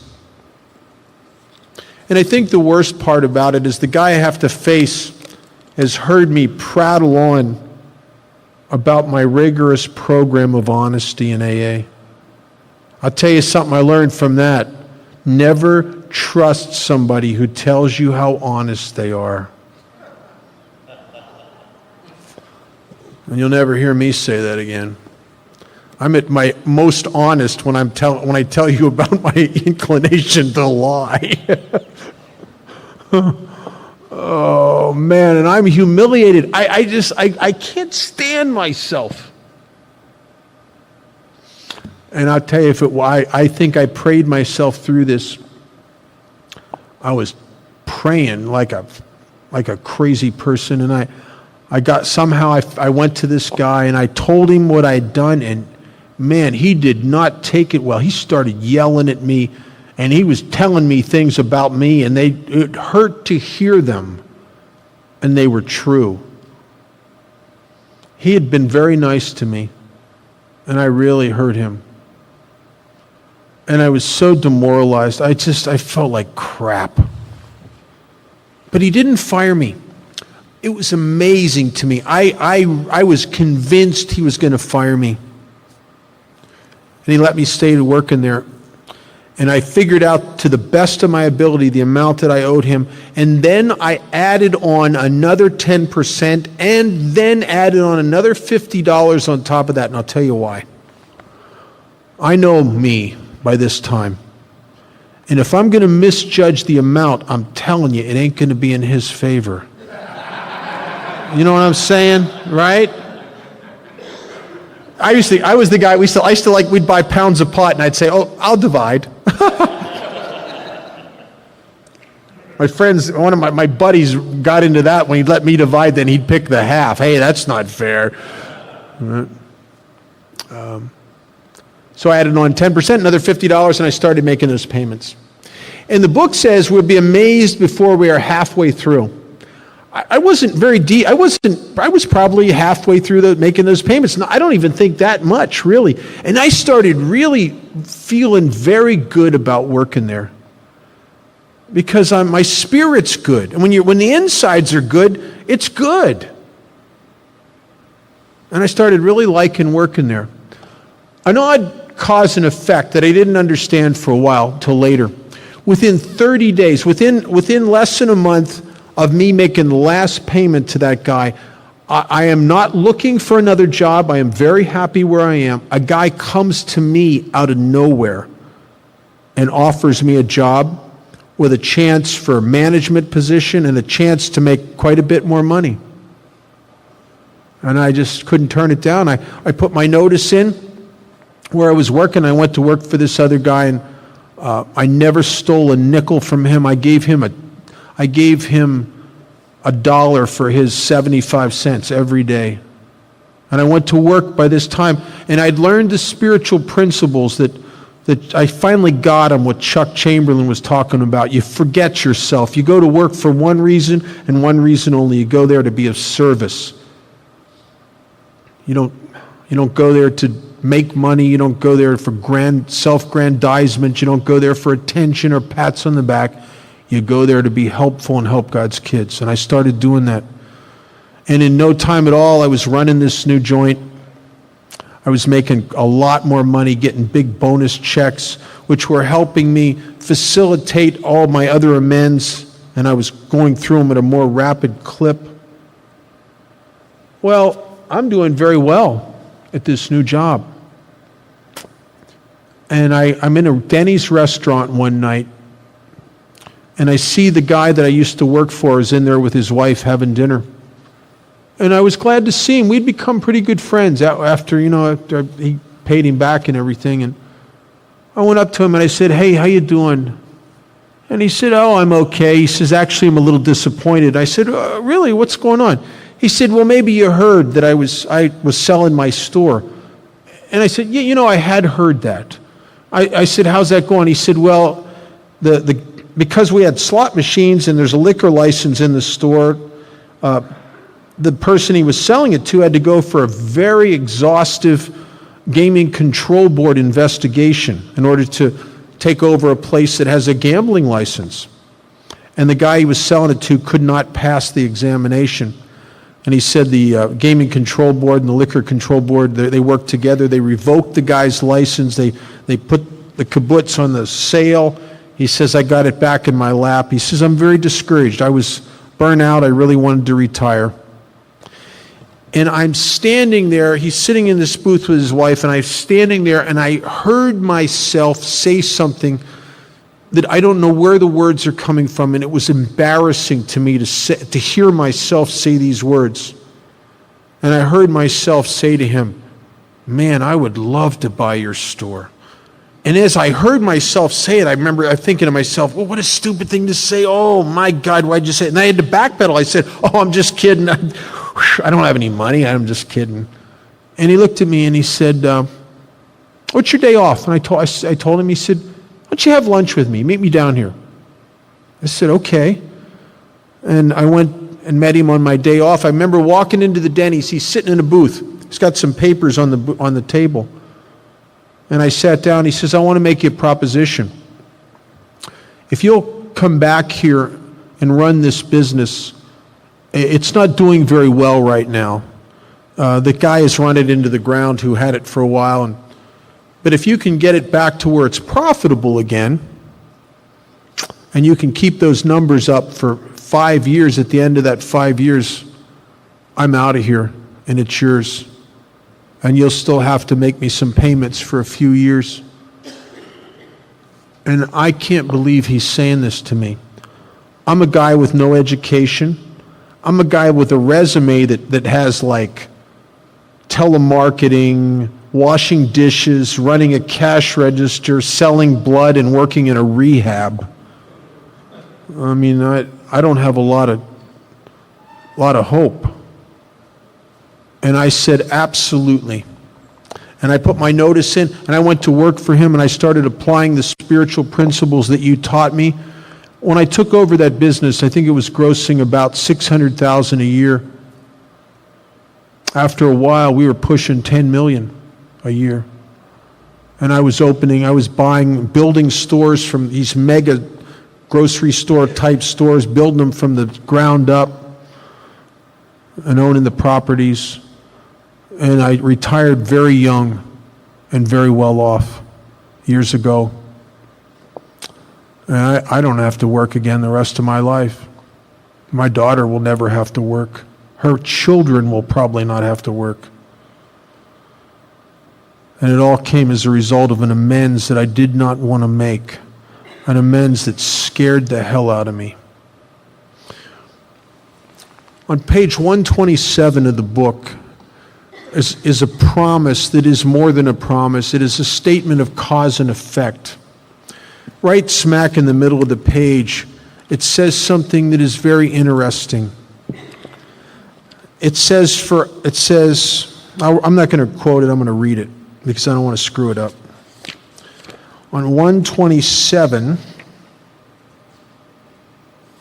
in the middle of the page, it says, "Although financial recovery is on the way for many of us, not all, but many, we found that we could not place money first. For us, material well-being always followed spiritual progress. It never preceded it." What does that mean? Does that mean if you make all your amends and you devote your life to helping others, that you're going to be rich? Not necessarily. I know guys that are making $5 and $6 million a year that have zero material well-being. They're driven, unhappy, frantic, and they worry about money more than anybody you've ever known. They live in a state of agitated anxiety interspersed with depression. And they make more money than they could ever spend in a lifetime. I know other people who make very little money, maybe $40,000 a year, that have a tremendous sense of material well-being. They know, they rest in a degree of comfort because they're worthy of everything they have. They're not driven by any fear of losing anything. They're not driven by any sense of desperate not enoughness, as if they're going to fill some vacuum inside them that you can never fill full. They have tremendous well-being.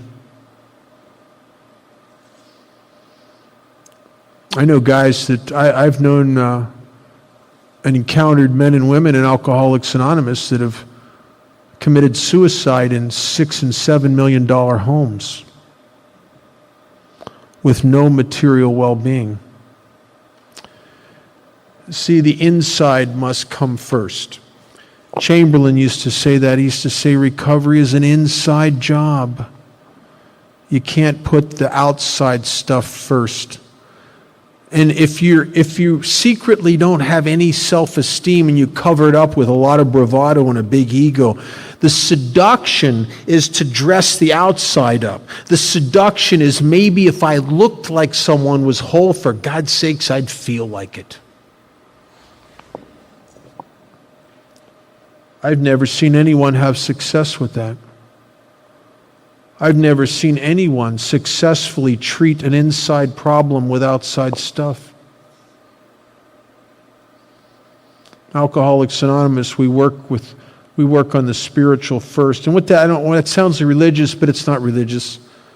It's the icky thing inside you that eventually drives you back to drinking, that drives you towards the clamoring of self-gratification and more and more. That thing inside you that knows no peace, when you work on it and treat it and get it right, when the spiritual malady is overcome, everything else falls in place.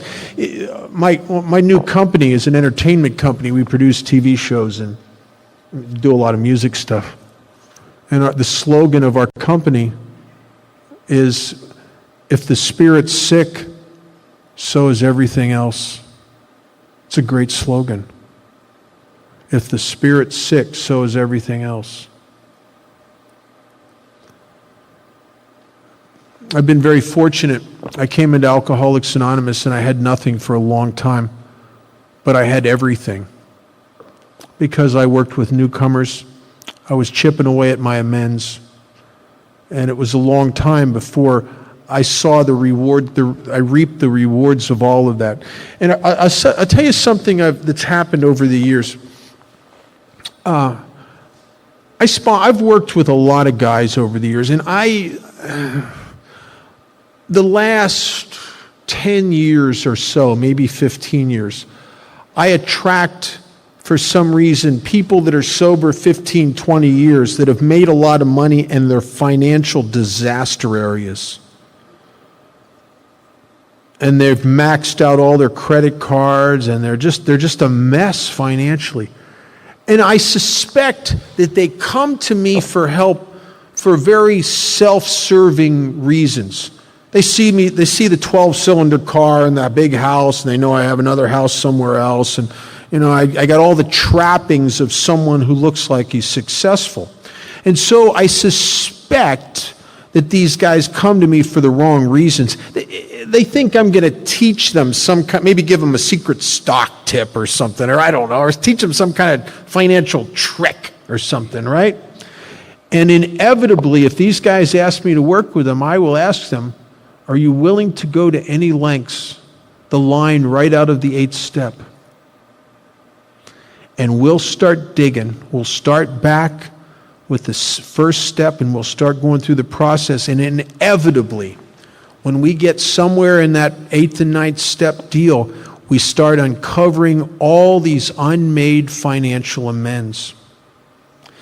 It's to the point now where I just want to, if a guy that's sober 20 years asks me that's a financial disaster or asks me to sponsor him, I almost want to just say from the beginning, who didn't you pay? Because I've just seen this with such regularity, you know, it's like it's not a big shock to me anymore. And we will start digging in, and maybe it's their parents who they're in a moment of excitement that the guy sober said, "Oh, forget about the debt." But nobody really forgets about it, do they? Or maybe they ripped somebody off and nobody else knew about it, or somebody else took the blame, or maybe they have a couple employers that they robbed or stole from and never got caught. The problem with these things where nobody knows, there's one person that knows. And it's the worst person on the planet that can know. It's the one person that can stick it to you more than anybody on the planet. And that guy knows, and he's going to use it against you, and he'll use it against you, and he'll use it against you, and you won't even know he's doing it. And you know who that person is? It's you. It's you. There's a great movie that has the spirit of step 8 and 9, and it's called Flatliners. Have you ever seen that movie? It really captures the spirit of what we do in step 8 and 9. It's a movie about these doctors who they're in medical school, and they're fascinated with death. And so they rig up this laboratory, and in the laboratory conditions, they flatline each other to experience what death was about. And then they do it in such a way medically that they bring each other back. They do it in a very controlled deal.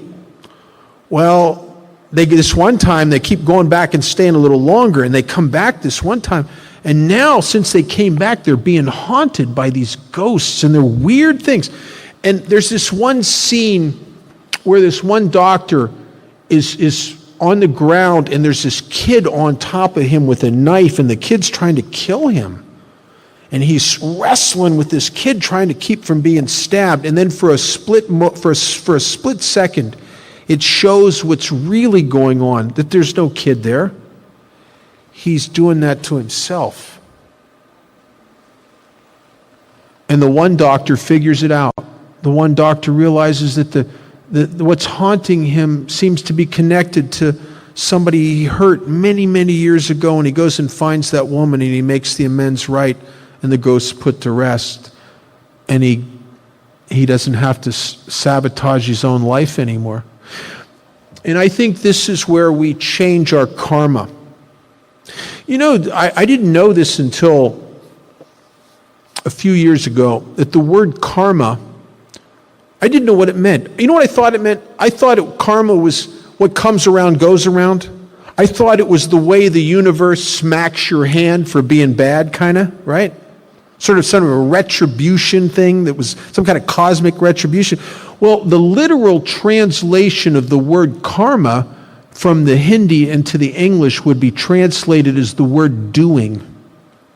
It's your doing. You hurt a bunch of people over here and you swept it under the rug, and now your life's going down the tubes over here. It is your doing. And why? Because I think I am incapable of holding on to abundance and richness and anything decent if I secretly inside myself think I'm a piece of crap. If I have hurt you, and I've hurt you, and I've hurt you, and I never knew it, I never made it right, the problem is there's something inside of me that is connected to you. I may ignore it, I may pretend it's not there, but I am linked to you. And what I do to you, one way or another, I will have to get even with me for. one way or another. And I either make it right by mending the harm that I've done to you and making the amends, or I unconsciously sabotage my own life over and over and over and over again. I've had so much experience with this in cause and effect, and not just from drinking, stuff I've done in sobriety. I've had things in business where I owed somebody money and nobody knew I owed them money. And I kind of swept it under the rug, and I watched the numbers. I watched my very financial situation just start to go like this. And then I finally stepped up and made the amends and then watched it go like this. Amazing.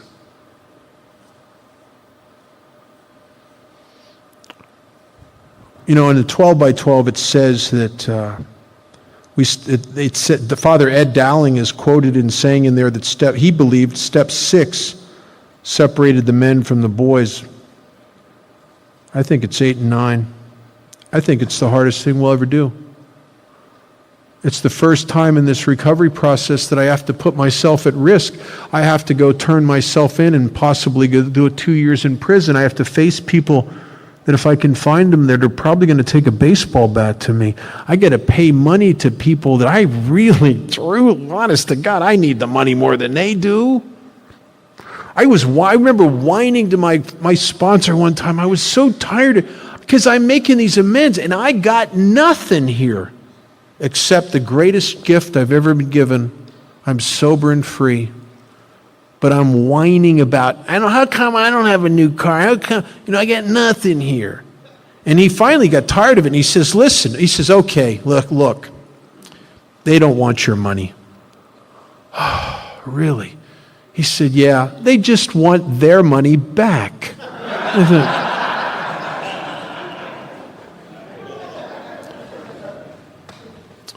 You never know what how amends is going to affect someone else. I'll tell you a quick little story and we'll end until tomorrow morning. My dear friend who died a few years ago, Clint Hodges, who was a tremendous, tremendous man. And we had done a lot of step work together, and he sponsored a guy named Tommy, and Tommy's a cool guy. And before Tommy got sober, he had 2 jobs. He was a burglar at night and a window washer in the day. That's a good combination. Now that's job compatibility. And he got sober, and after a while, he's into the steps, and Clint's taking him through the steps, and he's got a bunch of houses he's burglarized. And by this time, he's working, and he's starting to save some money, and Clint says, you have to go face this. He's scared. He thinks, well, these people could lock me up. And Clint was an amazing man. Clint really believed in Alcoholics Anonymous. Clint used to say, there's a world of difference between making all your amends and all of them except one.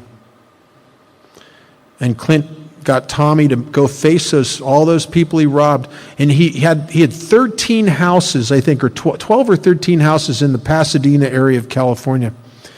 And I remember Clint telling the story, and then I talked to Tommy. Tommy told me the same deal. He would go to each house, and he started with the first house, and he'd knock on the door, and the people would answer the door, and he said, did you live here at such and such a time? They said, yes. And were you burglarized? And they said, yes, we were. Well, I'm the guy who did it. And here's some money to begin with. And I want to make it right no matter what it takes. And if you will allow me to do that, I'm trying to change my life, and I want to make this right to you. And he got a very good reception at each house. He'd give them a little bit of money in a payment plan once they figured out the amount or whatever the deal was. And he got through all the houses except one.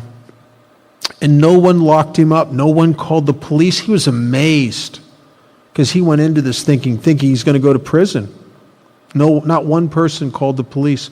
But if they would have, he was ready. He was ready. He was at a point where he just wanted to be free of this stuff. He gets to the last one and he goes to the door, nobody answers. And he goes back and nobody answers. And he kind of puts it on the back shelf. And Clint's prodding him, you need to get that done. So he goes back again and he knocks on the door. And this time a little old man and woman answer the door. And he says, did you live here at such and such a date? And they said, yes, we did.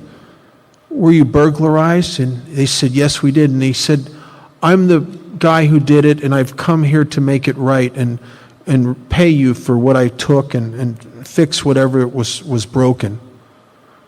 And they looked at him with a strange look on their faces, and they said, really? And he said, yeah, I really need to make this right. And they said, come in, please come in. And they brought him into the house, and as they went into the foyer, they pointed to the mirror, and they said, you broke this mirror. Why did you break the mirror? And he said, I thought there might be a safe behind it. And they went, oh. They took him into the living room, and there was a big painting of the father, of the man there on the wall, and it had a slit through it. And he said, you tore that off the wall. Why did you tear that off the wall? He said, again, I thought there might be a safe behind it. Oh. Sit down, please, sit down. Would you like something to drink? No. Listen, I need to make this right, Tommy says. And he takes an envelope out with some money and he slides it across the table and they slide it back. And Tommy says, listen, you don't understand. I have to make this right.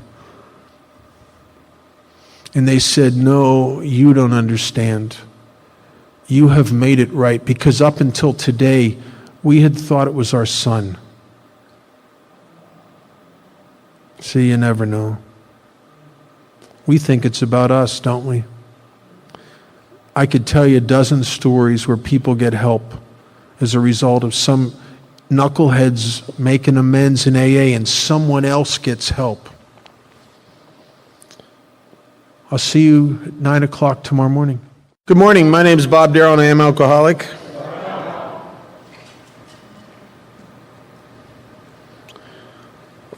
Last night we were talking about some very awkward, difficult things, making amends. Probably the hardest thing, it was actually the hardest thing I've ever had to face or do in my life. And one thing before we go into step 10 and 11, what I discovered that there's my business and there's God's business. And I think that we enter into that kind of a deal from step 3 on. And in step 8 and 9, there's my business and there's God's business. And in step 8, it says we made a list of all persons we'd harmed. That's my business to make the list. As a matter of fact, the book says you already have it, don't you? It comes right off your 4th step. The book says we made it when we took step 4. So all the people on my resentment list, I've created separation between me and them. And even if I haven't hurt them, I've at least the amends maybe has to be as simple as forgiving them or changing my perception of them. But something has to be mended in the separation. So everyone on my resentment list, all the creditors, all the people I've hurt and afraid somebody would find out about, all the little things I'm afraid to face, all the unfinished business of the fear inventory, all goes on my amends list, and all the people that have been hurt as a result of my selfish pursuit of not wanting to be alone or sex or whatever, in this driven me first kind of illness, this illness of self-centeredness. And so we made the list as our business and became willing to make amends to them all. That's God's business. And you know how you know it's God's business? Because on page 76 there's a prayer where you ask him for that. And it's the prayer. It's a kind of a strong, it's a little short, tiny thing, but it's very strong in its wording. It says, if you haven't the will to do this, to make these amends, it says you ask And not just ask once, but it says you ask until it comes. So what happens, in my experience, and we are, I think for the most part, at least I am, and most of the people I know as alcoholics, we're event people. In other words, I want to say a prayer, and then skyrockets and change and earthquakes but my experience has showed me that prayer is 100% effective, but it takes a while. And if I'm willing to do these things and do it until the change occurs, it will occur. It's guaranteed. But I have to keep it as a legitimate piece of spiritual business. You would be amazed. I've watched this not only in myself, but hundreds of men and women over the years, things that won't budge. Like guys that really wanted to quit smoking, and they couldn't, and they tried and failed and tried. And the best, and this happened to me, the best I ever got was 3 weeks of not smoking, making myself and everybody around me miserable to go back to smoking more than ever. I did that 3 times. And then an amazing thing happened. I was so discouraged the last time I quit quitting. And a guy turned me on to an idea just to make it a legitimate piece of regular business for me between me and God, asking him for the desire not to smoke. And I did that. I don't even can't tell you how many months, but it was quite a while. And then all of a sudden, there it was. I did that I had an addiction to gambling in my early sobriety. I did it with that. Then it kind of came back in another form with the stock market. I was addicted, if you can believe that. I was addicted to the stock market, 7-8 hours a day on a computer trading the stock. It was crazy. I've done it with resentments that I can't, did you ever see that kind of resentment that you just can't let go of, right? It's like flypaper. You should, but it just won't go, It's just stuck to you. And I've done it with that. But it's not an event. It's a process. Daily prayer for something opens you up and slowly and brings grace in, and the things change, but it's not an event. So if I can keep these amends that I'm unwilling to make a legitimate piece of business and pray, and the book says prayer, ask until it comes, it will. You can be guaranteed that if you do that, you will have a change of heart about that person. Or you will have, all of a sudden, you'll have the courage to walk through the fear to face the amends. Even though when you're beginning saying the prayers, you don't believe you ever will be able to do that. It's in time, you keep making that a piece of a business in your life, and it will happen. It will happen. But it takes a while. God's slow, he's old. And just make it a piece of business. So in step 8, we have made the list, my business, the willingness, God's business. Step 9, make direct amends, my business, wherever possible, God's business. I don't have to do anything it's not possible. That's pretty good news. Some of us come to AA with this sense of, oh, great. Now there's whole rooms full of people I can disappoint. You don't have to do anything here you can't do. And so over the years, I sometimes will ask guys like me who have like horrendous amounts of amends, like very long 8-step lists, to make those lists into 4 columns. And this really takes the heat off. Column 1, those are the people that you have the wherever. You know where they are, you know what the amends is, you even have a little down, if it's money, you have a down payment, whatever the deal, you have the wherever is in place, and you have the willingness, and a legitimate willingness, because you're just ready to go right there, right now, and do that. Not fantasy willingness, like, oh yeah, I want to make the amends, and then just keep putting it off. Because willingness without action is fantasy. But legitimate willingness, column number 1. Column number 2, you have the willingness. You really do, and you do. But you don't have the wherever. Those are the only amends that I have that are outstanding. I have a guy that I stabbed. Had been my only friend at one point, and I took a hunting knife and I messed him up pretty bad in a blackout with a hunting knife, and he'll probably never be the same. He almost died. He was in intensive care for like 8 weeks. And I've never found him. And I've looked, I've hired services, and I had a guy from Homeland Security try to search for him, and various deals, and nothing. He is either dead or in prison possibly, or living on the streets below the radar, and he doesn't show up on any search engines. I don't know. But I do have the willingness. As a matter of fact, I would be excited if I found out where he was next week. I would be on a plane to see him. The first window was open probably within the first 2 or 3 weeks. And then there's the third column, the people that I know where they are, but I don't have the willingness.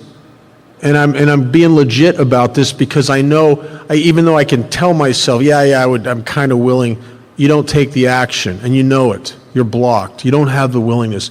And so the book says we pray for that. We ask God, we ask for it, and we ask until it comes. And then the final column would be the people that I don't have the willingness or the wherever.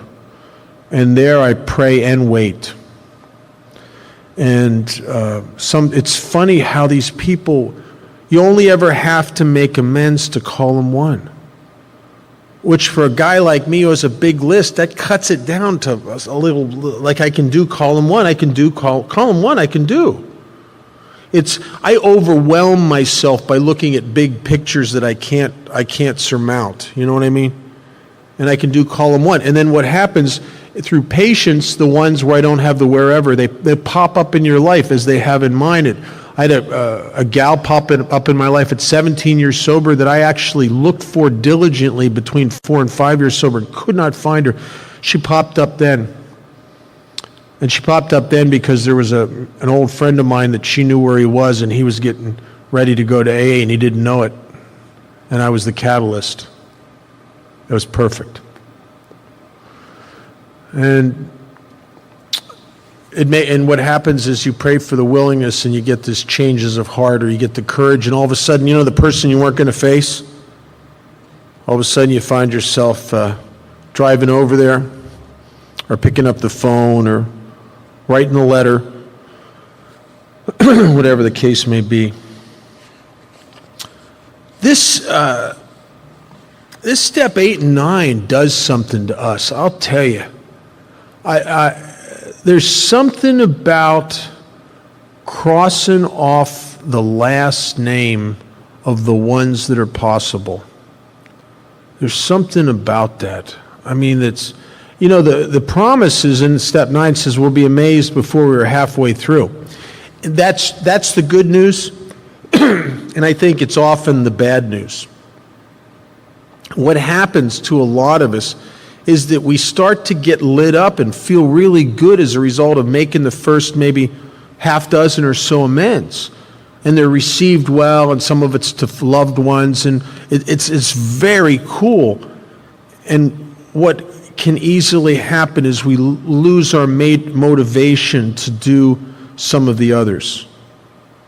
Especially the ones that are easy for our egos to discount.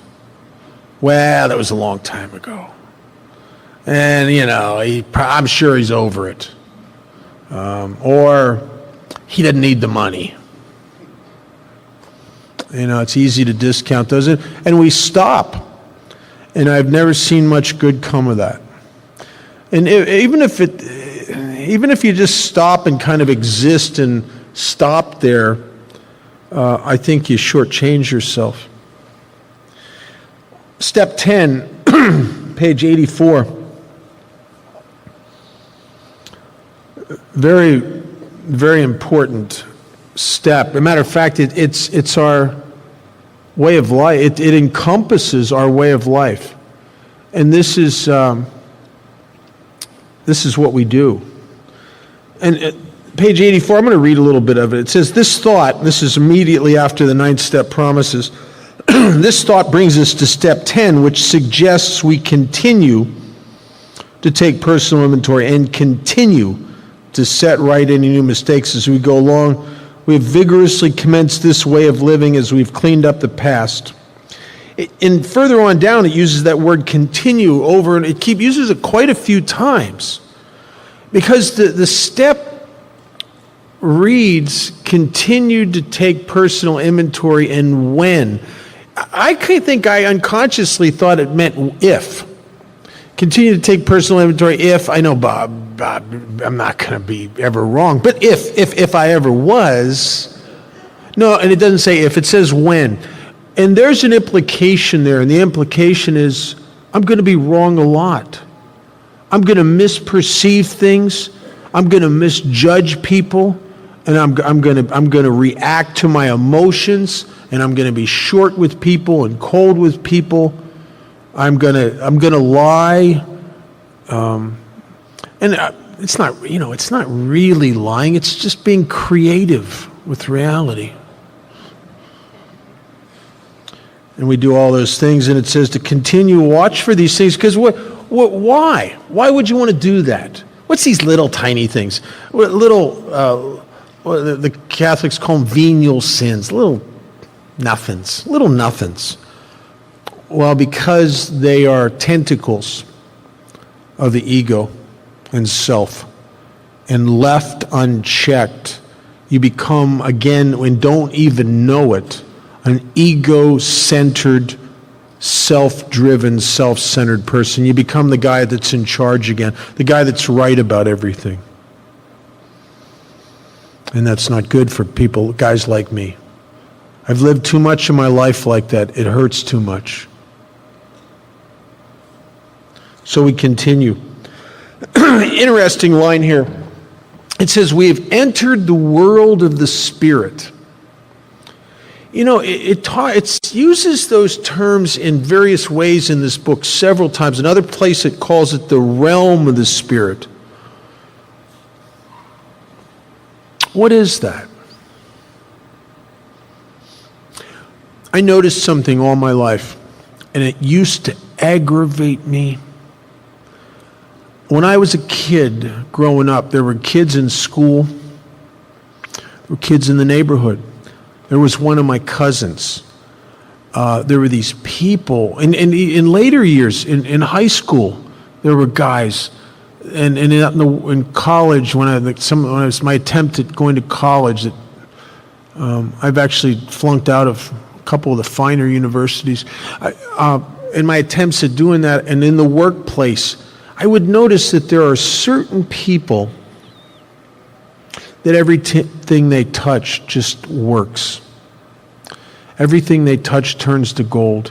If they pick up a hobby or a sport, they're very enthusiastic about it, and they do very well. They're amazing at relationships. They're amazing at jobs. They're very good at school. It's like everything just clicks for them.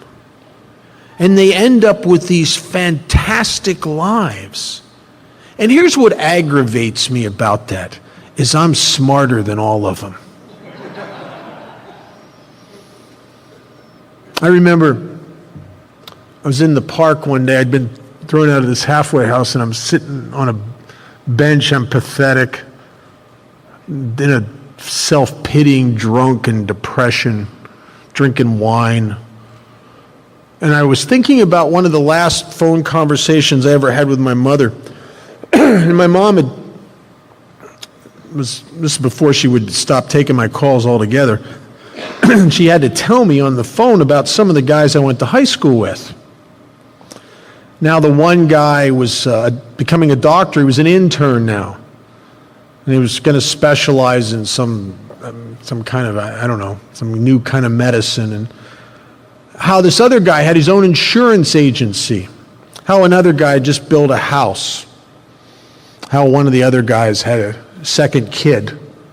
And how wonderful these guys are doing. And I'm smarter than all of them. And I know it. But I remember the ego is so amazing. I remember thinking to myself, in my patheticness, now I got sores because I don't eat and I'm just drinking that cheap wine. I'm dirty, I don't bathe anymore. I'm living in a pavilion in the park, or when the weather gets real bad, in an abandoned building, and I'm a mess. I come to with tremors. And I'm thinking about these guys I went to high school with and their great, big, wonderful lives, and I'm thinking smugly to myself, yeah, but they couldn't take it living like this.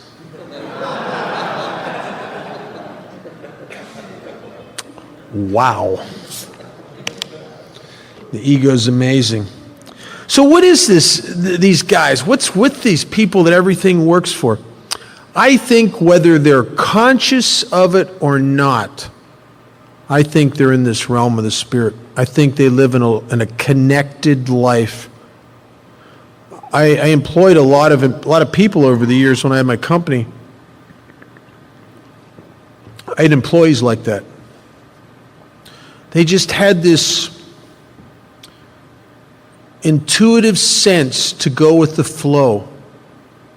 They weren't trying to change the course of the river. They were just going with the flow.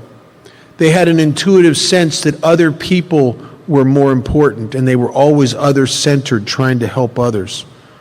They weren't necessarily, some of these guys I've seen over the years were religious, and some weren't. But they had a spirit that was vital and alive. And they had an ability to love others. They were not self-centered to the degree and selfish to the degree that a lot of us are. They just knew naturally the importance of helping others, and they loved it because of the way it made them feel. And everything clicks for those people. There was a very famous basketball game where I don't remember I'm not a basketball historian, but I'll try to tell you. I'll probably get it wrong.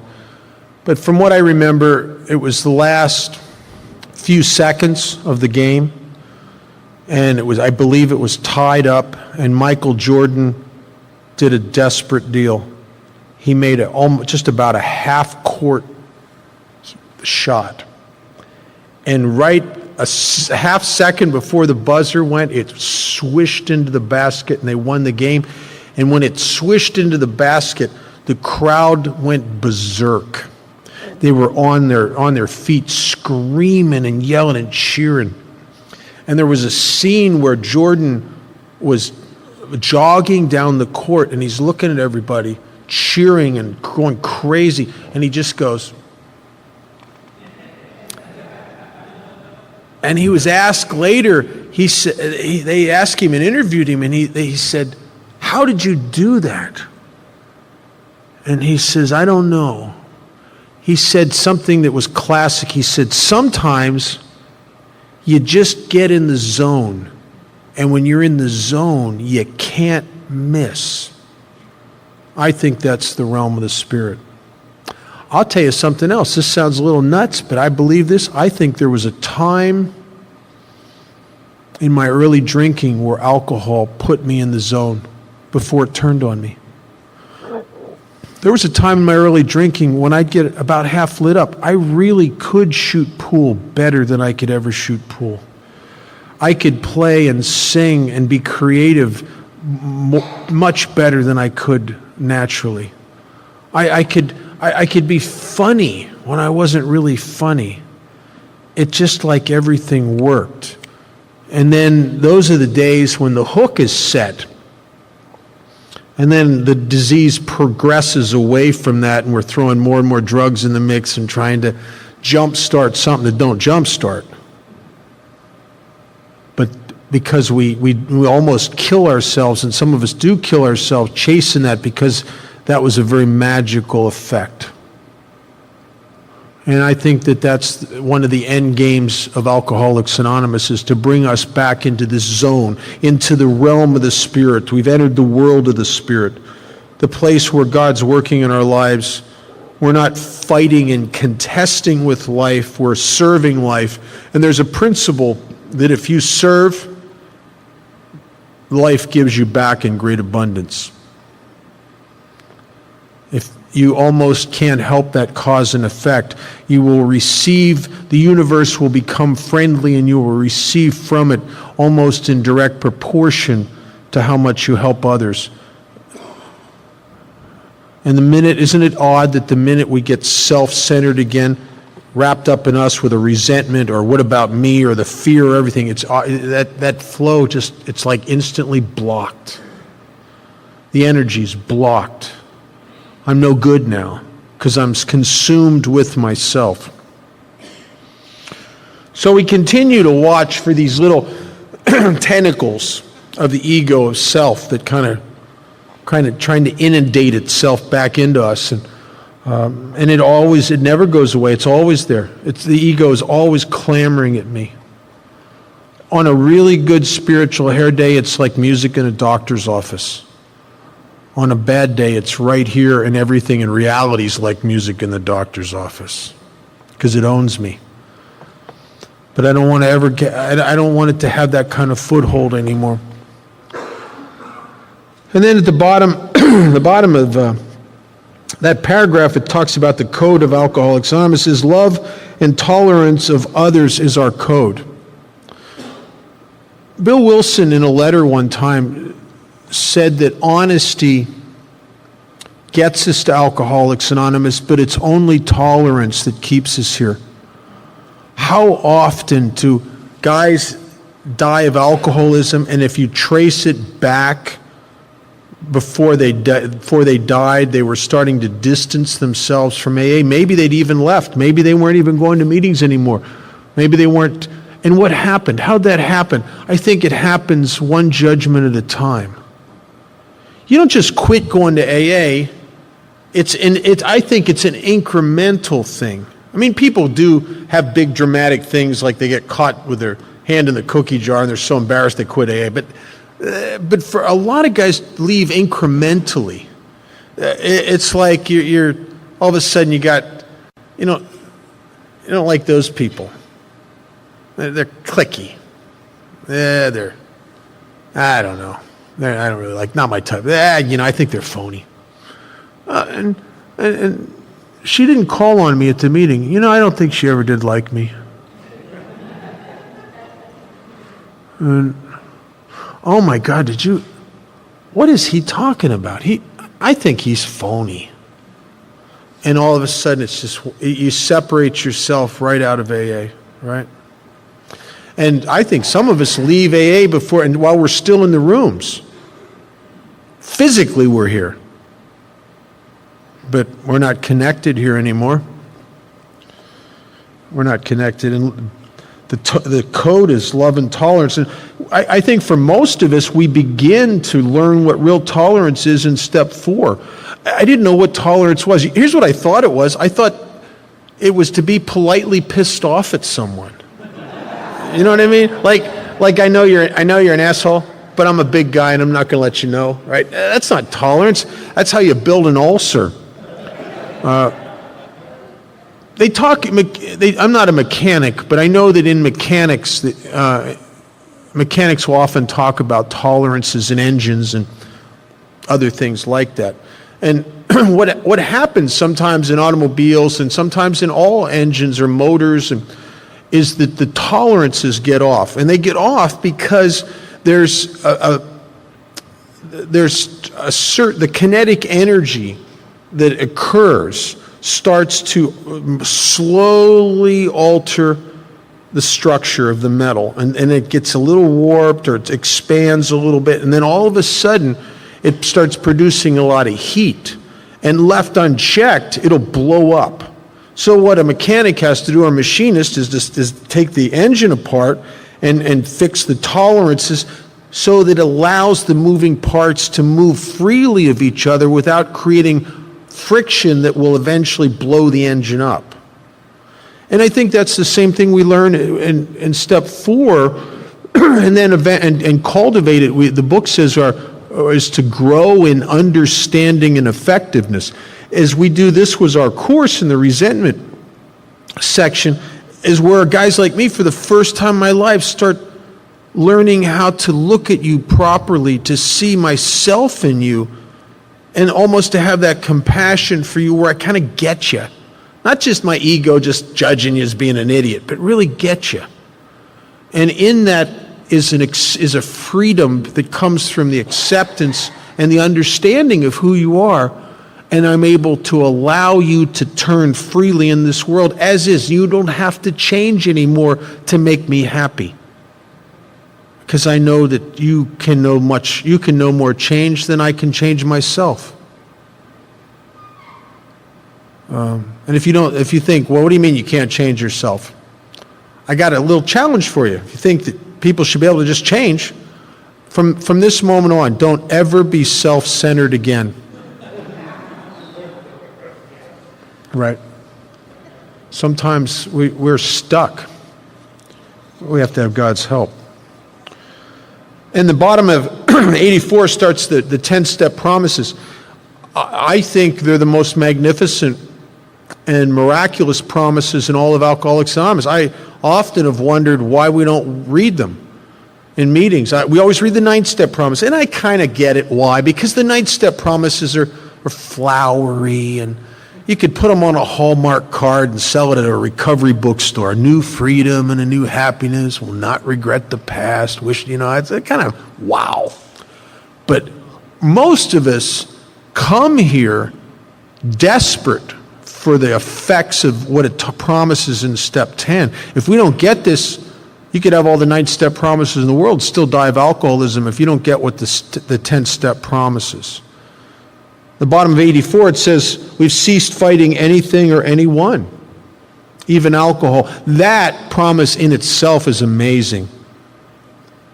Peace and serenity only comes from when you quit fighting.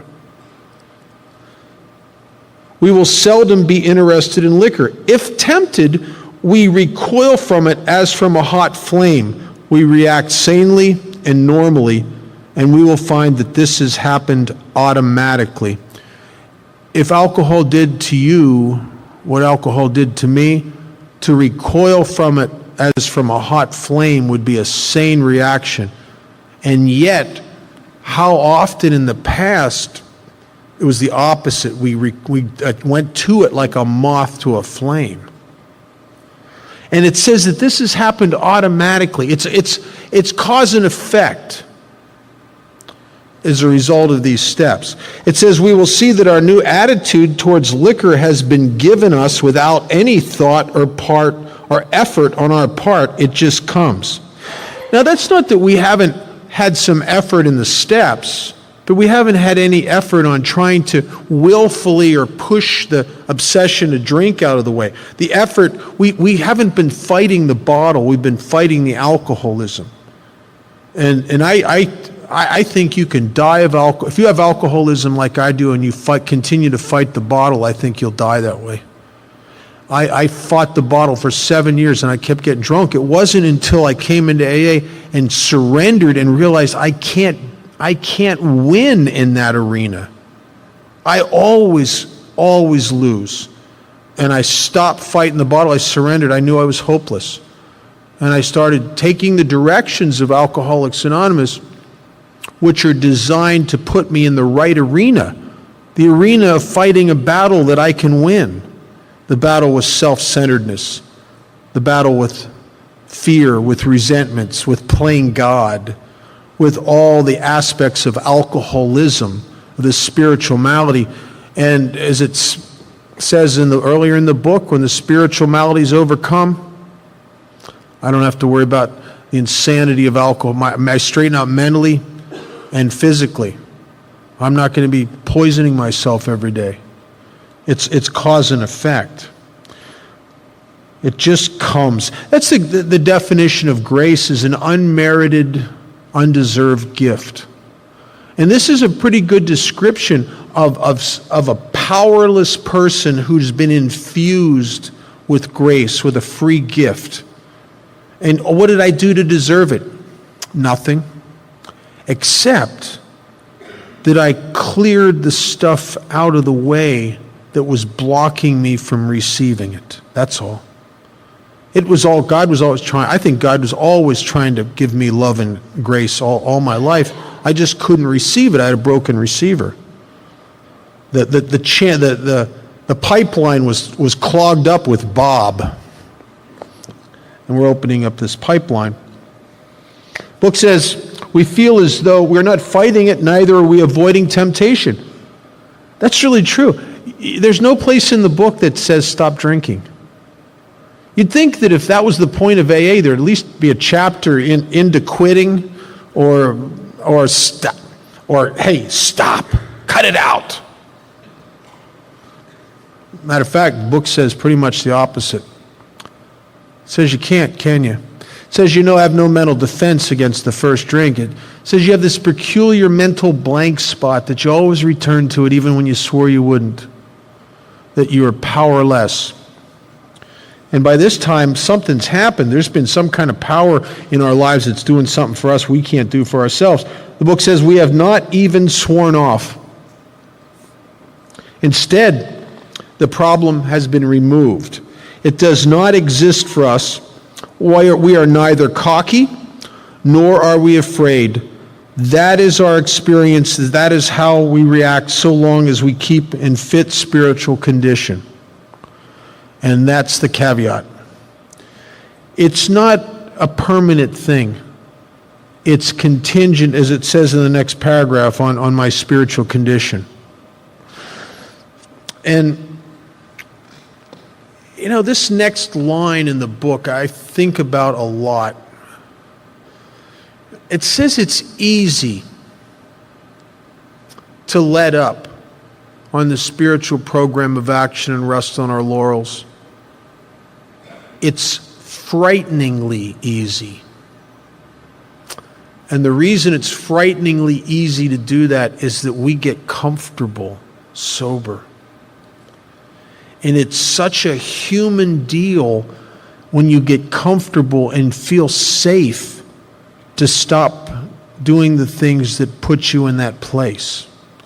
I think we lose a lot of people in Alcoholics Anonymous that die of alcoholism, and they're seduced to their own death by the very fruits of their recovery. When you think about it objectively, if I am a self-centered person, what do self-centered people do? We focus on how we feel. I'm an internally focused person. So I'm really big on how I feel. And I will judge everything on how I feel. So if I'm feeling good, if I'm feeling safe, if I'm feeling like I don't have a problem here anymore, what I have a tendency to do is act accordingly to my feelings. And I think that is a deadly proposition, because now I'm not putting principles before my personality anymore. I'm putting my emotions, which is the major aspect of my personality, before my principles. So my life comes down as being self-centered and not what I'm doing, but how I'm feeling. And we get seduced because you're feeling good. And I've watched guys quit using their sponsor, quit doing service, back away from meetings, maybe get down to like 1 or 2 a week just to go see their friends. They almost as if you've made AA into some kind of sober social organization, like the Sober Elks or something. Right? And here's the tragic part about all of this, is that they do very well for quite a while like that. And because they continue to feel good, they don't think there's a problem. But it is so bizarre when it turns on you. It turns so quick it'll take your frickin' breath away. And all of a sudden it slams you, and all of a sudden the house of cards, all the props, everything you've built up that's made you feel, giving you a false sense of security, because your security is not because you're in God's hands. Your security is because of the house and the bank account and the job and the people that love you and human power. And that only goes so far. And then what do you do when it starts falling apart? Well, underneath the selfishness and underneath the self-centeredness, which seem at times to be a default positions for me, I have a deadly default position. And that default position is that when my emotions are screaming at me and I'm in a lot of pain, somewhere on a cellular level, I remember the relief I had once obtained from either taking some drugs or drinking.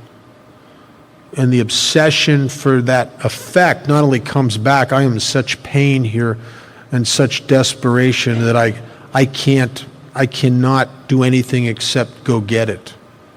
I've watched that happen to guys. And I think it could happen to me if I stop taking care of my spiritual condition. So it's easy to let up on this and rest on our laurels. A laurel wreath was used in both Greece and Rome. In Rome, when you became a citizen and you had votes, you had a voting power, you wore a laurel wreath. And it signified that you'd arrived. You were vested in slaves and land and a voice in the Senate. You didn't have to do nothing no more. You could just hang out. You arrived. You never arrive when it comes to alcoholism, even though you can be seduced into a sense that you're there. You're never there. It's a chronic illness, just like the diabetic or the person with chronic heart disease is never there. You're never over it. It has to become a legitimate, consistent piece of business in your life. That's the way chronic illnesses are. We're not cured. What we really have is a daily reprieve contingent on the maintenance of our spiritual condition. Every day is the day when we must carry the vision of God's will into all of our activities. How can I serve thee? Thy will, not mine, be done. These are thoughts which must go with us constantly. We can exercise our willpower along this line all we wish. It's the proper use of the will. This is where one day at a time came from. Some people, now people think of one day at a time. You don't drink one day at a time. Well, originally it was meant that we maintain our spiritual condition by certain actions every single day, and we maintain this spiritual condition one day at a time. It was a clear acknowledgement and recognition of the chronic nature of the spiritual malady. That last week's trusting God, cleaning house, and helping others was wonderful last week, but this is a new piece of alcoholism today. Just as for the diabetic, last week's blood sugar was great, but it has no bearing on today's diabetes. And that's the nature of chronic illnesses. Much has already been said about receiving strength and inspiration, direction from Him who has all knowledge and power. If we have carefully followed directions, we have begun to sense the flow of His Spirit into us. To some extent, periodically, to some degree, we've become God conscious. It's not just faith anymore. We're starting to get moments. They never last because they're periodic. But we get moments of conscious contact, moments of feeling the presence, moments of connectedness to God. They're usually brief. And they usually happen at times when you don't expect them. Sometime when you're working with a newcomer and all of a sudden you just feel that thing. It just, whew. We've begun to develop this vital sixth sense, but we must go further, and that means more action. And then this brings us to step 11. And you know how it's because it says step 11 in italics. Oddly enough, this is the only step that I warmed up to when I got here. And it's really odd. My ego kind of got behind the idea of step 11 for a couple reasons. I grew up in the early 70s, late 60s, early 70s, and we were really into meditation. I mean, I went to so many meditation classes and yoga classes, and I chanted Nam Myoho Renge Kyo with the SGI. I had a mantra with TM. I went to several types of yoga. I went to the Divine Light Mission, got knowledge. I loved meditation and yoga classes for a couple reasons. Well, one, there was always a good chance that you could get laid at a meditation class. And in a meditation or yoga class, you could always cop some very good pot. There was always somebody there that had really good marijuana in a meditation or yoga class. And those of us that went to places like that, we felt smugly, spiritually superior to others. You know, it's like you just run into old friends. How are you doing? I'm fine. I meditate deeply.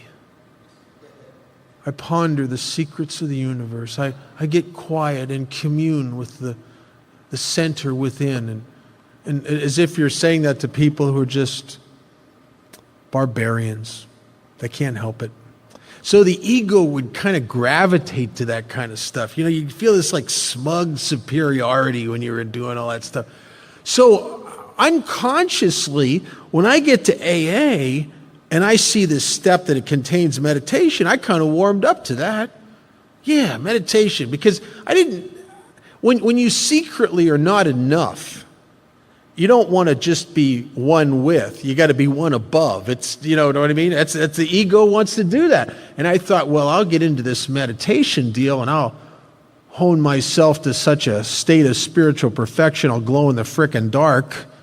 And everybody will realize how Bob's up here, which is is completely not the point of step 11. Matter of fact, it's the opposite. But I didn't know. So I start reading this part of the book, and I found this section that said step 11. I start reading it, and I want to do this meditation thing. And it says, step 11 suggests prayer meditation. We shouldn't be shy on this matter of prayer. Better men than we are using it constantly. It works if we have the proper attitude and work at it. It would be easy to be vague about this matter, yet we believe we can make some definite and valuable suggestions. Okay, I'm ready, buckled in, lay them on me. And here's what it says. When we retire at night, we constructively review our day.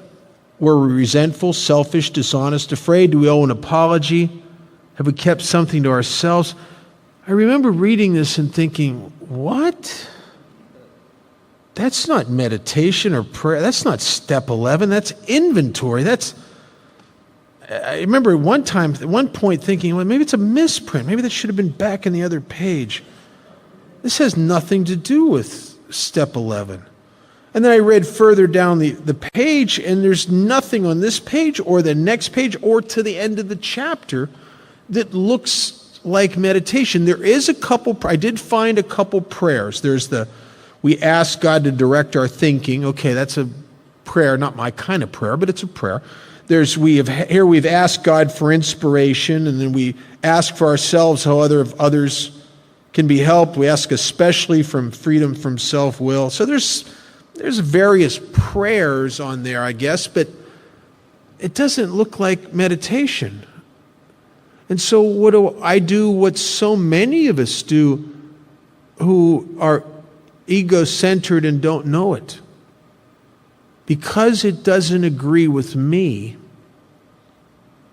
and what I think it should say, I never follow the directions. I never put into my life these exercises that it talks about on page 86 and 87. And what I started doing is I started doing all kinds of other stuff. Now, there's nothing wrong with that. Matter of fact, towards the bottom of page 87, it says that the very last line in the last full paragraph, it says, be quick to see where religious people are right, make use of what they offer. In addition to, but not in substitution for. And so what I did is I never did this stuff, and instead I started making the center of my 11th step a lot of supplementary stuff, which is all good. One of the first things I did was I had these 2 little reader books I would read every morning, the 24-hour book and the day by day, and the good books. I got burnt out doing that after quite a while, and I started doing that prayer out of the 12 by 12, the prayer of St. Francis. Great prayer, very cool. Did that for quite a while. Then I found another version of it that was worded a little different that I liked better. The version that's, instead of saying make me a channel, it says make me an instrument. I like that version better for some reason, and did that for a while. Started exploring various churches, unity, religious science. I went to a Baptist church. A lot of people in AA went to. I went back to my church in my childhood, the Catholic church, and I tried saying the rosary, went to Mass quite a bit. The one little problem with church is they don't let me share. You know, some of you will relate to that, unfortunately. I tried a whole bunch of stuff. I went back to SGI for a while, and I chanted with the Buddhists. I started reading a lot of spiritual books. I started doing visual imagery exercise. I did some yoga for a while, Course of Miracles. I did the I Am the Place, which is a very centering tiny little thing. I still do that often to this day. On occasion, it's a little thing that goes, I am the place where God shines through. Him and I are one, not two. I need not worry, fret, or plan. He wants me where and as I am, and if I be relaxed and free, He'll carry out His plan through me. I like that a lot. I still use that sometimes to this day because it just kind of hooks me right up again. But I never did what it talked about in the book. And then I'm sober. I find myself sober a long time at one point and I'm sponsoring a guy who's sober a long time, well into double-digit sobriety. And my sponsee, who's sober a long time, comes to me one day, and he's very serious. He wants concrete, specific direction on how to do step 11. Well, the problem is, I don't know what to tell him. I've done so many things, and they're all good, but none of them are really a home run. I don't have one thing that's definitive. I have the meditation du jour, but I don't have anything I don't know legitimately what to tell this guy. He's looking for specifics here. So I told him what they taught me in secret sponsor school. Oh, you don't have that? You should have. I'm surprised you guys don't have secret sponsor school. In secret sponsor school, they tell you that if a sponsee comes up to you and asks you a question and you don't have a clue what the answer is, you tell him one of two things. A, you just say, go pray about it. If your sponsor ever says, go pray about it, what he's really saying is, I don't have a clue. I have no idea. Or B, just go do what it says in the book. Well, I gave him B because I didn't know what else to say to him. I just said, just do what it says in the book. Well, this knucklehead, without opinion or prejudice, just literally started doing what it says on page 86, 87, and 88 every day. And in no time at all, he's doing better than I am. And I don't like that. That's not a good deal for me. And what's happening is he's getting exactly what he's supposed to get. It's bringing him more into the zip code of living and carrying out the decision in step 3. He's becoming more useful. He's becoming more and more free of the bondage of self. He's conducting his business, bringing spiritual principles and a spiritual mindset and the spirit of step 3 into all his affairs, because he's following the exercises on 86 and 87. Well, right about in the same time period, I stumbled on a passage in the 12 by 12 in step 11 that explained why this self-examination paragraph is in the part on step 11. It's supposed to be.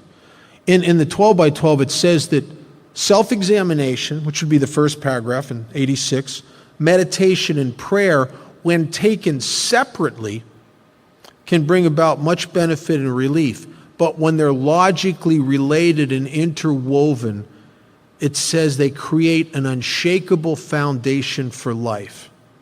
See, they're supposed to be interlocked and interwoven. This retiring at night and the self-examination is an essential part of step 11. About in the same time, right after that same time period, one of the guys I sponsor found in an old bookstore a dictionary from 1913. Since then, I've started collecting them. I have them from 1895 all the way up to the 1930s, trying to get they're great for looking up definitions of words in the big book because the language has changed. And we looked up the definition of the word meditation back in this 1913 dictionary, which would have been in that window when Bill Wilson was forming his language skills. And it was remarkable to me what it said. And what I discovered that the word meditation had changed in the English language in the 1960s. When the Beatles brought the Maharishi to the United States, when guys like Alan Watts and Aldous Huxley and Timothy Leary and Ram Dass and J. Krishnamurti started introducing Eastern spiritual techniques into Western culture, the definition of meditation changed. In 1913, it talked about a focused, contemplated exercise. It had a great example. It said that a general will meditate a war. And I went back to the book and I started reading the second full paragraph on page 86 with that passage from the dictionary in mind, that a general will meditate a war. And it says, on awakening, let us think about the 24 hours ahead. We consider our plans for the day. Before we begin, we ask God to direct our thinking, especially asking that it be divorced from self-pity, dishonest, or self-seeking motives. Under these conditions, we can employ our mental faculties with assurance.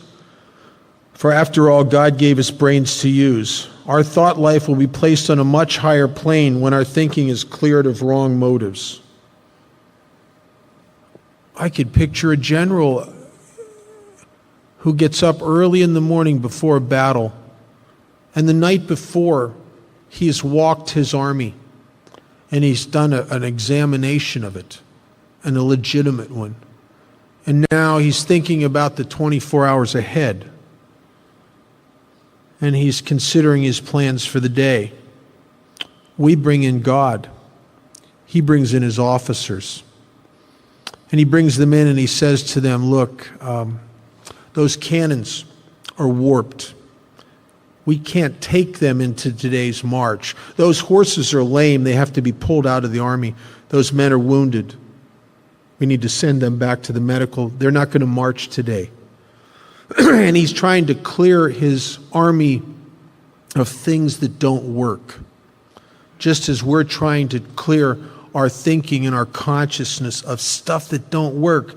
Self-pity does not maximize my decision in step 3. Dishonest and self-seeking motives put me right back into self again, coming at a place of self-centered fear and control and ego. Those things didn't march very well yesterday, and they're not going to march today. And it says that under these conditions, we can employ our mental faculties with assurance. Under these conditions, he can march his army into that battle with assurance, because it's been cleared of all its handicaps and liabilities. It says our thinking will be placed, when our thinking is cleared of wrong motives, it'll be placed on a much higher plane. What's the higher plane? Self-abandonment and service. Trusting God, cleaning house, and existing to help others. And this is very much, this self-examination, this contemplation of the day, the centering of my spirit in this direction and bringing the grace in through the prayers to enable me to go into my day like this is very, very much the same process that sailors will use to navigate the ocean. If you were to go down to the coast, let's say you went down to San Francisco and you were to rent or buy the absolute finest sailboat that you could get. I mean, you get the top one. And you decide that you want to sail to the island of Maui. And you go to the nautical library and you do the first 9 steps of navigation until you do such a great job that you have charted a meticulous, perfect, dead-on course for the island of Maui. You're going to set out from San Francisco Harbor heading right on the money for the island of Maui, and every single day the winds and the tides and the currents are going to move you off course. It's not because you have a bad boat or you're a bad guy or you played with your tiller too much. It's just the way it is. And every day, a legitimate sailor who was not trying to delude himself will take an honest reckoning of where he is, compare it to where he's trying to go, and realign his course so he can do the whole thing all over again tomorrow. Because one of the great lines in this self-examination, it says, we must be careful not to drift into worry, remorse, or morbid reflection, for that will diminish our usefulness.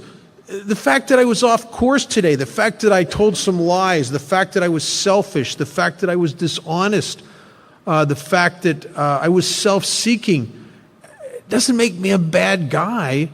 It makes me exactly who I am. Matter of fact, I think most of us, after we've grown up to a point in AA, when you look over your day and you're, oh my God, I was self-centered and I was selfish and I was resentful and I made a case against that guy and I did this. It's not beating yourself up. It's like, of course I did. Now what can I do to make it right? Of course I did. These are my default positions that I have to protect myself against. Why do we lie? We don't lie because we're liars. We lie because we're afraid or we're vacant and we're not enough and we have to enhance ourselves by enhancing little stories about ourselves. Why are we self-seeking? Because I have a void inside me that I'm in an illusion that I think I can fill it up by acquisition. Why am I selfish?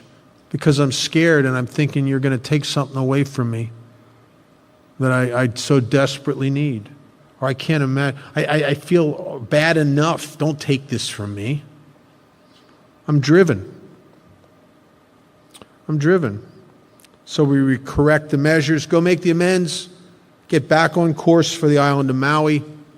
Only in our case, it's not the island of Maui. In our case, it's a decision for self-abandonment, and then we're going to live our life under a primary purpose greater than ourselves, and that's to help others. And we just get out of line again and get realign again. Just like the diabetic. He can have, yesterday, perfect blood sugar. Today, look, oh my God, 230? Get it back in line again. Same deal. And this is very important stuff. And it's also, this is the areas, just in the last few years, I've gotten a little bit better at this daily review and also the continuing, the spot check inventory stuff. But I have a lot of stuff that slips through the cracks. You know, the step 10 is almost, if you've ever been to New York City, these high skyscrapers, when they're doing repair work on those buildings, let's say at the 50th floor, underneath where the workmen are working, they will set up a series of nets. So if a guy drops his hammer, it doesn't go down and embed itself 8 inches into your skull 50 floors below, right? So they put up a net underneath where they're working. And then if you look, there's scaffolding on the first 3 floors with another series of nets, just in case something gets through the first net. There's another net there to catch it. And that's what step 10 is, the first net, the nightly review is the second net, and even with both of those, stuff slips through the cracks for me. And then what happens is it builds up. I start getting inundated back into self again, where I start developing a couple little resentments that I can't seem to get free of because I'm right about these people, or little things that I worry about. And it just seems like the worrying never really goes away. Or I get that 1 or 2 things that I feel bad about, I feel some remorse about. And I can't really sweep them under the rug. And what happens is I get these things pull me back into the guy, and it starts spreading like a cancer, because I don't just usually get one resentment. If I have one resentment, I hold on to it. It's no time where I got others. It's like stray cats. You feed 1 or 2 of them, within a month, you got 8 or 10 of them out there, right? And what happens is I start getting weird. And what has been consistent for me is about every few years, whenever I'll get weird enough that I will go back and do a major house cleaning. Now, some people would call that an in-depth 10-step. Other people would call it going back through the steps. There's almost an argument in some groups about whether you do the first 9 steps once and you never do them again, or I don't even get into that. Inventory and self-examination by any other name is still self-examination. Whether you call it an in-depth 10th step or 10th and 11th, or you call it going back through the steps, I just know that guys like me leak. And periodically, I got to go back and do a major house cleaning, or I get too weird. And when I get too weird, I don't think I'm weird. I think you are. And because I'm right, I got to tell you and straighten you out. It's not good. So I don't really clean house because I need it. I do it for your benefit, actually. Anybody believes that, I got some swampland. We usually conclude the period of meditation with a prayer. We be shown all through the day what our next step is to be, that we be given whatever we need to take care of such problems. We ask especially for freedom from self-will. And we are careful to make no request for ourselves only. We may ask for ourselves, however, if others will be helped. That's the loophole. I know there's got to be a couple loophole lookers. You're going to look for the little way out. Oh, I can ask for myself if others will be helped. So if you find yourself in a casino and you're getting down to the last of your money, you say that prayer that you probably the only person on the planet's ever said.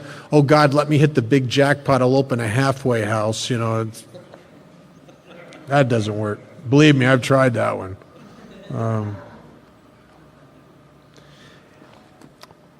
I had a friend who said he believed one of the most important words in all the 12 steps was the word only in step 11. He may be right. Anything other than only puts me back in the driver's seat.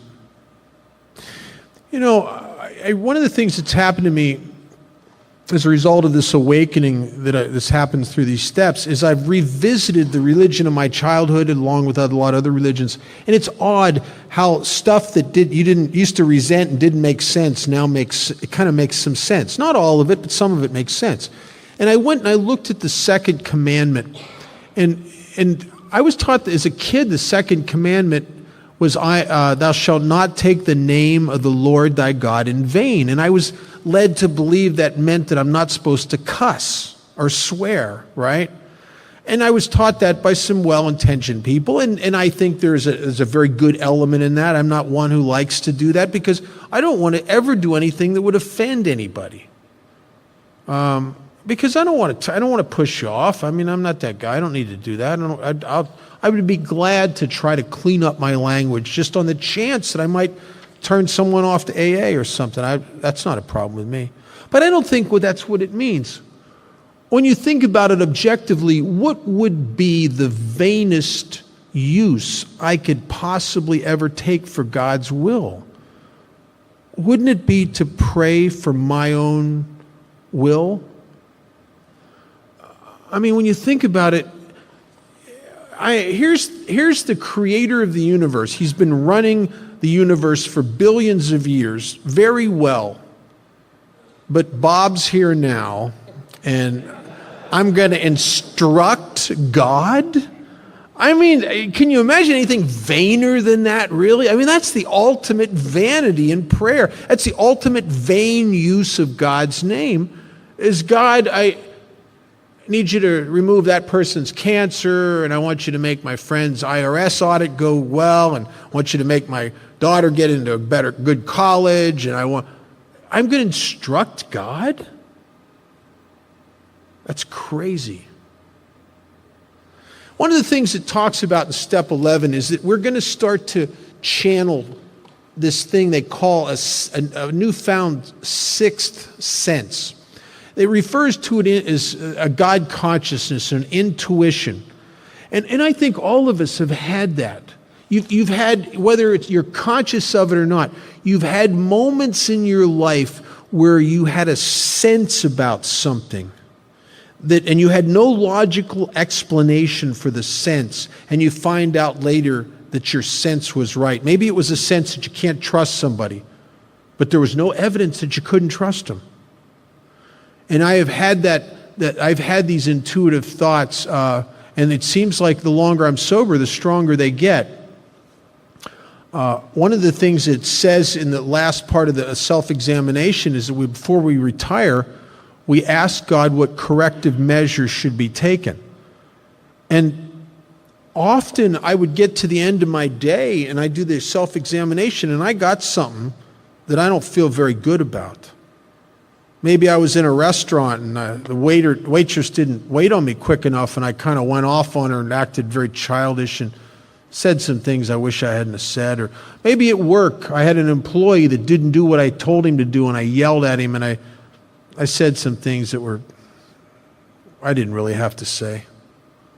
And there it is at the end of my day, and I'm looking over the day, and there it is, and I don't know what to do. So I just asked God what corrective measures should be taken. And this has happened to me so many times.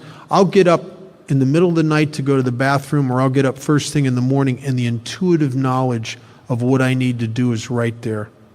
And often it's not what I want to do, because often it involves me paying money. Often it involves me humbling myself and going to someone and saying, you know, I was wrong. I should have never treated you like that. You were not entitled to that, and I was being childish, and I was being selfish, and I was angry, and I was afraid. And I reacted to you like that, and I said those things to you, and you were not entitled to that, and I'm so sorry, and I'd like to do whatever I can to make that right. Now, I don't know about you guys. I detest having to go to people and do that kind of stuff. I think the knowledge over the years that's accumulated, if I screw up, I'm going to have to make an amends, is like the nuclear deterrent of the spirit. As a result, there's a lot of stuff. I'll keep my mouth shut now in a better degree than I've ever in my whole life, just because I know, because my emotions are my emotions are tweaking here. If I open my mouth and say something to this person, chances are I'm going to be eating crow and making amends to them within the week. And the intuitive knowledge comes out. I've ignored that, and it's cost me dearly. I had an employee years ago, and I had a sense that they were stealing from me, and there was nothing to base it on. I mean, they'd been with me for 8 years, and all of a sudden, they'd been an impeccable, and all of a sudden I get this feeling there's something isn't right here, and I ignored it because I listened to my head, because my head says things to me like, well, for God's sake, you can't fire somebody on a feeling. My God, she's been here 8 years. You'd ruin her. You can't do that. What would people, and here's the big one, what would people think? And I discounted that intuition and discounted, and I watched the numbers in my business go like this. I set traps for her, trying to catch her stealing, could not catch her. Eventually, in a desperation, because if I didn't let her go, I had to do something because I was in trouble, I let her go. Immediately, the numbers turned around. She went to work for my competitor, and he actually caught her on video stealing. She'd been working with a network of people and taking stuff out the back door and in the pickup truck loads. And I could never catch her. And that, I figure that my not following my intuition cost me $250,000.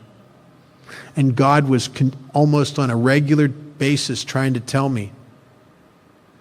I think there's a portal inside of us to this intuitive knowledge, to this God consciousness, to this intuition that is above and beyond logic. The problem is I'm not used to following it, and I'm afraid to trust it. There's a little line here, the third line on page, and we'll talk about this and we'll take a break. Third line on page 87. It's talking about this intuition. It says, being still inexperienced and having just made conscious contact with God, it's not probable that we are going to be inspired at all times. I know that there's some people in this room that are sober a long time. Is there anyone here that, how many of you feel that you're still inexperienced in this, you kind of just made conscious contact with God? Anyone here that feels that way? Yeah, I do. I've been doing this 30 years, and I got to tell you, objectively, legitimately, I'm still very inexperienced. I'll tell you why. If you were to chart my life and how much of it I have been directed by my thinking and my emotions in my head against how much of it I've taken direction from my intuition, I'm telling you, in the big chart, my head ego would be this much, and I'd have a little dribble of a couple instances over here where I've actually allowed my intuition to direct my life. So even though I've been at this for a while and I'm over 30 years sober, the truth is, in the big picture, objectively stepping back from it, I am still amazingly inexperienced at this. And I have just made conscious contact with God, if I have conscious contact. And you know why that is? Because it doesn't take. It's like the tides. It's like you're connected and you're not. You go from connected to I'm not connected, but I still believe in God, to connected and I'm not connected, but I still believe in God. And it just kind of, it's like this. And wherever you are, no matter how connected you feel, in a sense, you have just made conscious contact because it doesn't last. And I run into people every once in a while. Last one I did ripped off about 40 people in Vegas in AA who was connected all the time. And I just, that's not my experience. As a matter of fact, I figure people say stuff like that probably lie about other things too. It's not that I haven't had continual faith in God and a continual acknowledgement of His presence in my life. But conscious contact is very sporadic for me, very sporadic, truthfully. Comes and goes. So I'm still inexperienced. And it says that if you don't buy this and you presume it is not probable that we're going to be inspired at all times. We might pay for this presumption in all sorts of absurd actions and ideas. Now, what mechanism in me would presume to be inspired at all times? Not my spirit, my ego. What else presumes? There's nothing in me that presumes except my ego. And it says that if I presume to be plugged in, if I fancy myself some kind of Gandhi or something, I'm going to pay for this with all sorts of absurd actions and ideas. And man, I did. Because I'm crazy. I'm self-delusional. And what self-delusional people do is that they imagine God's will is really their will, right? As if God's finally come to his senses and sees things my way. You know what I mean? It's crazy. And it's always because of something you want badly enough. My first knucklehead experience with this, I was fairly new, and I became obsessed with this girl that she was new in AA. She was a ex-call girl, and she was 90 days sober, and I was obsessed. Oh man, and she liked me, which that was 30 points in my book just for liking me. I mean, just amazing. And it was the only time my sponsor my sponsor's never tried to be the arbiter of my sex conduct, but he said in this particular case, he says, listen, I think you need to stay away from her. She's really sick. And I looked at him and I said, but we're all sick here. And he got this look on his face like, oh, there might be some entertainment value here. And then here's what I said to him. It was so crazy. I said to him, listen, Dick, I think she's God's will for me. And he rolls his eyes. He goes, oh. I said, no, listen to me. Listen, I think she's God's will. Here's how I know. Listen. She drank Richard's Wild Irish Rose. I drank Richard's Wild Irish Rose. Right? And he's looking at me like I've lost my mind. And I think I have. What am I doing? I'm trying to imagine that something's God's will, that's something I want. The book says that the proper use of the will is the opposite of that. It's not to try to bring God's will fancy to real in line with mine, but to abandon mine and move mine in line with His. What do you do if you have something inside you that wants, and you can't find the off switch? I've never found the off switch of my wanter. Not really. I mean, I get distracted from it for a while or long periods of time. I don't realize I want, but I got this wanter. And what do I want? Well, more basically, but anything. I just want. So what do? If you can't turn it off, is you align it to wanting what someone else wants. So I align my will with God's. I trust, based on my track record in getting what I wanted, that what I want hasn't been very good. So I try to want what God wants, because it's been a better deal for me. And that's a constant realignment. This is a great question, and it's a question that I've run into with people I've sponsored. I've run into it people around the country. This is a very frequent deal in AA. It says, does a child have a part when writing a fourth step if molestation is on it? There is a lot of our membership that have experienced childhood abuse, sexual, physical, emotional, sometimes all three. Childhood abuse. Unfortunately, a lot of us come from alcoholic families, not all. Now, in my family, it's skipped every other generation. My parents weren't alcoholic, my grandparents were. My daughter's not. Chances are her kids could very well be. Other families, it's everybody. I mean, and so it's not uncommon that we come from households where there's just been insanity. And the question, does a child have a part? Well, first of all, there's nothing to do with parts. Parts are assignments of blame. This is not about this. The book talks about looking for our own mistakes. In other words, what did I miss taking from the experience? This is not about just what wasn't I awake to? What was I asleep to? What aspect of this experience didn't I get? I shared, I think, yesterday in the fourth step about the guy who'd been physically and emotionally abused as a child. I had a guy that I was working with who had sexual abuse as a child.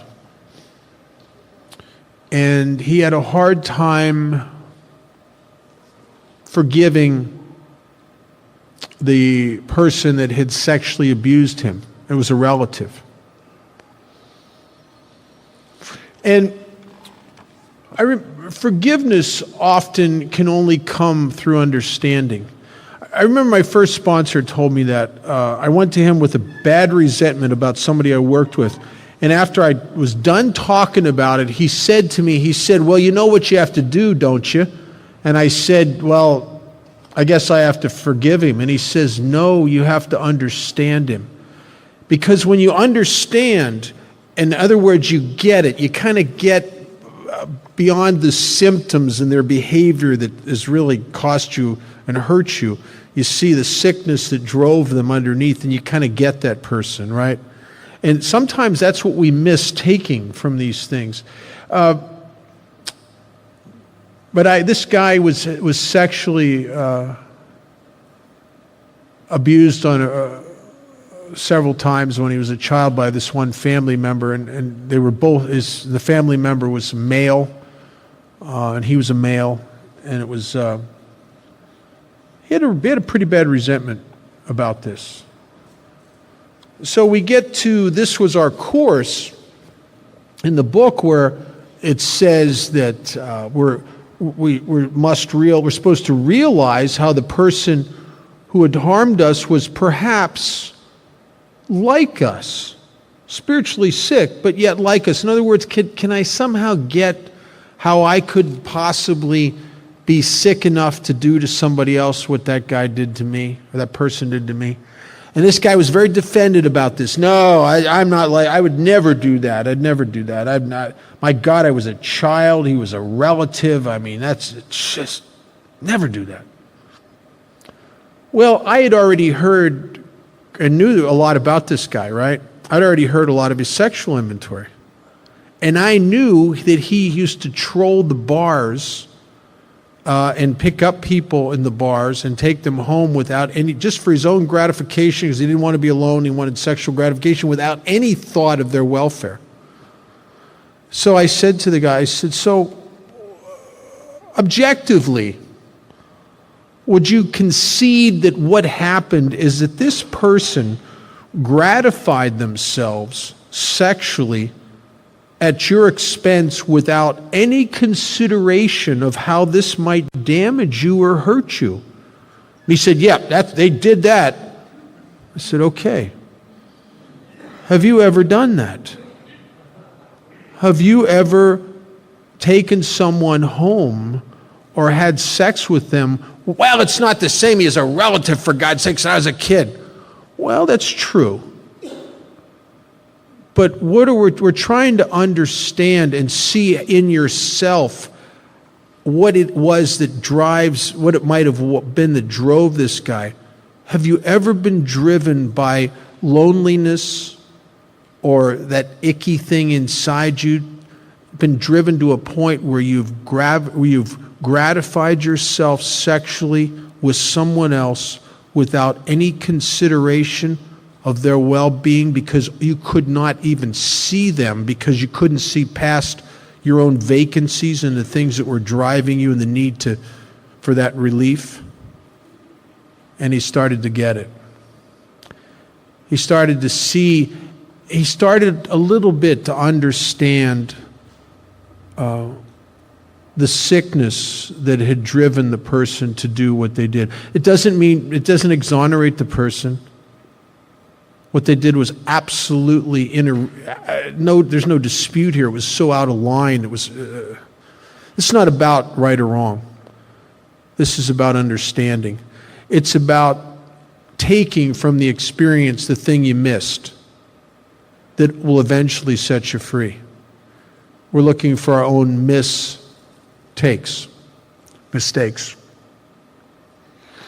And he started to realize that. And what often, I run into people all the time that they ask me, well, what did I do wrong? When you were a child, nothing. But 30 years later, you're still letting that person in your bedroom.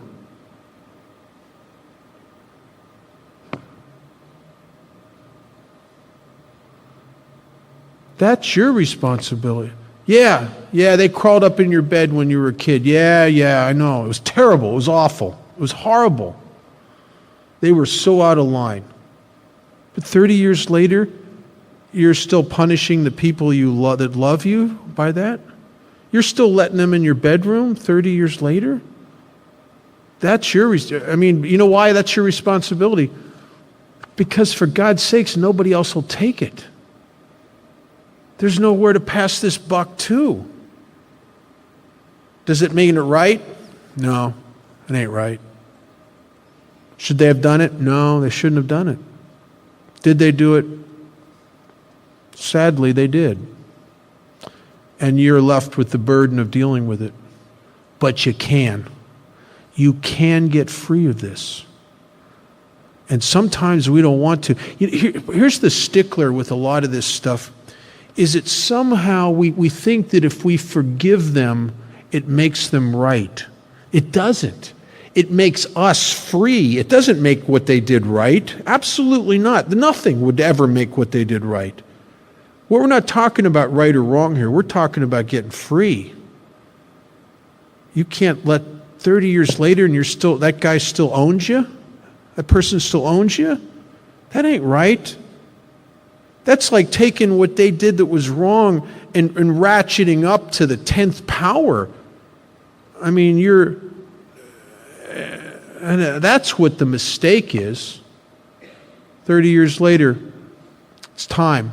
It's time to kick that person out of your bedroom. It's time to see this for what it really was, the sickness. And I don't. No one else will take that responsibility. Unfortunately, it's a shame, but it's the way it is. Where is the first column in the big book? Well, there isn't actually. For a technocrat, there's no actual fourth column. There's a paragraph in the middle of page 67 where it talks about where we look for where we were selfish, in these cases. So I sometimes suggest to guys they may want to put that as another column. Doesn't have to be. I don't get. I tell you, when I sponsor people, or sometimes I'll sponsor guys that are sober 25 years and they've done the steps a certain way. Different format, same thing. I don't argue with that. I'm not into technique as much as the spirit of the deal, right? Whether you want to call it a fourth column or you just answering the questions in the middle of page 67. To me, the point is follow the directions. Whether you do it in a column format or in a paragraph format, what's the difference? You can answer those questions, right? I don't get into that. That's, to me, is I think it's ridiculous. I know there are people arguing about crazy stuff. I was at a meeting one time when they spent the whole meeting arguing about the difference between shortcomings and defects of character. I wanted to shoot myself. I mean, for God's sakes. On the fifth step, when someone do you have them do the fourth column, or do you have them already fill it out ahead of time? Oh, do you have them do the fourth column or already fill it out ahead of time? Ahead of time. No, not ahead of. I have them do that. Whether I usually suggest, just for, because it's a simple format to do it in the fourth thing in a column format, which makes it very easy. But I ask them before, because there's two very important things between the third column and the fourth column that I think are really the most important thing in this whole fourth step, and that's the realization that must be made. If you read the original manuscript, at that point it uses the word must. It says we must realize. That I think that's crucial. So I ask them to try to make those realizations and to say that prayer where we ask God to show them the same patience, pity, and tolerance we cheerfully grant a sick friend before they do the writing. Now, what happens often, and this is fine, is that they get stuck. They can't make the realization. So I tell the guys that I'm sponsoring, listen, if you can't get it, you try to get it. You say the prayer at least. Do that. And you can't make the realization, okay, say the prayer, and when we're doing the fifth step, maybe I can help you make it, because we'll talk it out a little bit. And often, I've had a lot of success with that in the fifth step. I love watching the lights come on in a guy, helping him walk through that and make that realization to get free. Is it okay to do some of the fifth step with your priest if you feel safer on some issues?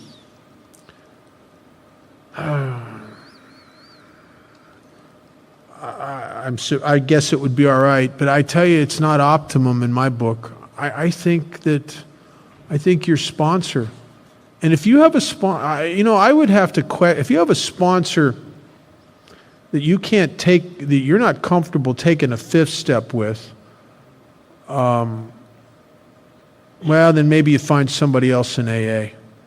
And if you're not comfortable opening up to your sponsor, one of two things would occur to me. Either you aren't ready to trust another human being, or maybe you got a sponsor that's not trustworthy, or maybe a combination of both. I don't know, but I think your sponsor is the optimum person to do that with, because, and I'll tell you why, for a couple of reasons. One is you're going to have some problems later on, as we all do, with amends, and you want somebody in your corner that is very familiar with this stuff, because you're going to need their help. And what do you want to just not have a sponsor that's vested in the steps, instead invested in the church? Well, then you don't get recovery from alcoholism, you get church, which is okay. There's nothing wrong with church, but I think if you got alcoholism, you can have both, but I wouldn't substitute the one for the other. I think that would be a dangerous proposition. How long after you finish the fourth step should you wait to do the fifth step? If you can't do it, what's the max? When you drink again, it's usually would have been the day before that. It's good. It's a good way to figure that out. I think it's dangerous to wait. I'll tell you. I had a guy. This true story. This is crazy. I had a guy who, it took him a year and a half. He started writing his fourth step. He got most of it done, and then he stalled because he didn't want to do his fifth step. It took him a year and a half. Now, here's what happened in that year and a half. He started sleeping with his sponsor's wife, and he started carrying a MAC-10 automatic weapon in his truck because they're back. Right? I think it's the time, especially between step 4 and 5, can be a very squirmy time. You get it because you started opening a can of worms, and you want to put this to rest as quickly as possible. If you look at the timeline in the book, there is no wait. It's boom, boom, boom, boom. Matter of fact, from step 3 all the way through to step 7 is just a continual thing. If you follow the timeline in the book, which very few people do because we're different, but if you follow the timeline in the book, you never pause. There's just right straight through there. Matter of fact, in the 3rd step prayer, did you ever notice at the end of the 3rd step prayer, there's no amen? There is at the end of the 7th step prayer, because if you follow the process through those next few pages, there's prayers on every page. It's almost like you're just in a continual prayer interspersed with some writing and some realizations. It's almost like the prayer has never ended until you get to the back end of the 7th step prayer, and that's where the amen is. I think it's dangerous to wait. Now I never waited a long time between 4 and 5, but I waited a long time between 3 and 4, and it was very painful. And then I waited a long time between 5 and actually doing the 6-step prayer, and that was an insane time in my life because you get stuck. I think that but maybe you just like excitement. I don't know. How do I help my daughter forgive me if she won't let me in her life? Boy,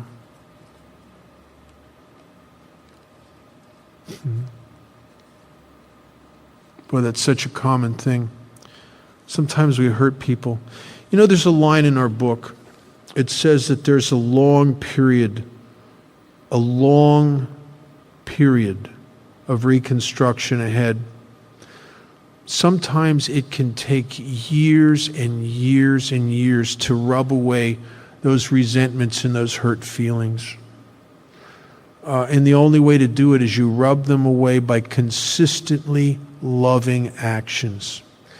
There is a principle that is an absolute, I believe. I don't think it's possible to continue to resent and fight someone who is consistently and continually lovingly on your side. Eventually, like the wind will wear down a mountain, eventually the love will wear you out, no matter how big the resentment is, no matter how big the hurt is. The problem is it can take years and years sometimes. I'll tell you a little story. There was a gal, matter of fact, she told me, encourages me to tell this story. I haven't told it in a while, but there's a gal in my first home group named Chelsea, and I watched Chelsea get sober. Matter of fact, I was the spiritual advisor of her sponsor for a period of time. Chelsea got sober, and she had these 2 little babies that were the cutest little things you ever saw. They were just gorgeous. And they were mulatto babies. And Chelsea was a white gal. And she had fallen in love with a black guy, and they got married. He was a good guy. He was a cop, and he was just a good guy. But the marriage could not survive her alcoholism and her cocaine use. I mean, especially being a cop, and she's always getting arrested for possession. I mean, it was really bad for him. I mean, it was really a bad deal, very embarrassing for him. And eventually, the marriage couldn't survive that. Well, when they got married, her father was a bigot. I mean, a really bad, prejudiced guy, almost like a Ku Klux Klan kind of guy.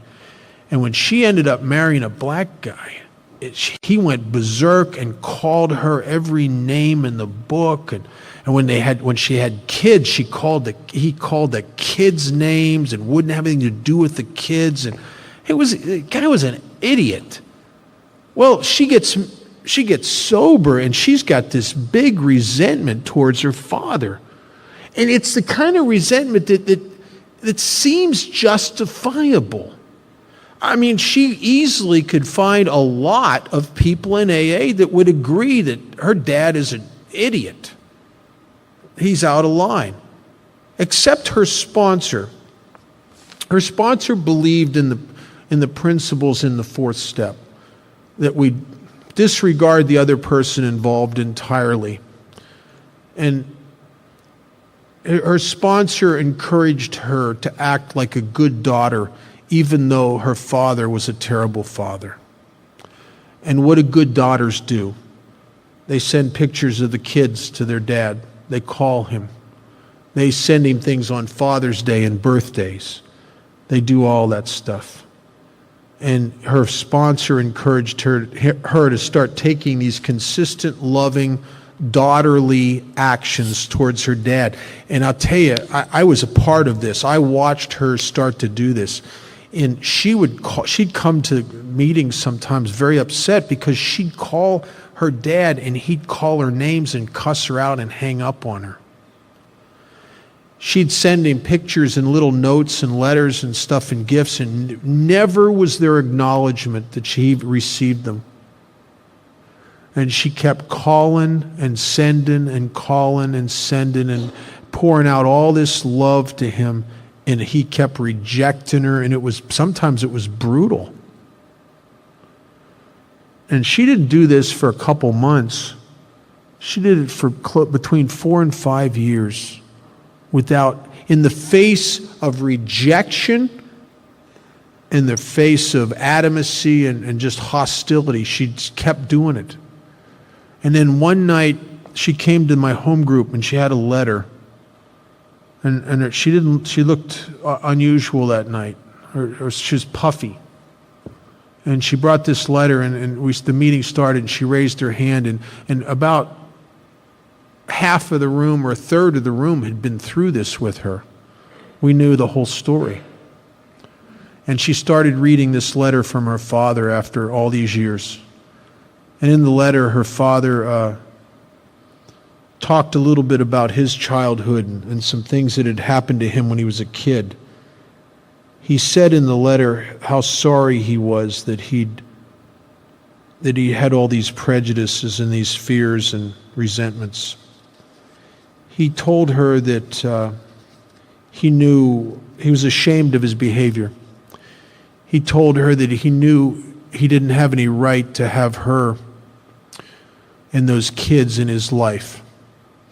But if she would see fit to give him another chance, he would spend the rest of his life trying to make it up to her. And I'm in my home group. I'm crying because as I'm listening to her read this, and I'm looking around the room, and all these other people are crying. We know what she went through. And I remember driving home that night and thinking to myself in the car, my God, not only did her amends get her free, it changed him. It changed him. But it took a long time. And I was amazed at her persistence. Because I don't know that I could have done that. I think after about the fourth or fifth rejection, I had said, screw you. But she kept doing it. And man, her dad got changed. He got healed. An amazing thing. So whoever wrote this, if you just keep sending out cards and phone calls and you keep trying to love that person and weather the rejection in time, I don't know when that is. I can't tell you. Can't tell you if it's 9 months or 9 years. I don't know. Other than prayer, what other actions do you have your sponsees take for removal of fear and judgment? Well, those are two separate things. There's a prayer in the big book, the section on fear, and it's coupled with something. It says when we're afraid, we ask God to remove the fear and ask Him to turn our attention to what He would have us be. And I've often will talk to the guys I sponsor about developing a vision of what a surrendered guy who's living the decision in step 3 would look like. How would that guy live? What kind of decisions would that guy make? how would he carry himself? How would he react in this position? One of the guys I sponsored tells this story. He gets a big kick out of it because he was in a situation that was a lot of fear involving his career. And I said to him, so how would a surrendered person act in this position? Not how you would act, but how would a surrendered person act? And then get that vision, and then you want some grace to try to be that guy. Try to be that guy. So when afraid, we ask God to remove the fear and turn our attention to what he would have us be. Not do, but be. I'm trying to grow towards being God's go-to guy. I'm trying to grow towards being a servant. You know, AA is a funny place. It's the only organization on the planet that I know of where you come in a big shot and work your way up to servant. Everywhere else, it's the other way around. You come in, you sweep floors, you're a servant, you work yourself up to a manager. Here it's the opposite. Because that servant's as high as we get here. Last question. In step 9 on page 78, we make no bones about our drinking. What does that mean? That's a colloquialism from the 1930s. We make no bones. In other words, we don't hide. It refers to the term a skeleton in your closet. You don't hide it. So we're forthright if necessary. One of the things that it says in that part of the book on the it's in the section on financial amends, and it kind of implies that we should tell our creditors about our drinking, that we're alcoholic and it's made us slow to pay. You know, objectively, in 1939, that was probably a good deal to do because it's Fred at the bank. It's Henry at the grocery store. It's your Uncle George who loaned you $200. There's most of your creditors in 1939 were very personal things. But Visa doesn't care that you got a drinking problem. You know, they don't care. There's no box on their computer program to check for drinking problem. I mean, they want that Jerry Maguire thing. Show me the money. That's all they care about. And the book says that most people will be interested in a demonstration rather than our talk of spiritual discoveries or our talk of our alcoholism. It's really, because of the chapter is entitled Into Action, it's very important. It's most of the time it's just you want to make it right. Send them the money. How often I run into new guys that they're 30 days sober and they're all excited about amends, and I said, why are you so excited? He said, well, I'm going to go out and make amends to my ex. Really? I don't think you should do that. Oh, no, I want to show her how good I'm doing. And nah, you want to get laid, don't you? Oh, no, I just want to show her how I've changed. And I said, you really want to show her you changed? Yeah, why don't you send her a child support check? And they'll go, oh, I don't want to do that. I don't want to. What they really want to do is they want to go and get in trouble, and they want to go write another check they can't cash, which is going to make the situation even more difficult to mend.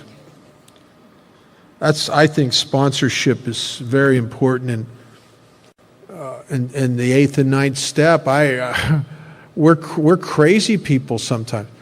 I made a couple amends without a sponsor that were nuts. Thank God the one was to a woman in AA who had a sense of humor, and she knew that I was a knucklehead and she didn't get offended. I went up to some gal in AA that was sober a long time, and I said, I need to make an amends to you. And she said, oh, okay, really? What happened? I said, well, I just thought you were a bitch for a lot of years, a long time now, no, a lot of months, and I wanted to tell you that. She looked at me and said, oh, okay.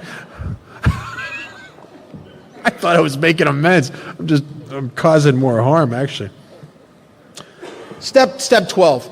This is the step that saved my life. I don't think I would have stayed physically sober my first 4 years if it wouldn't have been for a lot of 12-step work. And in the beginning, on page 89, the beginning of working with others, it says practical experience shows that nothing will so much ensure immunity from drinking as intensive work with other alcoholics. It works where other activities fail. And it does, man, I'll tell you.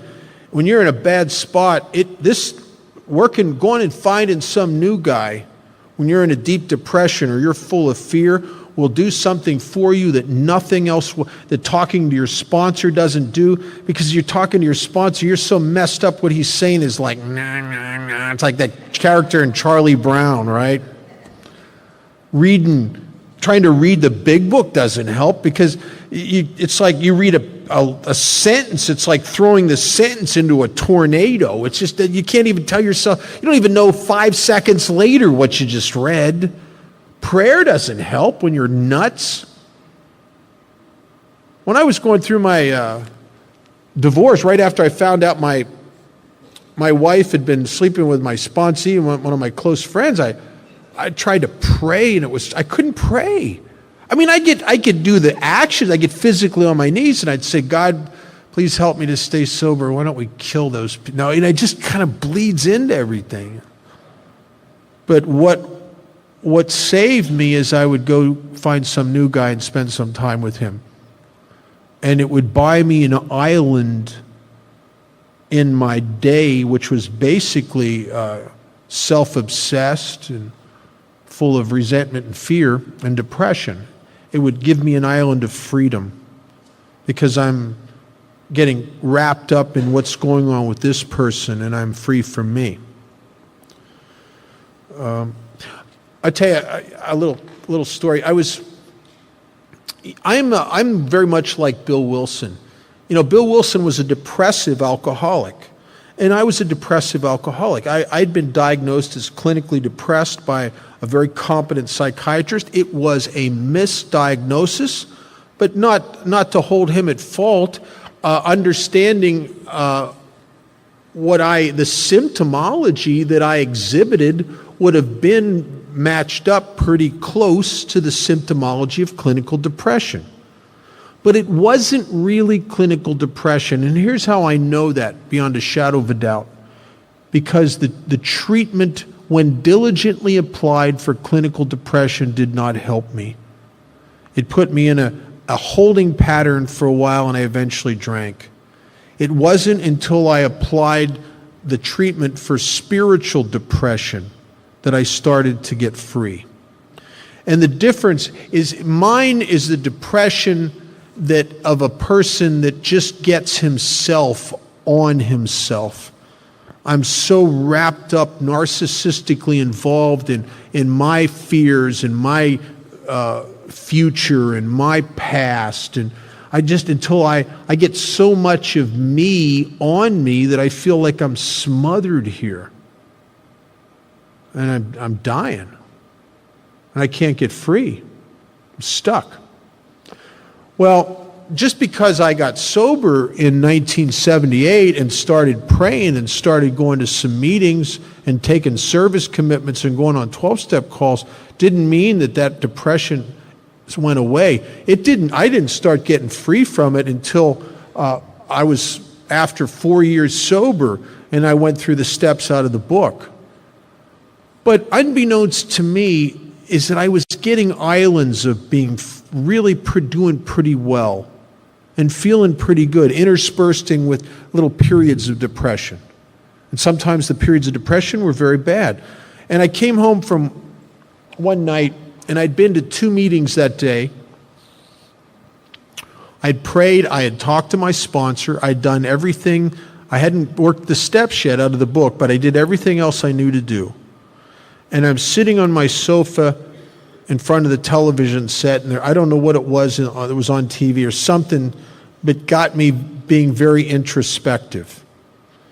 And I had, not too far before that, had ended my first sober relationship, but I was doing a little better with that now, and I'd kind of gotten a little distance behind that, and And I had a job that I really kind of liked. It was, of all the jobs, 9 jobs I went through in this first 4 years, it was one of the better ones. And I had a little hope there that maybe this job was going to maybe go somewhere. I'd even told somebody that earlier that week that I thought this was a great job.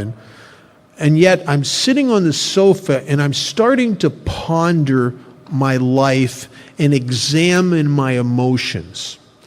And I don't know what it is about me. I have never done that and come away joyous.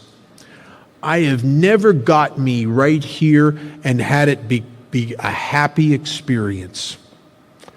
And I guess it's this thing in me that when I ponder my life, I only ever focus or see the negative. And I ignore the positive for some reason. I guess I'm the guy whose consciousness lends itself to the glass of water being half empty rather than half full. And I guess that's my nature. So when I'm pondering my life, the more I ponder it, the bleaker it looks. You know, if I really think about my sex life, it looks, after you get into that for a while, you're going to die alone in some old folks' home. I mean, you know what I mean? It just kind of looks that way after a while.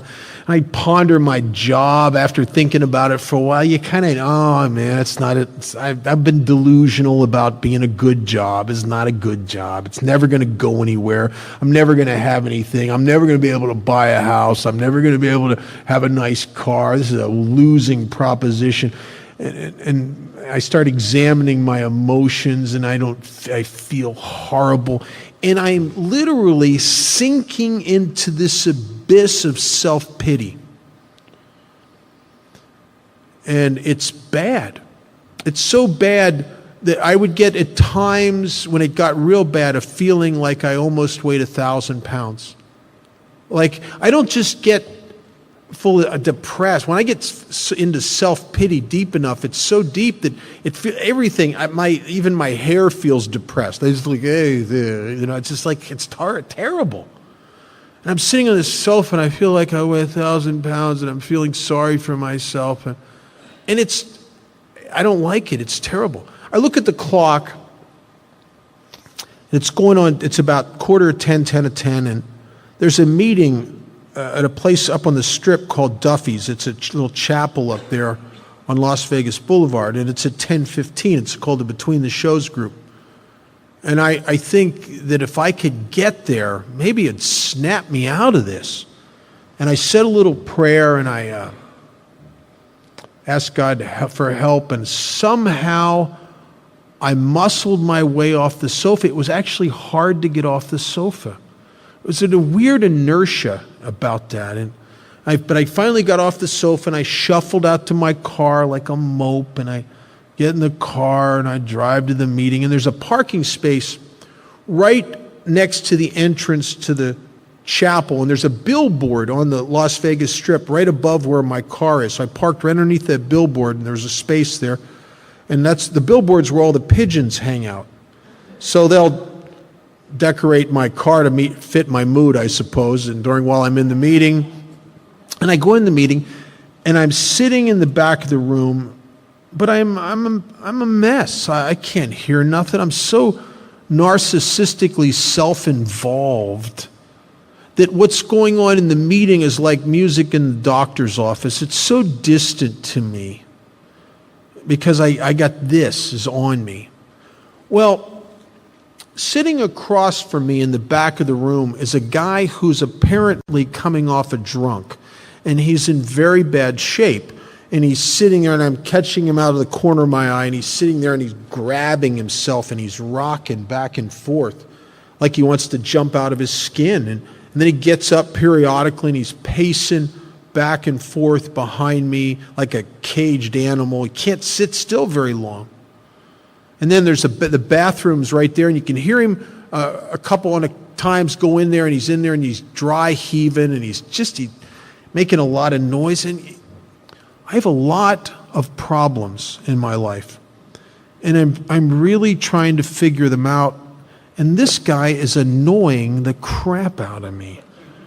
And I can't hear nothing. And by the end of the meeting, I'm probably doing a little worse, actually. And I stay after the meeting to help this guy, Charlie Parker, who's the secretary of the meeting. And he's going to work.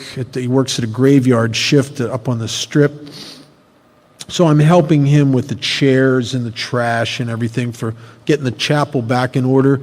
And Charlie and I are the last two guys to leave the chapel. And we're standing on the entrance, and Charlie's locking the door. And we look over, and the guy who had been in the meeting coming off a drunk is laying on the ground in front of my car, right kind of off the side front fender of my car. Now, I'm going to almost have to step over him to get in my car and go home and ponder my life more deeply, which is really what I wanted to do, is to go home and think. But Charlie's there, and Charlie says, "You going to help this guy?" And I'm looking at this guy, and I don't want to help him. I want to go home and think. But Charlie's got a big mouth. And if I don't help this guy, he's going to tell my sponsor and everybody in AA what a lousy member of AA I am. And I go over to this guy, and he's a mess. He's peed his pants, and he stinks, and he's afraid he's going to go into seizures. He has no medical insurance. It was a time in Las Vegas that if you had no medical insurance and you had no money, there was nowhere to go. I mean, there was a care unit, but they didn't take you for free. They hadn't opened West Care Detox yet. And there was one of two things we could do with guys in those days. Sometimes we could take them into our homes, and two guys would sit with them round the clock, and you give them a shot of vodka, maybe with a little bit of orange juice or something every hour or so, just to try to keep them from going into convulsions. And even then, sometimes they'd all of a sudden just flop around on the floor like a fish out of water. Seizures was just a part of AA life back in those days. Or the other thing you could, and I can't do that because I got to go to work in the morning, and I don't have anybody to sit with me, and I don't want to do it. You're not supposed to do that by yourself, and in case you run into trouble. There's one other option, and the other option is the county hospital, the Southern Nevada Memorial Hospital up on Charleston. It's now University Medical Center. Because it was a county hospital and it was county funded, they were required to take a number of indigent patients. But they didn't like it, but they were forced to do it. And I'd been up there before on 12-step calls, and I get this guy in my car, and I'm driving him up there, and man, I am not happy about having to go up there because I know what's coming. These guys make you sit in that waiting room 4, 5, 6 hours sometimes. They treat you like you got leprosy or something. They have this attitude towards alcoholics as if like they would rather treat the legitimately sick people than these self-induced guys that are probably going to be back here next month anyway. And they got that attitude. But I don't have anywhere to go with this guy, and I'm taking him up there, and I'm driving, and I'm thinking, man, I'm going to be up there all night long. I got to go to work tomorrow. I'm not going to get any sleep. I'm going to have to go into work tired. I'll probably have a bad attitude. I'll probably get in a fight with my boss and lose my job, but it's a lousy job anyway. I ain't saying nothing to the guy. I'm just driving. I'm thinking, man, isn't it bad enough that my life is crap? I have to do this stuff too. Doesn't anybody else step up to the plate except me? But I don't say any of it. I get there, we sign in at the nurse's station in the emergency room, and we're sitting in the waiting room, and we're sitting. And the guy starts to open up to me, and he starts to tell me about some of the things he's done to the people who loved him. He had this girl that he wanted to spend the rest of his life with, and he ruined that relationship. He broke her heart. The things he did to his mother and father. And he told me at one point that he couldn't even drink away the shame and the remorse anymore for the things he did to the people who loved him. He said to me that for some time he'd been thinking about killing himself, and he wished he had the courage, and he was such a coward he couldn't even kill himself. And then he really got me. He said to me, you know, I don't know why you're wasting time with me. I'm not like you guys. I always drink again. and he's telling me about me. And somewhere in the wee hours of the morning, I just fell in love with that guy. I remember sitting there with him at one point and having this feeling in my chest that I just wanted him to be okay. I think I wanted him to be okay and cared more about him than I did myself, really. I think I would have done anything to help him at that point. And I didn't know that was love, unconditional love. The reason it was unconditional is that this guy can't do anything for me. He can't get me a better job. I mean, chances are he's not even going to stay sober a year and give me some kind of credit for something. You know what I mean? There's nothing he can do for me. There's no self-interest in my loving him. But I love him because he's exactly like me. And a while later, I realized through helping other guys and sponsoring people that what had happened is that I fell in love with the me that is in him. An aspect of me that needed so desperately for me to be okay with and to love, but I could not and cannot love it directly. And not from a lack of trying. I tried. I had a therapist at one time that was very big on you got to love yourself. She used to say that to me. You got to learn to love yourself first. That's the thing. Your problem is you don't love yourself. She gave me these exercises where I was supposed to stand in front of the mirror and look myself in the eye and repeat over and over and over again, God loves me, God forgives me, God accepts me, I love me, I forgive me, I accept me, God loves me, God forgives me, God accepts me, I love me, I forgive me, bullshit. You know, I could have stood there and chanted that until the earth blew up, and I wouldn't have changed how I felt about myself at all. But in loving the me that was in you, it's funny how it sneaks up and changes the way you feel about yourself. And I guess it's what it talks about in the Lord's Prayer is, forgive us our trespasses as we forgive those who trespass against us. I don't know an alcoholic that wouldn't like to be free of depression and self-pity and the self-flagellation that we go through when we beat ourselves up. You want to change the way you feel about yourself, you have to change the way you feel about others. It's cause and effect.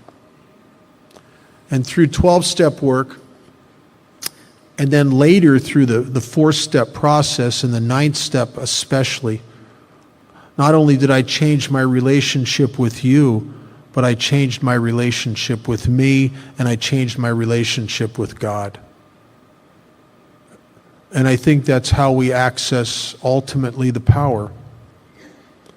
Isn't it odd that we don't approach and find God by looking for God? We approach and find God by getting closer to our fellows. When I reduce the separation in steps 4 through 9 between me and you, and I finally make amends and make it right with you, it's funny how God shows up. Which makes a funny kind of sense. Chamberlain used to say, it's either we're all God's kids or none of us are. You can't have it some of us are and some of us aren't. Either we all are or none of us are. And if we all are God's kids, it's pretty hard for me to warm up to God when I'm bashing and hurting and His children. If you had a guy down the street that was one of your neighbors and you'd like to get close to him, but you smack his children around every once in a while, it's pretty hard to get close to him, isn't it?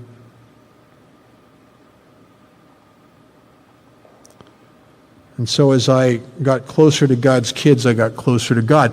There was a poem in the Grapevine years ago that I thought it was fantastic, and It said, I sought myself and could not see. I sought my God, he eluded me. Then I sought my brother, and I found all three. I think the triangle and the circle and triangle often represents not only our three legacies of unity, service, and recovery, but also the dynamic of me, you, and God. I can't stand very well spiritually with only two of those three things, and I die with just one. You and I together eventually are going to talk each other into having a drink. Me and God eventually will be like David Koresh or something, or Jim Jones, but you and I and God, it's like a three-legged stool. It's very solid. In the second tradition, it talks about the manifestation of this power as it may express itself to us through our group conscience. That our ultimate authority, a loving God, will express himself through our group conscience. And oh, how often is that so true? There's a magical thing that happens in AA meetings when you really are screwed up and you really need to help, or you're just in a dull spot or a plateau and you need something, and you go to a meeting and there's some stranger there talking about exactly what you need to hear. I think that's God speaking to us through his kids. And in order to hear that, I have to be a part of here. And that's where the traditions allow me to stay in the arena where God can talk to me. And that's not that God doesn't talk to me through my intuition inside. He does. But why would I close or even want to close or judge myself out of one of the number one venues where God will speak to a guy like me? So I have to be clear. I have to be clear enough so when I go to a meeting that there's no resentments, that there's nothing on me that's distracting me, so I can be present in that meeting because God's going to talk to me in that meeting. I'm telling you, he's going to. If I am present in a meeting, God always, not through everybody. Sometimes it's through idiots. Sometimes I went to a meeting one time and there was a guy there I didn't even like, but I'd gotten better with the guy, and I thought, well, he's doing the best he can, and etc. So I was pretty clear with that, and he was the only guy in the meeting that shared exactly what I needed to hear. It was astounding because I didn't think he was very bright. Now, you hear the ego in that? Like you'd have to be really bright to say something that a guy of my depth would need to hear, right? You need a little bit of ego in that, right? But God speaks through people. He always has, if I can remain clear. This chapter, working with others, is, in a sense, it's a sponsorship manual. It's a very pointed step-by-step set of directions on what to say to a new guy, what not to say, when to say it, the order to say it, as you take him, as you move him through the reality of his own hopelessness, up to a point where you can ascertain, is he ready or not? And if he is, then you start to outline the spiritual program of action. If you follow the timeline in working with others, and you got a guy that's willing, you're going to have him through the steps pretty quick. Pretty quick. Unfortunately, in today's Alcoholics Anonymous, the level of willingness and desperation maybe isn't as high as it was when they were seeking out low-bottom drunks in the 1930s and 40s.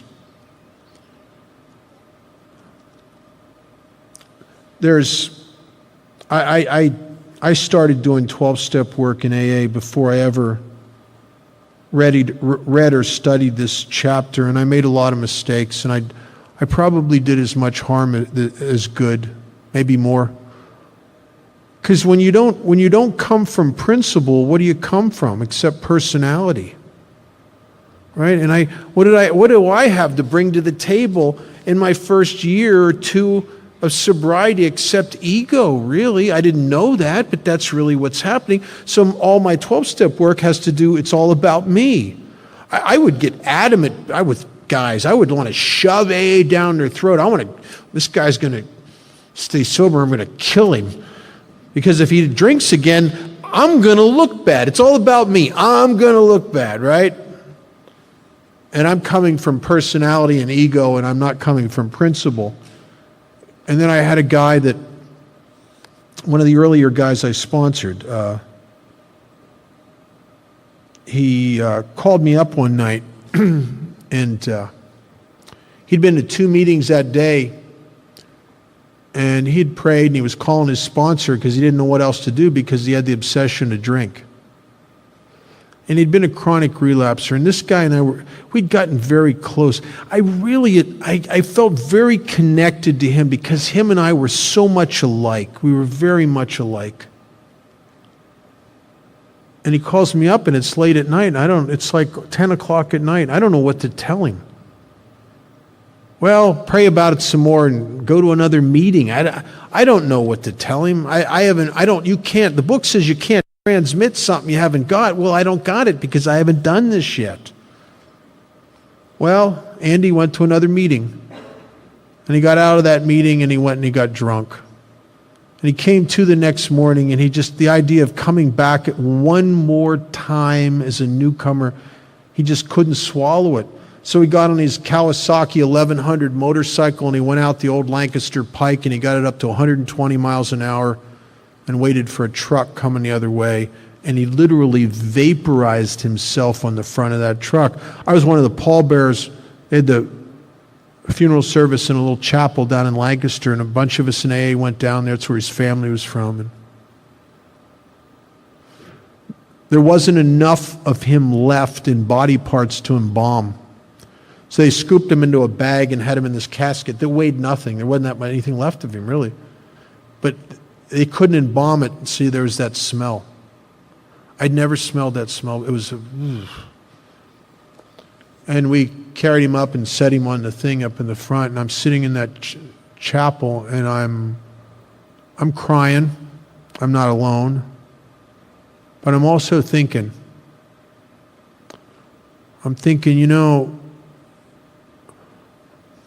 I know I didn't kill Andy, but I also knew I didn't have what he needed either. I really didn't. And I knew something by now. I knew that my very life depended upon me helping others. It was the only thing I'd ever found that kept me sober. It was the only thing I've ever found that seemed to free me of the bondage of self and give me some sense of being connected to AA and to God. I can't stop doing 12-step work, but at the same time, man, I don't want to sit in another chapel thinking to myself that I didn't have what this guy needed. And Andy changed my life. Andy pushed me into being very diligent with this book, and I started listening to workshops, and it was right after that I went to my first Joe and Charlie workshop, and eventually brought them to Vegas, and eventually started working the steps out of the book. And as in the process of doing that, I started studying this chapter, working with others. And when I started applying the methodology in this to all of us, if we're willing to do the hardest thing that we could ever do, and that is to push ourselves aside, to serve a purpose that in AA we call it our primary purpose, primary number one, and that's to help other alcoholics. And I believe from my experience, because I'm a watcher of people, and I'm a studier of relapse, because I don't ever want to go down there.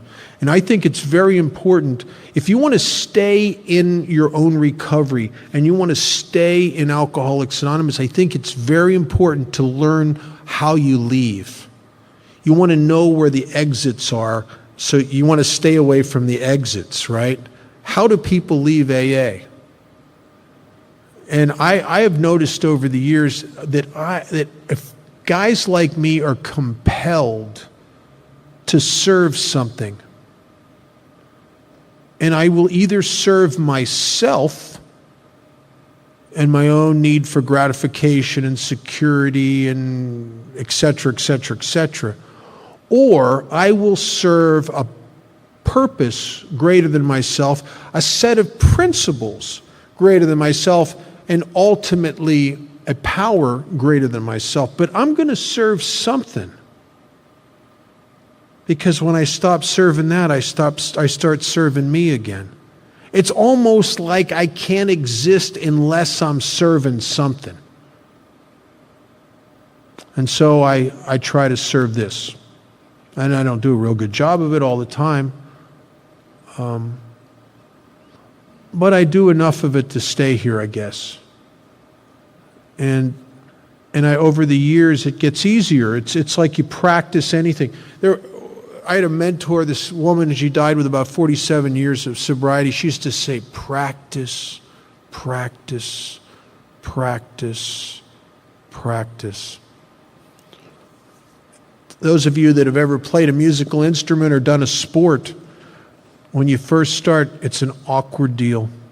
Whether it's playing golf or a guitar or drums, when you first do it, you're a knucklehead, you're a klutz. But you practice, practice, practice, practice, and somewhere, maybe years later, it just becomes something that is part of you. It's something that it's an extension of you. And the problem is that I have to continue to feed these actions in order to keep this vital in my life. I'll tell you a little story now, and my sponsor told this in Montreal at the International, and I think it's one of the best descriptions of AA I've ever heard. He said that when you hit a bottom, it's very much like being shipwrecked at sea. And the book actually uses that analogy, and there is a solution of being shipwrecked. And when you're shipwrecked and all of a sudden you're in the ocean out in the middle of nowhere, you've got a problem. And you're starting to get a little worried because you're getting tired of treading water. And here come these two guys from Alcoholics Anonymous in an invisible boat. And they're pretending like they're rowing something across the water, and they come up to you and you look and it's an illusion. There's not even anything there. And they say, oh, my name's Joe and my name's Bill. We're from Alcoholics Anonymous. We have a pot of coffee. We have God's grace, and these wonderful 12 steps change all your problems, solve all your life, perfect for you. If you're like me, you go, man, you got nothing. There's nothing there. You guys are deluded. Get away from me. And they row off. And as you start getting more desperate, all of a sudden over the horizon comes this big ocean liner that says treatment center on the side of it. And they got psychiatrists and psychologists and dietitians and biofeedback technicians. They got vocational rehabilitation counselors. They got members of the opposite sex. They got group therapy. Man, you know that something like this is right for a guy of my depth and complexity. You get on that treatment center ocean liner and off you go into the middle of the abyss, the big ocean. 28 days later, whoop, over the side. But and there you are treading water, and you're getting tired, and you're starting to go down a little bit, and you're trying to stay above water. And here come those two assholes in that invisible boat. Hi, my name's Joe. My name's Bill. We're from Alcoholics Anonymous. We got God and these wonderful 12 steps. Solve all your problems. And you go, oh man, there's nothing there. And as you're starting to go under and drowned, if you're lucky, they'll pull you on board. And there you are sitting on top of the water. You don't know how you're even sitting there. And you say, what do I do? And they say, well, row. And a funny thing happens. As you start to row that boat, it starts to materialize. And the more you rowed it, the more substantial it becomes. And if any time in your voyage you stop rowing it, it starts to disappear. And that is Alcoholics Anonymous. Thank you for this weekend.